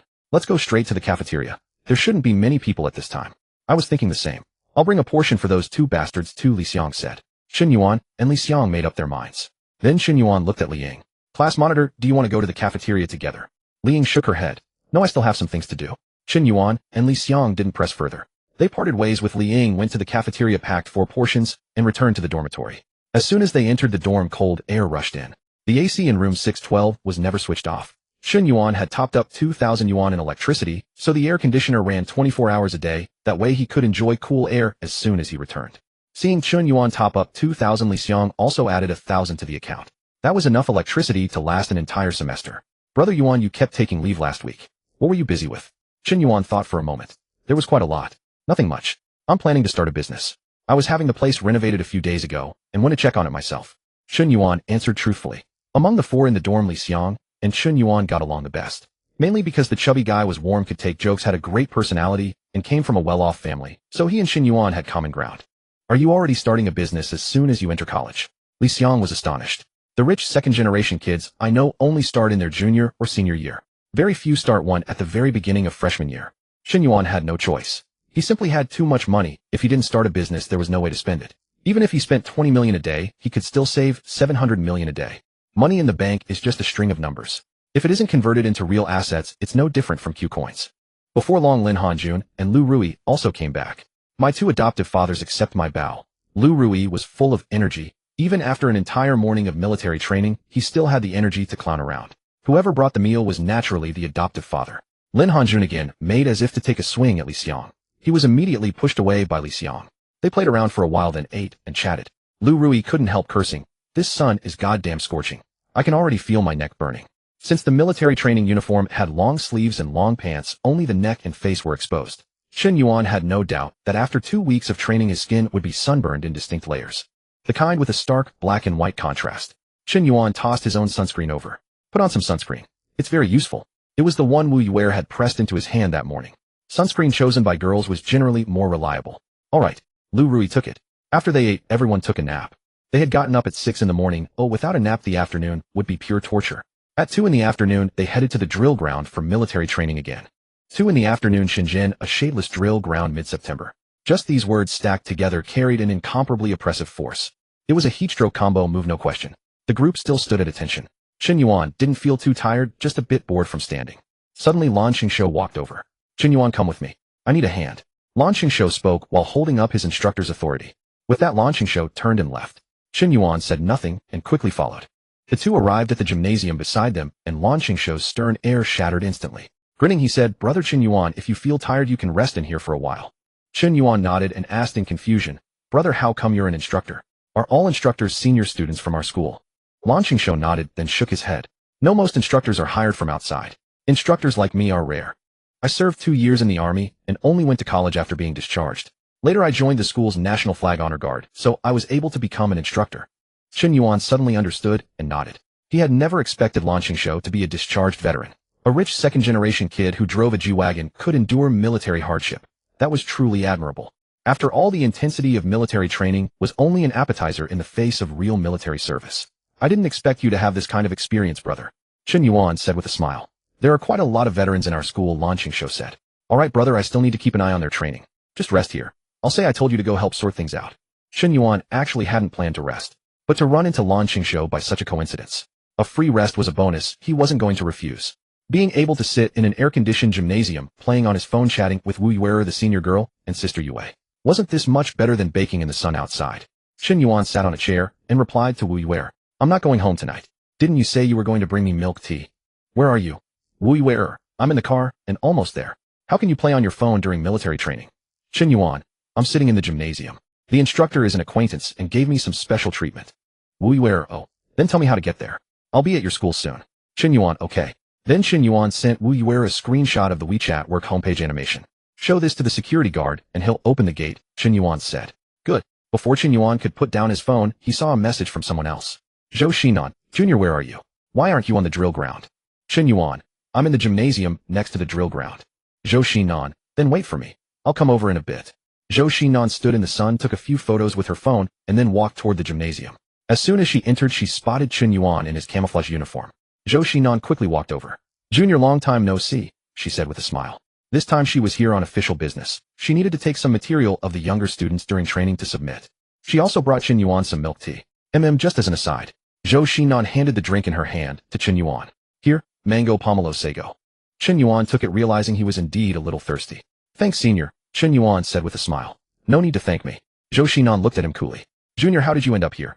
If the instructor finds out, he'll be angry. Then he'll punish you by making you practice the squatting position. It's miserable. Chen Yuan shrugged. You may not believe this, but the instructor himself sent me here to rest. Huh. The instructor is an acquaintance. Remember those rich second-generation guys we ran into when we went to dinner last time? The short one is our instructor.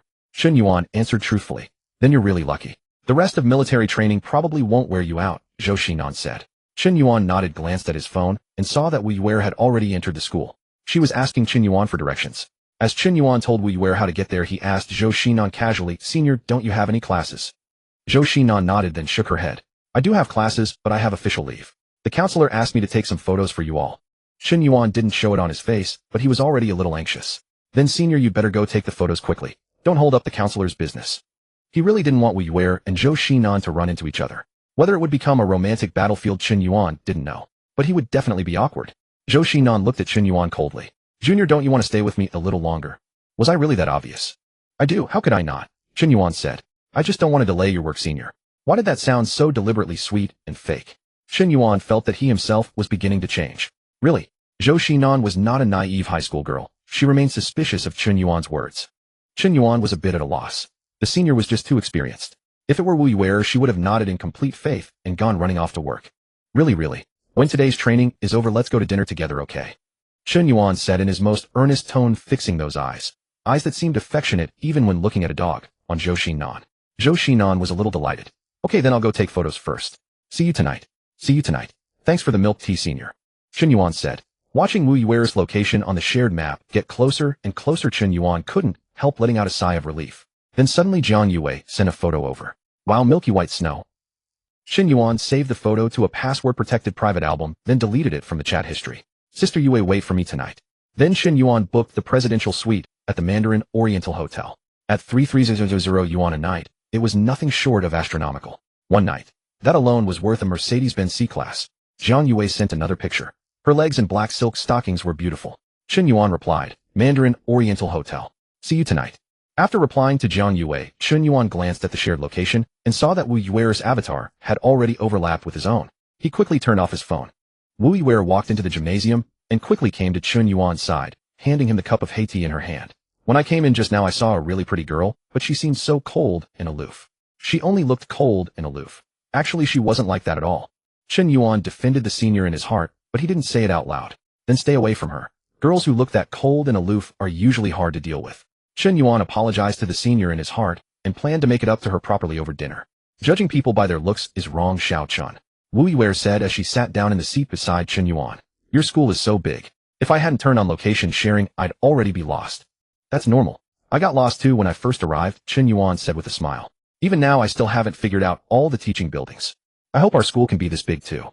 How naive. Once you actually start college, you'll realize how childish that idea is.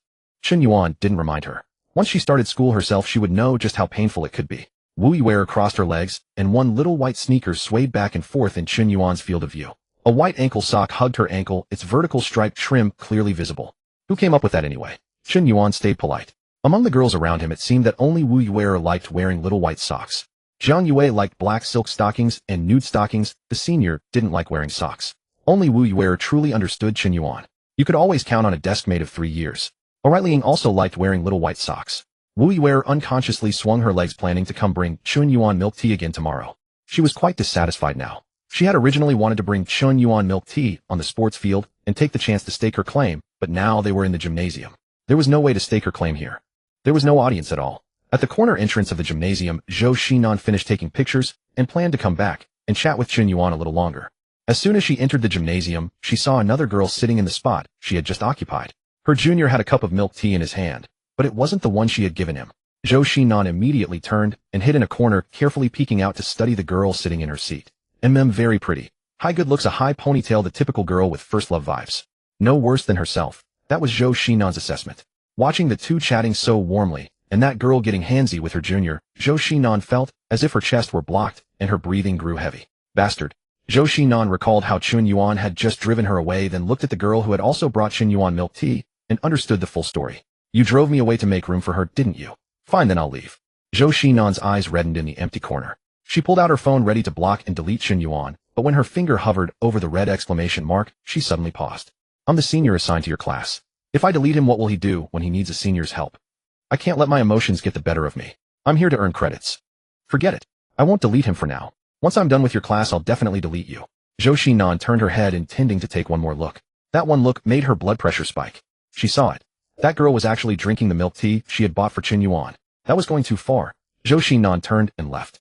Next time you want me to buy you milk tea, don't even think about it. Chen Yuan kept feeling that someone was watching him, but when he looked around for the source of the gaze, he couldn't find it anywhere. One of life's 3 great illusions, she's looking at me. I can't make that mistake. In fact, no one is looking at me. Chen Yuan comforted himself, but inwardly, he felt rather uneasy. Chen Yuan and Wu Yuer sat in the gymnasium stands watching the sophomore upperclassmen have their PE class below. Only when they were dismissed did the two get up and leave. The upperclassmen were dismissed, and Chen Yuan and the others were just about finished with training too. Day 1 of military training. Easy. In the morning, he accompanied Li Xiang to the infirmary and chatted with Li Ying all morning. In the afternoon, Lan Qingshuo brought him to the gymnasium, where he chatted with the senior for a while, then spent the whole afternoon talking with Wu Yuer. Altogether, his training time for the day didn't exceed 2 hours. Chen Yuan could only say pure enjoyment. It wasn't that he pursued privilege. Privilege was pursuing him. I'm going to eat with my roommates later. Ask Uncle Han to pick you up, Chen Yuan said, telling a small lie. Uncle Han was Chen Yuan's driver and could double as a bodyguard. A retired scout, he could take on 4 or 5 ordinary people with no problem. Okay, I'll bring you milk tea again tomorrow. Nayuki or Haiti? Wu Yuer asked. Haiti. I like the one with cheese foam, Chen Yuan said. Alright, I'll get going then. As Wu Yuer left, she took the empty bottle Chen Yuan had finished drinking from with her. Chen Yuan returned to the training ground. Training was indeed almost over. The trainees were gathering, and Chen Yuan quickly found his class's spot and slipped into the formation. Where did you go? Li Xiang asked quietly. I was helping the drill instructor organize some files, Chen Yuan told another small lie. He was mainly afraid that if Li Xiang found out, he would let it slip and make things awkward for Lan Qingshuo. You've got it easy. We stood at attention under the sun while you went to organize files in an air-conditioned room, Li Xiang said. Do you know this instructor? Why did he send you instead of me? Chen Yuan scared. This chubby little guy was pretty clever. He shrugged and said nothing. Soon the head instructor announced dismissal, and everyone scattered in a mass. Chen Yuan called Zhou Xinan. Since he had agreed to have dinner together, he couldn't break his word. Bro, I'm not going to the cafeteria with you guys. Something came up. What is it? Nothing much. Just having dinner with the senior, that's all, Chen Yuan said. This time he wasn't lying. Li Xiang raised his face to the sky and shouted, fuck. Lin Hanjun walked over and said received. Li Xiang was speechless. Get lost. Chen Yuan didn't leave with the others. He found a shaded spot and called the senior. The call was answered quickly. Senior, where are you? I'm at the school's main gate.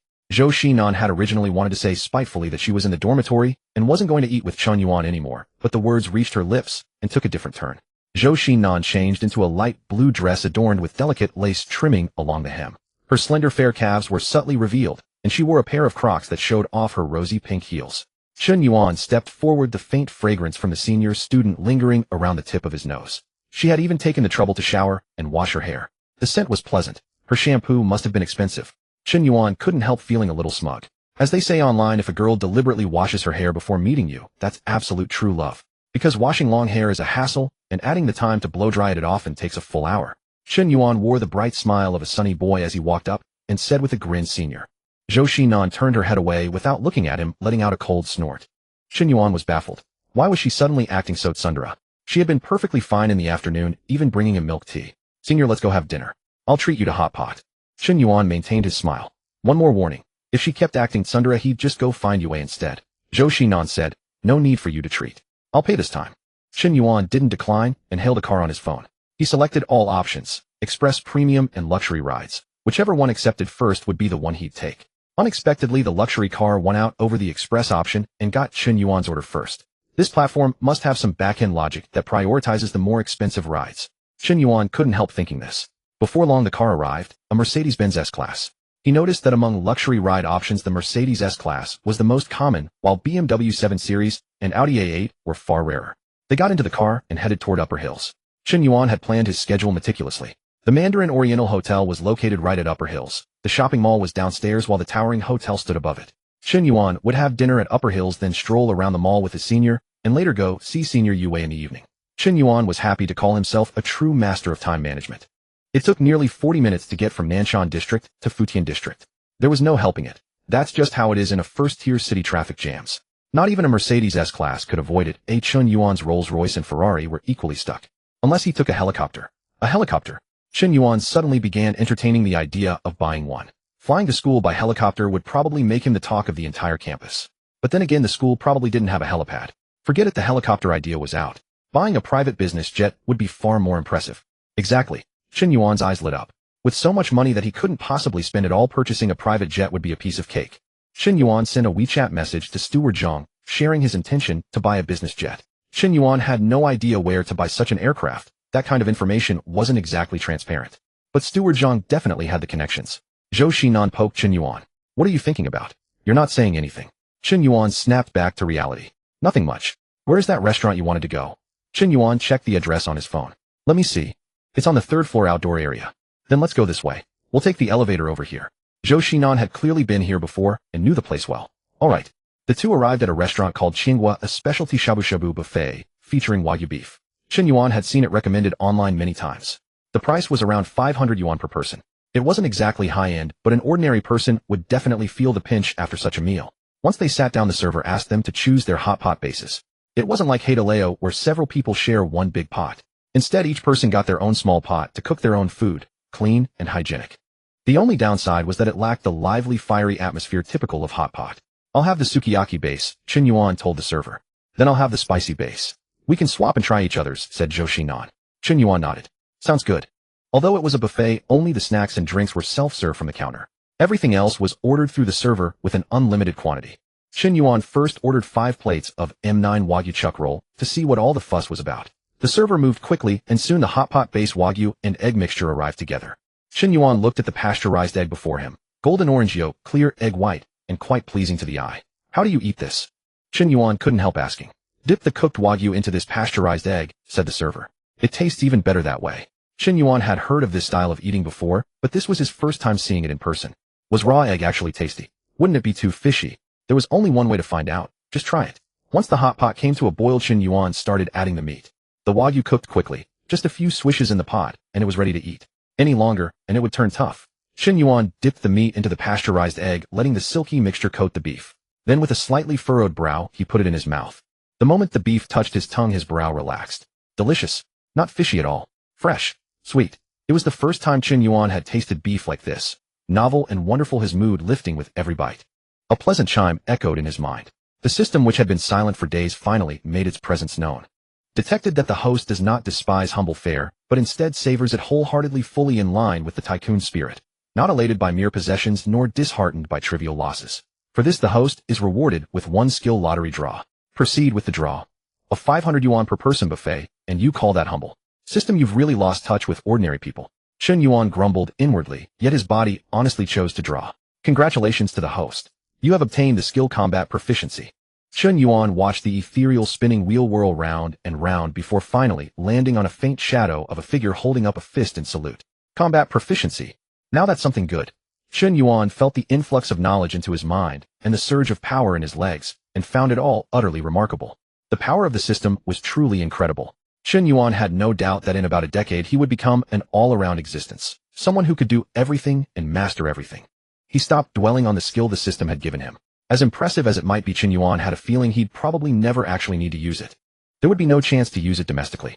And abroad, everyone carried carbon-based life-form pacifiers. His combat proficiency wouldn't stand a chance against those. Senior, is something bothering you? Why do you look so unhappy all the time? Chen Yuan found it strange. Although Zhou Xinan had stopped with the cold snorts and tsundere act, she still kept her brows gently furrowed. She did not even seem to have much of an appetite. You? Zhou Xinan hesitated, as if holding something back. How dare you even ask? That girl sat right in my seat. And she drank my milk tea. And you still have the nerve to ask me what's wrong. What's your relationship with that woman? Zhou Xinan had always had a naturally cold expression, but when she said this, she was even colder. Bitingly so, as if a frozen wind could quell the steam rising from the hot pot. Chen Yuan scratched his head. What woman?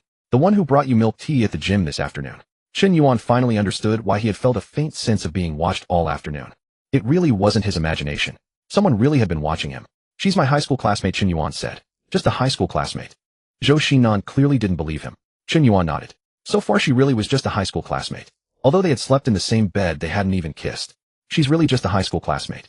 She also goes to university in Shenzhen, so she came a few days early. Since I happened to be in Shenzhen too, she came by to hang out with me a bit. Chen Yuan said. Senior, you know me. I'm a true gentleman, Chen Yuan continued.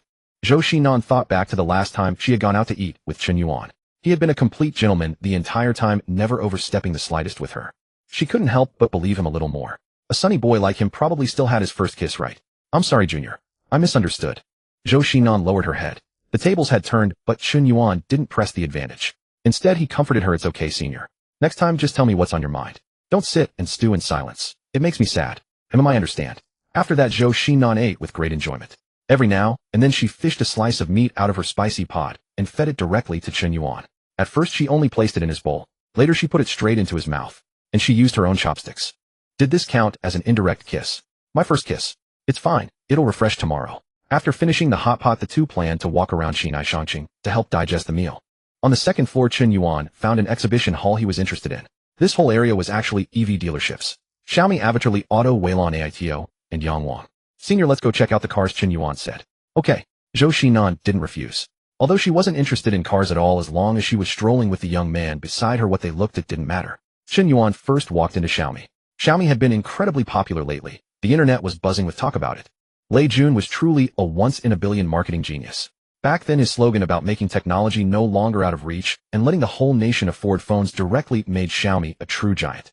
And Xiaomi's EV riding on Xiaomi's existing foundation sold explosively. Especially in the South, you could always see Xiaomi cars driving on the road. To be fair, Lei Jun knew exactly what he was doing. He knew a design like this would absolutely attract fans. Chen Yuan walked into the store, and a young male salesperson came up to greet him. The store displayed 2 cars, a standard Xiaomi SU7 and a track edition Xiaomi SU7 Ultra.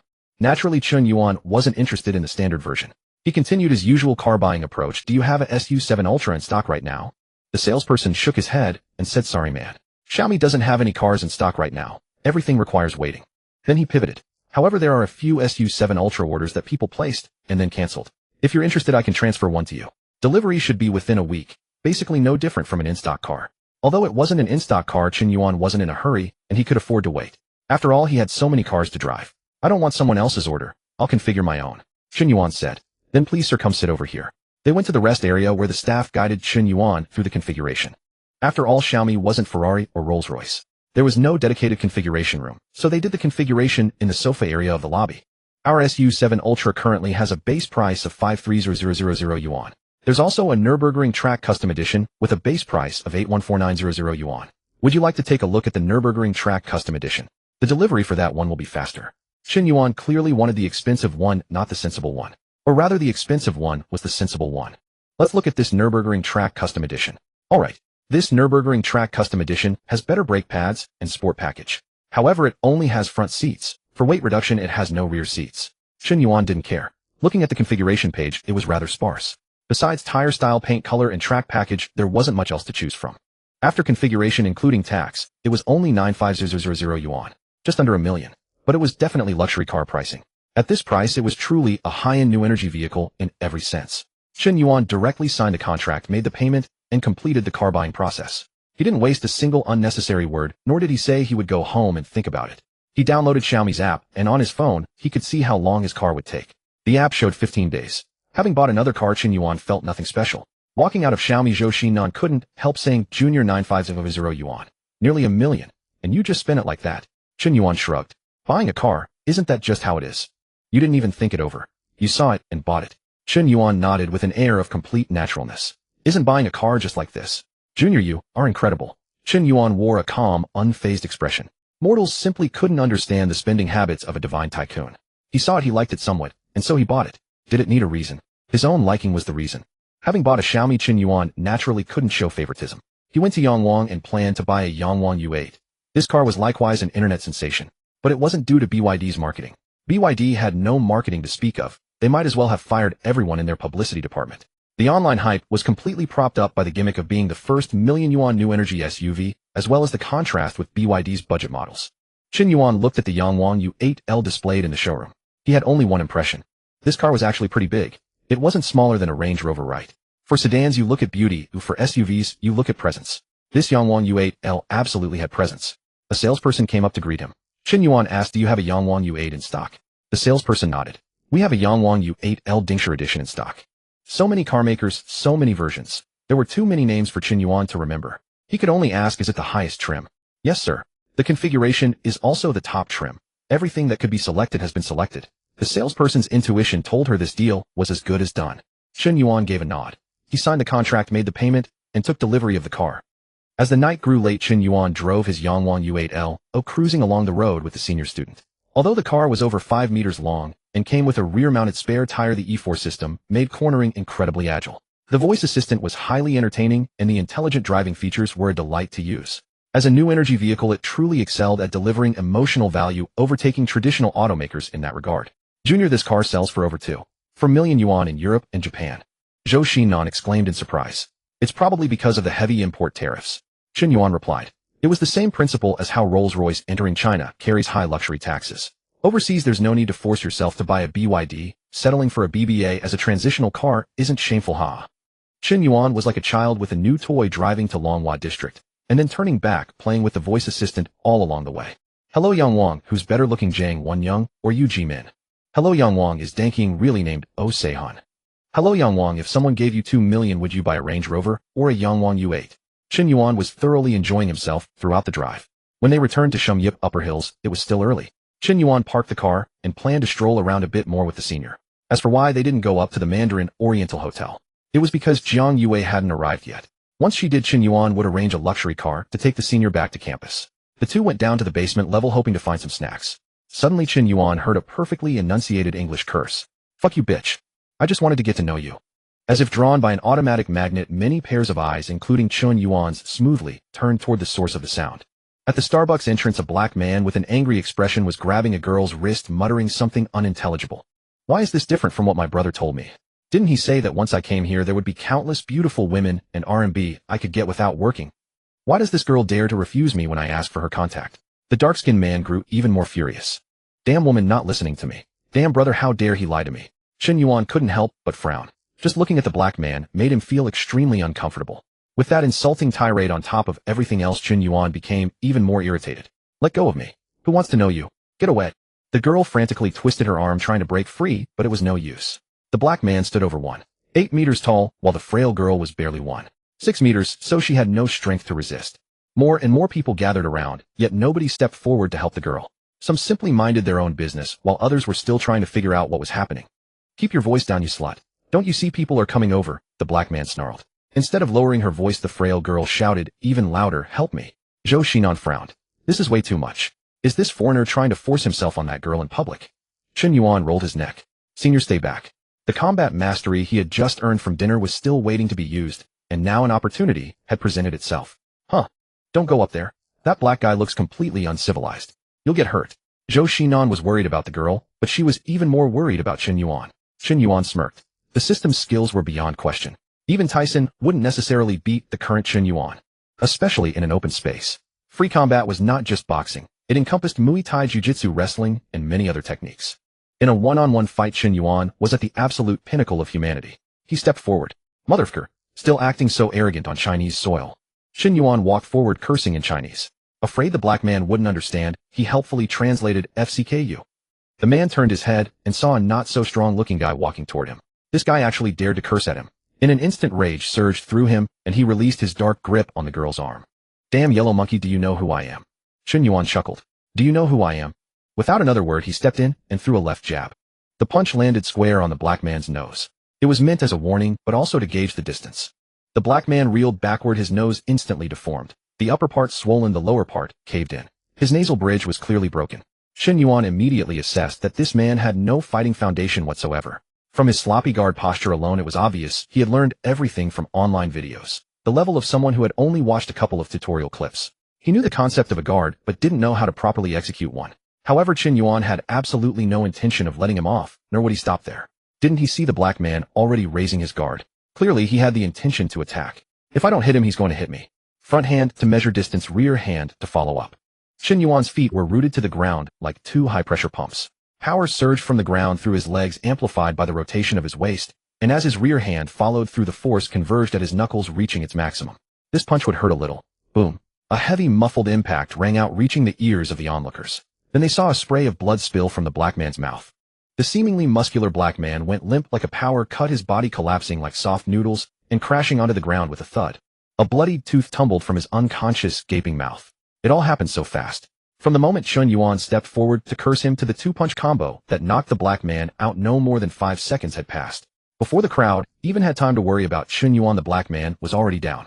Zhou Xinan's clenched fists finally relaxed. She hurried over, grabbed Chen Yuan's hand, and asked, "Does it hurt? Are you hurt?"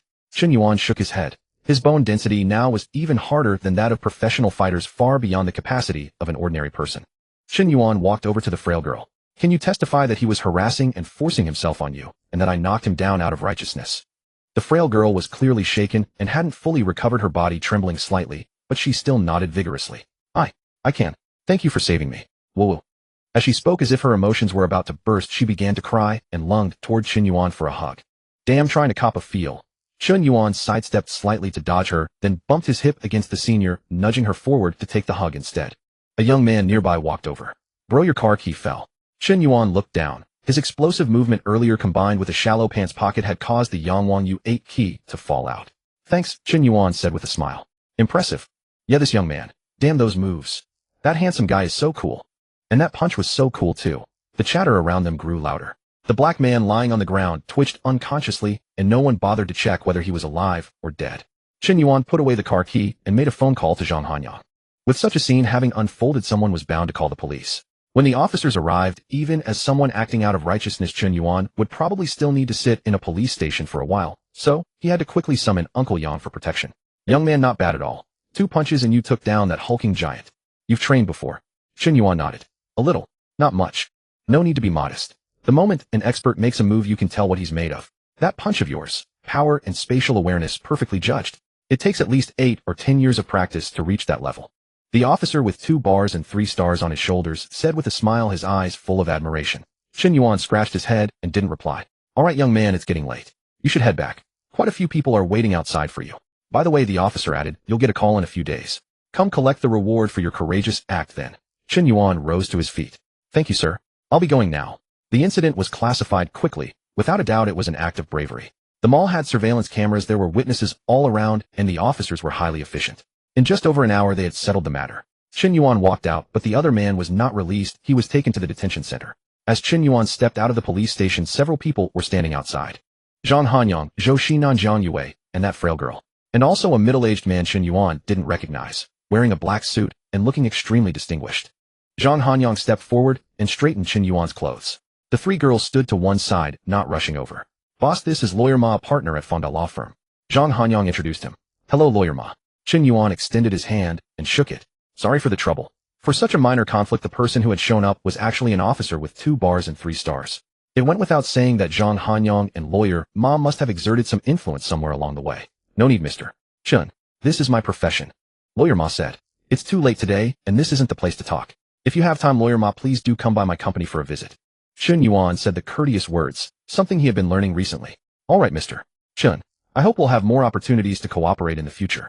But let's not cooperate on this kind of matter. Once was enough. Although Chen Yuan's actions had been heroic, he still felt the oppressive pressure of being interrogated while giving his statement. Even now, thinking back, his heart still raced. Even though the officer had done his best to remain gentle. After saying goodbye to Lawyer Ma, Zhou Xinan and Jiang Yue finally came over. Junior, are you all right? Zhou Xinan ran her hands over Chen Yuan, checking him from head to toe, and only relaxed after confirming he was unhurt. After all, for an ordinary person, going to the police station was a major event. Chen Yuan smiled. I'm fine, senior. Thank you for waiting outside for me. Zhou Xinan desperately wanted to hug him and tell him how worried she had been. But she held herself back. There were outsiders around, and Zhou Xinan couldn't bring herself to do such a thing. Chen Yuan raised an eyebrow at Jiang Yue and shot her a look. Then he looked at the frail girl. You were waiting here for me too. Yes. The frail girl stepped forward and bowed, deeply bending at a very low angle.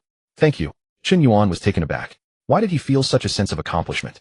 Was doing a good deed really this enjoyable? No need to thank me. Next time you see those foreign guys, remember to keep your distance. Chen Yuan said with a smile. I understand. Thank you. With that, the frail girl bowed again. Can I add you on WeChat? Sure. Chen Yuan didn't keep people at arm's length. Then do you have time now? I'd like to treat you to a meal to properly thank you. Chen Yuan declined this time. No special reason. Sister Yue was standing right there waiting for him. The frail girl felt a little disappointed, but she didn't show it. Then I'll thank you when you have time. Thank you so much for this. With that, the frail girl started to bow again. This time Chen Yuan stopped her. 2 bows are enough. Bowing a 3rd time just wouldn't be polite. Watching the frail girl leave by taxi, Chen Yuan turned to Zhou Xinan. Senior, it's not safe for you to go back alone. I'll have my driver take you to school. I'm not going back to the dorm today. I'm going home to deal with some matters. This could be described as flexing without showing the slightest trace. Zhou Xinan didn't refuse. Watching Zhou Xinan get into the Rolls-Royce with Uncle Yang following along, Chen Yuan tilted his head and leaned against Jiang Yue's shoulder. What was Sister Yue? I was scared to death. There are Yuan is the best. Jiang Yue smiled, patting Chen Yuan on the back and comforting him softly. Let's hurry to the hotel. It's already past 10. We should make good use of the time, Chen Yuan said. Okay. Chen Yuan had come to the police station in a police car. His newly purchased car was still at Xinai Shanxing. However, Jiang Yue had driven here. This was the first time Chen Yuan knew that Jiang Yue owned a car. A car full of girlish charm. A Mini. Sister Yue, when did you buy this car? Chen Yuan asked. I bought it right after I came to Shenzhen. After all, Shenzhen is so big. I still needed a car to get around. Jiang Yue said. Sitting in the passenger seat watching her drive with fair-skilled, Chen Yuan couldn't help saying, Sister Yue, this car is too small. You should switch to a bigger one. Jiang Yue asked knowingly, what would a bigger car be for? Chen Yuan smiled, a meaningful smile. What do you think? Soon they returned to Shanxing. The car pulled directly up to the entrance of the Mandarin Oriental Hotel. A doorman came over and opened the door, and Chen Yuan stepped out. Jiang Yue also got out and handed the car key to the parking attendant. Another presidential suite without a check-in ceremony. Stepping up to the front desk, Chen Yuan couldn't help thinking this. The main reason was that Chen Yuan stayed whenever he pleased and never set a specific time with the hotel's butler, making it difficult for the hotel to arrange a check-in ceremony. They couldn't very well keep the concierge waiting at the door forever, could they? The concierge might not mind, but a presidential suite check-in ceremony required the general manager to personally welcome the guest. Neither could they have the general manager waiting at the door the whole time. Chen Yuan didn't care much for the so-called check-in ceremony either. However, once Chen Yuan showed his electronic ID, the general manager and the butler still hurried over. It's too late. I need to rest early, so don't bother with that ceremony, Chen Yuan said. Yes, Mr. Chen. We wish you a pleasant stay. They arrived at the presidential suite on the 75th floor. 400 square meters, 3,300 yuan a night. The price was simply astronomical. He didn't let the butler into the room. As soon as he entered, Chen Yuan couldn't wait to press Jiang Yue against the wall. Sister Yue, we haven't seen each other for a long time. Then today your big sister will take good care of you and make up for all the days we missed, okay? Chen Yuan suspected that Jiang Yue had majored in early childhood education. Why did she always talk to him in that coaxing, soothing tone? Even so, he liked Sister Yue this way. She knew how to comfort him. Unlike senior sister who still put on that little tsundere act. The next day, Chen Yuan felt refreshed and energized. He drove his newly purchased Yangwang U8L along Shinan Avenue at 6 in the morning, humming a cheerful tune. There were hardly any cars on the road, and Chen Yuan enjoyed every moment of driving. After parking, he headed straight to the playground for assembly. Brother Yuan, I've noticed you barely come back to the dorm anymore. Li Xiang saw Chen Yuan and handed him a large bottle of water as usual. Have you stopped caring about us? Chen Yuan replied, stop being so ridiculous. Just be yourself. Li Xiang nodded, a hint of grievance appearing on his face. All right then, I guess the affection is truly gone. Chen Yuan couldn't even be bothered to coax the senior sister, let alone Li Xiang. He gave Li Xiang a playful punch on his chubby shoulder, making him gasp sharply from the pain. Did you just hit my trigeminal nerve? That hurt. As always, the students arrived first, followed by the instructors filing in with slogans loud enough to reach every corner of the playground. Launching Show approached the class and began issuing commands. Attention, at ease. Attention, at ease. After 4 commands, Launching Show had everyone hold the at ease position. He then spoke up. Each class can recommend 4 students to join the elite squad. If you make it, your grade point average for this subject will improve, and you may also earn titles such as military training model student, which will greatly benefit your scholarship and honor evaluations. Anyone interested, raise your hand now to sign up. Launching Show was as concise as ever. Chen Yuan knew his personality was somewhat introverted, and he wasn't one for lengthy speeches. After putting on the camouflage uniform, he had become slightly more talkative, but still kept his words to a minimum. Immediately, several hands shot up from below, including Lin Hanjuan's. LV Rui was someone who simply wanted to graduate peacefully. She had no interest in evaluations or honors, nor did she want to be held up as an example by teachers. She just wanted to remain invisible. Neither Chen Yuan nor Li Xiang wanted to join the elite squad. Just hearing about it sounded exhausting. Chen Yuan had the talent performance that senior sister mentioned, so he didn't need to worry about credits or grades for the military training subject. Li Xiang, on the other hand, didn't want to go at all. He could barely keep up with regular training. Sending him to the elite squad would essentially be sending him to his death.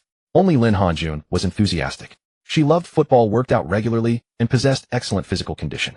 Having just entered university, she was eager to make an effort, so she was very proactive. Launching Show pointed at Lin Hanjuan, signaling her to step forward. He then selected a few more girls. You can gather at the basketball court now. Being selected doesn't guarantee you'll stay in the elite squad. If you get sent back, it'll be quite humiliating, Launching Show said. After they left, only 3 boys remained in the class. Launching Show cleared his throat. Chen Yuan, the teacher yesterday, mentioned your efficiency was impressive. Today you'll continue assisting. You're excused from formation. Yes, instructor. Chen Yuan thought about connections.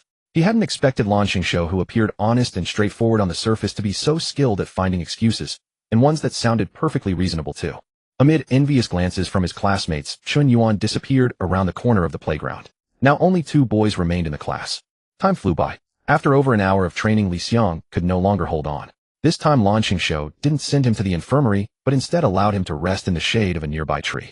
Li Xiang didn't mind much. Resting was resting, and sitting under shade was far better than standing in the sun. Chen Yuan made his way to the stadium as if he knew the place, while watching the senior students have their PE classes below. As for how Chen Yuan knew these were seniors, their peers were outside doing military training. Sitting in the spectator stands of the stadium, Chen Yuan played on his phone. Suddenly a notification popped up on Douyin.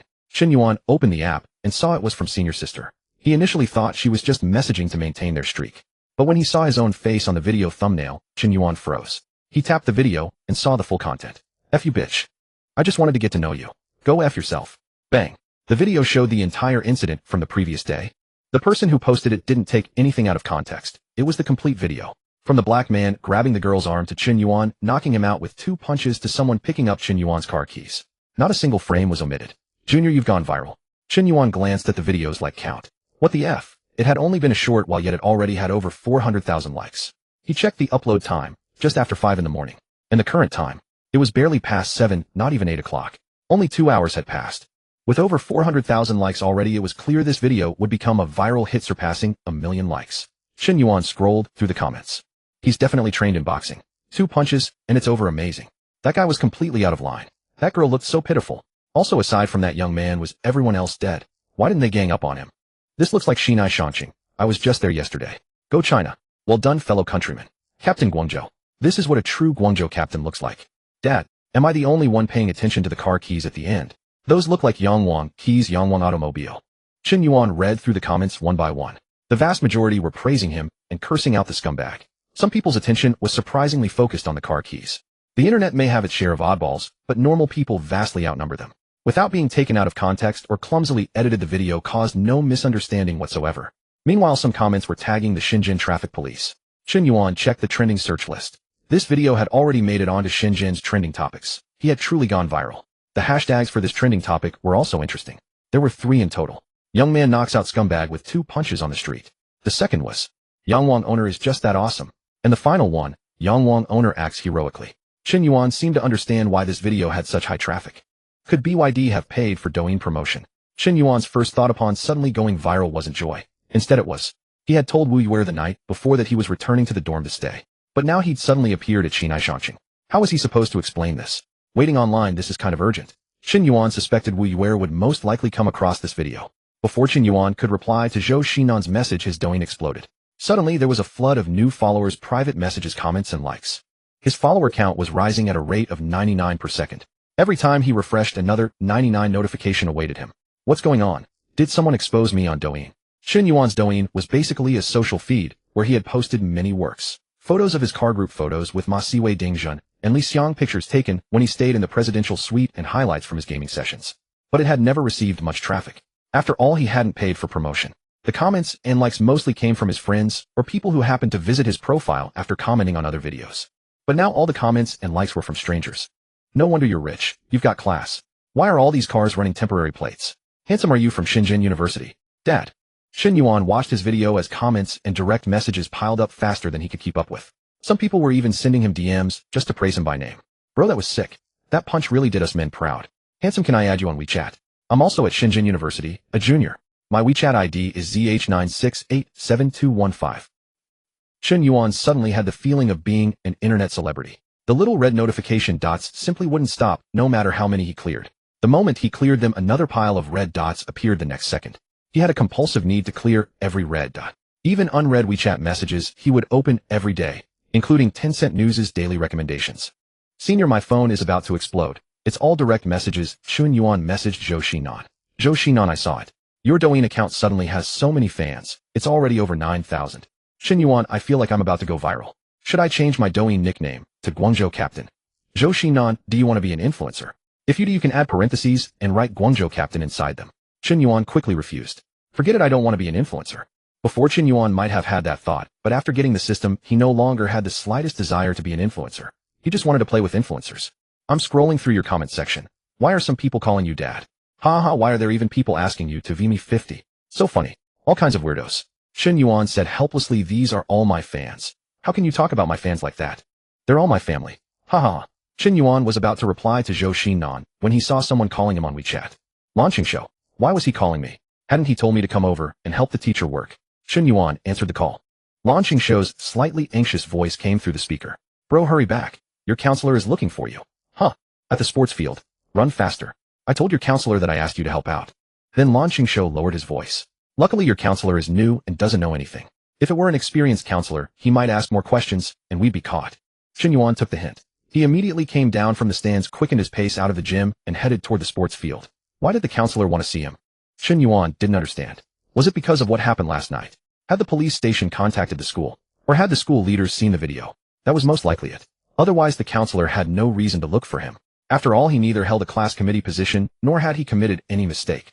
When Chen Yuan returned to the sports field, he saw He Yin standing behind the class, hands clasped behind her back, wearing cooling arm sleeves, and a baseball cap, obviously not wanting to face the scorching sun directly. Because the counselor was standing nearby, the students in the class were training with great seriousness. Chen Yuan walked over. "Hello, teacher." He didn't mention where he had just been. He couldn't be bothered to explain. Chen Yuan, right? He Yin was speaking to Chen Yuan alone for the first time, and she didn't really know him. Chen Yuan nodded. "That's me." He Yin took out her phone. "Is this you in the video?" Chen Yuan nodded and said, "Yes, it's me." Then he asked, "Teacher, does the school know?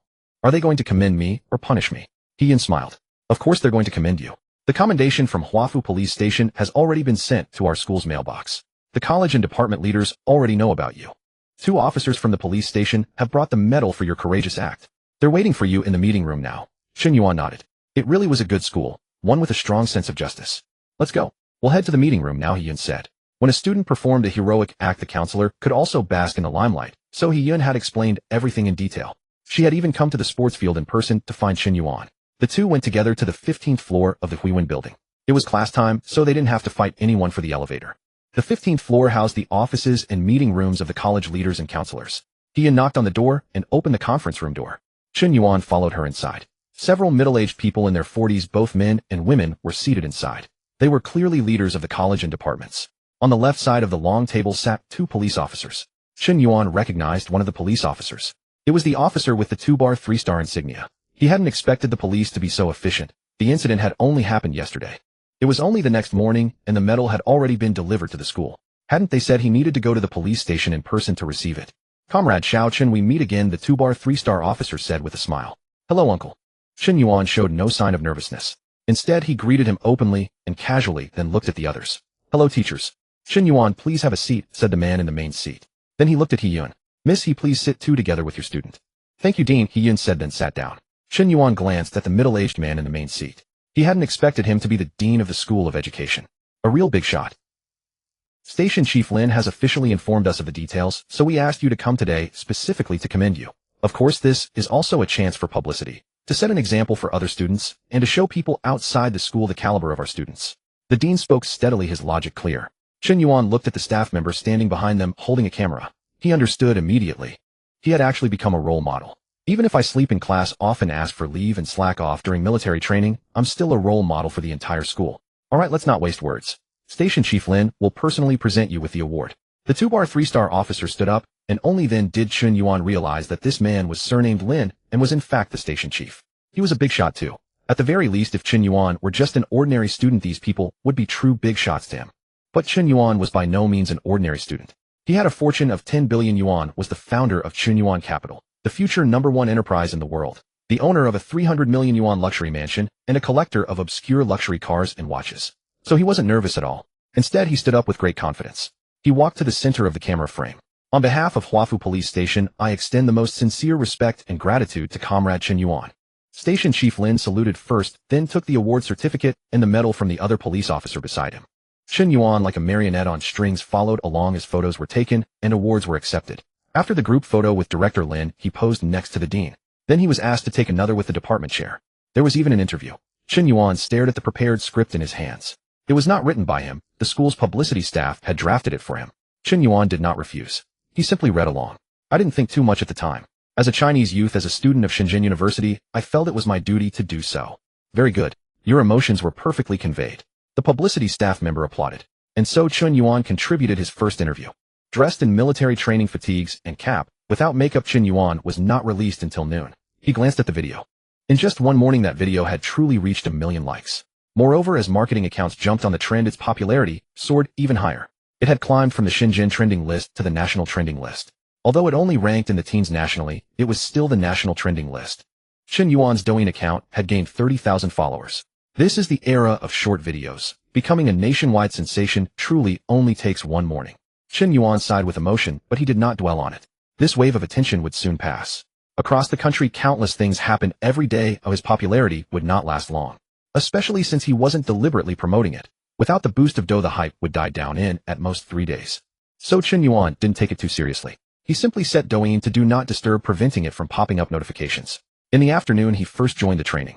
Then, the chief instructor stood on the platform. Everyone attention. At ease. Everyone stopped what they were doing and looked toward the platform. This was the fruit of yesterday's training. No matter what they were practicing, the moment the chief instructor spoke, they had to immediately turn their eyes to him. Yesterday, Chen Yuan, a student from class 1 of the 2024 education cohort, came across civilians coercing a young woman in Futian district. He bravely intervened and rescued the victim.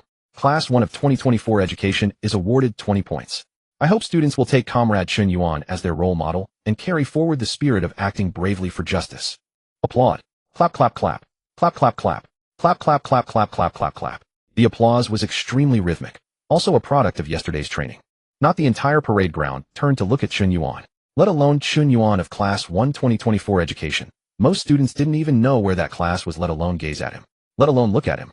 Half of the classmates did glance at Chen Yuan. He lowered his head and clapped along with everyone else. Clapping for himself gave him a strange feeling, and it was also a bit awkward. Fortunately, the instructor did not say anything more. Instead, he ordered them to continue training. Li Xiang looked at Chen Yuan and quietly asked, "Bro, what did you do?" Chen Yuan shook his head. An act of bravery. Didn't the chief instructor just explain? Are you hurt? Li Xiang asked. Chen Yuan shook his head. No, I knocked them out with 2 punches. Li Xiang didn't believe him. Keep bragging. Really? Search Douyin yourself. Fine, let me see how you knocked them out with 2 punches, Li Xiang said with a laugh. Lan Qingshuo walked over. Did you all hear that? Chen Yuan's brave deed just added 20 points to our class. We'll definitely win the Outstanding Class Award, and then everyone will get extra points in the comprehensive evaluation. Clap, clap, clap. Clap, clap, clap. Clap, clap, clap, clap, clap, clap, clap. The orderly applause rang out once more. This time only the class was clapping, so the sound was a little softer. All right, continue training. This time Chen Yuan didn't slack off. He trained honestly. After all, he was a role model now. Afternoon training was relatively easy, standing at attention, then practicing the goose step. Anyone who wasn't up to standard was pulled out to practice squatting. However, those squatting were all from other classes. Chen Yuan's class was mostly girls. Apart from Lin Hanjuan, who had joined the Vanguard Company, there were only 3 boys. Among the 3, one was physically weak and would complain like he was dying after a short bout of training. One was an invisible nobody who never made mistakes. One was the instructor's good friend. There was no one suitable to order into a squat, and they couldn't make the girls squat either. So the class was paradoxically harmonious, and the training was relatively relaxed. When dismissal time came, Chen Yuan stretched. After 2 days, he felt there was no real intensity at all. After all, this was military training, not actual enlistment. There were no 3-kilometer or 5-kilometer runs. Only standing at attention and goose stepping, so the intensity was quite low. The cross-country trek wouldn't come until next week. Hearing the chief instructor announce dismissal, Chen Yuan and his 2 companions walked out of the field together. Just 2 steps in, he spotted a familiar figure. Wu Wei. She was sitting on the steps under the shade of a tree, a Haiti insulated bag beside her. Propping her head up, she listlessly watched the people training in front of her. Chen Yuan told Li Xiang and the others to go to the cafeteria first, then walk toward Wu Wei. Why are you sitting here? He couldn't help asking. Wu Wei looked at Chen Yuan with a strange expression. Didn't I say yesterday that I'd bring you milk tea again today? Chen Yuan scratched his chin. It seemed to have come back to him. Yesterday, first the act of bravery, then the police station, and after returning to the hotel hanging out with Sister Yue. He had long forgotten about this matter. With this morning's award ceremony photos and interview, he was even less able to remember what Wu Wei had casually mentioned yesterday. How long have you been waiting here? Not long. About an hour, Wu Wei said. She had originally wanted to bring the milk tea directly to Chen Yuan, but seeing that he and the others were constantly training, she felt too embarrassed to interrupt. Your military training is so exhausting. How come you don't even have a break? It's either standing at attention or practicing the goose step, Wu Wei couldn't help saying. She simply couldn't find a chance to go over and hand him the milk tea. She waited and waited until Chen Yuan's training ended. Chen Yuan smiled. Isn't standing at attention a form of rest? Wu Wei was speechless. She handed the milk tea to Chen Yuan. The Haiti you specifically asked for. Gigi mango with cheese foam topping. Thanks. Chen Yuan took it. It was his favorite drink. I can't bring you milk tea tomorrow, Wu Wei said. Chen Yuan asked while sipping the milk tea. Why? Silly, I'm about to start school. I need to go report tomorrow, Wu Wei said. It suddenly dawned on Chen Yuan. He had forgotten about that. Need me to see you off? Chen Yuan asked. I can take you to school after training, or I can just ask for leave tomorrow afternoon.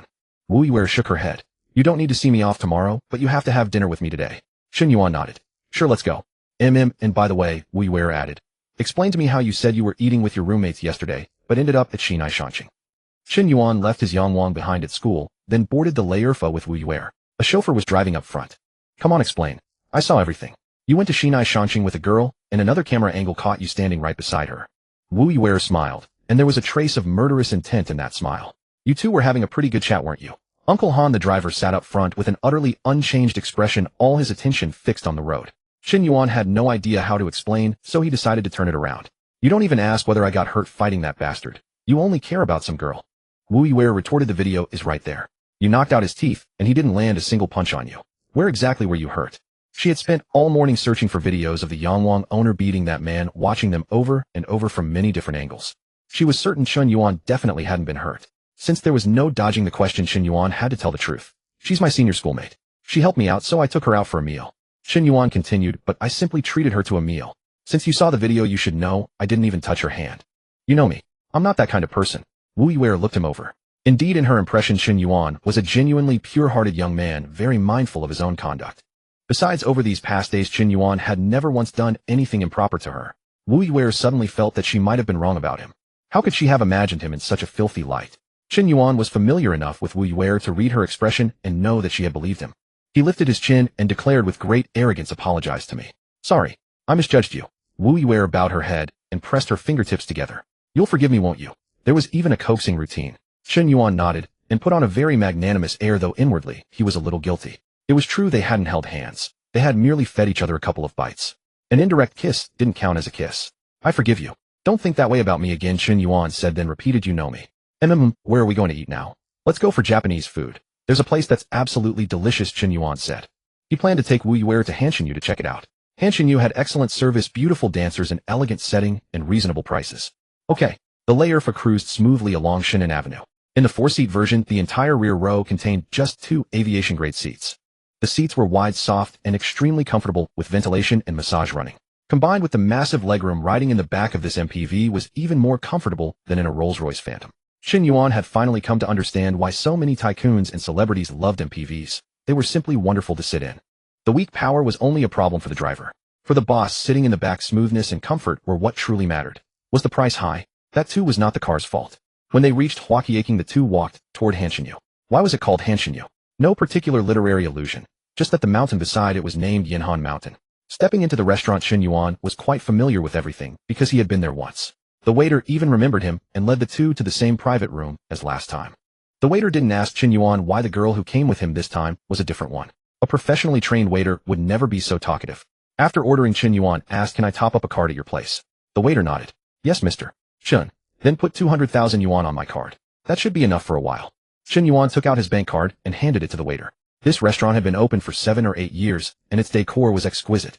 Chen Yuan believed the owner most likely wouldn't just run off with the money. "All right, Mr. Chen. Your membership number is your phone number. I'll go process it now." Chen Yuan nodded, signaling the waiter to get on with it. "Have you been here before?" "Yes. How else would I know the food was good?" Chen Yuan smiled. Wu Yiwei asked, her eyes curving into a smile. "With which girl?" Chen Yuan's face didn't redden and his hand didn't shake. Swirling the glass in his hand, he said mildly, "With my roommate." Oh, the topic was dropped and the two turned to other matters. Wu Yiwei was to report at Beijing Normal University's Shenzhen campus tomorrow, and from then on she would most likely live in the dormitory. When it came down to it, Chen Yuan felt somewhat reluctant. Chen Yuan now had a housekeeper, a driver, and a butler at home. Even though the place was huge, it still felt lively. But those people were outsiders, servants really, so he had no common topics with them, and they could never truly talk. Coming home to no one to chat with was a terribly dull thing. Yet for the past week or so, Wu Yiwei had been waiting for him at home, and every evening Chen Yuan came back to someone who would chat with him and play with him.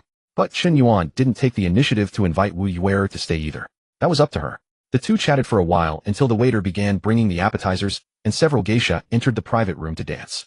Delicate, appetizing, beautifully plated. Those were the words Chen Yuan could come up with. Wu Yiwei was far more self-assured than Zhou Xinan, with not the slightest restraint. She simply ate however she pleased. A proper meal this exquisite usually took over 2 hours. Only half of the time was spent eating, the rest was spent waiting for dishes, listening to the waiter explain the courses, or savoring wine.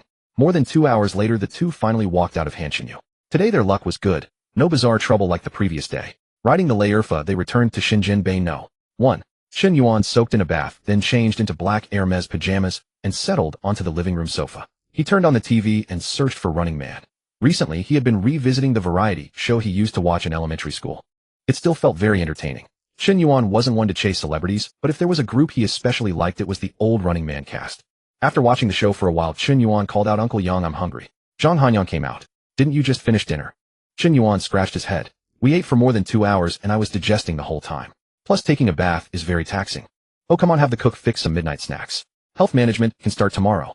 Zhang Hanyang was helpless. Concern for his employer's health was indeed within his duties, but he also couldn't interfere with his employer's decisions. Even if it was only a small decision, like having a midnight snack. "Very well. What would you like for your late-night snack?" I don't have a particular craving. Have the cook make whatever is in the fridge. Chen Yuan said. Okay. Wu Yiwei walked into the living room while drying her hair. She was wearing the same pajamas as Chen Yuan, except her Hermes pajamas were white. Do you want a midnight snack? I want some too. The fridge contained A5, grade Wagyu beef from Japan, Oma bluefin tuna, and air-freighted lobsters. They were not bought at a supermarket but top-tier ingredients imported from abroad through Steward Zhang's own channels. Chen Yuan did enjoy the Wagyu, though its richness could turn cloying if eaten in excess. A palm-sized piece was just right, paired with some champagne to cleanse the palate. Every servant in the household knew more about wine than Chen Yuan. A glass of Louis Roederer champagne, the Tsar's favorite, opened the midnight feast. Then a full-bodied Leroy wine accompanied the A5 Wagyu and bluefin tuna. This midnight snack cost more than most people's monthly salary. Chen Yuan watched a variety show as he savored it. Pure bliss.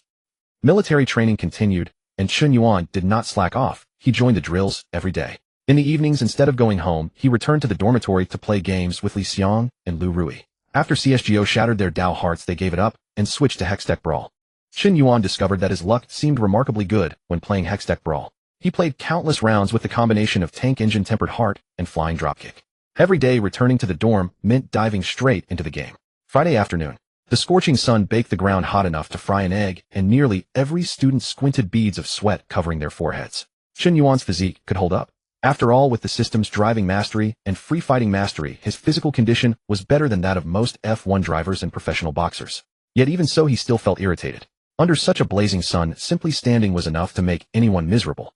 Launching Show periodically took out his phone to check the time. He did not want to train in this weather either, even though he was the drill instructor. Zhou Xinan and Ouyang Shouting walked over. The two were senior students assisting the class, often coming by to take photos and check on everyone's condition. Yesterday, they had even given a few students an encouraging pep talk. Zhou Xinan walked up to Lan Qingshou. Instructor Lan, here's the thing, the military training gala needs a group rehearsal. I'll take our classmate to practice. Lan Qingshou nodded. Alright, got it. How many students do you need? Just one, Zhou Xinan said. Technically, a class could send 1 or 2 people. But this gala was a performance before thousands of students from the entire 2024 cohort. The vast majority of students had no intention of volunteering. Seriously, one careless mistake on stage would be school-wide social death. Precisely because of that, competition was not fierce. Apart from Chen Yuan, no one else had volunteered to contend for the performance spot. Fine, Lan Qingshou agreed. Zhou Xinan looked at Chen Yuan and waved him over. Chen Yuan stepped out of formation. What a good senior, finally coming to my rescue. Shenzhen's summer was brutally harsh. In the past few days, many students had suffered heat stroke, some even fainting outright. Chen Yuan was not going to get heat stroke, but if he could be in an air-conditioned room, who would want to sunbathe on the training ground? And under a 35-degree sun, no less. Instructor Lan, I'll take Chen Yuan with me now. Alright, Lan Qingshou agreed. Zhou Xinan gestured for Chen Yuan to follow, walking ahead with Ouyang Shouting. Speaking of which, Chen Yuan had not seen the flat-chested senior in many days. Chen Yuan, have you decided what talent you'll perform? Ouyang Shouting asked softly, her voice sickly sweet with an indescribable softness. With such a voice, such a height, and such a flat chest, one punch would make her cry for 3 days. Not yet, Chen Yuan answered truthfully. However, he could sing just about anything given his vocal skill. Ouyang Shouting nodded. Oh, looking down, she could see the arch of her shoe. Alright, but you'd better hurry. The act has to be submitted tomorrow. It's nothing, no rush, Zhou Xinan said. Chen Yuan followed the two seniors all the way to a huge dance studio. We have to take off our shoes inside, otherwise if a teacher notices she'll be upset, Ouyang Shouting said, while taking off her uniform shoes. Chen Yuan nodded, casually stepping on the heel of his Balenciagas and kicking them off. Balenciaga clothing and shoes fit Chen Yuan's aesthetic perfectly, though they were not exactly comfortable to wear. Zhou Xinan was even more convenient. She was wearing slippers and no socks. The three entered the dance studio. The dance studio was enormous, nearly the size of 7 or 8 classrooms combined. The floor was smooth wood, and a giant mirror spanned from left to right, covering an entire wall. At the moment, quite a few students from other classes had gathered here. They were all people who, like Chen Yuan, would perform at the military training gala. Among them, there were fewer boys, around 40%, and more girls. Since they came from different classes, none of them knew one another. From now on, you don't have to go to training every day. Just come here each day to practice what you'll perform. The dance studio across the way is also for rehearsal, so you can go there too. Ouyang Shouting explained. Chen Yuan nodded and sat down in an unoccupied corner. He intended to perform a guitar and sing piece, but he had not brought his guitar to school today, so he could only rehearse tomorrow. By the way, when you're rehearsing here, you need to report at the training ground every morning first, then come here. You can't skip reporting. Ouyang Shouting reminded him. If you don't report and get caught, your name will be recorded. Chen Yuan nodded, mentally parodying Ouyang Shouting's words. If caught, your name gets recorded. This senior was quite cute, but unfortunately too flat, not matching Chen Yuan's taste. The white socks, though, did match his preferences. Alright, we'll stop talking to you here. We still have some footage to shoot. Ouyang Shouting said. Arrange your own rehearsal time. You must work hard, okay? Otherwise you might embarrass yourself in front of the whole school. Terrifying. Terrifying. Chen Yuan nodded on the surface, indicating he understood. Then Ouyang shouting, and Zhou Xinan left the dance studio. Chen Yuan then found an empty spot and sat down. To be fair, there really were plenty of talented people. Some were playing the piano, some were singing, and some were practicing dance moves in front of the mirror. However, the vast majority, like Chen Yuan, were sitting in vacant areas resting. Ouyang shouting, and Zhou Xinan walked out of the dance studio. Ouyang shouting said somewhat dejectedly, I feel like Junior Chen Yuan has no interest in me at all. Zhou Xinan offered a word of superficial comfort. Actually, she was thinking, bestie, you guessed exactly right. Chen Yuan sat in a corner playing with his phone. The cavernous dance studio looked like a circus. They really are multi-talented. Not only are there piano players, street dancers, and Latin dancers, there's even someone playing the guzheng. No way, is that beatboxing. Awesome, awesome. Chen Yuan had now truly seen what it meant to be versatile. Without the system's rewards, he realized he had no talents of his own at all. Playing basketball probably can't be performed on stage, right? Unless like the sect master you play basketball while singing, dancing, and rapping all at once. Chen Yuan basked in the air conditioning of the dance studio. Out of sheer boredom, he carefully counted the air conditioners in the room. 1, 2, 3, 4, 5, 6. 6 units, all blasting at 16 degrees. Absolute bliss. Chen Yuan was spacing out in utter boredom. Meanwhile, on the other side, a few boys huddled together doing who knows what. All that could be heard from over there was faint beatboxing punctuated by occasional bursts of cheers. Gradually, more and more eyes were drawn in that direction. Many students rose to their feet, planning to join the excitement. Chen Yuan stood up too, intending to see what was going on. Slipping into the crowd, he instantly understood what they were doing. A few guys who could dance were actually battling it out. In other words, it was a dance-off. A beatboxing boy laid down the rhythm with his mouth, and one by one the dancers stepped up to improvise to his impromptu accompaniment. At that moment, a boy with a tousled cropped haircut was executing the most famous move in street dance, the Thomas Flare. His entire body spun across the floor like a propeller. The Thomas Flare isn't the hardest move in street dance for most dancers, it's actually a basic entry-level move. But it is definitely one of the most visually spectacular and captivating moves. The choppy-haired boy spun around and around, then supported himself on his head, and astonishingly completed 3 full rotations using just his head as the pivot. That was a difficult move. The onlookers broke into applause, and the atmosphere became fervent. After finishing his final move, the choppy-haired boy rose to his feet and gave a slight bow. Chen Yuan clapped along. Not bad, not bad. The guy really had something. Chen Yuan, who possessed street dance mastery, naturally knew these floor moves as well. He could also tell that the boy's street dance foundation was rock solid, a dancer trained from childhood. Compared to Chen Yuan, he was just a tiny bit off. A tiny bit by about 100 million points. After the choppy-haired boy stepped down, a girl came up next. She danced locking. That girl danced just as superbly. In fact, anyone confident enough to go up and show their stuff was bound to be rather good. She swung her arms in wide, lightning-fast motions, then hit the beatboxer's rhythm and snapped her body to a dead stop, only to launch into the next 8-count phrase the instant the next beat landed. That was the hallmark of locking. It looked amazingly smooth. Chen Yuan kept clapping, serving as the hype squad. When the girl finished and stepped down, though, Chen Yuan could no longer hold himself back. If he had no talent, it would have been fine to just stay below, clap, and play the part of the hype squad. But he did have talent, and if he didn't showcase it, wouldn't that be a complete waste? If you fake skills you don't have and go up there to show off just to catch the girl's eyes, that's called being a jiahao. But Chen Yuan, who has mastered street dance and can battle against the world's top dancers, can only be called jiaer. His steps landed on the beat as he strode into the center of the floor. Cheers erupted around him instantly. No one jeered without reason, and no one bore him any ill will. This was an impromptu dance battle gathering, and everyone had joined in with a playful mindset. The corner of Chen Yuan's mouth curled upward. Chen Yuan opened with locking. Locking is a cheerful, easygoing dance style perfect for warming up the floor when multiple styles of street dance are being performed together. After only a few simple locking moves, he rode the beat directly into floor work. He knew all too well which kind of dance could truly ignite the venue. It had to be breaking. Chen Yuan immediately launched into a Thomas Flare, flipping upside down and spinning on the floor, his legs tracing one perfect circle after another in the air. His Thomas Flare was rounder and more exact. What's more, Chen Yuan had better body proportions than the others, making his move an even stronger visual shock. Even if it was the same move, Chen Yuan simply had more aesthetic flair.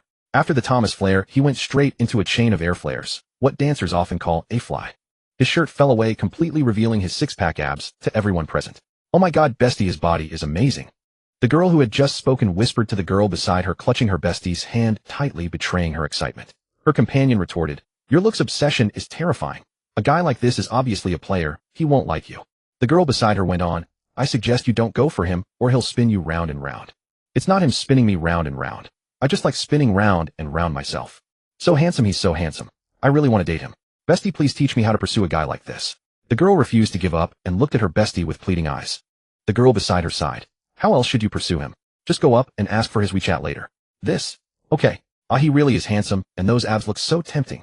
The utterly looks-obsessed girl took out her phone and started filming, planning to savor it later. Chen Yuan didn't hear their conversation. All he could hear was the clamorous cheers around him. After the air flare, he linked directly into a one-handed 1990 for his finale. The entire routine flowed with breathtaking fluidity, brimming with visual impact. Chen Yuan's 1990 did not stop after merely 2 rotations. Propping himself up with one hand, he kept spinning, gradually slowing down. But then, using the force of his legs, he began to add momentum to his spin. In an instant, his rotation started to accelerate faster and faster. To the surrounding crowd, it looked as if he had spun a few turns by sheer inertia and was about to stop, when his speed abruptly surged again, as if an auto-rotating machine were hidden beneath the hand supporting him. The choppy-haired breaking dancer saw Chen Yuan's one-handed 1990 and immediately transformed into a frantic hype man, slapping the floor with one hand, while leading the cheers for Chen Yuan. He knew only too well how difficult that move was. The one-handed 1990 itself is not that hard, but this Super 1990 maxed out the difficulty scale, so to speak. A Russian dancer overseas had used that very move to seize the breaking world championship. Wow. Woo. So cool. After finishing the Super 1990, Chen Yuan did not continue. He flipped his body down and landed back on his feet. He picked up the military training cap that had fallen beside him and walked back into the crowd with a smile. The first pick right in the mate selection market was now firmly in his hands. Chen Yuan left the dance floor and sat down to the side. The boy with the shaggy fringe instantly dashed over, dropped into a sliding kneel beside Chen Yuan, and said, "Legend, teach me." "Teach you, eh?" "Yes, teach me. How did you spin that one-handed 1990 earlier? It was insane. How did you keep your balance on the back end?" "I can do a 1990, but I can't make it look as awesome as you do." Chen Yuan patted his shoulder. "There's no trick to it, just practice more, and you'll get it." "Really?" The boy with the shaggy fringe felt that Chen Yuan was fobbing him off. Chen Yuan nodded. "Really? You're a b-boy too, so you know that every move starts from 0. First you can barely do 1, then you do 2, then 3. The boy with the shaggy fringe understood the logic, but he still wanted Chen Yuan's signature move. At his age, to have polished his moves to this level, there had to be an exclusive signature move besides talent. It was a pity the other party clearly wasn't going to tell him. "Bro, I'm Li Luo from Class 3 Software Engineering 2024 cohort. Nice to meet you." Li Luo extended his hand. "Class 1 Education 2024 cohort. Chen Yuan." Chen Yuan smiled back. Li Luo felt the name sounded familiar. He blinked and suddenly remembered. "Hey, you're the student who did that heroic act the head instructor talked about a few days ago, right?" Chen Yuan covered his face and nodded. "That's me. Damn, I've seen your video. You're insane. You knocked that guy out with one punch. A lot of people online say you could go pro." Li Luo was excited. He hadn't expected the handsome guy in front of him to be not only a street dance master, but also a combat master. Chen Yuan didn't answer. "Go pro." Without exaggeration, in a fight within the same weight class, Chen Yuan could send every professional fighter in the country flying. Even if you brought in Khabib, the Eagle, Nurmagomedov, Chen Yuan was confident he could remain undefeated. All he could say was that the system's skills were terrifyingly powerful. "Li Luo." A female voice rang out. Chen Yuan and Li Luo turned to look. A girl with an unusually full figure was standing there waving at Li Luo. "Come over here for a second. I need to talk to you." Li Luo was baffled. He looked at Chen Yuan. "Bro, let me go check it out first. I'll come back later to ask you for advice." Chen Yuan nodded. He didn't notice that the girl who had called Li Luo away was secretly signaling an okay to someone on the other side. Xiaoyu received her best friend's signal. She fixed her hair using her phone as a mirror, then wore an expression she was very satisfied with, and walked toward Chen Yuan. After Chen Yuan finished dancing, this looks-obsessed fangirl had already wanted to make a move. But that annoying Li Luo had gotten there first. Xiaoyu seriously suspected that Li Luo, the study committee member in her class, might be gay. Otherwise, why was he faster to act than even a fangirl like her? Xiaoyu sat down beside Chen Yuan with a faint smile. "Hi, handsome. I'm Xiaoyu. Can we get to know each other?" Chen Yuan said. "Hi, I'm Chen Yuan." "Okay, handsome, you're so handsome." Xiaoyu looked into Chen Yuan's eyes, practically sending out stars. Her gaze locked onto his face, burning hot. Chen Yuan felt like prey being stared down by a tiger, as if he could be devoured at any moment. Even Chen Yuan found it hard to endure such an undisguised stare. That evil female gaze. Wasn't there anyone to stop it? Chen Yuan awkwardly looked to the side. He could feel Xiaoyu still staring at him dreamily. So scary, so terrifying, so twisted. Was this woman a pervert? "Handsome, why aren't you talking?" Tee-hee. As she talked as if she'd fully enjoyed the view, Xiaoyu couldn't help laughing. His nose was so straight, his eyebrows so sharp, and his skin was so nice, even softer than a girl's. How did he take care of it? Xiaoyu found herself unconsciously thinking this, her chin resting on her hand, as she tilted her head and gazed at Chen Yuan. Chen Yuan kind of wanted to run. He was a guy, but for the first time he felt like he was being sexually harassed. "Ahem, classmate, don't you have anything to rehearse?" Chen Yuan asked stiffly. "No need. I play the guzheng, and my guzheng hasn't been brought over yet," Xiaoyu said. Chen Yuan looked at Xiaoyu.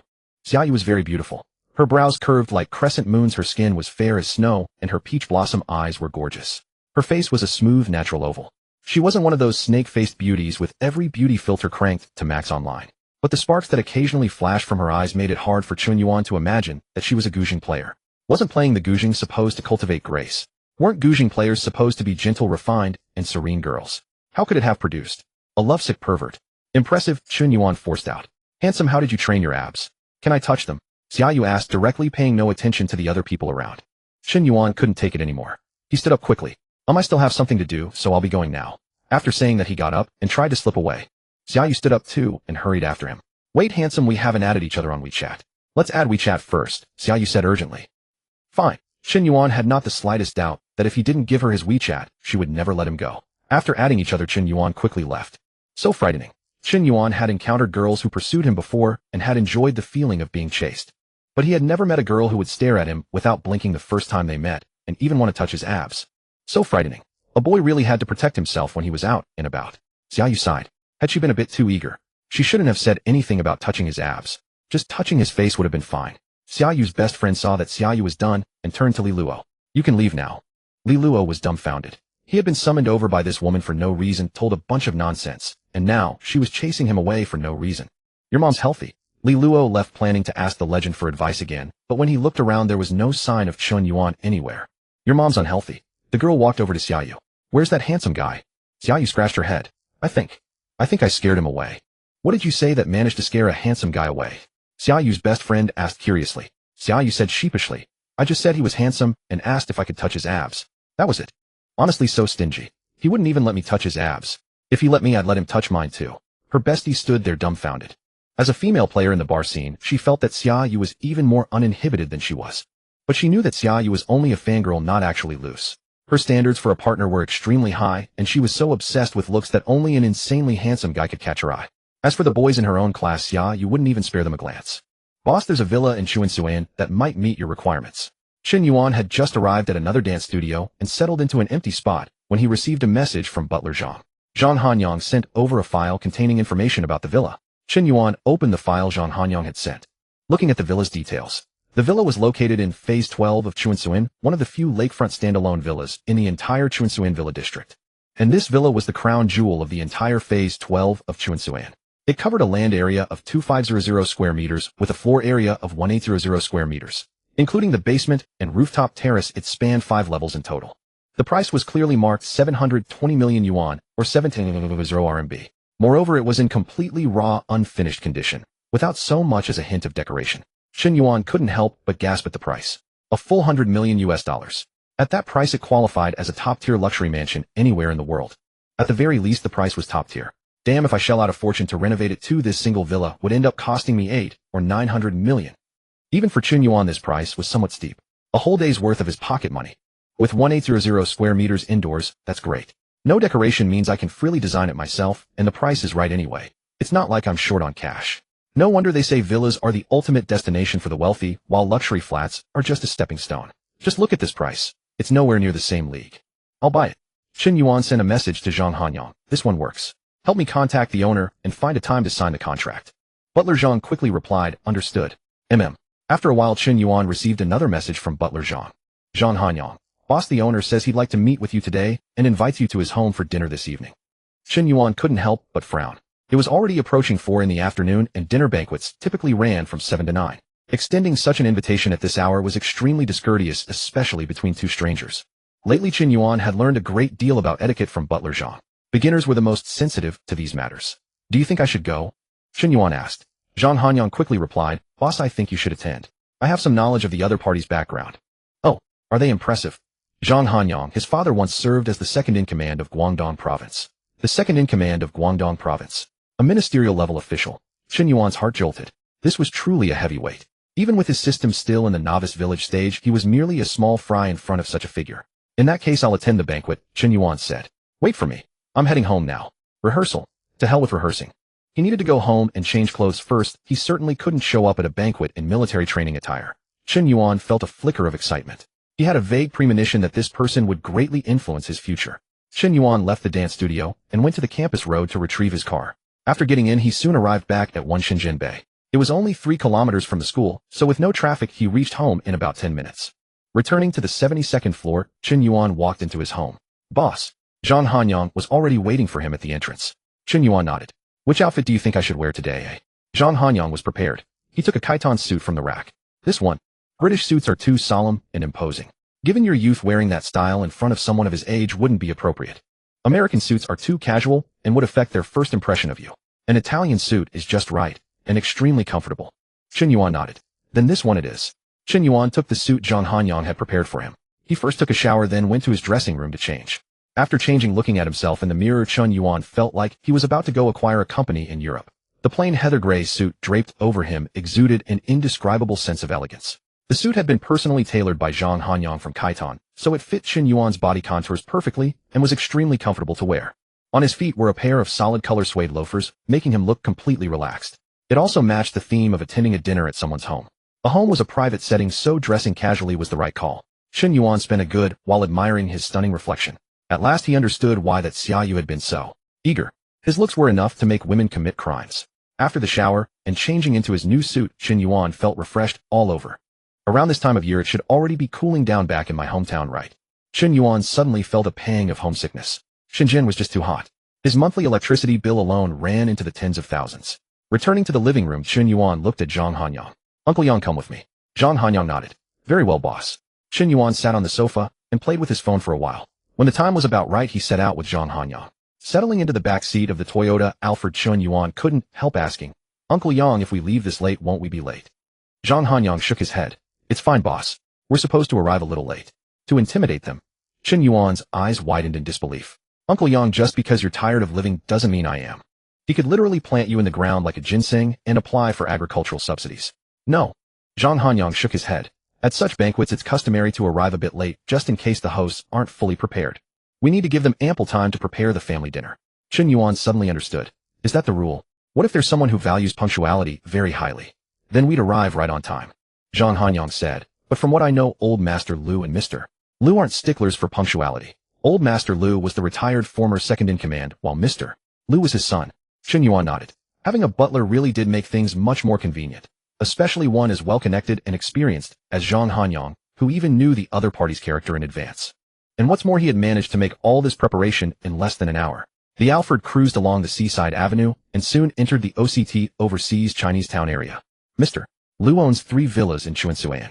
He lives in one, rents out another, and the one he wants to sell you is the largest of the 3. It's among the biggest of all the lakeside villas in Chuansuan, and it's the crown jewel of Phase 12. Listening to Zhang Hanyang's explanation, Chen Yuan nodded. The Lexus LM eased slowly into Phase 12 of the Chuansuan residential estate. Chen Yuan had once stood atop the Huaqiaking Tower overlooking the whole of Huaqiaking below. To Chen Yuan the community seemed a green ocean. Along both sides of the roads stretched row after row of trees and neatly pruned hedgerows. Yet for all those trees the roads were virtually free of mosquitoes and gnats. Such was a high-end community, nothing more, nothing less. Chen Yuan studied the small European-style villas lining both sides, every one a detached house with its own courtyard. Perhaps their courtyards could not fit the cars, for many vehicles were parked outside. Lamborghinis, Ferraris, Rolls-Royces, Bentleys, Lexus, LMs. Many of these cars bore dual registration plates, a clear indication that their owners were also doing quite well in Hong Kong, or were native Hong Kongers in the first place. The chauffeur drove the car up to a villa. Zhang Hanyang glanced at the bronze house number beside the courtyard gate. It read No. 16, and said, this is the place. Then Zhang Hanyang took out an exquisite little box from behind the seat. What's that? Chen Yuan could not help asking. A vintage lighter. Zhang Hanyang said with a smile. And what do you plan to do with it? Chen Yuan asked. That Mr. Lu is a smoker, and this lighter is perfectly suited as a first meeting gift, not too valuable, yet thoughtful enough to show our sincerity. Chen Yuan could not help shaking his head and clapping. A professional butler indeed. He had considered so much. Chen Yuan himself had not thought that far ahead. He had simply come to the dinner banquet to eat, and by the way, talk about buying a house. Chen Yuan reached out to take it. Zhang Hanyang, however, gently blocked his hand. I'll just hand it to their butler. If you gave it yourself, it would be far too formal, and a gift of such modest value should not pass through your hands. Chen Yuan grumbled inwardly. What a mountain of rules. Before he had even gotten out of the car, a man in bodyguard attire came out from the courtyard and approached to open the door. At that moment, a man in a dark tailcoat and extremely solemn attire also walked out from inside. Chen Yuan did not need to ponder. This was certainly Mr. Lu's butler, not Mr. Lu himself. Seriously, who dressed so formally in one's own home? Sure enough, after exchanging pleasantries with Chen Yuan, the other butler led the two of them into the villa. Along the way, Zhang Hanyang handed the small gift to the other butler. Chen Yuan took in his surroundings. The villa's courtyard was enormous. On the left stood a small pavilion, and beside it stretched a large pond. The sky had not yet gone fully dark, so he could see many carp and goldfish swimming within. The pond water, seemingly cleaned on a regular basis, carried not the faintest fishy smell. In the corner against the right wall was a cluster of flowers. Chen Yuan could not tell their species, and farther toward the center, to his surprise, lay a small vegetable plot. These Chen Yuan recognized. They were actually corn stalks. There was also planted garlic and green beans. These were a common sight in the north, where almost every household in the village grew them in their yards. But Chen Yuan had not expected to see these familiar crops here in the south. More than likely old Mr. Lu planted these just for fun after retirement. But they truly are well grown. Judging by how they're coming along, the corn is nearly ripe. Still, the south is the better place. With more abundant sunlight, it is actually more suitable for cultivating a garden in one's yard. Chen Yuan thought to himself, but he had no intention of cultivating a yard of his own after buying a villa. For other elderly folks, growing a garden was a way to cultivate mind and body and pass the time. But Chen Yuan's time was already far from sufficient, and he had no need to cultivate mind and body. So why on earth would he go in for such things? Stepping into the villa, Chen Yuan saw a middle-aged man with neatly kept short hair waiting at the door. The man wore a slightly casual suit and was a bit stout with a small paunch, yet he did not look imperious at all. Rather, his face wore a gentle smile. Chen Yuan knew that this was the president Lu Zhang Hanyang had spoken of. Chen Yuan stepped forward, extended his hand, and showed neither subservience nor arrogance. Mr. Lu, it's an honor to meet you. Mr. Chen, I'm afraid this abrupt invitation of mine was rather improper. I hope you won't take it amiss. Lu Hui stretched out his hand and clasped Chen Yuan's. I simply had not expected you to be this young Mr. Chen, a true prodigy accomplished at such an early age. Chen Yuan replied with modesty, merely a stroke of luck. I hardly deserve your praise of being a prodigy. Haha, you're too modest, Mr. Chen. Come, let's talk inside. Upon entering, Chen Yuan found a living room lavishly decorated in an opulent Chinese style. At every seam where walls met, the ceiling ran wooden ornamentation, and the sofas and coffee table formed an entire suite of rosewood furniture. The backs of the chairs were carved with motifs of dragons and phoenixes, while the armrests bore sculpted Qilin heads. This rosewood sofa set carried an imposing air even from afar. Seen up close, it was as exquisite as a work of art. Good-looking though it was, sitting on it was another matter. Even with the bright yellow cushions laid over it, it remained distinctly uncomfortable to sit upon. A sofa like this was fit to be admired, but not for sitting long. On the other side of the tea table, a housemaid was brewing tea. When it was done, she poured 2 cups and placed them before the 2 men. Please, Lu Hui said with a smile. Chen Yuan picked up the teacup and took a sip. Fragrant and not bad, but nothing more than that. Still, he offered a word of praise. Excellent tea. Haha, this is from my father's collection, Mother Tree de Hongpo. I had to go to quite some trouble to get my hands on a little. Mother Tree de Hongpo. That sounded formidable, to be sure. He would have to ask Uncle Yang about it when the chance arose. The two of them drank tea and made small talk for quite a while before Lu Hui finally steered the conversation back on track. After all that courteous exchange, the forms of address between the two had quietly shifted. Chen Yuan now called the other man Uncle Lu directly, while Lu Hui, rather than calling him Xiao Chun or Xiao Yuan, addressed him as Young President Chen. Young President Chen, you intend to buy that villa of mine, don't you? Chen Yuan nodded. Yes. I've looked over the information on that villa, and I like it very much. Good. That villa is right next door. Not far at all. Let's go and take a look on site, so that you can be clear in your own mind whether it's truly the house you like. That was exactly my thought, Chen Yuan said. The two left the villa together, and after a short stroll along the community road, arrived at the other villa. This villa, as it turned out, had not been renovated in the slightest.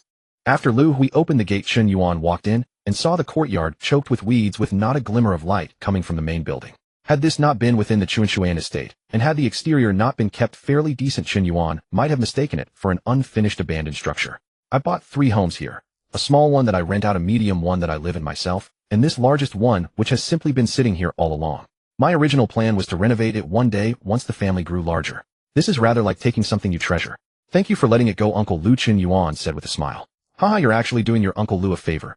I owe you one. Lu Hui chuckled. Alas, the economy is truly bad right now. This villa's market value is over 700 million yuan, and I can't bring the price down at all. If I did, it might well affect the relationships between neighbors. However, Lu Hui said, you and I are truly destined to get along. Let's settle at 700 million, and I'll waive the odd remainder. Then I'll thank you, Uncle Lu. Once this villa is renovated, we'll be neighbors. Chen Yuan said with a smile. When the time comes, I'll introduce you to a few neighbors. Some of the residents here command even my utmost respect. I wouldn't dare act rashly around them. You'll understand once you move in. Chen Yuan blinked. What kind of people could demand such reverence from the son of a former second-in-command? Zhang Hanyang had already told Chen Yuan that this Lu Hui was no ordinary man. He was the top official of the State-Owned Asset Supervision and Administration Commission, a deputy department-level big shot. A hero's son is a hero in his own right. Normally when a father holds high office, his son can rise to a lesser post as well. Yet, even such a big shot had to remain deferential before this person. Just who were they? Chen Yuan didn't dwell on it further. The two returned to Lu Hui's villa. It was just about time for dinner at the Lu residence. The family was small, not many members. Lu Hui's father Lu Tian sat at the head of the table. The former second-in-command looked no different from an ordinary retired elder wearing a plain white undershirt and black shorts. There were fine wrinkles at the corners of his eyes and mouth, but his skin remained firm. Beside him sat his wife Lu Hui's mother, an imposing elderly woman dressed just as simply. Had Chen Yuan met them outside, he could never have guessed their status from their appearance and demeanor. Apart from the old couple, there was also Lu Hui's son, a child of 8 or 9. Who is this young man? Lu Tian asked. Lu Hui quickly explained, Dad, this is my guest Chen Yuan, President Chen. He wants to buy my villa. Lu Tian glanced at Chen Yuan. Fine young man, quite impressive. Others might have been thrilled by such praise from a big shot, but Chen Yuan merely smiled lightly and offered a word of thanks. The dinner at Lu Hui's home was simple home-style fare, yet abundant. Chicken, beef, lamb, and fish all present along with plenty of vegetables. There was no salmon, no bluefin tuna, no wagyu steak. Just ordinary stir-fried dishes. The atmosphere at dinner was hardly relaxed. Lu Tian said not a word, focusing solely on his meal. The old lady occasionally served food to Lu Tian and her grandson, but also spoke little. Even the 8 or 9-year-old child who should have been in the middle of mischievous play didn't act up at all. He just ate. Lu Hui exchanged a few words with Chen Yuan now and then, but on the whole, everyone simply ate. It seemed eating was eating, no idle chatter. Under such an atmosphere, Chen Yuan didn't have much appetite either. After just 2 bowls of rice, he felt full. That said, the rice was truly excellent. Chen Yuan could taste the difference from ordinary rice. Plump grains, rich aroma, and a springy texture. It was unquestionably premium rice. After the meal, Chen Yuan intended to take his leave, but Lu Tian spoke up. Young man, no need to rush off, right? Chen Yuan, I'm in no hurry. Lu Tian said with a smile, if you're not in a hurry, how about a game of chess with me? Ding skill awarded mastery of Go. Ku Jia once cried as a child begging to see your game records. A Chuing knelt outside your door for 3 days just for the chance to play one game with you today. Chen Yuan, then I would be honored. Oh, haha young man, you're quite confident in your skills. Lu Tian chuckled. Come let me see just how honored you are. Chen Yuan followed Lu Tian to the tea room, and Lu Hui came along as well. Lu Hui cautioned, President Chen, my father, is a formidable Go player. He once defeated professional 9-dan players Lu Xiaowang and Liang Weiqiao. Chen Yuan nodded. He was confident that even Ku Jia couldn't beat him in his current state, so why would he fear those veteran 9-dan players? The two sat down across from each other. Chen Yuan looked at the board and stones and silently marveled. What a fine board, what fine stones. The board was crafted from centuries-old Japanese Toreo wood. The black stones were made of inked jade, and the white stones of mutton fat white jade. Both felt solid and smooth in hand. Chen Yuan's mastery of Go didn't just make him skilled at playing. It made him equally knowledgeable about everything related to the game. At the same time, it granted him 2 extraordinary abilities. An eidetic memory, and supercomputing level calculation. How about I give you a 2-stone handicap? Lu Tian said with a smile. Chen Yuan shook his head.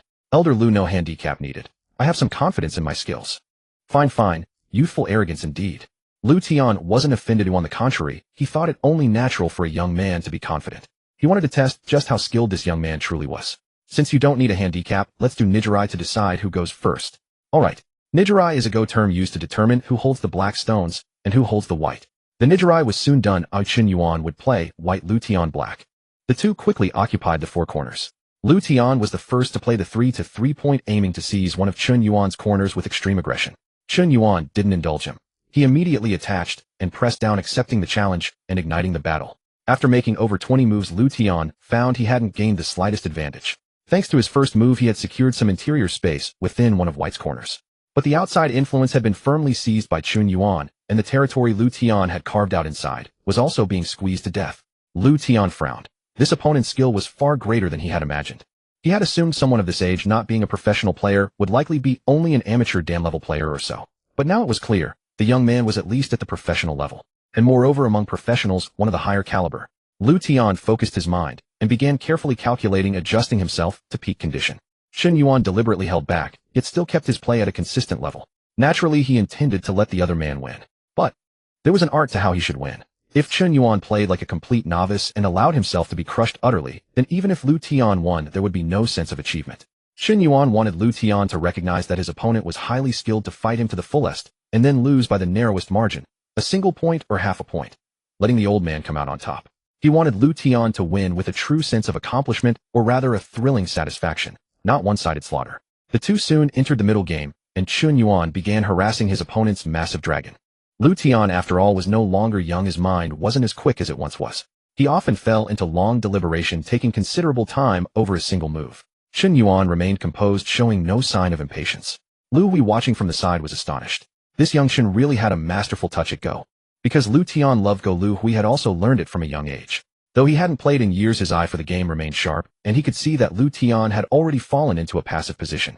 Lu Tian's brows were tightly knitted, and from time to time, he pressed his lips together, staring unblinkingly at the board. From the very start, this game had placed him on the defensive. Though he had claimed 3 corners, the outside was sealed airtight by his opponent, and now his great dragon faced a desperate struggle to live. Suddenly, he spotted a flaw in the white formation. If he played there, he might still have a chance. What he didn't know, however, was that this flaw had been deliberately left by Chen Yuan. Chen Yuan now studied only 2 books: Emotional Intelligence and Vision. Under his precise control, even when he deliberately exposed a flaw, he lost by merely 1 point. After winning the game, Lu Tian could not help but let out a breath. The victory had been truly precarious. From the initial ease to growing seriousness to a barely contained sweat, and finally to a narrow triumph. Comrade Xiao Chen, among all the young people I've met, you have the finest chess skills. Lu Tian could not help but say. If it weren't for that one weakness in the middle game, I might not have been able to beat you. Lu Tian had no suspicion whatsoever that Chen Yuan's flaw was intentional. Skills produced by the system required no doubt. In the system's standard, mastery meant complete command, meaning the best under heaven. Chen Yuan put on a look of chagrin. Grandpa Lu, I am still too young. I hope to learn from you often in the future. When I return, I must review this game thoroughly. Lu Tian nodded with a hearty smile. That match had truly been a pleasure to play. Xiao Chun, whenever you have time, be sure to come by and keep this old man company for a few more games. Chen Yuan maintained his respectful demeanor. I will definitely come to seek your guidance often, Grandpa Lu. When one grows old, energy becomes inadequate. After a single game, I already feel a little tired. Lu Tian sighed as he spoke. It has been a long time since I met such a talented young man. Let me give you a small trinket. Afterwards, Lu Tian rose and went to the cabinet behind him. He took out a small wooden box about palm-sized and exquisitely crafted. Chen Yuan was now perceptive enough to recognize that the box was made of golden nanmo. However, he could not determine its exact grade. Here, take this back to amuse yourself, said the old man. Young man, you are still too impatient. Play with this more, calm your mind, and it will benefit your temperament. Next time you won't make such a mistake in the middle game. Chen Yuan accepted it with both hands and opened it carefully. Inside lay a pair of walnuts. Chen Yuan said, Thank you for your guidance, Grandpa Lu. I have learned much. Haha, I am going to rest now. We will chat with Xiao Chen for a while. All right, father. Rest well. After Lu Tian left, Lu Hui looked at Chen Yuan with growing approval. He knew his father's temper, and he had never seen any younger person manage to delight the old man so thoroughly. Young President Chen, I never imagined someone your age could wield such skill at chess. After a few more years of tempering, we might see another world champion emerge. Chen Yuan smiled. Uncle Lu flatters me. Lu Hui glanced at the wooden box in Chen Yuan's hands. My father truly likes you. He actually gave you his treasured official's hat walnuts. Chen Yuan was not well versed in antique collectibles. Uncle Lu, would you explain them to me? These are an extremely premium pair of 3 ridge official's hats, and they were never treated with chemicals. Look at the size, the angles of the 3 ridges, and the flawless pairing. On the market, you would be hard-pressed to find anything so perfect. Lu Hui said with a smile. When you go back, just take good care of them. Once they are polished over time, they will become truly beautiful. Chen Yuan nodded. Lu Hui did not mention their worth, and Chen Yuan did not ask. Yet from the vivid description, he could tell they were something quite remarkable, though he recalled that collectibles only gain value after being polished. The two chatted for a while longer, then Chen Yuan prepared to take his leave. As for the specifics of the property purchase, both sides had stewards to handle the handover. There was no need for them to discuss further. Once in the car, Chen Yuan began turning the walnuts in his hands. The 2 walnuts felt weighty in his palm, and when they touched, they produced a pleasant friction and clicking sound. Zhang Hanyang, seeing the walnuts in Chen Yuan's hand, knew they came from the Lu family. Zhang Hanyang could not help but say, to some people this pair of walnuts would be priceless. Chen Yuan turned to look at him. What do you mean?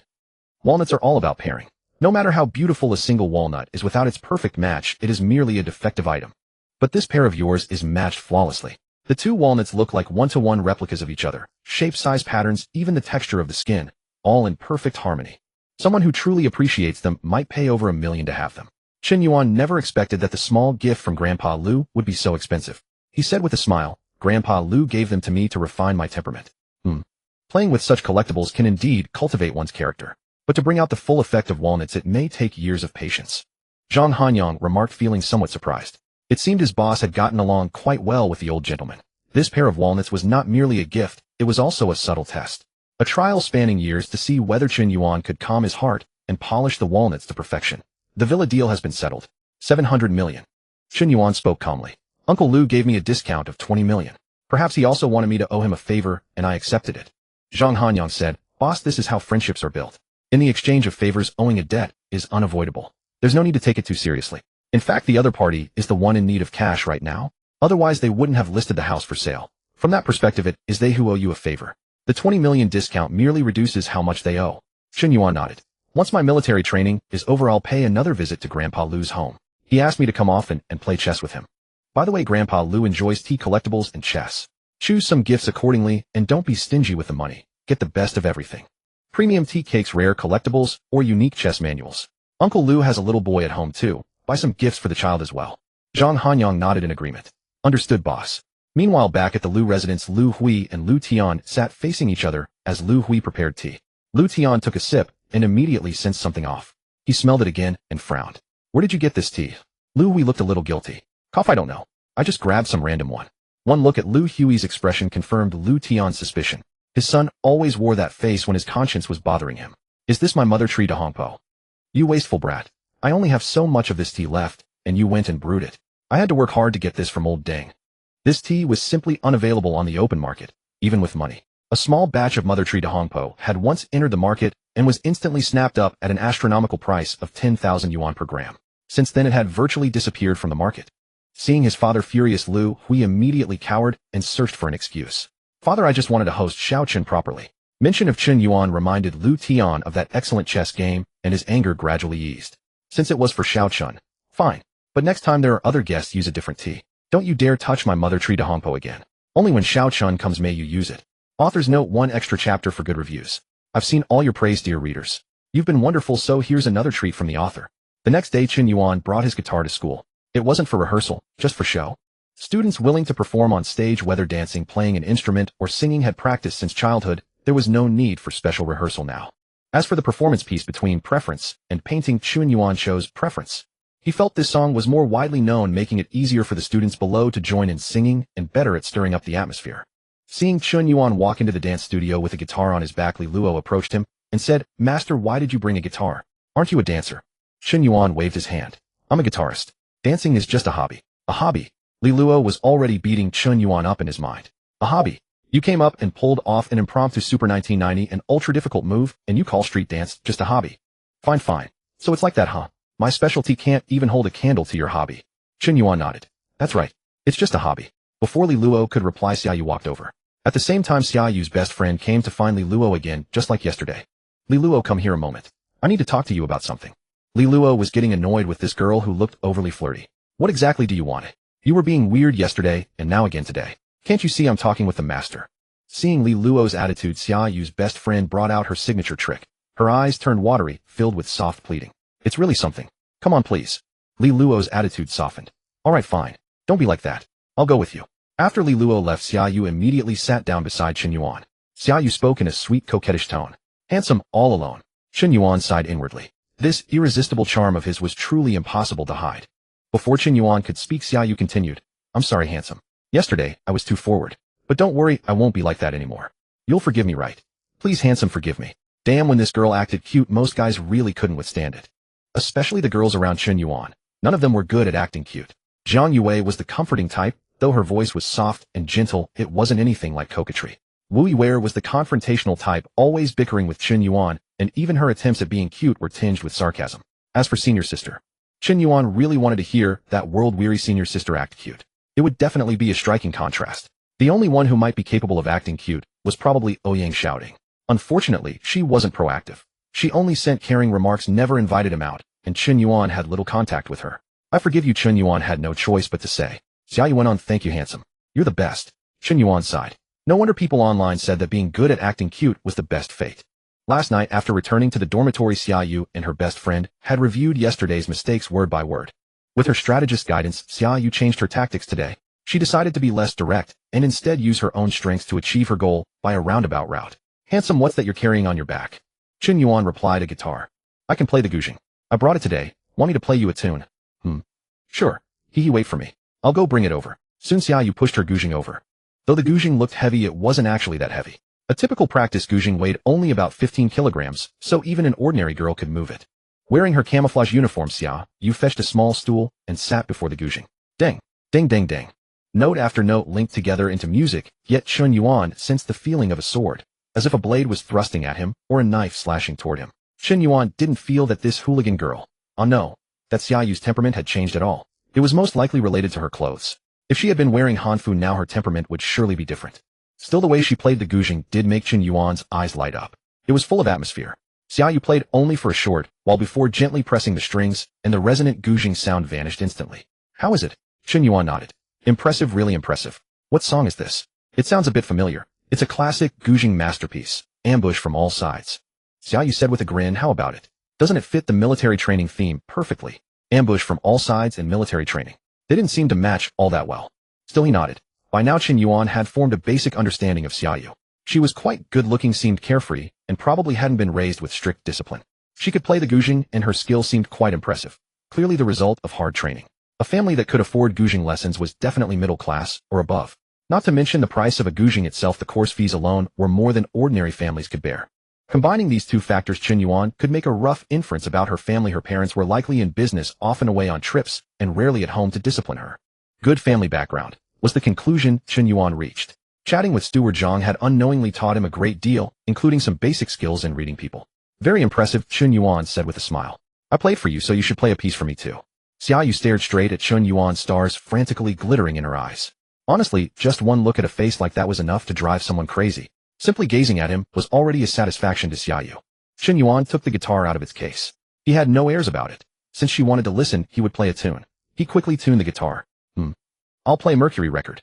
This song had gone viral on Douyin years ago. Nearly all post-00s had heard it. Even those who didn't like this style of music would have caught it occasionally on short videos. Okay. Chen Yuan began to pluck the strings. His slender fingers glided across the strings, and the highly distinctive melody of Mercury record flowed out. Notes naturally converged into a stream of music that entered the ear with that familiar flavor. Captivated by your eyes. The Milky Way leaves traces to follow. Through the cracks of the world it still truly attracts my orbit. Chen Yuan's voice was exceptionally clear and penetrating. Combined with the mastery granted by his singing and playing proficiency, it could only be described as perfect. It was a concert-level experience. Stars were wildly glittering in Xiaoyu's eyes again. She was swooning once more. If only I could tie him up and take him home, watching him day and night. How wonderful would that be? He's so handsome, and even more handsome when playing guitar. Wu was so handsome. I can't take it anymore. Xiaoyu's body began to tremble slightly. Chen Yuan felt that this rehearsal was a bit of a joke. It was like a group of talented young people gathered together to fool around. Yesterday people were battling in dance. Today Chen Yuan played and sang, and many people crowded around to watch the fun and sing along. Still the atmosphere was very relaxed. Apart from a few performances that had something to do with music, the vast majority had nothing to do with it. Dance, nunchaku, martial arts. Although they all needed background music, everyone wore earphones and didn't disturb anyone else. So as soon as Chen Yuan played the guitar, it was easy to attract the people nearby. When Chen Yuan finished a song, the crowd began hollering. Bro, you played that awesomely. One more. Do Chengdu. Not Chengdu. Do Guangdong Love Story. 10 years. Glorious years. Below, a whole pack of people were howling out requests. Chen Yuan smiled and didn't refuse. Then let's do Guangdong Love Story. The intro began, and the song instantly turned him into a man from Guangdong, drifting through Guangdong for many years. When Chen Yuan started to play, the hollering around him gradually faded and became a chorus of voices. Some sang very softly, so quietly that only they could hear themselves. Others shouted at the top of their lungs, making the people around them want to land a punch on them. Quietly leave together with loneliness. Crowded memories erased by time. A man has been drifting for 10 years. Sometimes I still miss how we once were, though it has already changed. This song was a zero-frame start. It went straight from the intro into the climax of the chorus. Many students at Shenzhen University were from Guangdong, and quite a few could speak Cantonese, so the chorus gradually grew louder. Li Luo couldn't help marveling. As expected of a god, he plays guitar this well too. He doesn't even need a capo, just full bar chords. Xiaoyu wasn't singing. She was still staring at Chen Yuan's face. But Chen Yuan had grown somewhat used to Xiaoyu's gaze. If Xiaoyu weren't attractive, Chen Yuan wouldn't have paid her any attention. But fortunately Xiaoyu was very good-looking, so Chen Yuan didn't mind being stared at by a beautiful girl for so long. If possible, he would suggest she do that staring in private, say in the presidential suite at the Mandarin Oriental. Some of the people around them went from standing to sitting, surrounding Chen Yuan in a circle. The atmosphere grew even livelier, and Chen Yuan was in even higher spirits. He played one song after another. Later on, even a guy who could play the piano joined in. The guy who did beatbox yesterday used his mouth to tap out the drumbeat. It was basically a band debuting right there. Someone took out a phone and recorded a video. Time passed quickly, and before long it was noon. The crowd dispersed and headed back to their dorms. Chen Yuan put away his guitar and left the gig bag in the corner, since he would be back in the afternoon anyway. He planned to go to the cafeteria and in passing bring back some food for his 3 adopted sons in the dorm. Seeing that Chen Yuan was about to leave, Xiaoyu quickly caught up. Hey handsome, are you going to the cafeteria? Let's go together. Chen Yuan nodded. Sure, but I have a name. Chen Yuan, not handsome. Xiaoyu blinked, feeling that Chen Yuan's voice was also really nice. So magnetic. Don't you like being called handsome? Once in a while is fine. Calling me handsome all the time feels a bit weird, Chen Yuan said. Fine, then I'll call you by your name. Chen Yuan, is there a girl you like? Chen Yuan thought for a moment, nodded, and said a few. Xiaoyu's eyes widened. A few. Chen Yuan hummed in acknowledgement. Yeah, a few. Wait, you're way too honest, aren't you? Chen Yuan nodded. I love telling the truth. Xiaoyu thought for a moment. I'm only after his looks. Whether he likes a few girls or has a few girlfriends, none of that is my business. As long as he has me in his heart, that's enough. Xiaoyu asked, then do you like me? Chen Yuan replied as he walked. No, I don't. Xiaoyu, he doesn't have me in his heart. Chen Yuan added, I only tell the truth to people I like. Xiaoyu ovo. That one sentence made Xiaoyu's CPU crash completely. He said he didn't like me. If that was the truth, then he actually likes me. If it wasn't the truth, then he likes me too. No, he doesn't like me. Does he like me or not? All the way to the cafeteria, Xiaoyu kept thinking about what Chen Yuan had said, and she simply couldn't work out whether Chen Yuan actually liked her or not. She couldn't figure it out the whole way. Even after Chen Yuan bought the food and packed it up to bring back to the dorm, she still hadn't figured it out. Back in the dorm, Chen Yuan turned on his computer and found a variety show to watch. Before long, Li Xiang and the other two came back. Seeing Chen Yuan already enjoying lunch in an air-conditioned room, Li Xiang could only hate the fact that he got nervous as soon as he stepped on stage. If he had also performed some talent, he wouldn't have to do military training. Over the past few days of training, the originally fair-skinned, tender little fatty was starting to show signs of turning into a dark, chubby one. A boiled egg was about to become a tea egg. I bought food for you guys. Chen Yuan pointed at the 4 portions on the stairs. Li Xiang had to eat 2 portions before he felt full. The 3 said in unison, thank you, adoptive father. After saying that, each of them snatched 1 portion, leaving the last 2 for Li Xiang. Brother Yuan, did you meet any pretty girls at rehearsal?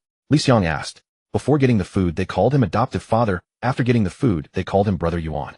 The drop in seniority was so sudden. Chen Yuan nodded. I really did, and a lot of them. Really?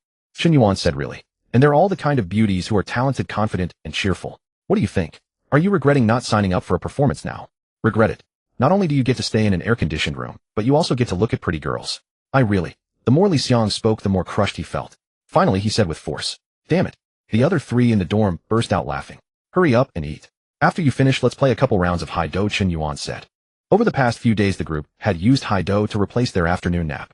Okay. Lu Rui quickly activated eating mode, mixing meat, vegetables, and rice together and downing a quarter of his meal in a few mouthfuls. Li Xiang did the same, only even faster. By the time Lu Rui had eaten a quarter, Li Xiang had already eaten a third. It was pure storm force inhalation. They finished eating quickly, then immediately logged on. Lin Hanjun still didn't play League of Legends. Instead, he watched a replay of Manchester United's match. A loyal Red Devils fan through and through. The entire noon break, the dorm was filled with joyful vibes. Chen Yuan's luck was as good as ever. Archmage plus Eureka bro. My Teemo is unstoppable. 4th Silver Hex, purest Warlock. Bro, I'm truly unstoppable. Don't push, don't anyone push. Whoever pushes is the sun. Chen Yuan had picked Teemo because he wanted to gamble on Archmage in the first place. He just hadn't expected the card dealer to be so loyal and send everything straight to him.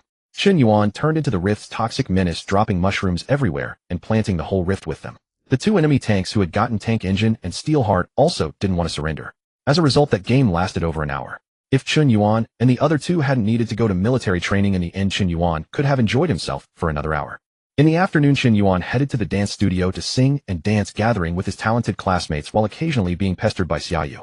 Li Xiang and the other 2 went to the sports field to bask in the scorching sun. In the evening, everyone returned to the dormitory. Chen Yuan didn't go home today. He loved the atmosphere in the dormitory, and since he had replaced his mattress with a Hason's, it was extremely comfortable to sleep on, making him enjoy staying in the dorm even more. After playing games for over 3 hours, his head remained clear and his eyes unstrained. Still, he needed a break. Taking off his headphones, the group started chatting. Brother's National Day is coming. Are you going home or traveling? Lu Rui answered bluntly and crudely. The hell with going home, the hell with traveling. I'm just staying in the dorm. Having just finished gaming, his manners hadn't switched back yet. Li Xiang looked at Chen Yuan. Brother Yuan, what about you? Chen Yuan shrugged, still undecided. He kind of wanted to travel, but who would he take? Wu Yue or Jiang Yue, or senior sister? It couldn't possibly be that hooligan Xiaoyu, could it? Or maybe bring all 4 along. Chen Yuan felt they probably weren't that accepting except for his Yue. Lin Hanjun was also staying in the dorm. His family was in Shanghai and flight tickets during National Day were way too expensive, so he might as well stay put. Aren't you guys going out? My parents said they're taking me to Bali to soak up the sun, Li Xiang said. In other dorms this might have come off as showing off, but not in dorm 612. Of course, the main reason was that they had Chen Yuan, a rich second generation who drove a Ferrari. Who would dare show off in front of him? Lu Rui had a venomous tongue and immediately teased, "Did military training fry your brain? Haven't you had enough sun? And you still want to go to Bali to sunbathe?" Li Xiang retorted stubbornly, "That's different. There's a difference between sunbathing and sunbathing. When you come back, we can eat roast suckling pig." Li Xiang was stunned, then quickly realized Lu Rui was calling him a pig. Instantly furious, he leaped from his chair and lunged at Lu Rui's knees. Sitting in his comfortable ergonomic chair, Chen Yuan was also thinking about where to go during the Golden Week. "If I travel domestically, any famous place is bound to be packed with people. Crowds no matter where you go. Going abroad, it seems like it'd be crowded there too. Where to go is a problem, and who to go with is also a problem. My vote goes to senior sister."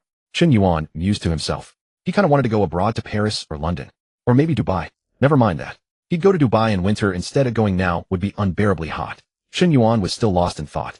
Suddenly Li Xiang shouted, "Holy crap." Snapped out of his thoughts, Chen Yuan said irritably, "What the hell are you doing? Scared your dad half to death jumping like that?" "Brother Yuan, you're famous again," Li Xiang said. Chen Yuan didn't understand. "What do you mean I'm famous again?" Li Xiang replied, "I sent you the video. You're trending again." Chen Yuan picked up his phone and glanced at the video Li Xiang had forwarded. Hiss. He never expected that just playing guitar and singing in the dance studio would earn him over 300,000 likes. Still, it wasn't posted on his own account, it was filmed by someone nearby. Chen Yuan felt a sudden doubt. Could he be born with a natural influencer constitution? How had he gone viral twice in less than a month of college? At least this trending topic was a bit more normal, epic military training performance scene. It was far more normal than the previous tag, upward-gazing car owner. Perhaps it was because the video of the Guangzhou captain had left too deep an impression, or because only a few days had passed since then. Many people still remembered Chen Yuan. The comments section was filled with people tagging his Douyin account. The Guangzhou captain has talents like this too.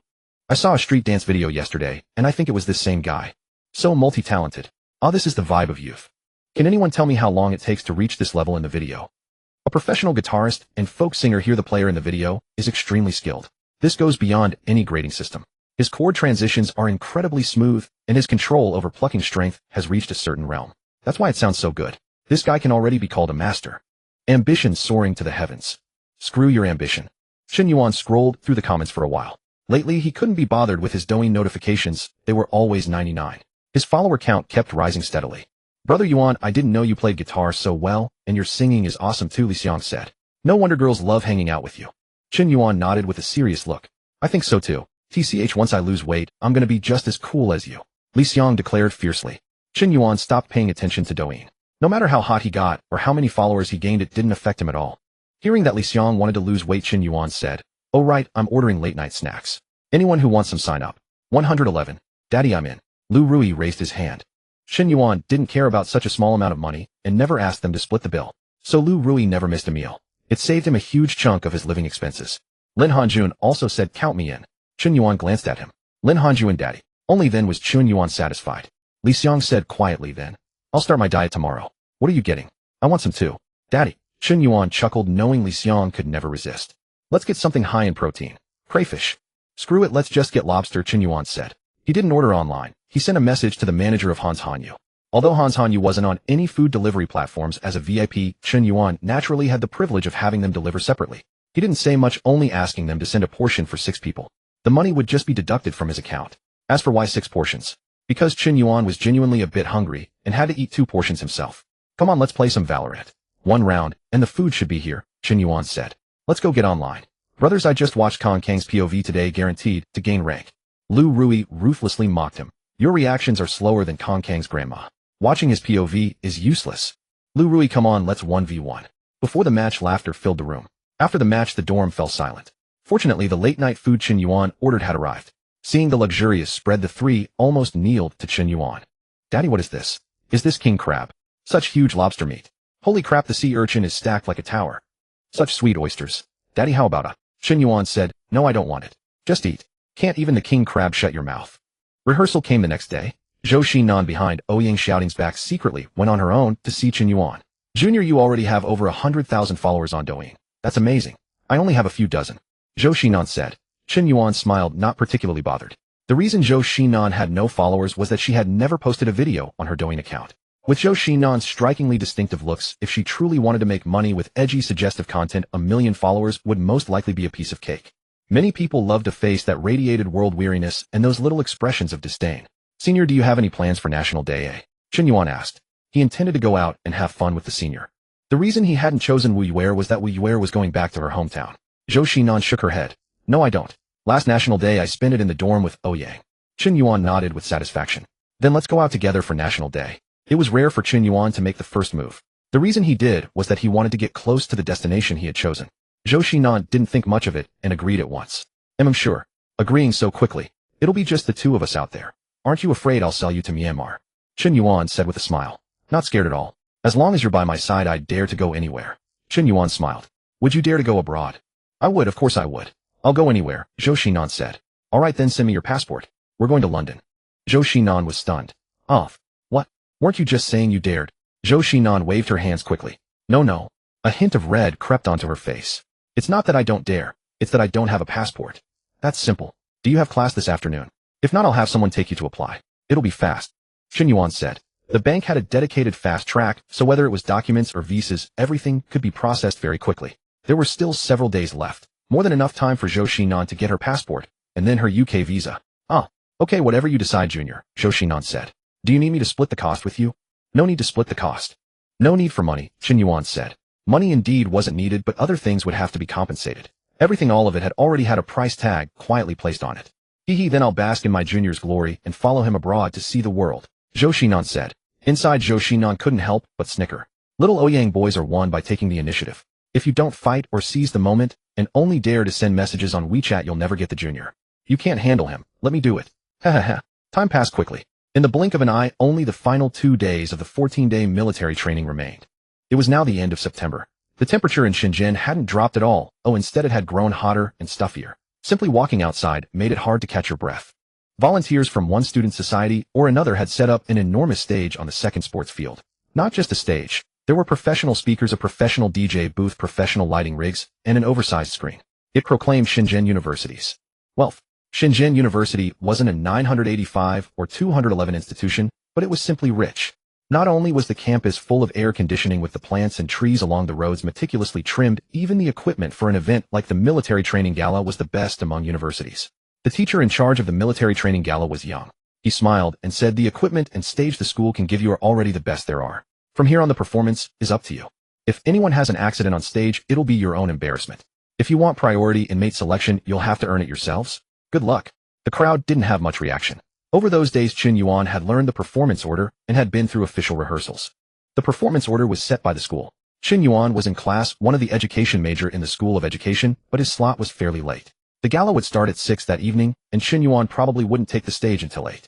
But his appearance on stage was simple. He needed no other preparation and no backing track. His guitar was his best companion. All right, go get dinner. Come back early at 5. The crowd dispersed at once. Xiaoyu walked over once again, wanting to go to the cafeteria with Chen Yuan. Classmate Chen Yuan, haha. The moment she opened her mouth, her rogue girl aura was unmistakable. Can you not smile so creepily? Chen Yuan couldn't help saying. He rarely called a girl creepy unless she really was. What's so creepy about the way I smile? Xiaoyu huffed. Chen Yuan took out his phone, opened the front camera, and let her see for herself. Wait until I change this afternoon. I'll make sure you're so shocked you can't speak. Xiaoyu stormed off in a huff. If I don't show you my high frame rate side, you'll think this is all I look like. Xiaoyu felt the camouflage uniform was dragging down her looks. Chen Yuan brought meals for the 3 sons in his dormitory and returned to the room. He also sent a message to Steward Zhang asking him to handle Zhou Xinan's passport. and he also planned the upcoming trip to London. Chen Yuan had had a passport before. He had gotten it in middle school and renewed it on schedule, so it was still usable. After getting it, though, he never had the chance to use it. They had originally planned to travel abroad, but a special period had intervened later in high school. He had no time to go overseas either. Only now was Chen Yuan's passport finally about to get its first stamp. He simply wanted to see whether London really had that Harbin melancholy. After settling things with Zhang Hanyang, the three also returned to the dormitory. During these days of military training, Chen Yuan had always made it back to the dorm earlier than the three of them. The three envied him, but there was nothing they could do. Chen Yuan was the one with talent.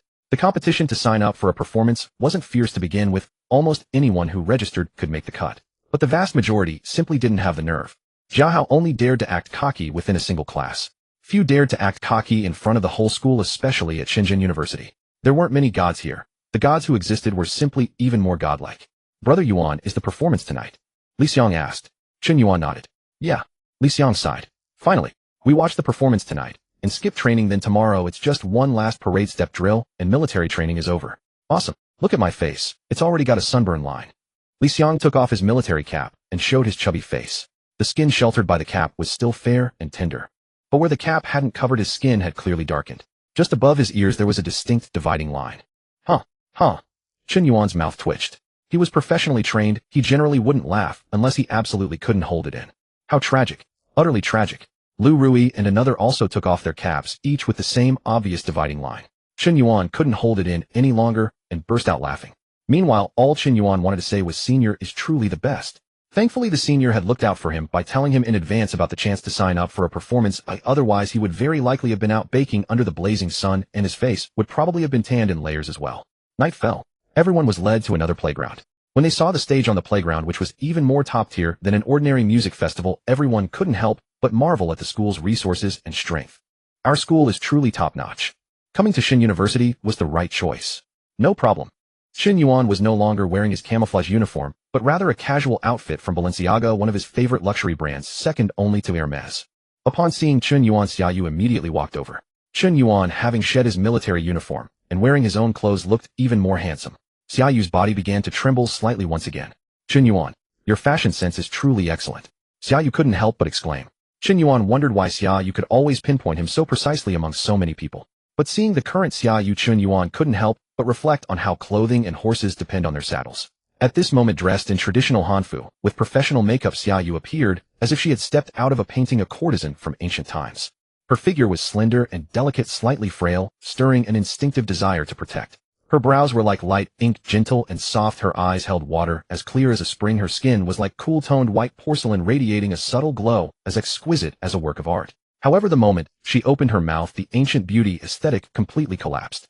Your Hanfu is also very beautiful, Chen Yuan said sincerely. Of course, this Hanfu of mine cost a fortune. If it weren't to show you, I wouldn't bear to wear it, Xiaoyu said with a mischievous grin. It seemed this was the first time Chen Yuan had ever complimented her beauty. She automatically ignored the words Hanfu. Thank you. Chen Yuan smiled. He. Xiaoyu gazed at Chen Yuan and couldn't help but become entranced again. He was truly so handsome. She really liked him so much. After discussing her development with Chen Yuan with her military advisor, the advisor believed Chen Yuan was fishing for Xiaoyu. But Xiaoyu didn't think so. How could it be called fishing? If he wanted to fish, why not fish someone else? Why her? That just meant he had feelings for her. He definitely had feelings for her. The reason he seemed a bit distant now was only because her performance wasn't good enough. If she performed better, he would definitely stop being distant with her. I really want to touch his abs. Xiaoyu looked at Chen Yuan, her mind wandering to many thoughts. On the other side of the stage on the playground, class instructors led students to their designated seats. After organizing discipline, 2 hosts took the stage. The 2 hosts were also selected from the military training freshmen, and they were specifically professional arts students from the broadcasting and hosting major. The female host began with a clear voice. Good evening, respected instructors and dear classmates. The male host picked up his voice, ringing out. The scorching sun tempers our will, sweat forges our original aspiration. After 13 days of training, we have shed our greenness and immaturity, completing transformation after transformation under the blazing sun. The female host continued. Tonight the breeze is pleasantly cool. Let us temporarily bid farewell to marching and formations and welcome this evening's gala together. Next, we invite Lu Fan from the Class 1 Architecture Major Class of 2024 to bring us a beatbox performance. Lu Fan walked onto the stage. He was a boy who looked somewhat chubby, though not as chubby as Li Xiang. He was the boy who had performed beatbox in the rehearsal room, challenging everyone to battle. His beatbox skills were exceptionally high, several stories high. Chen Yuan and Xiaoyu were backstage, yet they could hear Lu Fan's beatbox clearly. Chen Yuan could only say, damn impressive. Tell me, how does he make electric guitar and saxophone sounds with just his mouth? I feel like he alone could replace an entire band. Chen Yuan couldn't help but exclaim. What guitar, what trumpet, what trombone. All were redundant before a single mouth. No idea, but you absolutely must not learn this. Xiaoyu instructed. Why? I heard from others that practicing beatbox for a long time will change your mouth shape. You're already perfectly handsome. What if your mouth shape and face shape change? Xiaoyu said. Chen Yuan felt that Xiaoyu's condition had reached a critical stage. Was this the perspective of a lovesick girl? Performances came one after another with almost no flops. Each was quite good. When boys danced, the girls below cheered. When girls performed hot dances, both boys and girls cheered together. As for piano performances, they were the most boring acts. Chen Yuan could see clearly from backstage that almost no one below was watching the stage. Many students were playing on their phones, unless beauties in ultra-short denim shorts were dancing, then no one would look up. After waiting for quite a while, it was time for the software engineering major's performance. After Class 1 of Software Engineering finished performing, it directly went to Class 3, because Class 2 had no one sign up. Next, we invite Xiaoyu and Xie Tingting from Class 3 of Software Engineering to the stage. The two were performing together. Xiaoyu played the guzheng, and Xie Tingting performed ethnic dance. When this Xiaoyu plays the guzheng, she really does look like a normal girl, not so crazy. Chen Yuan couldn't help but think. It was hard to imagine a girl who on their first meeting wanted to touch abs. In WeChat chats, she would always pop up with a message, "Let me see your abs." Was this how a normal girl behaved? Beside her, Xie Tingting had a good figure, and was also quite pretty, but Chen Yuan had absolutely no interest. Xiaoyu had already sold out her good girlfriend. She had also told Chen Yuan about Xie Tingting's little hobby of going to nightclubs. Chen Yuan naturally had no interest in such a girl. Respect, but keep distance. There were professional photographers, most likely senior club members, doing part-time work filming the two, with a camera providing materials for the publicity department. However, the audience below responded indifferently. Chen Yuan felt he was too clever. Such elegant art was actually not suitable for appearing at a military training gala. It couldn't lift the atmosphere, nor could it get the students below to sing along. Beatbox could still get students below to sway to the beat, street dance could still get the young students to watch for a bit. But this combination of guzheng and ethnic dance, students had no way to sing or dance along even if they wanted to. For his own choice of guitar singing of partiality, almost all students had heard it before. Even if they couldn't sing it, they could hum along. There was no need to worry about an awkward silence. Soon Xiaoyu and Xie Tingting's performance ended. Xiaoyu's eye corners drooped, her mood somewhat low. Chen Yuan asked, "What's wrong with you?" "I feel like a clown," Xiaoyu said. "Oh." Chen Yuan raised an eyebrow. "What brings you to say that?" There was a glimmer of light swimming in Xiaoyu's eyes. That was the reflection of tears under the lights. Everyone below was playing on their phones. No one watched our performance. "I don't say that." They were indeed looking at their phones, but their ears could all hear your guzheng playing. "It was just that no one was watching your girlfriend," Chen Yuan said with a smile.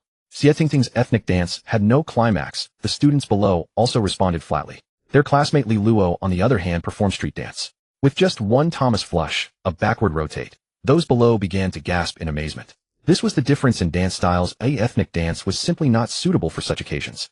"Forget it, don't comfort me," Xiaoyu said softly. Wearing her full hanfu, and with her slender figure at this moment, she actually appeared somewhat pitiful and vulnerable. But Chen Yuan knew that this state would last at most 20 minutes. When Chen Yuan took the stage, she would definitely be back to her lovesick expression. Time slowly passed. One performance after another came to an end, and it was almost Chen Yuan's turn to take the stage. Xiaoyu leaned over and whispered, "Chen Yuan, don't be nervous, alright?" Chen Yuan flexed his fingers. "Don't worry, I definitely won't be nervous." If it were in the past, he might truly have been nervous. But now, except when facing a one-on-one endgame in a game, he had no idea how to spell the word nervous. This was the confidence that a balance of 20 billion gave Chen Yuan. Next up, let's welcome Chen Yuan from Class 1 Grade 2024 Education Major to the stage to perform Preference on guitar. The host quickly announced the next act with no summary of the previous performance, and only an introduction to the next one. Precisely because the host said so little, the show was able to move this quickly. Xiaoyu patted Chen Yuan on the shoulder, seizing the chance to sneak in a touch. "Good luck." "Thanks." With the guitar strap secured over his shoulder, Chen Yuan quickly walked onto the stage. From the stage, all he could see was a sea of heads.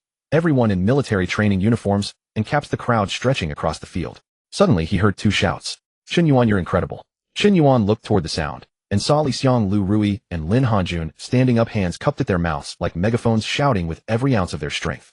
Unfazed by them, Chen Yuan skipped a self-introduction and placed his fingers on the strings to play the intro. The guitar was connected to the sound system, and a microphone stood in front of him. The gorgeous intro of Preference rang out across the training ground. "Let yesterday be void, now you are before my eyes. I want to love, please give me a chance." Chen Yuan sang in the original key, and as soon as the intro began, people below were already swaying gently. By the time he sang the first line, some were already humming along. Their voices were still too quiet to drown out the sound from the speakers. "Trust your intuition. Stubborn people never cry tired.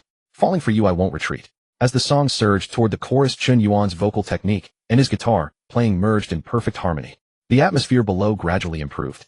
Not everyone was on their phone. It was just that many people would play with their phones when they came across performances they didn't find interesting. When they did find a performance interesting, many students were willing to set down their phones and spend those 3 minutes listening to a song. Of course, even more people held up their phones to record videos while singing along. Everyone chorused together now. "I said I wouldn't dodge, and I insist on doing this. Even if you won't listen, I'm still going to love. Love even harder. Let you understand." As Chen Yuan stirred up the atmosphere, the crowd's singing truly grew louder. Their voices gradually merged with the sound from the speakers. Chen Yuan genuinely felt like he was holding a concert. At a military training gala, he had unexpectedly fulfilled his dream of being a star. Over 7,000 freshmen were present, along with many upperclassmen who had no classes and had come to the field to join in the fun. For those 3 minutes, Chen Yuan was the most dazzling center of attention. "With so many performers tonight, I probably won't end up on the trending searches again, right?" While playing, Chen Yuan had enough spare attention to let his mind wander to such absurd thoughts. Happy times are always brief. Chen Yuan's star moment lasted only a little over 3 minutes, ending as the guitar produced its final note. He stood up, bowed, and stepped off the stage. Warm applause erupted from the audience. As Chen Yuan came off stage, Xiaoyu ran up to him. "You looked so handsome playing the guitar. There are definitely going to be a bunch of girls posting on the confession wall to find you tonight." Chen Yuan smiled and didn't pay it much mind. "And there are definitely going to be guys posting to find you too. I don't want anyone else to find me. I only want you to find me." Xiaoyu pouted and said, "So are you going to find me or not?" Xiaoyu was always so forward and direct, so direct that she didn't seem like a Chinese girl at all. "Haven't I already found you once? Don't I already have your WeChat? That doesn't count. I want you to post about me on the confession wall. Go play somewhere else." Chen Yuan flatly refused. Was she trying to ruin his romantic luck for the next 4 years?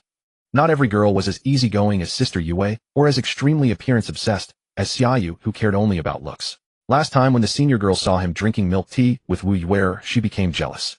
"Oh, I'm leaving." Chen Yuan nodded. "Go ahead. I'm really leaving." Chen Yuan, while putting away his guitar, said distractedly, "Yeah, hurry up and go." Seeing that Chen Yuan wasn't giving her an out, Xiaoyu gave a snort, but still didn't leave. "Then I'm not leaving. If you're going, you have to go with me. Side girl, keep this up, and you'll turn into a simp." Chen Yuan couldn't help saying, "What simp? Aye. This is called sincerity, okay? Since when does liking someone make you a simp?" Xiaoyu argued back. Chen Yuan smiled and said, "The one who falls first always loses the worst."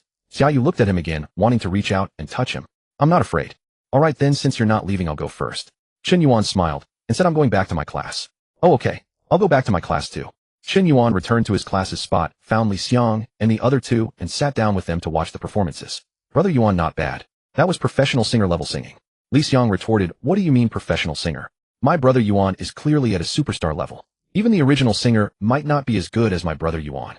Lu Rui followed up, "Right, superstar level." Chen Yuan smiled. "Superstar level. I don't need to be a complete superstar. It's enough to be a little bit superstar. He's really a true superstar. A superstar among superstars." Praised by the three, Chen Yuan couldn't help the corners of his mouth curling up. He couldn't suppress it. Really couldn't suppress it. Sitting on the grass, the four chatted. When a performance was good, they watched it, pointing at the performers and making comments. When it wasn't good, they lowered their heads and played on their phones, then put them away and clapped when it ended. Admittedly, the vast majority of performances were good. After all, everyone was performing in front of all the freshmen, so they all pulled out their signature skills and gave their utmost effort. This was a competition for priority in mate selection. Chen Yuan's phone kept buzzing with messages, interrupting his enjoyment of the show. "Jiang Yue, brother Yuan, I've reserved a restaurant for tomorrow evening. Do you have time?" Jiang Yue, Victoria's Secret. JPG. Jiang Yue just bought a hee. Chen Yuan, I absolutely have time tomorrow night. After replying, Chen Yuan switched to another chat window. "Zhou Xinan, you sang really well. Is your preference me?" Then Zhou Xinan sent over a video she had recorded of Chen Yuan's performance. "Chen Yuan, my preference is only you. Zhang Hanyang, boss, I've contacted Tianqing Aviation. When would be a good time for you?" What the heck? Chen Yuan didn't quite remember. Only when he saw the word aviation did he think back and recall that he had told Butler Zhang about buying a private jet. If Zhang Hanyang hadn't brought it up, Chen Yuan would have forgotten. "Tomorrow afternoon then. I have military training in the morning. Morning military training, noon head home, afternoon buy a private jet, evening go see Sister Yue." Perfect. The morning military training was less about practice and more about display. Each class formed a phalanx while school administrators sat upon the stage beneath sunshades, chatting and laughing as they observed the students marching below.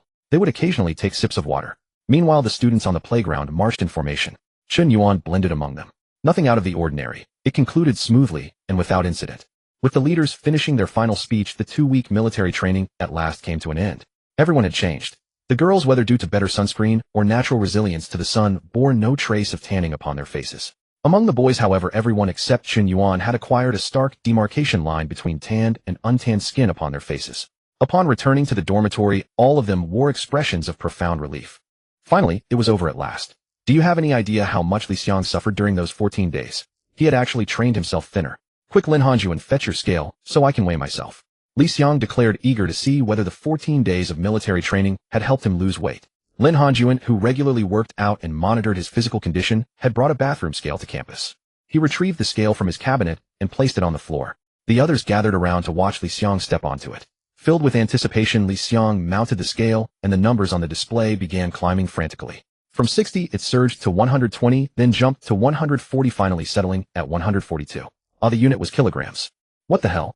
I gained 10 gene. Li Xiang swore outright. He had hoped the 14 days of training would help him slim down. Lin Hanjun couldn't resist saying, "TCH, if you don't start watching your diet, you'll soon match Liangzi's weight." Lu Rui chimed in, "Liangzi is taller than him. If he reaches Liangzi's weight, he'll probably look even rounder than Liangzi." Li Xiang turned to Chen Yuan, the only one not making snide remarks, and asked with a pained expression, "Brother Yuan, what's going on here?" Chen Yuan scratched his head. Maybe the scale is faulty. Li Xiang clung to this like a drowning man grasping a reed, nodding furiously. That must be it. Lin Hanjun stepped onto the scale, and the reading appeared almost instantly. 82 kilograms. The scale's fine. Chen Yuan. Couldn't you refrain from bullying such an adorable, kind-hearted chubby lad? No kind-hearted fat boy. It's all right, brother, we can lose it. From now on, no late-night snacks. Chen Yuan comforted him. Li Xiang remained despondent. Lu Rui interjected, "You'll want to play." Li Xiang immediately withdrew his despondency. "Let's go." Watching Li Xiang's carefree nature, Chen Yuan couldn't help but smile. Indeed, a broad mind breeds a stout body. "You guys play on. I've got something to do this afternoon and need to head home," Chen Yuan said with a smile. "By the way, I won't be returning to the dorm these few days. Since freshmen get early release, I'm going out to travel." Cool, get out of here. "See ya, happy National Day, brother Yuan. Have fun and bring us back some local specialties." Chen Yuan left the dormitory, walked to the roadside, and drove himself home. Settling onto the sofa, Chen Yuan cracked walnuts while asking steward Zhang, "Uncle Yang, have my friends and my visas come through?" Zhang Hanyang replied, "They've been processed already." "Good. Then I'll book that Emirates flight," Chen Yuan said. He had long been eager to experience Emirates A380. The A380 was the world's largest commercial airliner and the ultimate dream of every aviation enthusiast. Chen Yuan harbored a deep passion for aerospace and had always longed to ride in the A380. And it would be Emirates' A380 first-class cabin that made him all the more eager. Zhang Hanyang gathered his thoughts and said, "Sir, I'd suggest chartering a Gulfstream or a Bombardier instead. It would be far more comfortable. After all, a 14-hour flight in first class would still be exhausting." Chen Yuan smiled. "First class exhausting? Sir Butler, you've somewhat lost touch with ordinary people, haven't you?" No. I simply wish to experience first class," Chen Yuan said. "This time I'll experience Emirates first class, next time France, and whenever the opportunity arises, I'll sample the first-class cabins of every airline in the world." Zhang Hanyang grew somewhat anxious. However, regular airline first-class cabins simply don't befit your status. All right. I just want to experience ordinary first class for now. Once the private jet I've ordered arrives, I'll fly on my own aircraft. Besides, it's just me and one friend. Chartering a private jet for two would be wasteful, wouldn't it?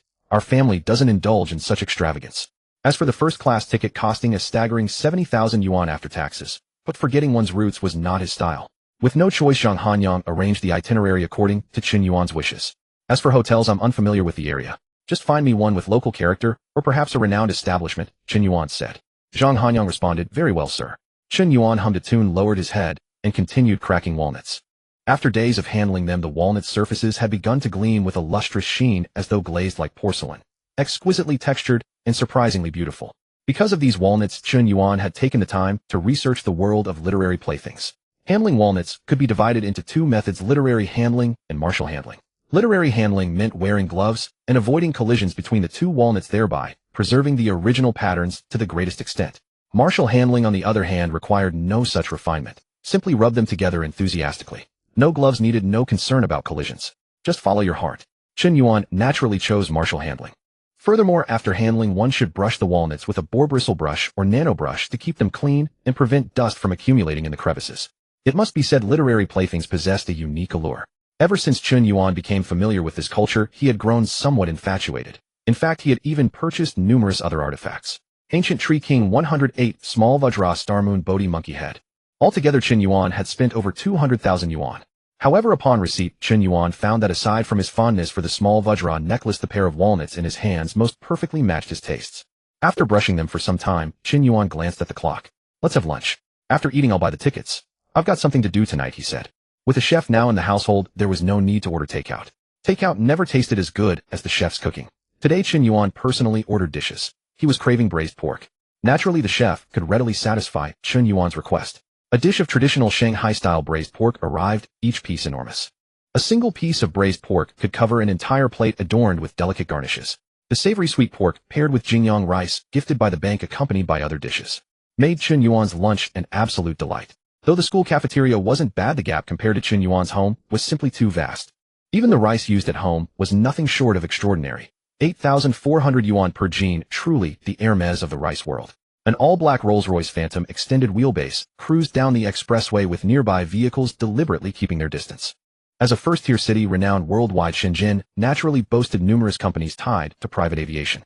Among them, Asia Pacific Aerospace, Tianjin Business Aviation, and Asian United Business Aviation stood out as the leaders in Shenzhen's business jet sector. Asia Pacific focused on helicopters while Asian United specialized in pre-owned business jet sales. Only Tianjin Business Aviation suited Chen Yuan's needs best with its core business in the sale and bespoke customization of private jets from Gulfstream Dassault and Bombardier. The Rolls-Royce Phantom soon entered Bowen District and drove onto Hangqing Avenue, which lay very close to Bowen Airport. Aircraft flight paths passed directly overhead, and planes could be seen taking off or landing at frequent intervals. Before long, the Phantom came to a stop in front of a modest low-rise building. The structure was not tall, as buildings near the airport were subject to strict height restrictions. Several well-dressed men in suits walked forward, though they did not rush to open the car door. Only after Uncle Han stepped out and opened it did the men approach. The man at the lead wore a warm, impeccably practiced smile, showing exactly 8 teeth. "Hello, Mr. Chen," he said. "Welcome to Tianjin Business Aviation." Chen Yuan nodded and extended his hand.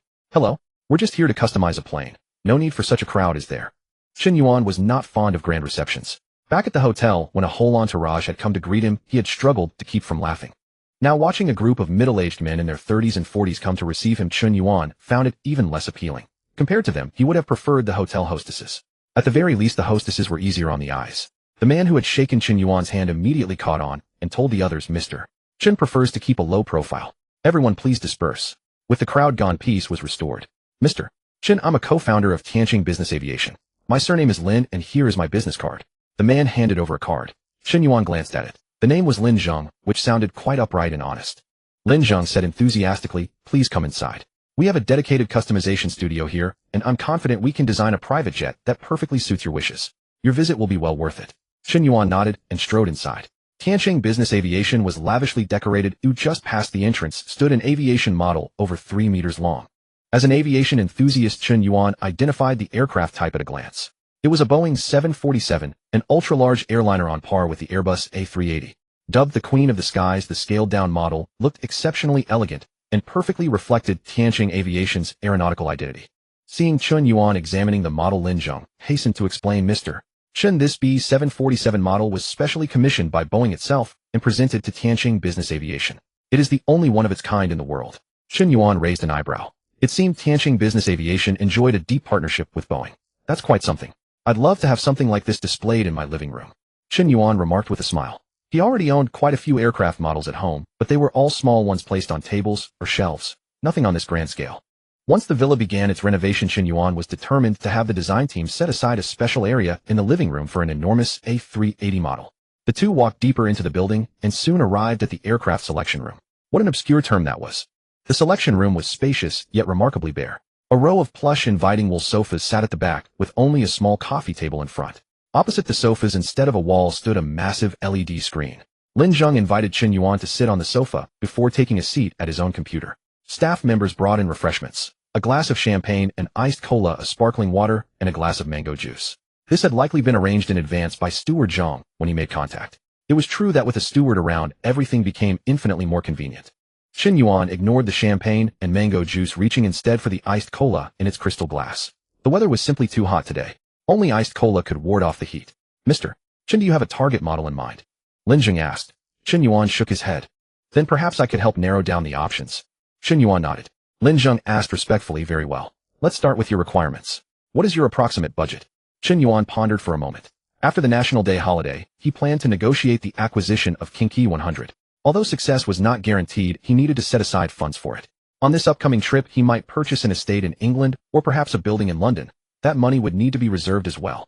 Adding the cost of renovating his new house and the funds for Steward Zhang to acquire luxury cars, his available capital amounted to roughly 10 billion yuan, enough to assemble an entire fleet. "My maximum budget is around 4 to 500 million, Chen Yuan said. "Very well. What would be the farthest destination on your flight plans?"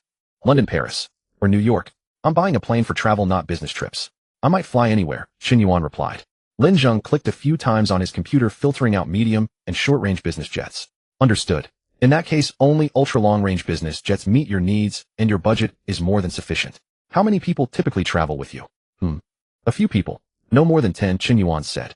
"In that case, I believe the Gulfstream G650ER and the Bombardier Global 7500 would suit you perfectly. Both have maximum ranges exceeding 750 nautical miles, allowing non-stop flights from Shenzhen to New York, Paris, London, or Los Angeles.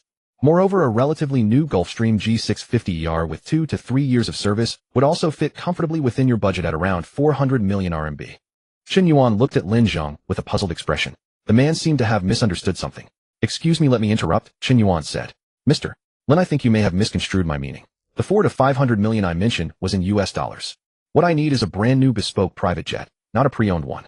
I wouldn't even accept a 1-year-old aircraft, let alone one with 2 to 3 years of service. Lin Zheng froze. 4 to 500 million. In US dollars? US dollars? Wait, sir, are you planning to buy an A380? Even a brand new Gulfstream G650ER costs less than 100 million US dollars. That was why Lin Zheng had instinctively assumed the figure was in RMB. After all, 4 to 500 million RMB was already the top-tier budget for purchasing business jets, many wealthy clients who came here to buy aircraft operated within that range. Yet this man's 4 to 500 million was actually in freaking US dollars. Lin Zheng collected his scattered thoughts and then said, if your budget is that ample, then I think you could consider an ACJ 350 or a BBJ 777. Chen Yuan looked slightly puzzled. ACJ 350. Yes. Lin Zheng said. The ACJ 350 is a private jet created from the A350 airliner, a commercial airliner converted into a business jet. It is far larger than an ordinary business jet. Please look at the screen ahead. As Lin Zheng operated his computer, 2 arcs, one small and one large, appeared on the wall-sized screen before them. This small arc represents the cabin space of a Gulfstream G650ER, shown at a 1-to-1 scale in both width and height. Its ceiling height is 1.9 meters. Given your stature, you would feel rather cramped inside. This larger arc is the cabin space of the ACJ 350. Its width is 5.61 meters, and its height is 2.40 meters, offering considerably more spaciousness. Chen Yuan nodded. Wouldn't the ACJ 350 be too large? After all, I won't be traveling with that many people, Chen Yuan said. What about the ACJ 320? Lin Zheng explained. The ACJ 320 cannot meet your range requirements. The A320 is a short-haul aircraft. Even after being converted into an ACJ series model, it can only improve its range to a certain extent. It would still struggle to fly non-stop from Shenzhen to New York.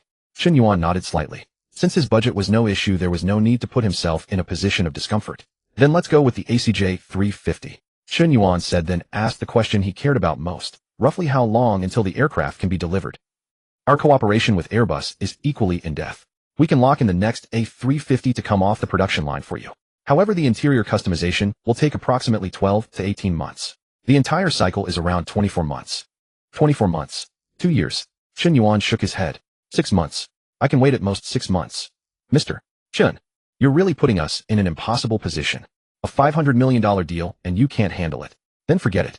If it weren't for the trouble, I could personally go to Airbus headquarters and place a custom order myself. Chen Yuan shrugged as he spoke. Lin Zheng was hesitant. 6 months was far too short. Virtually impossible. Yet with such an enormous deal at stake, he desperately wanted to secure it. This was a $500 million deal. If he closed this order, he would never have to strive again. Please give me 3 minutes. I need to make a phone call. Lin Zheng said. Chen Yuan made a gesture inviting him to proceed.